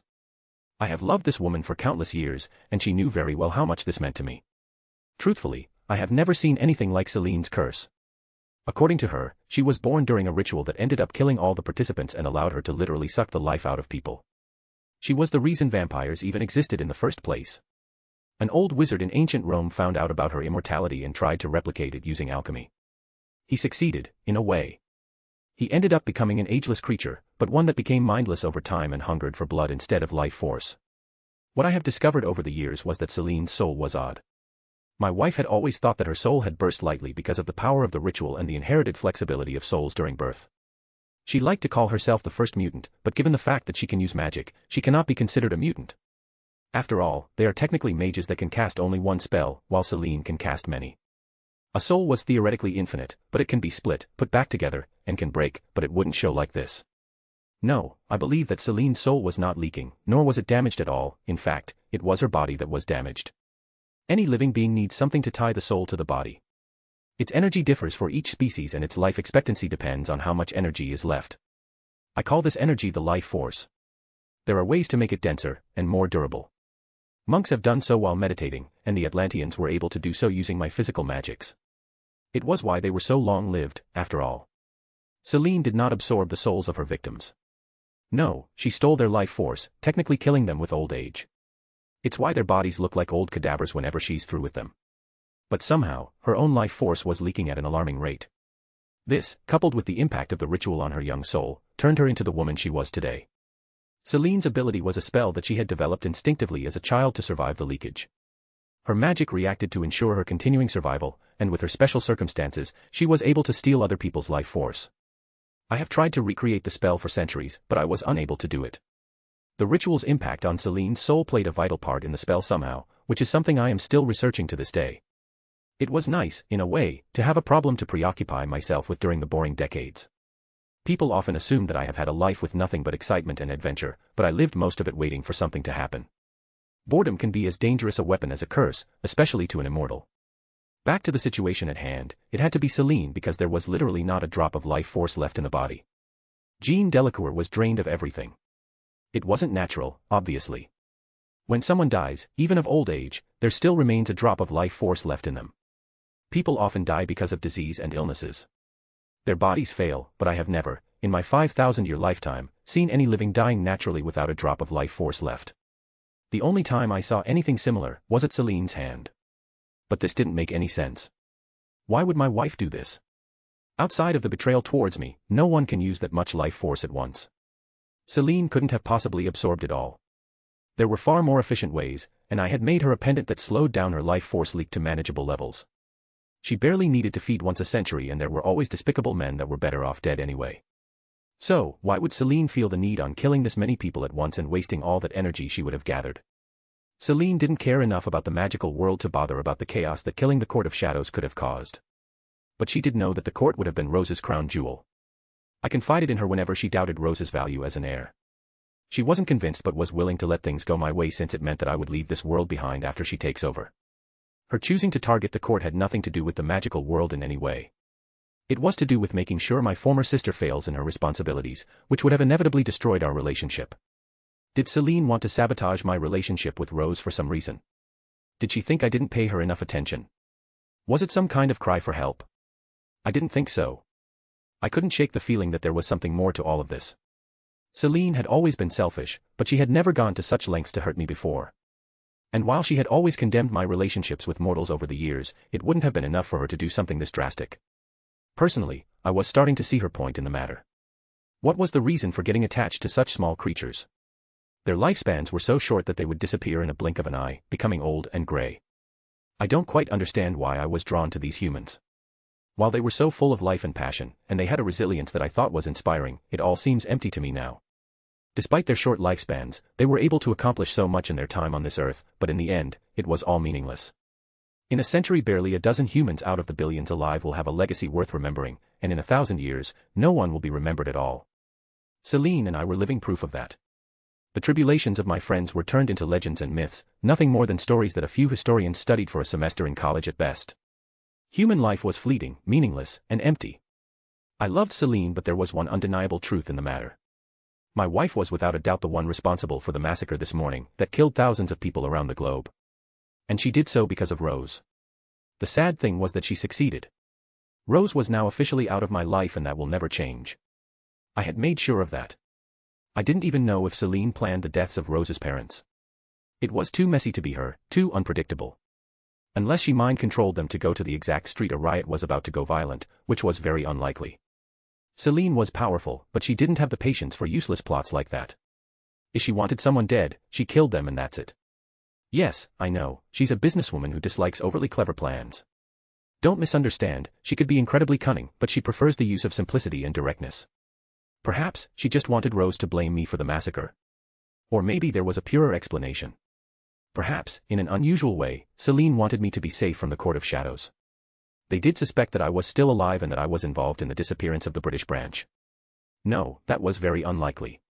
Celine knew that even if the entire court had banded together to go against me, I could have killed them with a snap of my finger. Sure, I was still experimenting with my cosmic core, but I have committed genocides with a wave of my hand in my service to death. It's not the deaths that bother me, really. I don't care about some pompous rich fools with heads filled with delusions of power, kicking the bucket. But it was the fact she did it behind my back and was done to hurt me deeply. This was a breach of trust that she has never done to me. Sure, we clashed a few times, and we competed against each other, but this was different. She used information that I told her in confidence. She used my plans and hopes for some obscure goal that ended up destroying my relationship with my sister. I didn't even know how to feel about it. I love Celine with all my heart, but what she's done is too much, even for me. I still love her, but I don't know if I can trust her anymore and, in a way, that was worse. She was always my confidant, as I was hers. She often offered me her suggestions and insights, and now I couldn't trust any of them, in fear of her using that information to her advantage again. I needed to talk to her, to confront her. I needed to know the truth. This wasn't even about Rose anymore. Her loss from my life, while regrettable, can be dealt with. But Celine betraying me is simply unacceptable. My thoughts were interrupted by noise from outside the door, and I realized that I had stayed staring at this husk of a body for hours without moving. Immediately, I waved my hand, and everything returned to the way it was, and I teleport home. My mind was reeling with possibilities and justifications, but there was nothing concrete. I knew that there was something. That I was close. It was on the tip of my tongue, but I'm just blanking. I made my way to our bedroom. Celine was sitting on our balcony, sipping her tea. I steeled myself and entered the balcony for our inevitable confrontation. I just hoped that I wouldn't lose her by the end of it as well. The moment I entered, Celine looked at me. She must have seen that something was wrong because she looked worried suddenly. My love, what's wrong? I gave her a serious look. We need to talk. Chapter 295, For You. March 3, 2013, Sayre Manor. Jasmine Sayre POV. I needed to talk to her, to confront her. I needed to know the truth. This wasn't even about Rose anymore. Her loss from my life, while regrettable, can be dealt with. But Celine betraying me is simply unacceptable. My thoughts were interrupted by noise from outside the door, and I realized that I had stayed staring at this husk of a body for hours without moving. Immediately, I waved my hand, and everything returned to the way it was, and I teleport home. My mind was reeling with possibilities and justifications, but there was nothing concrete. I knew that there was something, that I was close. It was on the tip of my tongue, but I was just drawing a blank. I made my way to our bedroom. Celine was sitting on our balcony, sipping her tea. I steeled myself and entered the balcony for our inevitable confrontation. I just hoped that I wouldn't lose her by the end of it as well. The moment I entered, Celine looked at me. She must have seen that something was wrong because she looked worried suddenly. My love, what's wrong? I gave her a serious look. We need to talk. If she was perturbed by my statement or tone, she didn't show it. Instead, she gave me a sad smile and spoke up. It seems like we do. I sat in the seat in front of her, looking straight into her eyes. It was you, wasn't it? You destroyed the Court of Shadows. You killed all those people. Celine didn't even bat an eyelash when she said, I didn't expect you to find out this quickly. I have to say, even after so much time together, you still managed to impress me. I gave her an incredulous look. You used your signature ability. Literally, no one else on the planet can suck the life force so completely out of someone. You knew that I would investigate their death since they're supposed to be Rose's conquest. You knew that I would find out it was you without any problems. The only question is, why did you do all of this? You really don't know, do you? You haven't figured it out when it's right in front of you. I knew that you would find out that it would be me, but by the time you do, it would be too late. It is too late for you to take it back. The ink is dry, and the past is set. I have won. You're not making any sense, Celine. I protested. No, my love, I'm making perfect sense, you just don't know it yet. Do you have any idea how much effort it took to track down every single member of the Court of Shadows and mark them so that they would all be part of a global ritual, at the exact same moment, on the exact same day? I spent months preparing for this, and looking at you, I'd say that it was more than worth it. I raised an eyebrow, not understanding what the hell she was getting at. But what I did gather was the fact that what she was planning concerned me in particular, so, it wasn't about Rose, then. You weren't jealous or anything. Celine scoffed. Why would I feel jealous of that little entitled mortal girl? She's barely more than a pet. In a blink of an eye, she will wither and die, as all mortals do. I only have to wait for her inevitable death if I dislike her. And believe me, I do dislike her. She might have been your family once, but we both know how entitled she was becoming. I don't mind the other two, at least they're respectful and understanding. But that former sister of yours, she kept complaining about things that any mage in the world would kill to have, and demanding that you be part of a family you dislike. She irked me, but not enough to do anything about it. However, I can't deny that I didn't enjoy seeing her get out of your life permanently. So, you didn't want to ruin my plan for her. My wife snorted. That wasn't a plan, Morrigan. You were just hoping for her to take over a position that you stopped wanting but were too stubborn to leave. I did not wish to abandon the magical world. Even to me, the argument felt weak. She was right, I did force myself to accept the position as the guardian of the magical world because of my guilt for not acting to protect it when I was still in the time loop. In the end, the witch hunts had to happen so that the statute of secrecy could be put together. It was history, a fixed point in time that I couldn't change. That was the worst of it, seeing the hundreds of thousands of children screaming while being burnt just for the sin of being wizards and witches.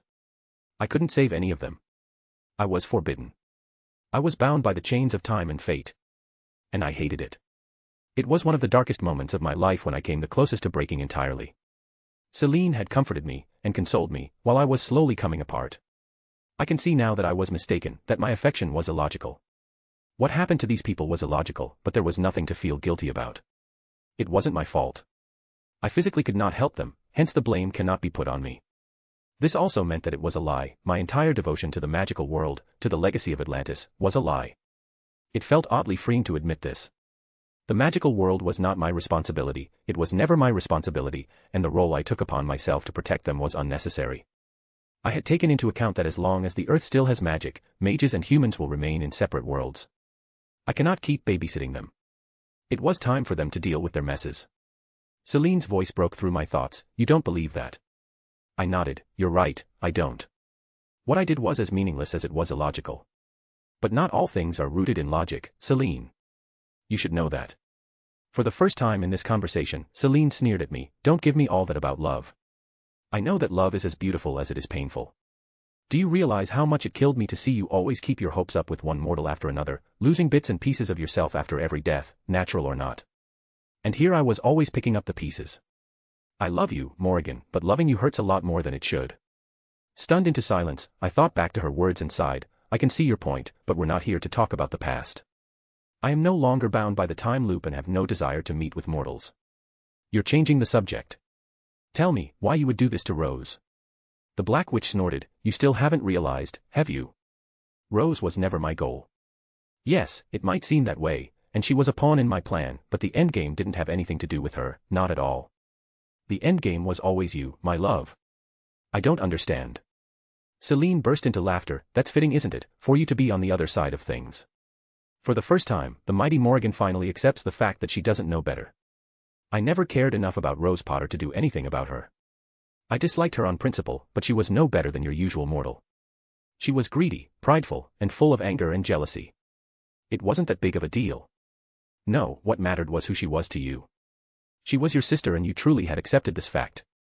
Yes, she was. But what does that have to do with anything? My wife gave me a gleeful smile. Everything. I wasn't even involved in the mess with the British branch of the Court of Shadows. But I saw a plan forming. The girl was ready to snap while blaming you for everything that went bad. All she needed was one last push for her to fully despise you. I didn't even mean for her parents to die, it was just a lucky coincidence. I only needed her to think that you were a monster who killed the court members. And don't kid yourself, you've done far worse things than that. I did do a lot. Worse things in my time as the Avatar of Death, but those days were behind me now. But what was disturbing was the fact that Celine didn't care about Rose, she just wanted me to feel her betrayal. I looked her straight in the eye and spoke in an even tone. Your plan was for her to betray me, to denounce me as her sister.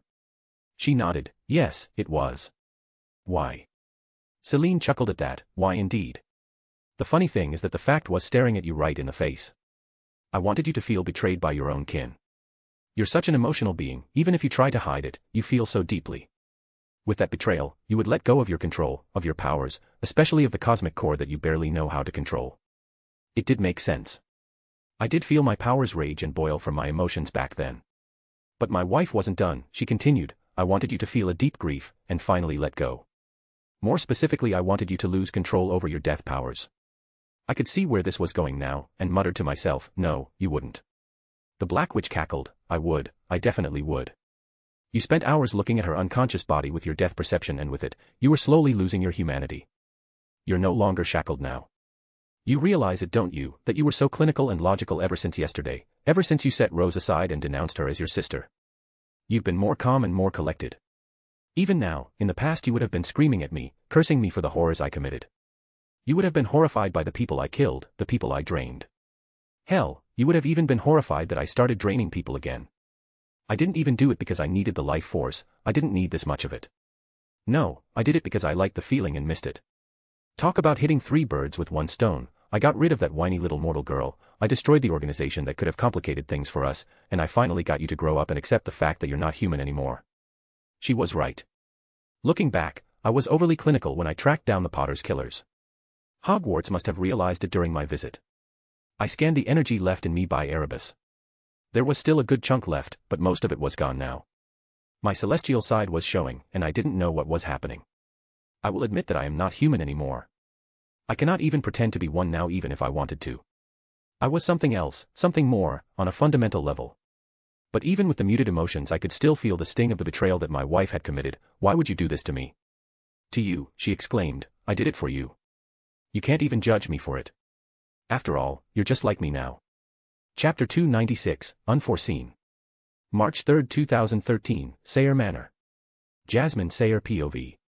Talk about hitting 3 birds with 1 stone. I got rid of that whiny little mortal girl, I destroyed the organization that could have complicated things for us, and I finally got you to grow up and accept the fact that you're not human anymore. She was right. Looking back, I was overly clinical when I tracked down the Potter's killers. Hogwarts must have realized it during my visit. I scanned the energy left in me by Erebus. There was still a good chunk left, but most of it was gone now. My celestial side was showing, and I didn't know what was happening. I will admit that I am not human anymore. I cannot even pretend to be one now even if I wanted to. I was something else, something more, on a fundamental level. But even with the muted emotions I could still feel the sting of the betrayal that my wife committed. Why would you do this to me? To you, she exclaimed, I did it for you. You can't even judge me for it. After all, you're just like me now. She was right.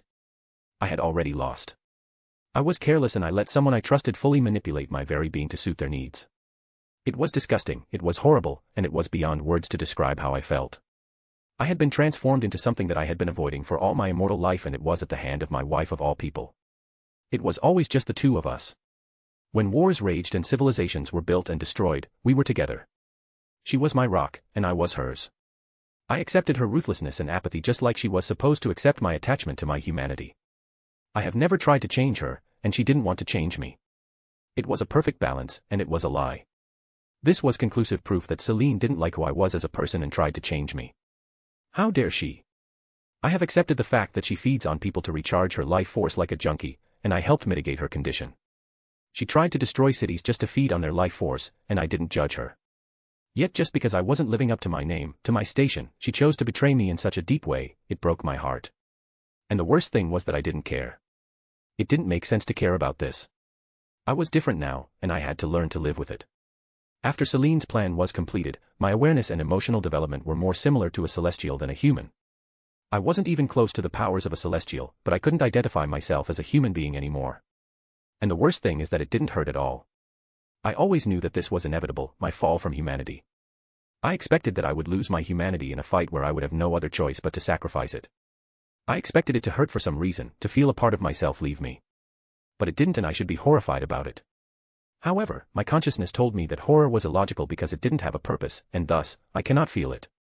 If I was honest, I didn't even care about the fact that I was different anymore. But whatever humanity remained in my memories was screaming in pain and outrage. The paradox was painful. I will have to get used to the dichotomy between my new perception and my memories. I looked back at my memories, and I realized the deep illogical nature of my existence. My existence in the past shouldn't have been possible, I realize that now. Coming back to the same timeline was just impossible. You could only enter another branch of your timeline. I was different in the fact that my existence in the past was already a fixed point in time. But this happening naturally was just impossible. Someone engineered and manipulated the fabric of time and space just to force me to go to the past. I was also a singularity in the multiverse, and I should have never been born in the prime universe. I was the combination of two souls separated in two different universes. While the separation of a soul was possible, there had to be a connection, and having two half-souls being connected in different universes needed someone to actively try to maintain them, which means that someone has pushed pieces together for me to become the Morrigan. And I'm sure that it had nothing to do with the lives of a single planet in a single universe, even if it is the prime one. Someone was obviously actively manipulating my life, someone powerful and strong, someone that exists on a multiversal scale. And for the first time since my pseudo-ascension, I felt fear. It didn't make any sense. I was constrained by time and fate for most of my life. I was death's tool for thousands of years in a vain attempt to protect the remnants of my first home, Atlantis. But for some reason, the idea of someone controlling my actions now felt wrong. I suppose it was my celestial side.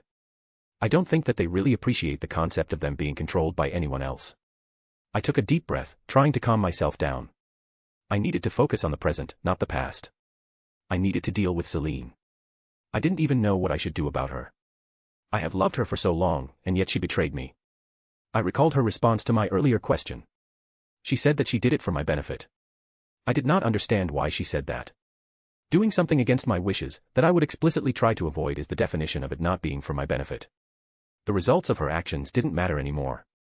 Perhaps if she provides a logical answer, I could understand that. What do you mean, you did it for me?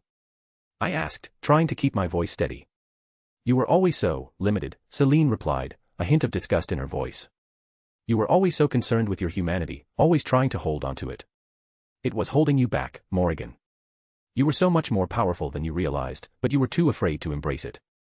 I wanted you to be the best that you could be, to be the strongest and most powerful being in the universe. And now, finally, you are. I couldn't believe what I was hearing. She had done all of this, had betrayed me in the worst possible way, all because she wanted me to be more powerful. It was beyond selfish, it was cruel. And yet, I couldn't even feel the full extent of my anger. My emotions were muted, dulled by the changes Celine had made to my being. Finally, it clicked, it was the realization of her selfishness that I fully understood her ambitions.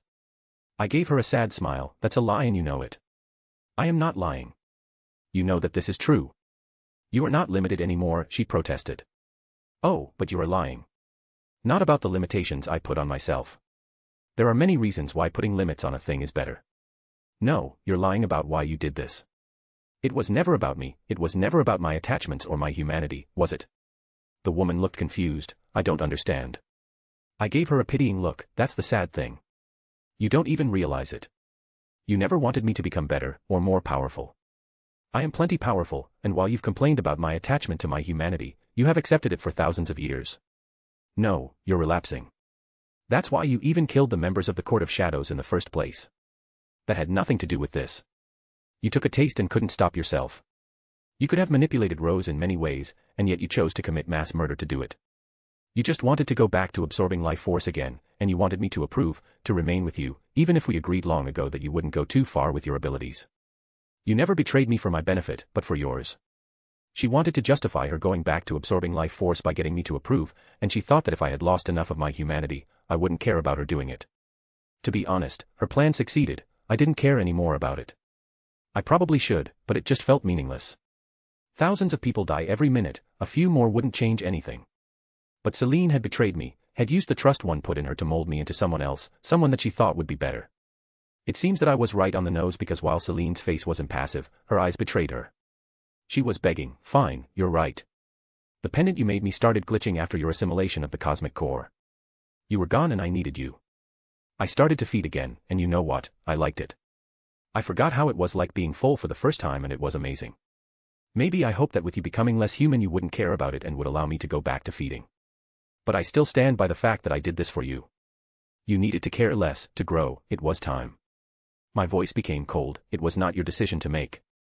You banked on the fact that my new nature would get me to stop caring about the wrongs that you have done. Unfortunately, you forgot that muting my emotions generally will include my feelings for you. For the first time, Celine's tone faltered, but I love you. I nodded, and I love you. But your meddling has allowed me to take a step back and take an objective view of my decisions. I am no longer ruled by my emotions, you made sure of that when you betrayed me.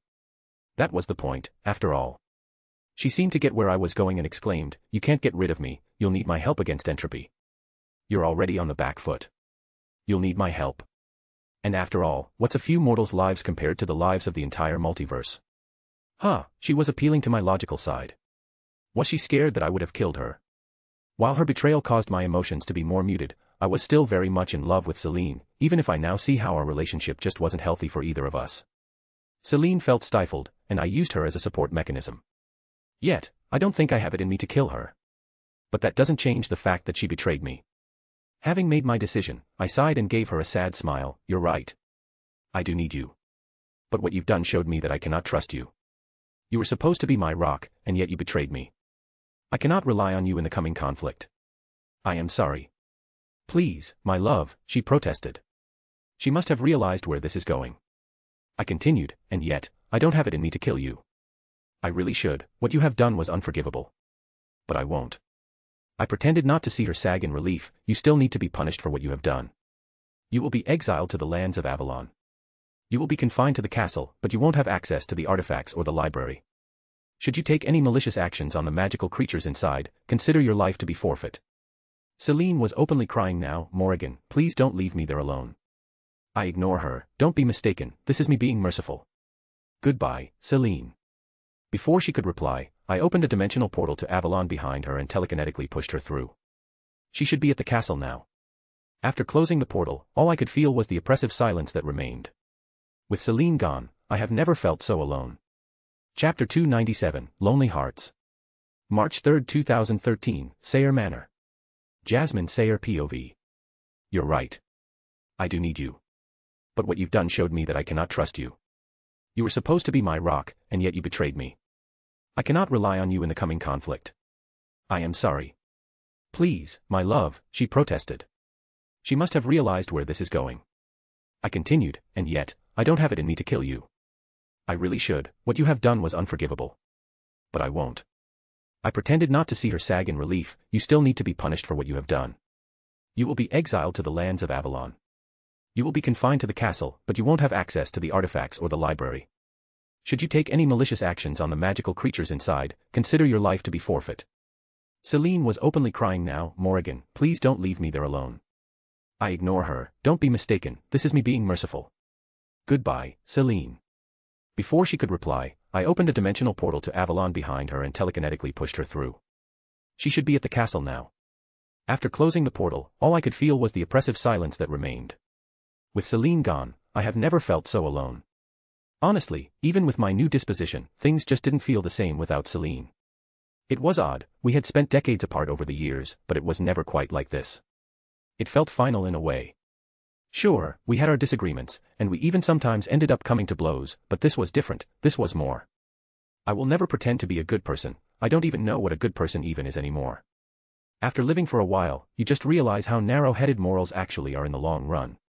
Good and evil are human concepts created to make sense of the world around them. It's the foundation of society in general. Yet, I was sure that no matter my motivations, I wasn't a good person anymore. I haven't been in a very long time. And Celine was neither. I knew that and accepted her. My wife had her moment of megalomania, of ambitions of conquest and power. She could be cruel, she could be violent, but she could also be kind, protective, brilliant, and generous. I could forgive many things. I am too old to worry about slights and insults. I can forgive grievances because I can understand how useless it is to keep a grudge in the long run. But what she's done, what she's committed was just too far. I had always known that she was ruthless and manipulative, but I had never thought that she would go so far as to betray me like this. I had trusted her completely, and she had broken that trust in the worst way possible. What was done to me was something unprecedented. As a master of the mind arts, I am fully aware of the ethical issues that come with this mastery. I could alter someone's memories and perceptions. I could make them feel unbearable pain, and weave illusions over all their senses. Hell, I could easily mind control them, but what the mind arts couldn't do was alter the way someone thinks. The way any sapient being thinks is developed over time, but it has a very strong connection to the soul as well. To fully alter someone's personality, their very selves, you need to change their souls as well as their minds, and that's what happened to me. Yes, my mind was intact, but I was changed on a fundamental level. I was no longer human, yet I was not a celestial. The best way to say it would be that I am a hybrid with two sides constantly warring against each other. Whatever remained of my humanity was screaming out my emotions, my pain and suffering, but it was tempered by my celestial side that preferred cold logic over feelings. The dichotomy was very disturbing, and I am constantly feeling as if I had two voices in my head that constantly contradicted each other. Yet, it was something that I needed to accept and learn to move forward, for my sake, and that of the universe as a whole. It's been a few days since I banished Celine, and yet, I still found myself wandering around the mansion, hoping that this was all a dream. Often, I just walked around and just started to feel the emptiness that Celine's exile left behind. For some reason, I felt guilty about what happened. Despite everything that she had done, I still cared for her deeply. The thought of her being alone and confined in the castle was painful to me. But I knew that I couldn't let my feelings cloud my judgment. Celine needed to be punished for her actions, and my exile was the best course of action. It was also the most merciful. If anyone else, even Wanda, had done something like this, I would have killed them. Yes, I know that it was a horrible thing to say, but what Celine was done was unforgivable on so many levels. Still, her punishment was to be banished to a realm of magic, with a castle that would cater to her every need. She just wouldn't have been able to steal any life force, since she can only do it to humans. Life force just had different frequencies for every being, and you can't absorb or generate another type of life force. It would be like getting a blood transfusion with the wrong blood type. Celine was lucky that her spell recognized life forces that are similar to hers, meaning that she could never absorb a life force that was incompatible with hers. Even then, Celine's banishment was temporary. I will need her help in the fight against entropy, and while I will not let her out for the Asgard mess that's coming, I can't afford to let her out in a fight where I'm already very disadvantaged. Nevertheless, something did come from my new mindset. While I was now more apathetic, I could now take a detached look at my actions in the last few months and see if there was something wrong. I was never this rash or impulsive, and I needed to see why. Looking back, I realized the irrationalness of the way I handled Rose's situation. I shouldn't have reacted this aggressively, no matter what my former sister said. She was grieving and angry, looking to blame anyone for her misfortune. But I used evocation of all things to banish her, something that I have rarely used in my lifetime. Even then it was to deal with troublesome enemies after they were beaten. I didn't need to use such a wild branch of magic on my sister, and yet I did. I didn't know if it was something Celine had done, that she found a way to enhance my emotions somehow. Because my rage was not natural on that day. To be honest, I haven't been a well-balanced individual ever since my pseudo-ascension and ritualistic incorporation of Ego's cosmic seedling. The way I handled the Court of Shadows was not wise. I should have just killed them all quickly and gotten it over with instead of playing with them and watching them get over their heads while being amused. I should have sensed the ritual, or at least the preparation stages of it, even if it was faint. And yet I didn't. I did not know enough about cosmic energy to even pretend to know if this was a natural phenomenon, or if someone was actively manipulating me and my actions. Both prospects were very unsettling, but since I had no way of knowing, I tried to discard the idea from my head. Funnily enough, there was a silver lining to this mess. My control over my cosmic energy had grown impressively. It now felt more instinctive to use cosmic energy than to transform it into magic and use it. It was more efficient, but I still found myself accidentally casting spells instead of using raw cosmic energy. I really need to research to subject more, because while I do understand a few of its properties, I have no idea what the potential of cosmic energy truly is. Back to the situation at hand, I needed to center myself and forget about Celine for the time being. The convergence was nearing, and I needed to get ready. My bargain with Odin was very important for both of us. I needed to be at my best, not wallowing about my wife's betrayal. I needed Thor and Loki to be ready as well. They had come a long way from the bickering siblings they arrived as, and I was confident that they had what it took to save their home and free Asgard from the hands of those who sit above in shadow. Speaking of the two princes, they did notice that I was different in many ways. I suppose they must have seen that something was wrong. I was colder and more clinical. They obviously realized that my wife was gone, just after I banished my own sister in front of them. I did cancel their training for a couple of weeks after the Celine incident, and I didn't even give them a reason. To be perfectly honest, I didn't feel like training the two princes with their countless issues and constant bickering with each other. I needed to center myself and get a handle of the person I am becoming. While their antics are amusing and distracting, I wasn't in the mindset of enjoying myself. I had work to do. Funnily enough, it was their bickering that helped train them the most. I barely had to do anything other than turn any training exercise into a competition, and they started acting like children trying their best to win. All I had to do was teach them for a couple of hours each day, start the competition, and they would not stop training until the end of the day. I was then free of exploring my powers even further. My experiments yielded very promising results. From what I could infer, cosmic energy was the base energy of the universe itself, which made it so flexible yet dense. I could theoretically transform it into any kind of energy that's local to the universe. I could turn it into electricity, use it to create magnetic fields, turn it into pure radiation, or even yet kinetic energy. However, it was potential energy that was the most flexible. I had the ability to imbue any object with energy, giving them attributes, and altering their purpose. Of course, the psionic and transmutative uses of the powers are obvious, which are what I have been using my cosmic energy for in the past. I suppose even in my long life, I still had the inclination towards telepathy and telekinesis. We never forget our roots, I guess. Unfortunately, I knew for a fact that I barely scratched the surface of what I could do. Celestials are often born with the knowledge of their powers programmed in their minds. And even then, they spent millions of years honing their skills. This really did show how much of a disappointment Ego really was. Sure, he created an entire planet, with a stable ecosystem, just to protect his brain, but with the firepower he had, he could have easily caused some serious damage. Honestly, I wasn't even winded after the fight, that's how bad he was. I was only beginning to explore my new abilities, and for the first time in thousands of years, the road in front of me was mostly unknown. Suddenly, I felt something click in my mind. Something was happening, but not to me, but to everything. It was odd. It was like the universe itself was misaligned for some reason. Immediately I realized what was going on and the implications that it had. The convergence has begun. It's time. Chapter 298, Plans in Motion. May 7, 2013, Sayre Manor. Jasmine Sayre POV. Unfortunately, I knew for a fact that I barely scratched the surface of what I could do. Celestials are often born with the knowledge of their powers programmed in their minds. And even then, they spent millions of years honing their skills. This really did show how much of a disappointment Ego really was. Sure, he created an entire planet, with a stable ecosystem, just to protect his brain, but with the firepower he had, he could have easily caused some serious damage. Honestly, I wasn't even winded after the fight, that's how bad he was. I was only beginning to explore my new abilities, and for the first time in thousands of years, the road in front of me was mostly unknown. Suddenly, I felt something click in my mind. Something was happening, but not to me, but to everything. It was odd. It was like the universe itself was misaligned for some reason. Immediately I realized what was going on and the implications that it had. The convergence has begun. It's time. Loki Odinson POV. If Loki could summarize his time with the Morrigan in one word, it would be enlightening. Truthfully, words could not describe what he felt at this time. It was oddly freeing to live without any expectations in a mansion where his input was appreciated. The mansion itself wasn't as luxurious as the royal palace in Asgard where he had spent most of his life. The walls and floor were not made of gold, there were no daily feasts and tourneys. But most of all, there was no sneering sheep that looked down on him for using magic. Oh, the hypocrites, who called him a coward behind his back for not focusing on his martial pursuits, and yet also used magic to strengthen their bodies and power.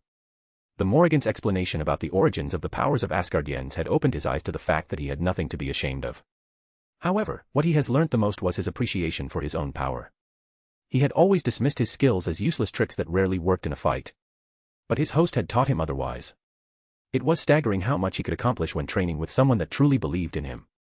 His mother, Frigga, had tried many times, but after learning the essentials, it didn't help in any way. Their magics were just different in nature. Frigga was a Vanaheim. They had their own magics, culture, and skills. Loki was a Jotun that was adopted by Odin. They were fundamentally different and so were their magics. Loki supposed that it was his ignorance of his nature and acceptance of himself that made his progress in his magic lackluster. But now, after a few months under the Morrigan's tutelage, he was far stronger than he ever was. Loki surpassed Frigga in raw power long ago, but he never knew how to use it. Now, he could cast massive illusions as large as a small city with great detail, he could bring a miniature ice age whenever he wished to, and he could even conjure hundreds of weapons at a time and telekinetically throw them at his enemies. While his martial abilities had stagnated, his magic flourished. The Morrigan had obviously focused on attacking magics instead of enchantments, and offensive mind magics which came very naturally to the god of mischief. It was this improvement that made him realize how much trust Odin had truly given him. Considering that Loki's powers originate from the Odin force, the Allfather must have consciously decided to give Loki his powers. Else he would have simply ended up becoming as powerful as a regular Asgardian, which wasn't much compared to him or his brother. Loki couldn't help but wonder why Odin would do this, especially considering the constant criticism and mistrust he had faced from his father in the past. But despite his conflicting emotions towards Odin, Loki knew that he needed to put aside his personal feelings and focus on the greater threat of the shadows and their plan to bring about Ragnarok. But despite all of his newfound power and confidence, Loki couldn't shake off the guilt he felt for his past actions. He had caused so much destruction and pain, and he knew he couldn't fully make up for it. It was so justified in his head, at the moment. Even with his madness driving his actions on Asgard, and then through the manipulation of the Mad Titan, he fully believed in them. But now, he knew that the madness was the influence of the shadows, of Asgard's enemies. He hated this feeling, of not knowing if his thought processes, if his mind, was his own, that his emotions were true. That was what set him off the most. It was then that he knew what true hatred felt like. He thought that he hated Odin in the past, but that paled against his rage at these shadows that had done their best to make him as miserable as possible to turn him into a tool that they could use to bring forth Ragnarok. Loki had agreed to join the fight against them for revenge, but also for his freedom and that of his family. He was still hesitant about Odin. Even knowing how much control these shadows have exerted over him, he couldn't deny that the men had hurt him deeply. His dismissal of Loki's accomplishments, the constant judgmental looks, and the implied mistrust whenever he spoke to him, had been noticed by many people, who ended up doing the same to him. This ended up with Loki being a friendless outcast with no one trusting him enough to even attempt to get to know him. In the end, Loki only had his brother, who he ironically resented. Loki had always felt misunderstood and mistreated by his family and the people of Asgard. He struggled to find a sense of belonging and acceptance, especially in comparison to his golden brother Thor, who seemed to have everything handed to him. Despite his best efforts, Loki could never seem to live up to the, now revealed to be false, expectations of his father Odin or the rest of Asgard, and he felt constantly overshadowed by Thor. This led to feelings of resentment and jealousy towards his brother, and coupled with the Shadow's manipulations, ultimately drove Loki to betray his own family and cause chaos on Asgard. It wasn't really his brother's fault. Thor was just naturally charismatic and attracted people to him. He was everything an Asgardian strived to be, in both good and bad ways. He was a great fighter, and a very honorable one to boot. But he was rash, easily prone to anger, and could make very impulsive decisions without a second thought. You could just see it in the way he risked war with Jotunheim for a perceived slight. However, the god of lightning was getting better now, wiser would be an apt description. He still had a long road ahead of him until he was ready to be a king and be responsible for the lives of millions, but he was getting there. Thor had flourished under the Morrigan's tutelage. His control over his powers astounded even Loki, who was often praised for his control by their mother. He was now stronger, faster, and fought more intelligently. He could use his powers in a multitude of ways. The Morrigan was currently working with him on elemental transmutation and energy absorption, which happened to be the first time the god of thunder had ever struggled with anything regarding his abilities, something that Loki was always jealous of. But at least, for the first time, Thor really felt like a brother to him. Loki's previous fires of madness had turned into a small ember that rarely bothered him anymore, and Loki felt more at peace than he could remember ever being in his life. He was ready to have a proper relationship with Thor, who surprisingly, after a couple of dubious moments, accepted him with open arms. They were still very competitive and bickered constantly, but it wasn't malicious anymore. But now that peaceful time was over. His time at Sayre Manor was coming to an end. The convergence was starting, and with it the Morrigan's plan against those who sit above in shadow. Ironically enough, Loki played a very critical part in that plan, and the god of mischief appreciated the trust that the woman was giving him. Perhaps in helping save Asgard and free it from the Shadow's hands, he could find some sort of redemption for his actions and protect his family as well. Loki prepared himself to leave the mansion of his new mentor. He didn't know if he would survive this mad plan, but it was better than a life in chains. He felt melancholic as he walked in the garden of Sayre Manor for what could very well be the very last time. He will miss this place, miss the peace and quiet. He will miss being able to do whatever he wants without the judgmental looks of the court. He will miss being able to experiment with his magic and listen to his teacher's advice. His emotions must have been evident on his face because he heard the Morrigan speak behind him. "You'll always be welcome here, you know." Loki will deny, jumping in fear at the surprise. How in the nine hells could that woman be this silent when sneaking up on people? The god of mischief suppressed his anger at Thor's giggling next to the woman. He'll get back at him after this mess is done with. He was ready to leave, so why wouldn't he ask, "What did Odin promise you in exchange for your aid?" The woman smirked, "He offered me Asgard's aid when dealing with an enemy that I cannot beat." Well, now he was curious. There were very few enemies that could stand against the Morrigan's power. Was she planning on fighting a celestial? He couldn't help but ask, who? A cosmic being by the name of Entropy. He seeks to destroy everything in existence, alive or otherwise. Loki couldn't help but gasp, "You're planning to fight an endless? Are you mad?" Thor looked up confused. "What are endless, brother?" "They are beings of immense power that represent concepts. They are not gods, they are not mortals, they are more. They are the concept itself. Beings such as fate, death, eternity, and entropy. They are more than just cosmic beings, their power is immeasurable, endless, hence the name." The Morrigan nodded. "I guess it's as apt a name as any. Yes, I am fighting such a being, or more likely, I am opposing him in his mad plan to bring annihilation on a scale unseen across time and space. That is suicide. Don't worry, Loki, he's currently very weakened by taking a physical form. He's detached from his main source of power and cannot risk using it without being found out and judged by the living tribunal. Don't get me wrong, he is still immensely powerful, but not enough to be called endless just yet." Loki wasn't convinced. It was a reckless move, but he had never seen the Morrigan ever go all out against anything, and if Odin pledged Asgard's allegiance, then it must be possible in some way. He'll judge the viability of winning this fight after seeing the Morrigan fight for the first time during the convergence. He simply nodded, choosing not to think about it too much. He already had impossible enemies to fight, he did not need to distract himself with another one quite yet. As he prepared to teleport himself out, he was stopped by the Morrigan, who handed a small, sheathed dagger to him. It looked unassuming from the outside, but Loki had been training on how to sense mystical energy all his life. The moment the god of mischief removed the sheath and felt its energy, he could say without a doubt that this small weapon terrified him. It felt like death. "What is this?"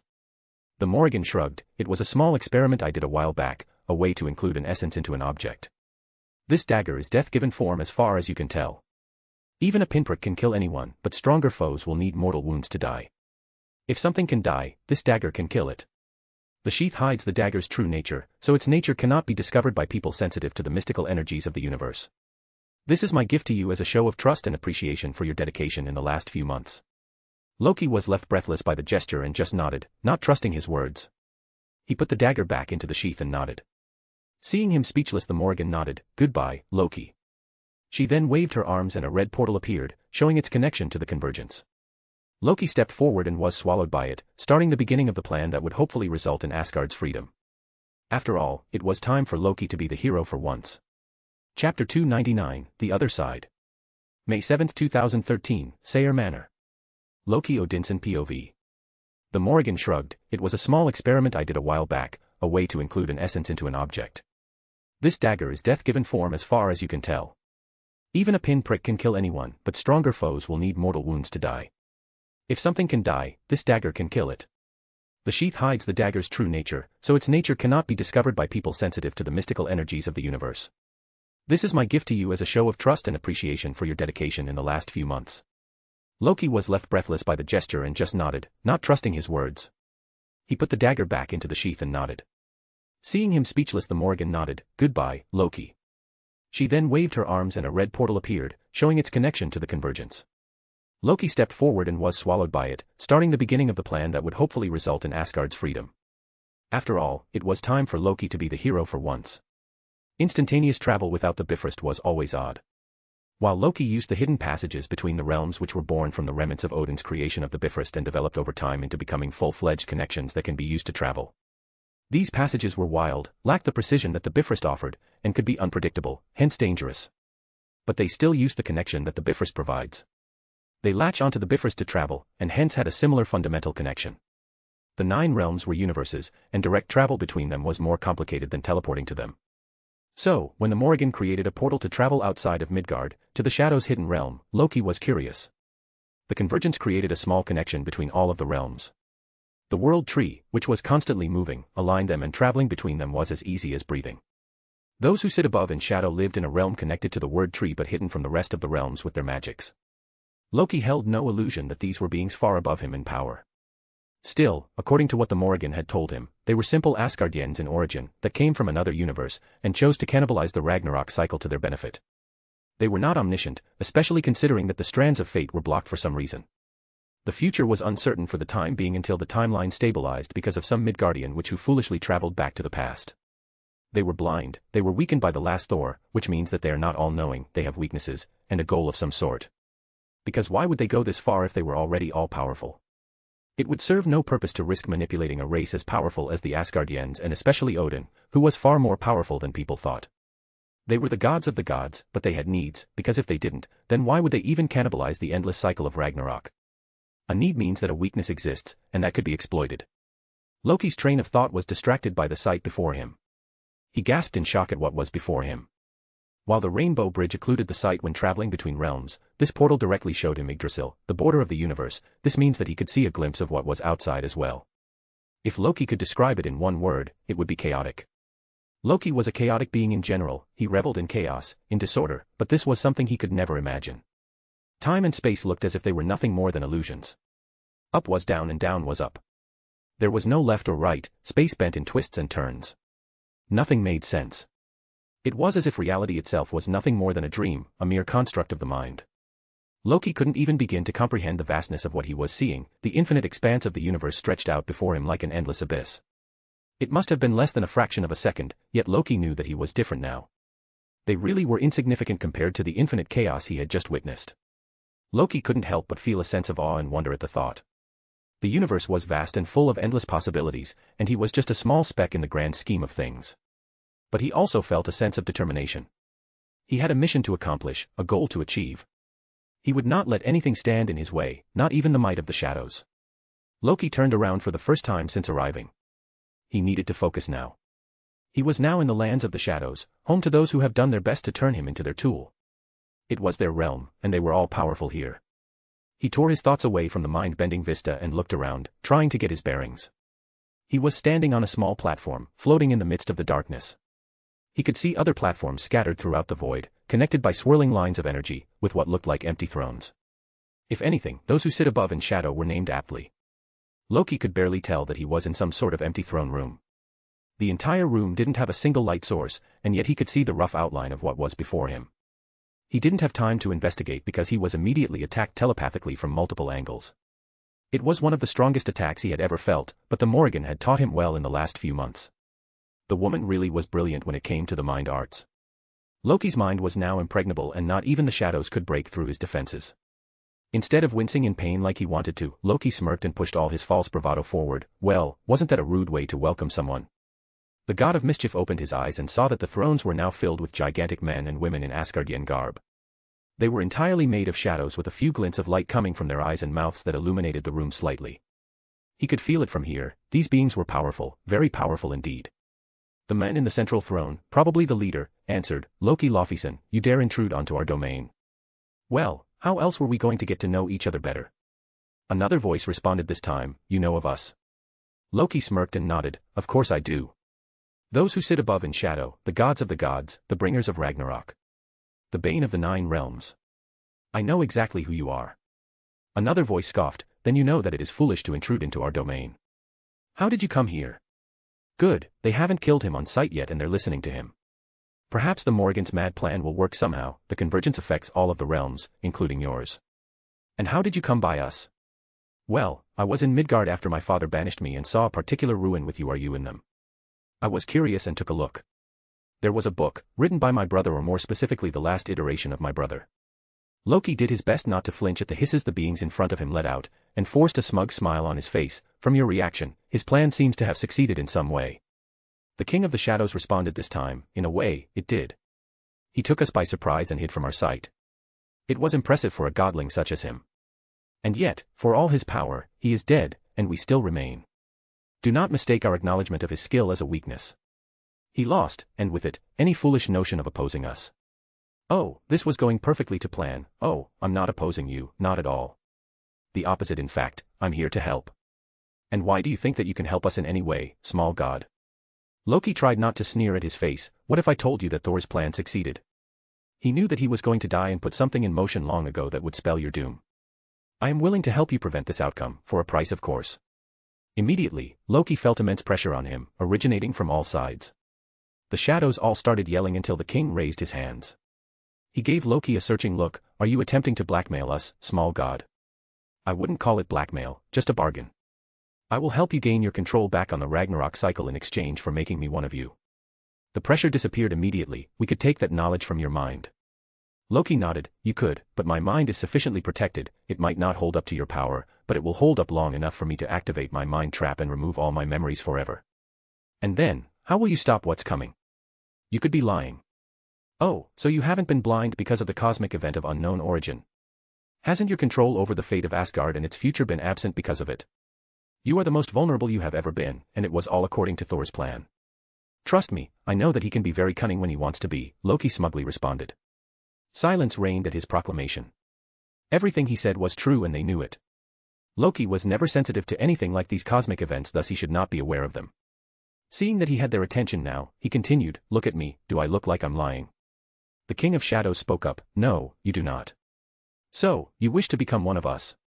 This can easily be done, provided that you complete your part of the bargain. I'll need more than your word for it. Partners though we may be, I need my own assurance of your side of the bargain. You dare question our honor?"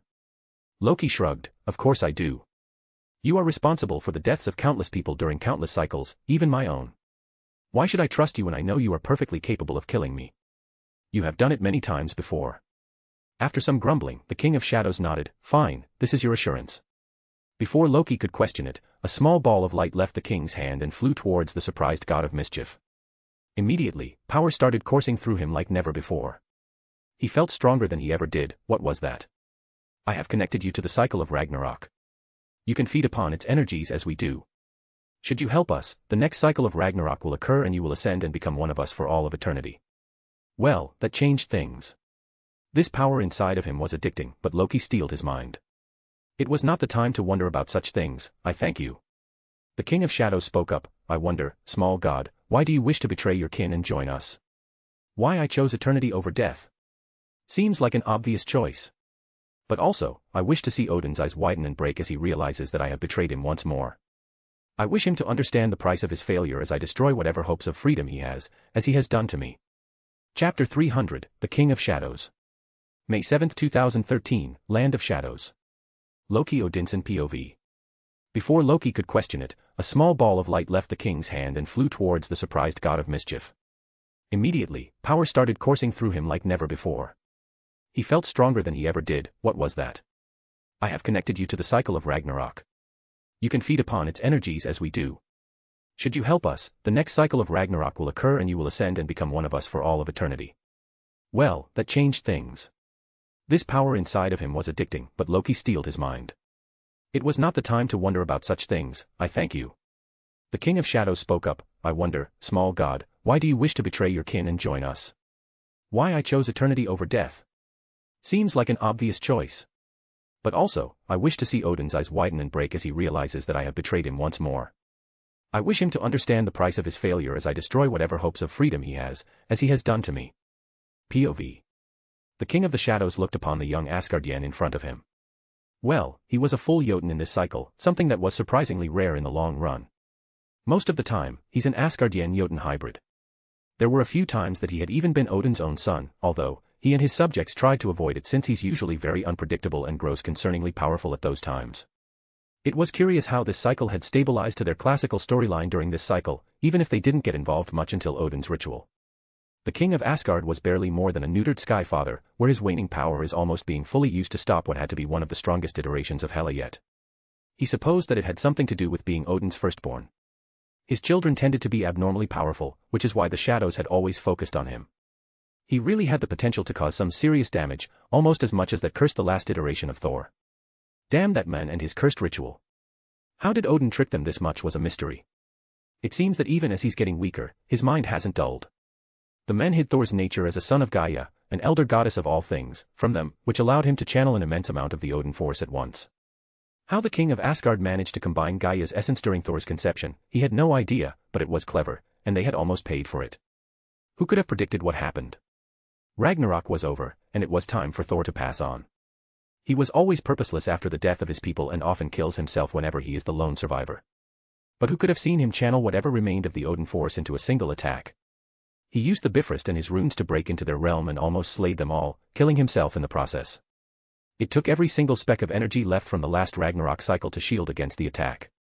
It had failed, but they were severely weakened, and it took thousands of years to regain even a speck of power strong enough to bind Odin and recreate the cycle once more. Truthfully, the King of the Shadows couldn't help but admire the last Thor. He was always full of surprises, and his perseverance was impressive, for a mortal that is. Because that was what he was, a mortal, at least to them. The 9 realms were barely more than their playground, and their inhabitants their puppets. Oh, how he wished that it wasn't the case. His actions had disgusted him at first, but over millions of years, he grew to accept them, apathetic to the suffering he brings. It was not honorable, and it was not good, but it was necessary, even if he did not enjoy it. In another life, where he was still Baldur Odinson, Asgard's god of light. By the powers, how long has it been since he last thought of his first name? He was Asgard's darling prince, the bravest Asgardian to ever live, the most honorable, and what every prince should strive to be. And now look at him, enslaving the parallel version of his people and bringing nothing but death and sorrow. He hated himself, in a way, just like he mourns what happens to his subjects who have followed him in his mad quest. They were barely more than the shadows that they currently inhabit. The years have not been kind to their sanity. They were not alive, not really, they did not experience joy, hatred, or aggression. They did not enjoy the pleasures of life and feel the sorrows of loss. They just existed and followed his commands, a far cry from the proud warriors they used to be. Perhaps, even he himself was lost, dead in everything but his body. He still draws breath, but he feels nothing, he cares for nothing but his duty to his people. Because Baldur did not originate from this universe, the Prime Universe. No, he was from another branch close to it, but unfortunately, a Midgardian sorcerer played with the laws of the universe and caused an incursion. Reality had collapsed and his universe was destroyed. The realms would have soon followed if Odin hadn't sacrificed himself to delay the inevitable. Asgard was still subject to the Ragnarok cycle bargained by the first Asgardians long ago, but with no universe left to expand, the wheel was broken, and death would have followed. It was an impossible position, and Baldur managed to find a plan to recreate a central realm, made up of only one planet of humans that the cycle would continue on. But he needed the energy to maintain it. It took centuries until he perfected his method where he would use the energy provided by other versions of Ragnarok to power his mad plan. And yes, it was a mad plan, but it was a plan, and that was better than anything they had come up with so far. It was hope, and it was better than anything they could have come up with. Many had joined his mad plan, agreeing to give up their reincarnation in favor of staying in a realm continuously working on preserving their cycle until the end of time itself. It worked perfectly at first, but a specific cycle, one that involved a war against heaven, ended up being far longer than anticipated. For the first time, Baldur interfered to end the cycle early. Heaven lost, but Asgard was in ruins and Ragnarok soon followed. It had disgusted Baldur. He had caused the deaths of millions because of his greed. He lived with his guilt, vowing not to commit such a cruel act again until the same almost happened a few cycles later. Baldur again interfered, and then once more, and slowly it became a habit. He needed the energy, for his universe's cycle to continue, for his Asgard to grow and flourish, and for his family to live on. In the end, they settled on a similar storyline, so to speak, where Odin mistreats Loki, who ends up betraying Asgard and paving his way to Ragnarok. It was perfect, elegant. It was not too long as the energy gathered to their universe would wane, but not too short as to consider Asgardians to be nothing more than unwilling sacrifices. They were allowed to live for a good few thousand years until their inevitable death. It was good, it was logical, and everyone won. Of course, over time, he started to feel detached from the Asgardians. He had continuously absorbed some of the energy from the cycle while sending it to his universe. He ascended into something more than an Asgardian, and slowly his guilt turned to apathy, and the Asgardians turned to playthings. He did not particularly care about them anymore, they were just energy to be consumed. His people were gods now, true gods with real power, not like the little godlings that the Asgardians were. They were the gods of the gods. Their previous names were unsuitable for their greatness. These were the names of godlings, not the beings that they became. Thus, Baldur slowly morphed away and the King of the Shadows was born. He enslaved another version of his father without even thinking about it. He chained him up with prophecies and fates. He used his seers, the infamous Norns, who had helped his plan immensely, to bind him even further. It was out of precaution. Odin had once discovered their role in the cycle and tried to kill them, the fool. He was too dangerous to leave alone. Thor was the same, but Mjolnir complicated matters. Somehow, the infamous hammer was more than just a regular weapon of Uru that Thor would channel his divinity through. Baldur's version of Thor never had this hammer. It was powerful, too powerful. He even did his best to stop Thor from ever getting his hand on it by manipulating the creation of an Uru version of the weapon to be given to the Prince of Asgard during his youth. But the hammer was still powerful enough to shield his mind and make it harder for the Norns to see his future. The King of the Shadows was proven right to be cautious of that cursed hammer. Combined with Gaia's essence, Thor's control over his father's runes and Odin force, he was able to strike an almost mortal blow to them. A few of his subjects actually died from the assault. Most notably, the shadow formerly known as Heimdall perished in the attack, and his loss was felt deeply. He was the best scryer amongst them and was vital in their information gathering while planning. He was also able to interfere subtly with the mortal Heimdall to prevent him from seeing certain unsavory things that would have been essential to their plan. The Rune King Thor had caused irreparable damage to their cause, and he thought the worst to be over, and yet it clearly wasn't. Loki Laufeyson had come into their realm, unseen and unopposed. He used the convergence to do it. Loki was by far one of the most troublesome godlings. Wherever he went, he brought chaos with him. To him, chaos was a ladder. Of course, sometimes that was beneficial, but only in small doses. But if the King of the Shadows knew something, it was that Loki had always hungered for power. In every iteration, every Loki that ever existed, he will betray anyone for a speck of power and he could use it here. If what the Prince of Lies was telling him was true, and that Thor's plan was still in motion, then things were troublesome indeed. Not just for him, but for the people he fought to save in his home universe. The signs were there. A few years ago, a cosmic event occurred that locked down the entire universe, including their connection to their home universe. The Norns were now blind and the future uncertain for the first time in millions of years. And yet, Ragnarok needed to occur after the lockdown was over, for the energy to be sent through the connection they forged between their home universe, a connection that was currently blocked by whatever happened. It was possible that Loki was being truthful with this. Rune King Thor had become more powerful than any Asgardian before him, and that might have included the influence to put such a plan into motion. As much as the king hoped that he could break Loki's mind, as he had done many times before, he couldn't risk Thor's supposed plan from coming to fruition. He could accept Loki ascending into becoming one of them if it meant that his people would survive. And should an accident happen to Loki before his ascension, and he perished before he could truly become one of them, then it would be an unfortunate circumstance that no one could predict. Everything will stabilize and return to what it should be, in no time.